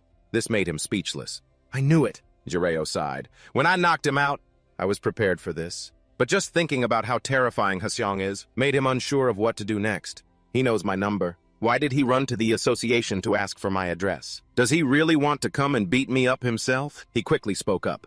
I'll explain in detail later. Anyway, is Young Haseong at the association right now? Ujin nodded in agreement. Yes. Jireo didn't hesitate and decided, I'll head there now. He quickly hung up the phone. It's better to end this before it gets any worse. His face became extremely worried. Damn, I'm not good at handling this kind of stuff. Jireo didn't forget to prepare for his next move. How do Earthlings usually apologize? How to apologize? What followed were some utterly speechless poses. Bow down, head down. Kneel while bowing your head. Scene changes to the back gate of the Hunters Association. Ujin looked at the scene, also worried. She thought, this is crazy. She was stunned to see Haseong's face right there. What the hell happened to make young Haseong so angry? This confused her and she couldn't stop sweating. He said he would handle it himself, but is that even possible? Anyway, when is that guy going to get here? The sight before her suddenly caught Ujin's attention. The taxi door slowly opened. Familiar footsteps slowly approached. Seeing Jireo, who had appeared, made Ujin completely dumbfounded. Mr. Kim Jireo. He nodded towards her. Hunter Seong Ujin. She kept whispering, hurry up and explain. What happened? His face was extremely calm as he walked forward. I knocked out young Haseong yesterday. She thought she must have misheard. What? Jireo remained nonchalant as if nothing had happened. What's done is done. He gently placed a hand on her shoulder to comfort her. Don't worry. I'll resolve this somehow. Watching from behind, Ujin was still somewhat worried. Don't tell me this is going to turn into a massacre. She could only watch to see what would happen. Both of them have quite calm personalities. Jireo continued to walk forward with a calm face. So hopefully, Seeing that he had arrived made Haseong's mood even worse. They would just talk things out calmly. He quickly drew his sword without hesitation. His eyes became filled with rage. This situation left Ujin frozen. In an instant, I didn't even see young Haseong draw his sword. She realized with a daze. Jireo had bowed his head in front of Haseong and he dodged it. Seeing this situation, he slowly lowered his sword. I held back a little to test your level, but I didn't expect you to dodge it completely. His voice was a little confused. Who the hell are you really? Jireo just remained silent, but inside he was terrified. I almost died just now. If I hadn't bowed my head and apologized immediately, he recalled the scene from earlier when he was reading his phone. So I should bow when I see him. I would have been killed. It's over. Goodbye, cruel world. Jireo quickly waved his hands to stop him. Young Haseong, calm down. He didn't forget to take all the blame on himself. I was truly wrong. I came here to apologize. Haseong's face was still filled with anger. If an apology could fix everything, then what would be this point of laws? He silently thought to himself, makes sense. But he still spoke up to explain. You know I didn't mean it. He didn't forget to add, I was genuinely worried about your health. Haseong's eyes were still filled with suspicion. And how am I supposed to believe that? He continued to look at Jireo with judging eyes. Suddenly you knock someone out with me. You're no different from the terrorists. This made him think in desperation. This is why I had to knock you out. He kept questioning, be honest. Didn't you have another motive? Hearing this, Jireo's attitude slowly changed. Motive, I should be the one asking you. He stared coldly at him and asked, why are you always in such a rush? Before he could answer, he quickly judged him. I saw online that you break the record for closing dungeons every year. But his eyes were somewhat cold. That means you're constantly working yourself to the bone in dungeons without any rest. He continued to comment on Haseong's actions. You hand over your dungeon spoils to the government, like a fool, keeping nothing for yourself. You don't even rest when you're sick. The more Jireo thought about it, the more confused he felt. Why are you so addicted to monster hunting? What difference does one day of rest make? Haseong's face immediately broke into a terrifying smile. So to put it bluntly, the atmosphere quickly changed. South Korea won't collapse just because you take a rest. So stop overdoing it, is that what you mean? Hearing that, he became dazed. He still stood there and kept asking questions. Could you say the same thing to the families of the victims who died because I didn't show up? Realizing the situation wasn't good, Jireo thought frantically, no. This bastard has no intention of listening to what I'm saying. He's twisting every word. Haseong's eyes had become filled with rage. Let's see how long you can stay relaxed like this. Hunter Kim Jireo. He continued to point at him and judge. You think this will end as a simple assault case? Let me make it clear. Someone like you doesn't deserve to be a hunter ever again. This news startled Jireo. What? Sweat dripped down his face endlessly. What do you mean? Why can't I be a hunter anymore? He felt utter despair in his heart. Looking at Haseong's terrifying appearance. Don't tell me. He's going to kill me so I can't do this job anymore. But in reality, Haseong had a different thought in mind. He's a criminal, cunning enough to fake a reevaluation. I should detain him to prevent him from trying to escape. With that thought, he slowly stepped forward. His action startled Jireo, making him panic. With his overthinking mind, he felt even more worried. Why is he getting closer? Is he going to kill me right here? He held his head in despair, not knowing what to do. He's going to kill me. He's really going to kill me. I'm going to die here. Jireo's mind went completely blank. He couldn't think of anything. What should I do? His whole body was trembling with fear. Think! Suddenly, Haseong's words rang out, startling him. When hunters fight, that's how it is. He remembered what Yoon Sung had told him. Unlike monsters, humans can hide their abilities. Those words as if saving him from this difficult situation. When your opponent is like that, fights don't break out easily. Jireo's palm had clenched into a fist at some point. That's right. He didn't hesitate and yelled loudly, "Get a grip, Haseong!" This scene made all the three of them stand still, without moving. Haseong and Ujin still didn't understand what was happening. Jireo suddenly pointed straight ahead. He declared without hesitation, "You're too weak." Those words made him freeze on the spot. Ujin was stunned, unable to believe the words she had just heard. Feeling it wasn't enough, Jireo continued to criticize young Haseong. Do you think you're so special? He couldn't think of anything else but to say these words. Even if you let your guard down and got ambushed by an F rank, is that your true level? Hearing this, Ujin's face also turned pale. What? Everyone's lives depend on you. Jireo didn't pay any attention to the faces around him and just criticized, don't talk nonsense. South Korea won't collapse just because you disappear. And even if it does collapse, is that your fault? Although in his heart, he thought in desperation, if I want to live, this is the only way. He reminded himself stronger. Make yourself appear stronger. And that's why he kept telling, Haseong, you must be delusional, because others treat you like a hero. In my eyes, you're just a normal 20-year-old. The more he listened, the more serious his face became. Stop pretending you're special. Sweat dripped down his face endlessly. That should be enough, right? If I keep criticizing, I might just make him angrier. Now I have to use the carrot. Next, he slowly spoke to Hsiong again. Hsiong, do you know that you look very unwell right now? Before he could react, he quickly announced, you're obsessed with gates and always pushing your body for meaningless things. Jiraiya was still trying to follow his plan. To be honest, I see that as a problem. You look like you need treatment. Ujin, standing beside them, didn't understand what was happening. Huh? What was that? Why the sudden change of tone? He seriously extended his hand towards him and explained, you should get some rest. Being a hunter isn't a job you just do for a day or two. He was a little smug in his head. Such gentle words. At this rate. Contrary to his thoughts, Hsiong's face became incredibly hostile. No. The tense atmosphere made Jiraiya even more confused. At the same time, he slowly spoke up. Endless thoughts appeared in his mind. What? Why does it feel like he's even angrier? Was I too harsh? Hsiong stood still and suddenly asked, so in your eyes, I'm just a patient. He didn't say anything more and continued to walk forward. Just like that, he walked past Jiraiya. His recent actions made him very confused. Huh?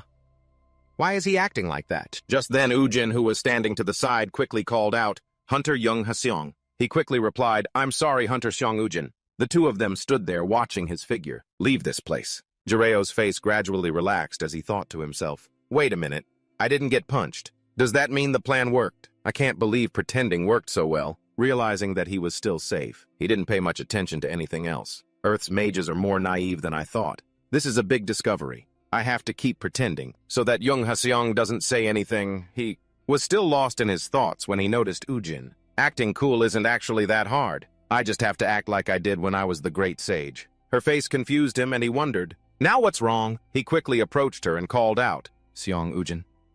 Ujin's expression gradually changed. If you're trying to silence me, you don't have to. He still didn't understand what was going on. What?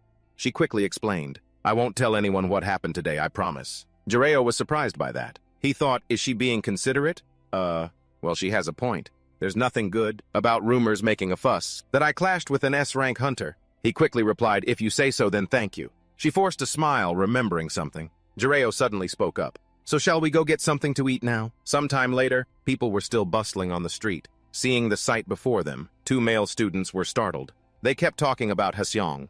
It's young Hsiong. He was still lost in his thoughts, remembering Jiraiya's words. Do you really think you're special? Even if you were caught off guard by an F-rank sneak attack, is that your true level? Those words were like a silent criticism of him. In my eyes, you're just a normal 20-year-old. Stop acting so special. Thinking about this, he sighed, a little tired. It's been a long time since someone treated me so coldly. But a strange smile appeared on the corner of Hsiong's mouth. Who would dare to speak so harshly to an awakened S-rank? Seeing him blink made everyone very surprised. So cool.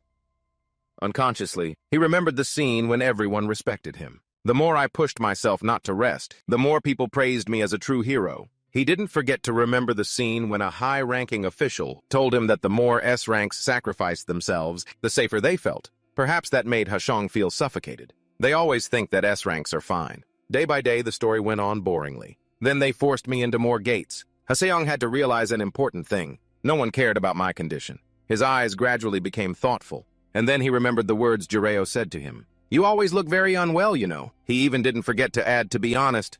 I think that's a problem. You look like you need treatment. This made Hsiong contemplative, as he continued to walk forward. In that moment, I suddenly realized. He stood still, realizing something important. That arrogant statement treating me like a patient. A leaf fell to the ground. Hsiong silently remembered every word. You should get some rest, being a hunter. Isn't a job you just do for a day or two? He couldn't hide the sadness on his face. Perhaps those were the words that I've always wanted to hear the most. Scene changes to a restaurant in the city. Jiraiya's voice rang out. Wait a minute. Hunter Xiong Ujin, is that seaweed soup? Ujin nodded in confirmation. Yes. His eyes gradually became suspicious. Is there beef in it? She looked at him bewildered. Probably. Although in her mind she silently thought, how annoying. She was still watching Jiraiya eat comfortably. I guess he's hiding something. But in reality he wasn't thinking much at all. Beef. I should have chosen the seaweed soup too. Remembering the argument between Jiraiya and Hsiong made her even more confused. Is he on the same level as young Hsiong? I never thought I'd get to see the #1 hunter fight with my own eyes. This made her close her eyes in thought. Just what else does he plan to surprise me with? Suddenly Jiraiya asked a question. By the way, Hunter Ujin, isn't it working hours right now? He was a person with the spirit of someone who always prioritizes schedules. He didn't forget to add, I'm worried I'm wasting your time. Ujin shook her head and explained, It's okay, it's my lunch break now. Remembering something, she suddenly spoke up. Besides, there's something I need to tell you, Kim Jireo. But while he was still confused, Ujin slowly put down her chopsticks. The one who attacked and tried to kill you at the park. To be blunt, catching him will be very difficult. Her face gradually became very serious. With the name you provided, Park Juntae, we couldn't confirm his identity. It was probably a fake name. We also tried to trace the rare item he used. However, Ujin sat there and slowly spoke. But in the end, we still couldn't trace the suspect. I'm sorry. Jireo continued to scoop up a mouthful of rice and replied, This isn't your fault. You don't need to apologize. Ujin's next words suddenly caught Jireo's attention. But there's also good news. She quickly pulled out her phone to check and then... Let me explain. You and Hunter Dong, Haseong were recently trapped in a gate, right? We've found out who was behind it. It seems like you've learned something. Recently, we got a lead on a terrorist organization. Jiro heard this and was curious. Terrorists? He was still feeling confused when the phone next to him suddenly buzzed. A message from the other end came through. Have you ever heard of the Nakchan Temple? Reading this message confused him. Nakchan Temple, first time hearing of it.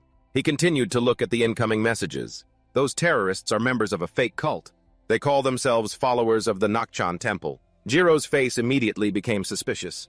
But why are you telling me this? Uzion didn't forget to add via text. They use an invisibility skill, so we have to be extremely cautious. Not wanting to waste time, she continuously sent messages with what she knew. It's possible that foreign figures are also involved, so we are monitoring them very closely. They're scattered everywhere, so it's hard to do a full sweep. Jiro read these messages very seriously. I also heard that they've recently been involved in other cases as well. Someone like you, Kim Jiro, probably doesn't need to worry too much, but be careful anyway. In the end, he just replied with 3 simple words, I understand. After thinking back on what had happened, his face became pensive. But to be honest, even though she's telling me these things, he involuntarily recalled the bloody scenes from that time. What does a terrorism investigation have to do with me? Meanwhile, on the other side, Yihui was also calmly looking at the information file on the table. In his hand was Jiro's file, and Jiro was still confident. I probably don't need to worry too much, right? He didn't know that he was already in the terrorists' sights. Chapter 58. 48 hours earlier. The cult's suicide bombing terrorist attack targeting Dong Haseong. From inside, curses were being shouted. Son of a bitch! Naju coldly gave an order to his subordinates. Hey, get that bastard Su Yihui on the line now. His temper had completely exploded. He was constantly cursing the cult's lackey. He told us to contact him after we killed Dong. Haseong, that bastard wandering around in a cloak. The man with glasses heard this and nodded in agreement. Yes, sir. He was furious, cursing inside this place. Su Yihui. Ever since he used that ridiculous fake name, I should have known not to trust him. Thinking back on everything that had happened, it made him even more desperate. The destruction orb he gave me in case I ran into an S rank. The scene from that time was etched into Najiu's memory unforgettable. Who knew it would destroy the gate itself? What if I had used that thing inside the gate? Just thinking about it made his eyes fill with more hatred. Damn it! He planned to trap me in the gate with an S rank. The subordinate with glasses hurried over to report. Boss, I've contacted him. He's on his way. Hearing this, he nodded in agreement. Good. Najiu's eyes were now filled with immense hatred. I won't let him live. I'm going to beat those crazy cultists to a pulp. His footsteps slowly moved forward. But first I'm going to tear that bastard Su Yihui to shreds. Sometime later, Naju sat there impatiently waiting. A voice rang out suddenly, catching his attention. Mr. Junti? Yihui casually walked over, smiling as he greeted him. I came as soon as I got the message. Was the assassination successful? He didn't forget to praise him. You worked hard. Najiu's expression slowly changed. Finally, Dong Haseong is... He lunged forward to attack. Luckily, at the crucial moment, Yihui managed to jump back and dodge, but his body was still injured, and he fell hard onto the ground below. He quickly sat up and asked anxiously, What are you doing? Naju coldly pinned him back down. From now on, you will only answer my questions. Thinking about what had happened made Naju furious. That damn destruction orb. What the hell was your intention giving it to me? Hearing this, he looked confused. The destruction orb, the red stone. His eyes became more ferocious. Don't ask me questions. Yihui was in some pain, realizing his body was being attacked by him. After calming down, he spoke with annoyance. What do you mean? I was just following the leader's orders. Naju angrily retorted, That's the thing that destroyed the gate's entrance His voice stammered a bit, but the target was still kept inside the gate. Hearing that, he was taken aback. What? Yihui looked at him coldly and asked, I mean, wouldn't that guarantee a successful assassination? Hearing this, Naju's face grew more enraged. Or I would die from being trapped alone with an S rank inside the gate. He didn't forget to recount everything. The mission was a success. We destroyed the gate with Dong Haseong inside. This made Yihui's face gradually become stunned. Huh, you didn't kill him directly. He kept asking, you just broke the gate and came back. His mood completely exploded. So what? He approached and asked, he's trapped in there because I destroyed the entrance. Yihui explained in confusion. Unless, if that guy manages to defeat the gate's boss, another exit will appear. Hearing this, he quickly stood up and declared, is that so? Well, too bad. This S-rank hit was a failure. His face couldn't hide his surprise. What? But you promised you'd do it. He didn't forget to remind him, after pocketing all that money. Naju lost his composure a bit. You think I wanted it to turn out this way? He looked at him coldly with eyes that seemed to want to eat him alive. Who knew that F-rank bastard would be with Dong? Haseong, you fools! You should have done your intel properly. His voice was filled with contempt, making Yihui freeze. Damn it, you cult bastards! He quickly moved closer and grabbed Yihui's head. This is all your fault for constantly rushing me, got it? After a moment of silence, he slowly replied, we are not a cult. He looked at him stunned. What? His voice was annoyed. Unlike those fake religions, we only worship a true God. His words made the surrounding men burst into mocking laughter. Do you people think dungeon breaks happen by chance? Lord Netanya is testing sinners like us. But Yihui kept reminding him, regardless, this is too disappointing, a failure again. Naju suddenly glared at him. What did you say? He coldly declared. If he's an S-rank, being trapped in a gate is no problem.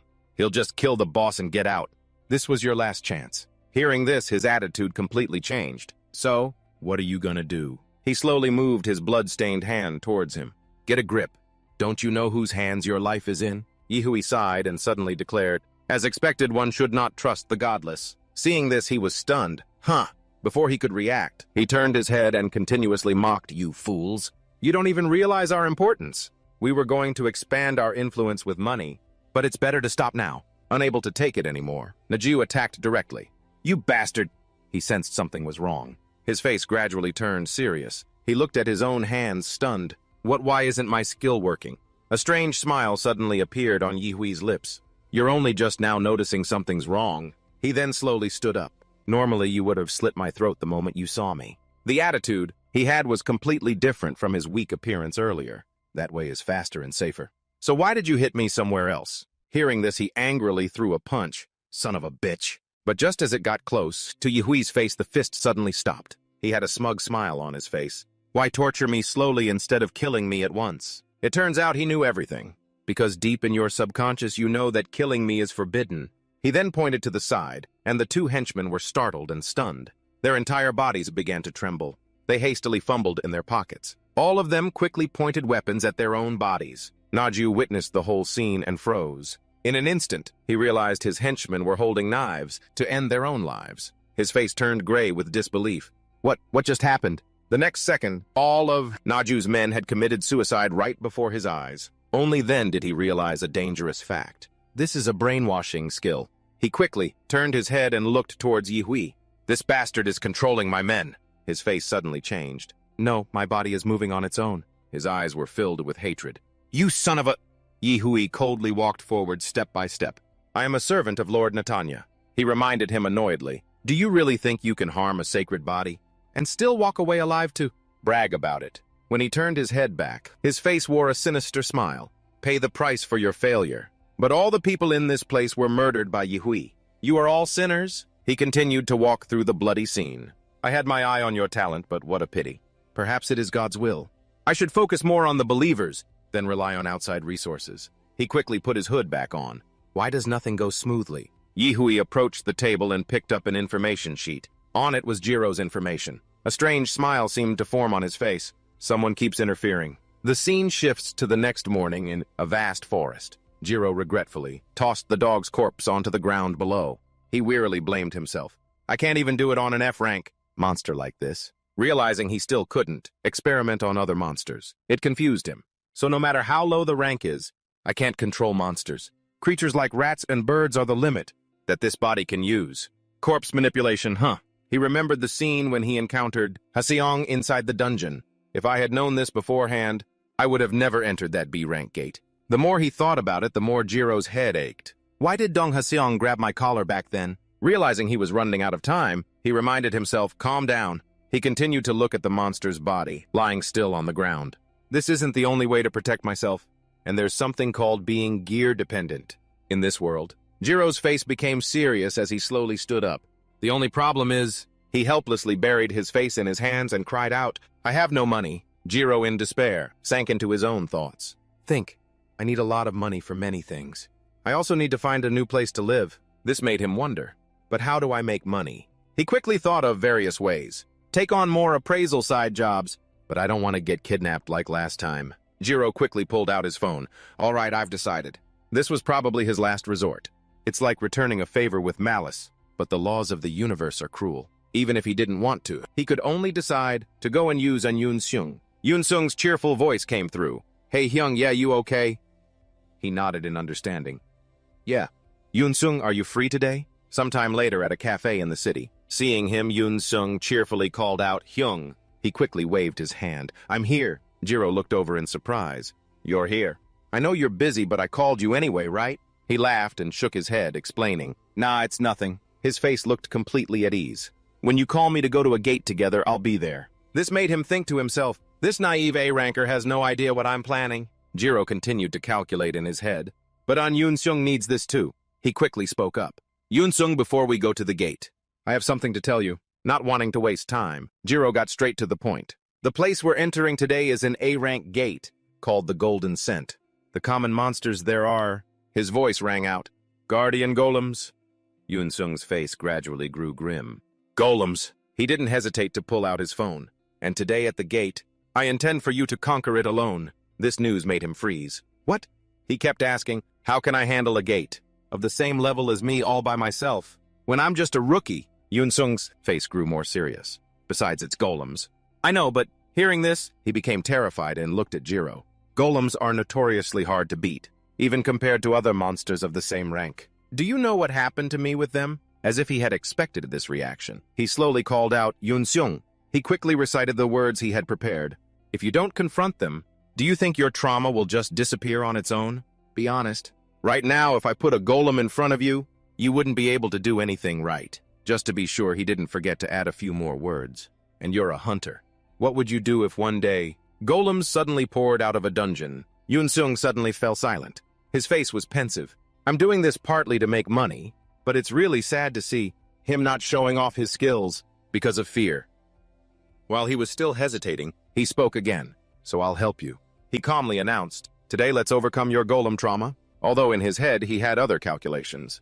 You overcome your trauma, and I'll collect 10 A-rank monster materials. He didn't forget to add, anyone can beat a golem if they know how. Yoon Seung's eyes suddenly lit up. There's a way. Jiro pointed behind him and announced, let's go to the gate and catch one now, shall we? Just one near the gate's entrance. His voice was calm. If it doesn't work, we can just escape. Hearing this, he reacted quickly. Only then did he slowly speak up. If you say so. Before he could finish, Jiro quickly turned away. Good, let's register to enter the gate right away. Suddenly, Yoon Seung pulled out his phone. But Hyung, his face was a bit stunned as he asked quietly, if it's an A-rank gate, then you won't be allowed to go in with me. He quickly reached for his phone. Can I borrow your phone for a second? Then he continuously typed a message. A series of information had been forged by him. Now, Jiro seriously returned the phone to Yoon Seung. Registration is done. Seeing this, he took it stunned. Hyung, this is illegal. His face once again became scary. Is there a problem? Just do it. This made him quickly agree. Yes, yes. He looked at the notification on his phone screen. Well, shall we go? The scene shifts to inside the Golden Scent Gate. Yoon Seung walked along constantly marveling. Is all of this real gold? Jiro acted calmly. But in his head, he was thinking, honestly, does it matter if it's real or not? Something more valuable than gold is waiting for us. Remembering something, he suddenly called out, wait. He looked at him in surprise. Yes. He closed his eyes tightly. From now on, Jiro could sense everything around this place. I need to follow the familiar mana inside the gate. He continued to calculate, following the flow of energy leading him forward. If I follow its path, I'll be led to a place. Seeing Jiro walk off, Yoon Seung also hurried to follow. He quickly noticed a small path to one side. His face remained emotionless. There it is. This monster is the guardian golem. Everything was within Jiro's calculations. An autonomous clay doll, powered by mana. He thoughtfully stepped into this space and thought to himself, no matter how I look at it, I can still sense the technology of my homeland, Alpha Yuri, alongside the golems. The familiar traces of Alpha Yuri often appear inside gates. His eyes were somewhat annoyed as he looked ahead. Of course, there are also new things that I don't know. I'm gradually figuring out the identity of the ones who created the gates. Now Jiro suddenly commented, "This is a new style compared to last time." Yoon Seung, seeing this, was confused. "What?" He shook his head and looked back at him. "Nothing important. Are you ready?" He nodded firmly. "Yes, I brought a few potions just in case." The sight before him made him curious. "What's that?" Yoon Seung slowly spoke up. "This. I borrowed it." He quickly showed him a strange item. "Here.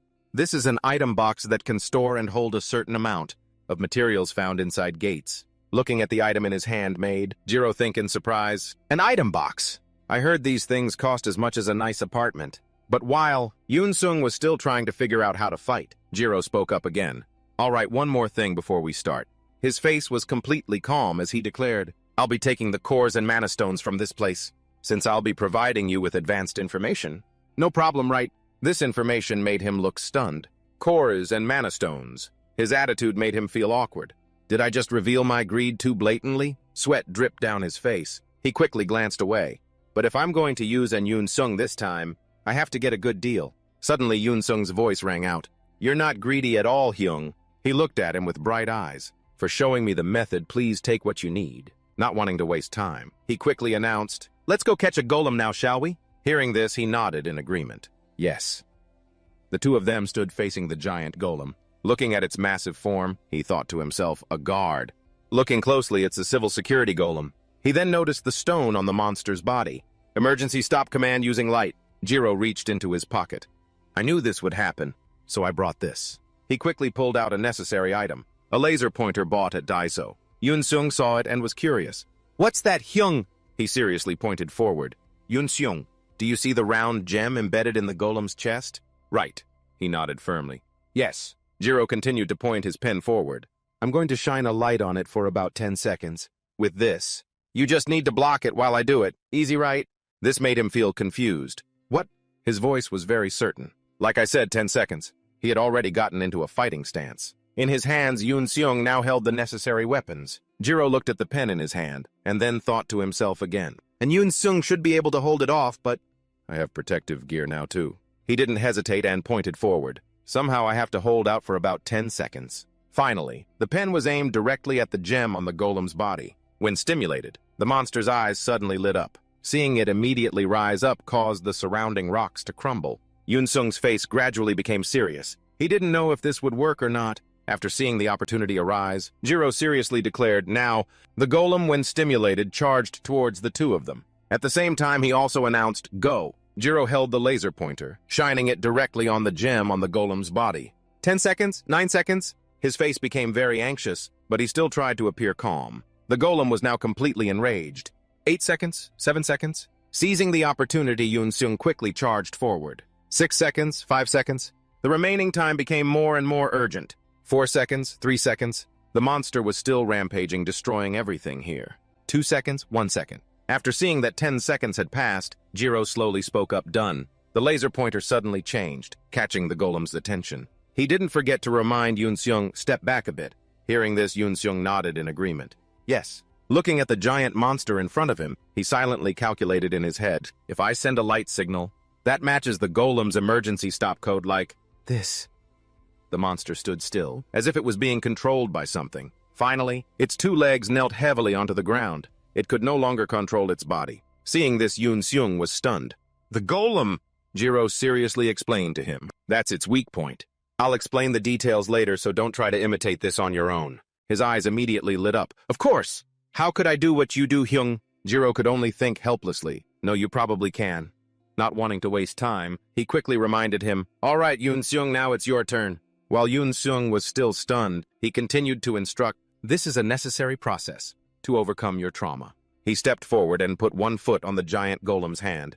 "From now on, take this golem and—" Jiro turned his head and seriously urged, "Beat the crap out of it." With his encouragement, Yoon Seung swung his hammer. He used all his strength, striking the giant monster's body directly. His eyes were now filled with indescribable anger. Yoon-seung continuously used his hammer to shatter the giant monster's body. In just a short time, it was completely smashed to pieces by him. Jiro then asked, "How was it?" He gently approached from behind and announced, "When you try it yourself, it's no big deal." Right, remembering what happened made Yoon-seung even more incredulous. "This is crazy." He looked seriously at Jiro's back. How could this have happened? He was still relentlessly commenting. "You turned it into a pile of rags." Everything happened so fast that Yoon-seung was also stunned. How can you disable a golem with just a hand gesture in 10 seconds? While he was still thinking, he suddenly spoke up. "Yoon-seung." Yoon-seung quickly responded, "Huh, yes." He looked at him and asked, "Could you come over here for a second?" He nodded in agreement. Yes. As he approached, his face was a bit confused. "What is it?" Jiro quickly took his hands out of his pockets. "I'll teach you how to extract the core, too." He pointed to a remaining piece on the golem's body. "Here, put your fingers in this gap and pull it apart a little." Seeing this, Yoon-seung was curious. Right there. He put his hammer to the side. Jiro stood right beside him, constantly instructing. "Push in and then lift." He quickly followed his instructions. Like this. Finally, the golem's body was slowly dismantled. Yoon-seung's eyes lit up. "Awesome." He nodded in understanding. "That's right." He didn't forget to explain further. Usually the place where the core is located has a weak seal. A thought popped into Yoon-seung's head. To find the core so quickly and precisely.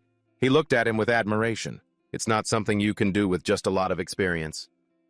But when it comes to hunting, he can do it. He was still continuously analyzing. Of course, there are different types. But Yoon-seung wasn't listening at all, instead staring at the object in his hand. To understand everything about a type of monster, it requires countless experiments and research. He turned to look at him with eyes full of admiration. While other hunters were busy smashing golems, he had the time to dissect them. Yoon-seung clenched his fist happily. "I'm seriously moved, Hyung." Jira's actions filled him with immense admiration. "Honestly, with your skills, you could kill golems without using these tricks. You're deliberately finding new tactics, aren't you?" He was fascinated by the skills he possessed, so you don't have to rely on your awakening skill. Jira, on the other hand, was speechless, thinking, he's spouting nonsense again. But explaining would be a pain. But Jira still replied, "That's right. You're absolutely correct." All of this only made Yoon-seung admire him even more. "Just as I thought. You're truly on a different level than other hunters who just cling to the power they happen to acquire." Remembering something, Jira turned back to him. "Shall we continue? You're feeling more confident now, right?" He nodded cheerfully. "Of course, leave it to me." Jira's voice faltered slightly. "I'll get the shield ready too." Noticing the item in his hand, he quickly held it forward. "Before," he said. Sometime later, the bodies of golems crashed down onto the ground below. The place had become a chaotic mess, with the corpses of golems strewn across the ground. Yoon-seung followed Jira's instructions, continuously attacking the monsters. The number of monster corpses on the ground grew. He happily turned his head to announce, "This is a piece of cake. I just need to smash the golem when it stops, then take out the core." Jira listened silently from behind. "It feels like they're just serving themselves up to me." Seeing how much easier things were getting, it made him let out a sigh of relief. Operation successful. This way, it should be enough for him to completely overcome his trauma with golems. Right? "Hey," Yoon-seung continued his observation, "just as you said, their behavior is very simple." He nodded in response to him. "See, I told you there was no need to be needlessly afraid, but don't underestimate them." He then quickly approached the golem's corpse to take out its core. "The trick I taught you only works on this model. What was it called again?" From the side, he immediately answered, "The guard golem, you mean?" He quickly nodded in confirmation. "Right. It only applies to them." "Yes," Jira explained seriously while removing the core. "If you encounter a type of golem you've never seen before, be careful." Yoon-seung obediently nodded in understanding. "Yes, Hyung." Seeing things get easier and easier, he stretched comfortably. "Finally, I'm just getting warmed up." He secretly glanced at him and thought, "This guy, he's completely forgotten that what we're doing is illegal." He continued to recall the actions he just took. "We didn't declare a private porter, so it's clearly illegal trespassing. We'll be criminals if we get caught, but probably not." Jira thought to himself as he approached the open space. He thought silently. "Actually, I have a reason to be confident this time." His face was a bit pensive, looking at the monster core in his hand, because the frequency of gate appearances has skyrocketed recently. He continued to drop the core into the box, thinking smugly. "They must be severely lacking manpower for gate management. There's no way they can catch us. Seonujin must be really busy." The spatial box gradually shrank in his hand. "Thanks to that, illegal trespassers like me can run rampant." His voice held a hint of anticipation. Let's go. The next door is the boss room. Right, Yun-seung. Seeing this, he was bewildered.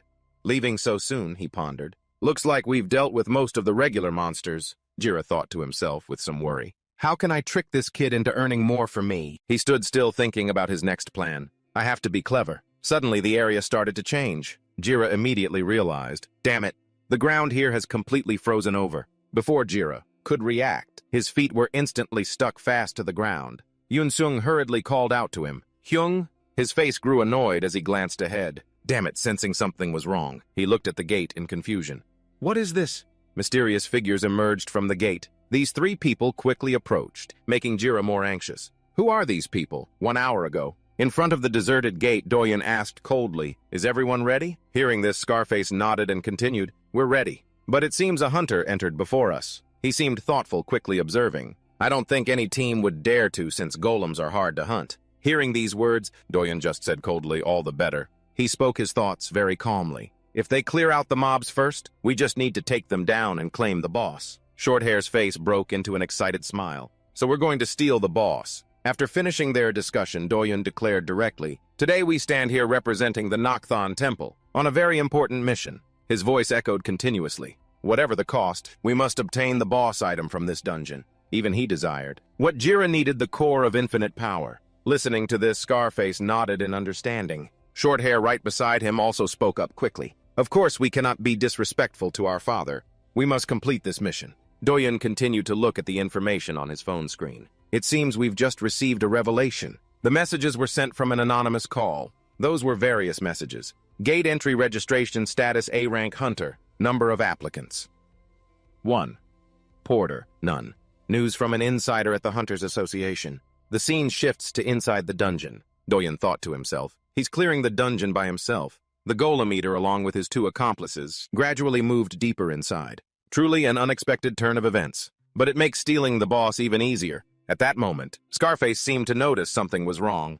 He spoke up surprised and confused. What is this? His face became a little puzzled. What just happened here? Shorthair beside him also nodded blankly. Something's not right. Before them, the three saw a chaotic mess of monster corpses lying everywhere. Witnessing the entire scene, Doyen immediately became serious. All these golems, he did this alone. His speed is clearly abnormal. He rushed forward quickly. We have to run now. Follow me. Both accomplices nodded in agreement. Right. Inside his head, he was calculating. And Yun-seung entered about an hour before us. Sweat trickled down Doyen's face. Normally, he shouldn't have gotten this far yet. What trick is he using? The more he thought, the more confused he became. He's right in front of us. But why is there one more person? Finally, he caught sight of two familiar figures. Looking at Yun-seung's smile, he suddenly focused on an Yun-seung. Doyen quickly looked to the side. I don't know who's with him. Probably just some nobody. He didn't hesitate and reached out his hand. I'll take that guy down first. It seems like this guy is planning something. When An Yun-seung is confused, I'll make my move. While Jira and Seon Ujin weren't paying attention, he secretly attacked, enraging him. Damn it! His feet were quickly trapped by the ice. This made Doyen laugh with delight. Good. And Yun-seung also turned to look behind him. At this rate, I'll take down An Yun-seung too. Seeing the three figures appear, he asked, What are you guys, idiots or something? His voice was slightly contemptuous. So stupid it's a problem. These words made Doyen freeze for a moment. Why is he so calm? Doesn't he realize what's happening? And Yun-seung very proudly pointed at Jira and introduced him. You've all made a big mistake. Of all the people you could have picked a fight with, you chose my Hyung. These words just made him more confused. Who the hell is that guy? Jira's face gradually became serious. Without wasting any time, he raised his hand to attack. Whatever. Doyen continued to use his ice ability, preparing to strike. I'll steal the boss just like this. The ice shards continuously formed in the air. This sight made Yun-seung freeze on the spot. The temperature is dropping. A strong wind blew through the area. Doyen coldly pointed down at the ground and declared, Die. The large ice shards immediately shot towards the two of them. Seeing the situation was bad, Jira suddenly shouted, Yun-seung!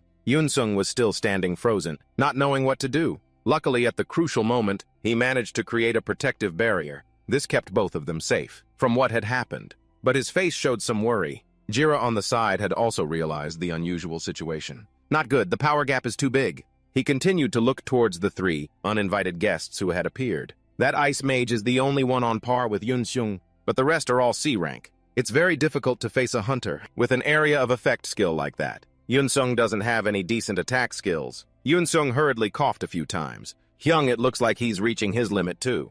Save me, please. Looking at this situation, Jira was at a loss for what to do next. What do you want me in F rank to do? I have my own problems. Seeing Jira continuously looking around, he became bewildered. Wait, that gesture. Could it be? Is he implying that because it's hard to control his power when fighting people, he won't interfere, I can't interfere? With great power comes great responsibility. Thinking this, Yunsung became even more certain. That's right. A powerful awakened could kill someone with just a small mistake. This made him extremely confident in his own abilities. I have to handle this myself somehow. Seeing his ice crystals being countered, Doyen's face was somewhat bewildered. He angrily looked up ahead. Damn it, in the air. Ice crystals continued to form. Damn it, short hair right beside him quickly ducked into a fighting stance. She charged forward without hesitation. In just a short moment, she appeared right behind Yunsung. He was startled and quickly turned around. Short hair didn't hesitate, immediately raising her weapon and charging to attack. Before she could do anything, he quickly countered with his shield. In the end, Short hair in pain was thrown back before everyone's surprised eyes. This scene made Yun even more fearful as he thought, what on Yunsung? He looked in disbelief at Yunsung standing there. How is he completely unharmed after wiping out all those golems? Sweat poured down his face. And why is that blonde guy just watching? Doyen's gaze shifted to Jira. Is he hiding something terrifying? Seeing one teammate down, he hesitated, unsure of what to do next. A boss steal usually relies on the opponent being exhausted. Like this, the mission will fail, but there's no other way. So he turned and signaled to Scarface. I absolutely cannot let that happen. He slowly reached into his pocket to take something out. Jira noticed this and paid attention. He thought, confused, a pouch. The man continued to whisper incomprehensible words. We must bring back the core of infinite power. After speaking, Scarface decisively threw it forward. On Yunsung. The pouch flew towards Yunsung, catching him off guard. In the end, a type of poison was thrown right in his face. He coughed repeatedly. What is this? Jira right beside him still didn't understand what was happening. What was that, a paralysis item? These two dirty tricks made Yunsung angry and he cursed. What the hell are you doing? He dismissed his thought. No, it's not a paralysis item. This made him even more incredulous. Then what is that powder? Suddenly a loud explosion occurred. Dust and smoke filled the area. They rushed forward without hesitation. Jira had already figured out their plan. No way. These crazy bastards. A giant footstep slowly approached, and it was the boss of this place. The Golem King had appeared. His face became incredulous as he asked himself. They scattered monster-luring incense. Before them now was a boss, a very aggressive golem. The system had also analyzed its level. Golem rank A. Jira saw this situation and despaired. This is bad.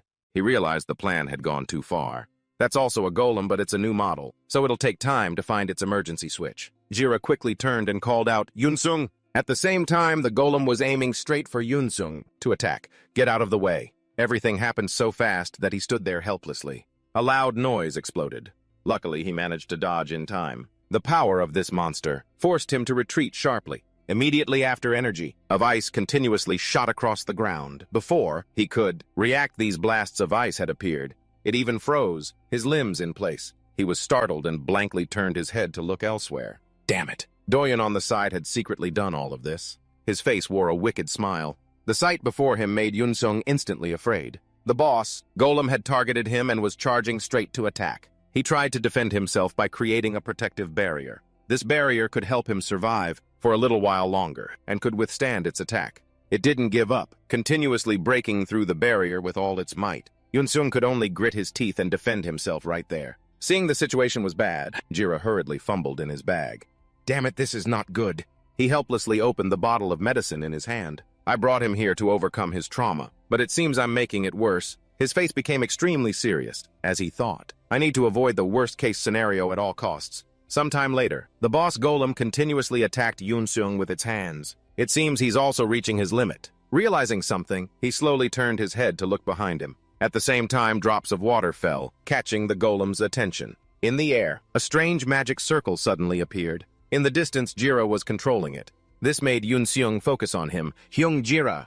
He immediately became joyful, thinking he would be saved. The boss is finally intervening himself. The magic circle continuously changed. A second later, water immediately poured down from above. The boss golem was still standing there, not understanding what was happening. Yunsung gasped for breath, regaining his composure. Seeing this, Jira hurriedly called out Yunsung. Hearing this, he was startled and paid attention. He quickly reminded him, all the monster-luring incense has been washed away. Now the monsters won't come after you anymore. Doyen, witnessing this whole scene, couldn't hide his anger. That bastard, he thought to himself. I thought once I took down on Yunsung, everything would be over. But I didn't expect this. Is he a water attribute awakened? His face gradually became incredulous. But what rank is that guy? I can't feel any mana from him. It seemed the boss golem had noticed something. Doyen and Scarface were startled and backed away. It had completely changed its target to the two of them, making him think in despair. Damn it! Normally luring one golem would be enough, because those two don't have any more golems to lure. At the same time, Scarface slowly reached into his bag. Damn it! He turned again, preparing to act. Immediately after, Scarface threw the pouch forward. Jira stood there without any reaction. He didn't expect that he would be targeted by these two. Doyen annoyedly turned and scolded him. What are you doing? Do you know how expensive that is? He could only stammer an explanation. But the golem is looking this way. Hearing this, he angrily reminded him. Anyway, it'll just get washed away by his water skill. Suddenly, Yunsung's voice rang out. Hyung. He looked at Jira with very worried eyes. Use your water magic one more time. Hurry. He was still standing there, looking at the boss golem targeting him. His face gradually became serious. But inside, he was unbelievably desperate. He has another pouch of powder. He realized the situation had become extremely difficult. I've used up all my mana for today, so I can't create water anymore. Jira quickly shouted to signal Yunsung. Yunsung used this chance to get out of that ice. This startled and confused him. At the same time, he quickly turned in another direction. Now he had to run away from the pursuit of this boss golem. Help me! It slowly raised its giant hands into the air. Then it continuously destroyed everything around it, making things even harder for him. He could only run desperately. Help me! Looking at this situation, Scarface was also startled and spoke up. I don't understand why he didn't wash it away. That crazy bastard. He didn't understand why he was doing that. Is he really going to face the boss alone? Yunsung from the side coldly turned to look at them. You're only realizing that now. You'd better consider yourselves lucky. His face broke into a very proud smile. Do you know how much my Hyung has been holding back on you? My Hyung is holding back because he's afraid he'll accidentally kill you. Their faces gradually turned pale. So stop before you cross the line. Over here. Jira was still running as fast as he could. Thinking about what he was facing made him feel completely hopeless. If I get hit even once, I'm a goner. But he was still trying to escape the boss's pursuit. Fortunately, because of its size and weight, it couldn't change direction easily and was slow. Jira quickly dashed forward. I still need to use this to get out of its sight, somehow. Sensing something was wrong, he slowly turned back. It had stopped chasing and was standing still. Is it angry because I ran too much? Before he could react, dark things shot towards him. Jira looked back and realized the situation. The area was gradually changing under its control. The gate's terrain is changing. Is this its special skill? Jira didn't know what to do next. In his mind, he could only count on Yunsung. And, Yunsung, what are you doing? At the same time, he had also escaped from the ice imprisonment. Doyen didn't let him go, quickly kneeling on the ground to prepare an attack. He used his ability to spread ice everywhere, but his actions caught Jira's attention. His eyes held a hint of desperation. Looking at the ice floor ahead, he didn't know how to run to escape this pursuit. At this rate, I can't run.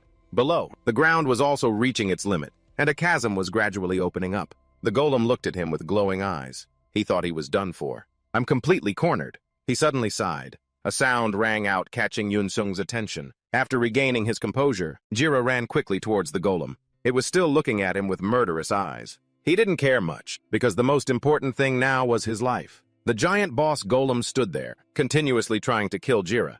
He looked at the ice surface right under its feet. It's empty under there. His face was thoughtful, silently calculating. If I just go straight and fall... Unfortunately, at that moment, his foot accidentally slipped on the ice. Jira's face became unbelievably bewildered. Just like that, he slid across the ice, unable to resist. The angry golem smashed down on the ice, causing the surface to shatter. Sweat poured down his face. Damn it! If that attack had hit me, I'd be dead for real. At that moment, Jira noticed something. He realized what he had just done.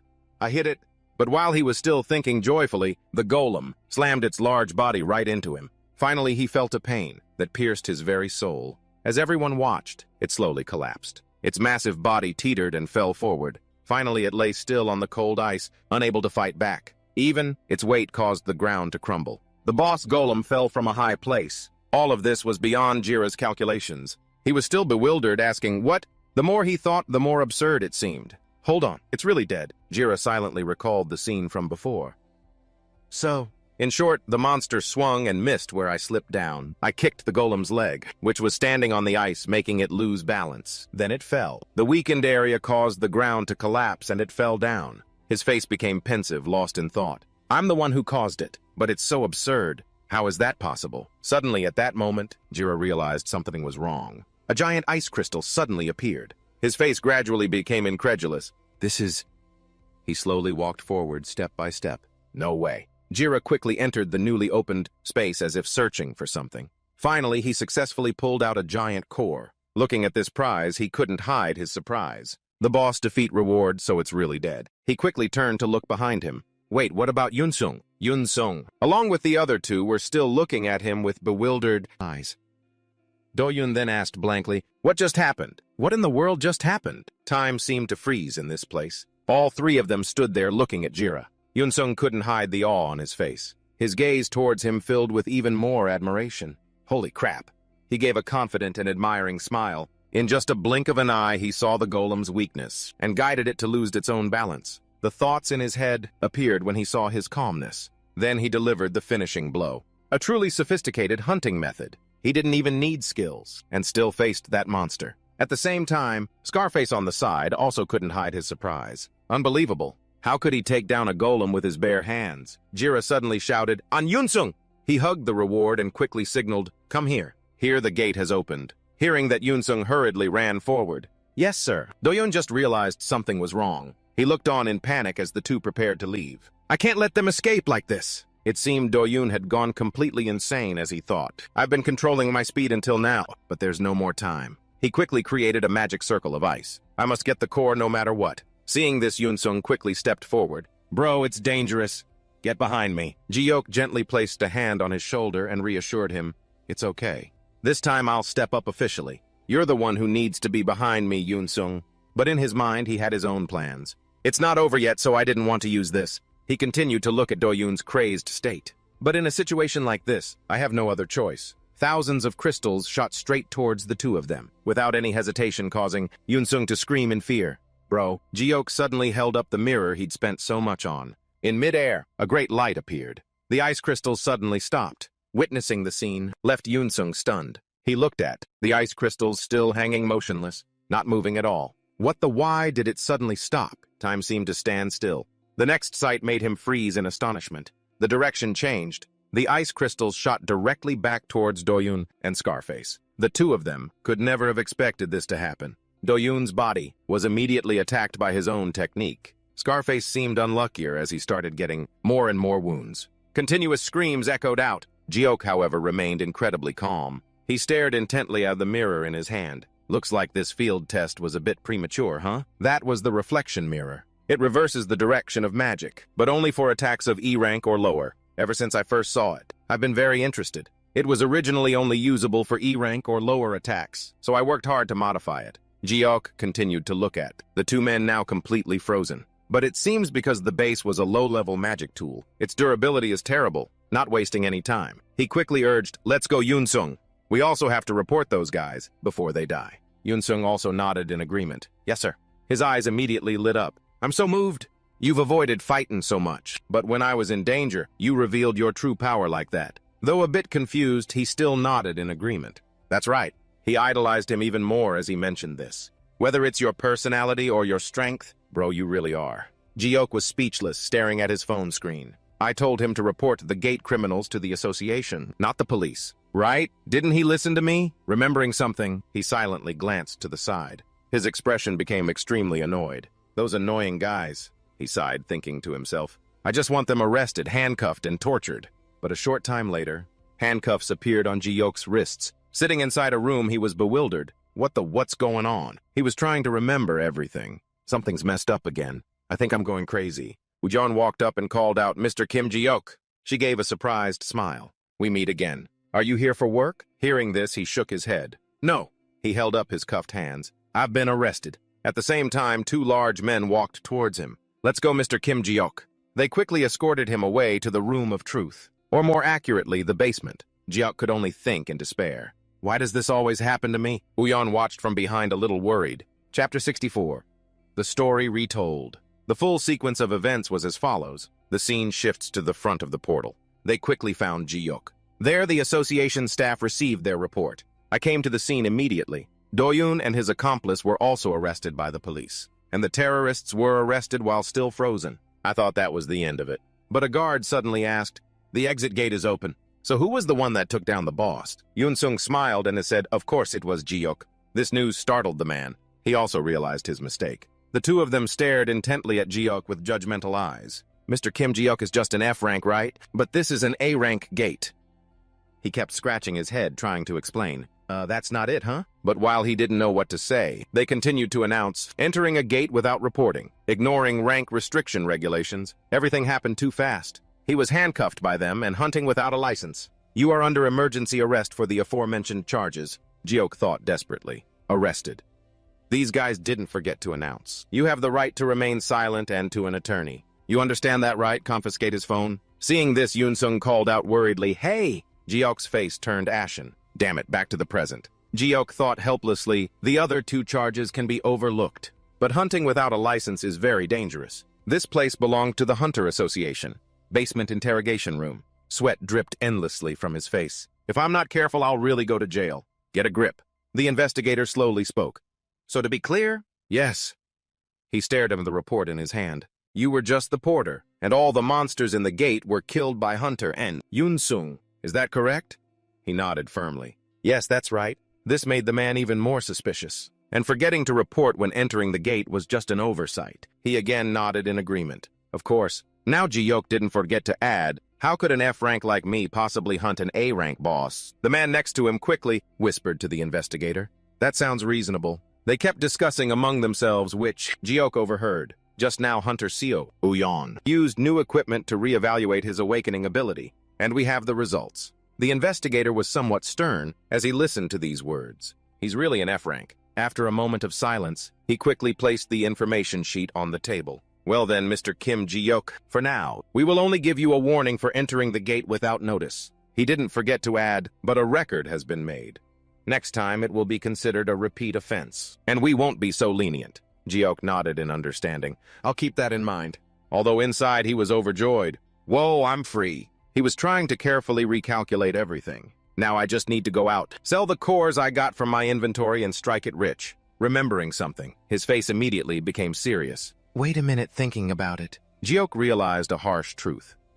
In Korea, when buying and selling items from gates, this made him even more desperate. Don't you have to use the national exchange? And that means transaction data will be recorded. After being released, Ji-hyuk thought to himself, "Right now I'm suspected of hunting without a license. If I go and sell a whole bunch of cores like this," he realized things weren't as easy as he thought. "I'll get caught 100%. Suddenly his phone rang, catching his attention. It turned out to be a call from Yoon-sung. Ji-hyuk quickly answered, "Hey Yoon-sung." His voice suddenly came through. "Yes, sir."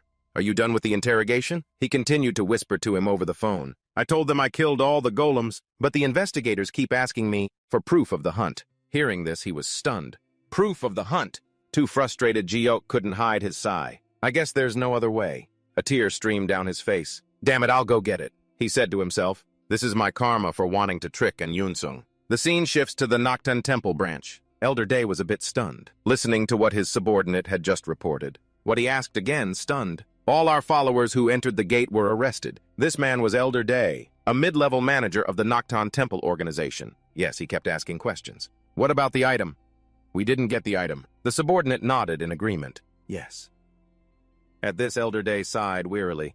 "How can I face the father now?" He knew that item was extremely rare. The Infinity Core, a reward that can only be obtained from a golem-type boss. This is an extremely popular item that many large corporations are after. So even with a high price, it's very difficult to buy. Not getting what he needed made him even angrier. "We can't win in auctions against giants like the Korean Magic Tower, so the only way is to get it ourselves." But Elder Day couldn't hide his regret. "We just lost a precious A-rank follower." Goatee suddenly bowed his head. "My deepest apologies, sir." The elder remembered something. He suddenly asked, "I heard a few hunters entered the gate before us. So who defeated the leader and took the core?" The man's eyes suddenly became serious. It was said that before, he recalled the scene outside the gate back then. Goatee observed very carefully the investigator's words. "The exit gate is open. So who took down the boss?" Yoon-sung naively declared. Of course it was Ji-hyuk back to the present. Goatee quickly reported Jiok I heard a hunter named Kim Jiok took down the boss.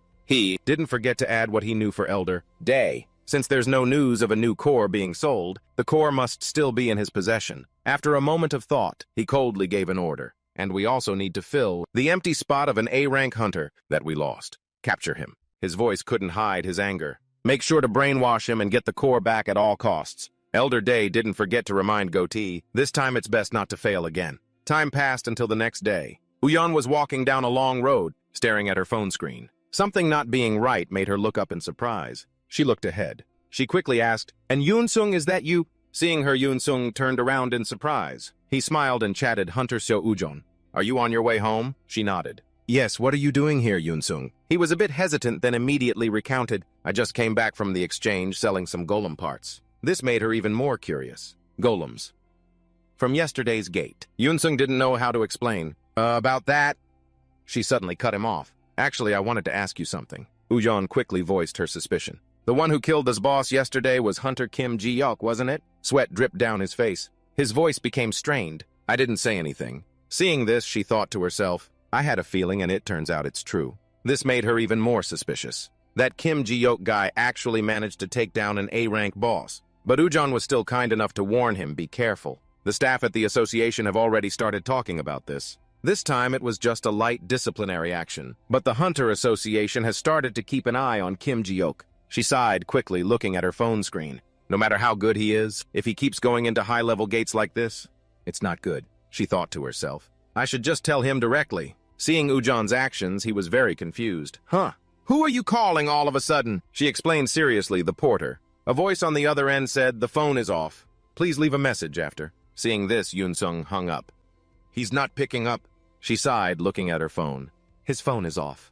At this moment, he could only stand there and pray. Please someone save Ji-yeok. The scene shifts to the refugee housing area. Ji-yeok, lying there comfortably eating chips, recalled everything. I worked my ass off collecting cores like crazy, only to offer all that effort to An Yoon-sung. I know I'm reaping what I sowed, but I still feel pissed. He thoughtfully reached into the bag for a chip. But I didn't leave empty-handed. Ownership of the core is mine, since it's the boss kill reward. Thinking about this made him tired. Actually, I already had a purpose in mind for that core. Seeing the empty chip bag startled Ji-yeok. Huh? I ate them all already. He felt a bit of joy, thinking to himself. With such a huge source of mana, I can do something that will shock everyone. The phone wouldn't turn on. He was a bit baffled. It's off. Did the battery die? The sound of chatter outside caught his attention. Is that the charity distribution area? He reminded himself. That's right, I should go. His face was somewhat happy. More kind-hearted earthlings are bringing us food. Ji-yeok quickly went outside. The curry you gave me last time was delicious. But before he could understand what was happening, ropes wrapped tightly around his body. He was quickly bound by these strange people. In the blink of an eye, Ji-yeok realized their actions, cutting off a mage's airway. They want to stop me from activating my skills. His consciousness slowly faded. Damn it, can't breathe. At the same time, the mysterious person slowly stepped towards him. Chapter 65. Inside a basement, a sigh rang out. The brutal torture instruments on the table caught Ji-yeok's attention. No matter how you look at it, this situation is... He didn't know what to say about his fate. Kidnapping Part 2. Damn it! While he was still sitting there, a voice rang out. You're here much earlier than I expected, Goatee asked coldly. So how does your body feel? Seeing him, he was startled. This guy's the kidnapper. You can tell just by looking at his face. Now Ji-yeok reminded himself, at least I should hear what he has to say first. He suddenly asked, why was I brought here? The man walked further inside and continued speaking. Who knows? Maybe for enlightenment, maybe for salvation. He quickly pulled out a knife. It's all the divine will of the 8 great guardian deities of Nocton. The man's words made Ji-yeok even more bewildered. Every word this bastard says is suspiciously strange. After carefully considering these words, his expression gradually changed. Wait, Nocton. He remembered Ujon's message. Have you ever heard of the Nocton Temple? Those terrorists are followers of a fake cult. Back then, he had just silently read the messages she sent. We call those followers the Nocton Temple. This startled him even more. The terrorist cult that Seo Ujon told me about. Don't they just commit terrorism? While he was still thinking, 80 stepped in front of him. That's how the world is. Everything must return to the hands of those who know its value. He said some very irritating words, and especially with precious resources that only appear in special gates like that. Ji-yeok suddenly interrupted. Wait, so in short, he understood what the man wanted. You want me to hand over the Infinity Core, right? Hearing this, the man immediately nodded without hesitation. Exactly. His face looked a bit annoyed as he continued, "We've searched the refugee tents and the hovel you're staying in, but we still can't find it anywhere." Goatee held up the knife and coldly reminded him, "Tell me the location of the core." His eyes looked like he wanted to eat him alive. "Don't tell me you sold it already." Looking at the sharp knife, Jiok was a bit startled. The location of the core. The situation was now extremely awkward. It made him shed a helpless tear. The core is with Yunsung now. If I say the wrong thing, Yunsung will get dragged into this too. He didn't know what to do next. Seeing him acting so strangely, Goatee suddenly broke into a smile. "Right, of course you wouldn't talk so easily."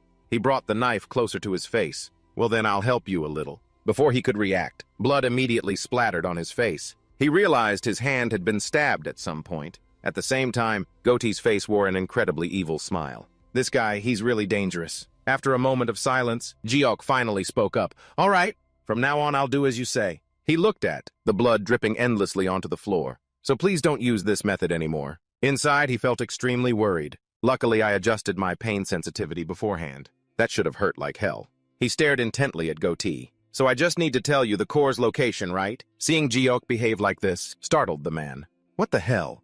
He gets stabbed with a knife and doesn't even blink. The man's face immediately turned ashen. Enduring the pain. I've never seen a skill like that. So he's just enduring it with willpower, not wanting to waste time. Goatee quickly pulled a chair over. He was intrigued by Jiok's behavior. Perhaps he really is a hunter, estimated to be A rank or higher. He quickly placed his hand on a strange orb. It's a rule that the higher the hunter's rank, the stronger their mental control. Jiok also sensed something was wrong. What's that? The orb, with the eye on it, seemed to be staring at him. Eye of Temptation, rare grade. It can brainwash others and turn them into puppets. While he was still confused, Go-80 spoke coldly. "No matter what happens today, I must complete the mission given by Elder Day.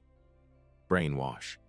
He looked at him with contempt. "Let's see how long your expressionless face can last." He could only stand there, frightened by the man's every move. Kim Jiok. Sometime later, time passed. On the floor lay pools of fresh red blood. Goatee's face suddenly turned pale, with disbelief. This monster. He stared stunned at the body he had tortured. Why? Why isn't he affected at all? He, however, was still thinking to himself. So this is how Earthlings torture people. It must hurt a lot, huh? He sighed a bit thoughtfully. "I don't feel pain, but I've lost too much blood. This is really dangerous." Jiok continued to announce, "I already told you the core's location." He looked coldly at Goatee. "There's no more information to get. So why waste your energy?" Hearing this, the man angrily asked, "What?" His voice was a bit angry. "The divine does not grant one such as you a true revelation." Jiok silently glanced at the item. He recognized the psychic orb was still staring in his direction. It's a brainwashing item. It doesn't cause physical pain, but uses spiritual magic for easy brainwashing. He was somewhat certain, but it's okay because I have brainwashing resistance. Jiok suddenly called out, "Hey, wait!" He probed Goatee confused. "Isn't it time to stop?" The man turned to look at him surprised. "What?" While he was still confused, he continued to speak. "You want to make me your subordinate, right? I'll join the Nocturne Temple, whatever it's called." His face became almost ugly. "Why are you suddenly saying that?" Jiok didn't hide anything and told him straight. "Because I'm afraid I'll die." But these words made Go-80 about to go crazy. He held the hypnotic orb right in front of his face. His action startled Jiok a bit. "Then why is it—" Before he could react, the man angrily smashed it against his head. Goatee had gone completely insane. He kept screaming. "That's a lie. If you really felt your life was threatened, the Eye of Temptation should have taken effect. Being beaten to a pulp like this, and you still don't show a hint of fear." "You demon," Jiok explained wearily, "I am affected." He didn't forget to add, "I'm very scared right now." But the man clearly didn't believe him. What he continued to ask, "No, I'm the one being hit. So why are you backing away?" Now Jiok couldn't think much anymore. "I'm going crazy for real." He quickly called out, "Is anyone else here? If possible, I'd like to speak directly with a higher up. Bring me your boss." He didn't forget to add, "I have some information that could be useful to the Nocturne Temple." The man's face suddenly broke into a smug smile. "Just as I thought. You've finally shown your true colors. From the beginning, you were targeting our cult's leadership." He quickly dropped the orb to the ground. "I also don't know why someone strong enough to kill a golem would let himself be led here." Seeing this, Jiok didn't know what else to say. No, it's not like that." The man annoyedly picked up a knife from the torture table. "Shut up." The knife plunged straight into his thigh, making him freeze on the spot. Realizing he was losing more blood, it made him even more helpless. Damn it. He stared blankly at Goatee's face. "My vision is getting blurry." Is this a sign of too much blood loss? The more he thought, the angrier Jiok became. The basic rule of torture is not to kill the hostage. So why did I get caught by an idiot who doesn't know how to calculate blood loss? A question arose in his mind. Am I going to die here? A noise from outside caught Goatee's attention. Jiok looked blankly outside. The man was about to go outside to check the situation. What's that sound? Suddenly the door burst open. A cloud of dust appeared, leaving him stunned. A familiar figure appeared. Before Goatee could react, a large hand grabbed him by the throat. Jiok, sitting to the side, was also startled by the speed. Jang Ho broke into a smug smile and spoke. Hello, Kim Jiok. We meet again. Seeing him suddenly appear here left him stunned on the spot. What the hell? He still didn't understand what the hell was going on. Why is this guy here again? And how did he know I was imprisoned here? He took him outside. Along the way, countless corpses lay scattered, and among them was the leader of this cult. As they walked, he thought to himself, is this guy stalking me? Since when? The next morning, after resting and recuperating, he called Ujan and reported that he was safe. Furthermore, the cult she mentioned before had been dealt with. Hearing this, she was shocked. For real. She thought, is this dude a god or something? How does he know about every case? That afternoon, he met Greenhair. Jiok directly asked him, are you stalking me? Greenhair didn't deny it, which surprised him. He's straightforward. He also stated his thoughts directly. You possess the skill gluttony, don't you? Killing people to steal their skills. The reason you haven't killed me yet is because you don't know how strong I am. Right, his face became serious. That's right. Greenhair suddenly stood up, moved close to him and proposed, you're 24 this year, right? Would you be so kind as to die by my hand at the age of 34? This is the end of one. Everyone watching, don't forget to give Gao a like. That's all for now. Everyone watching, don't forget to give a like.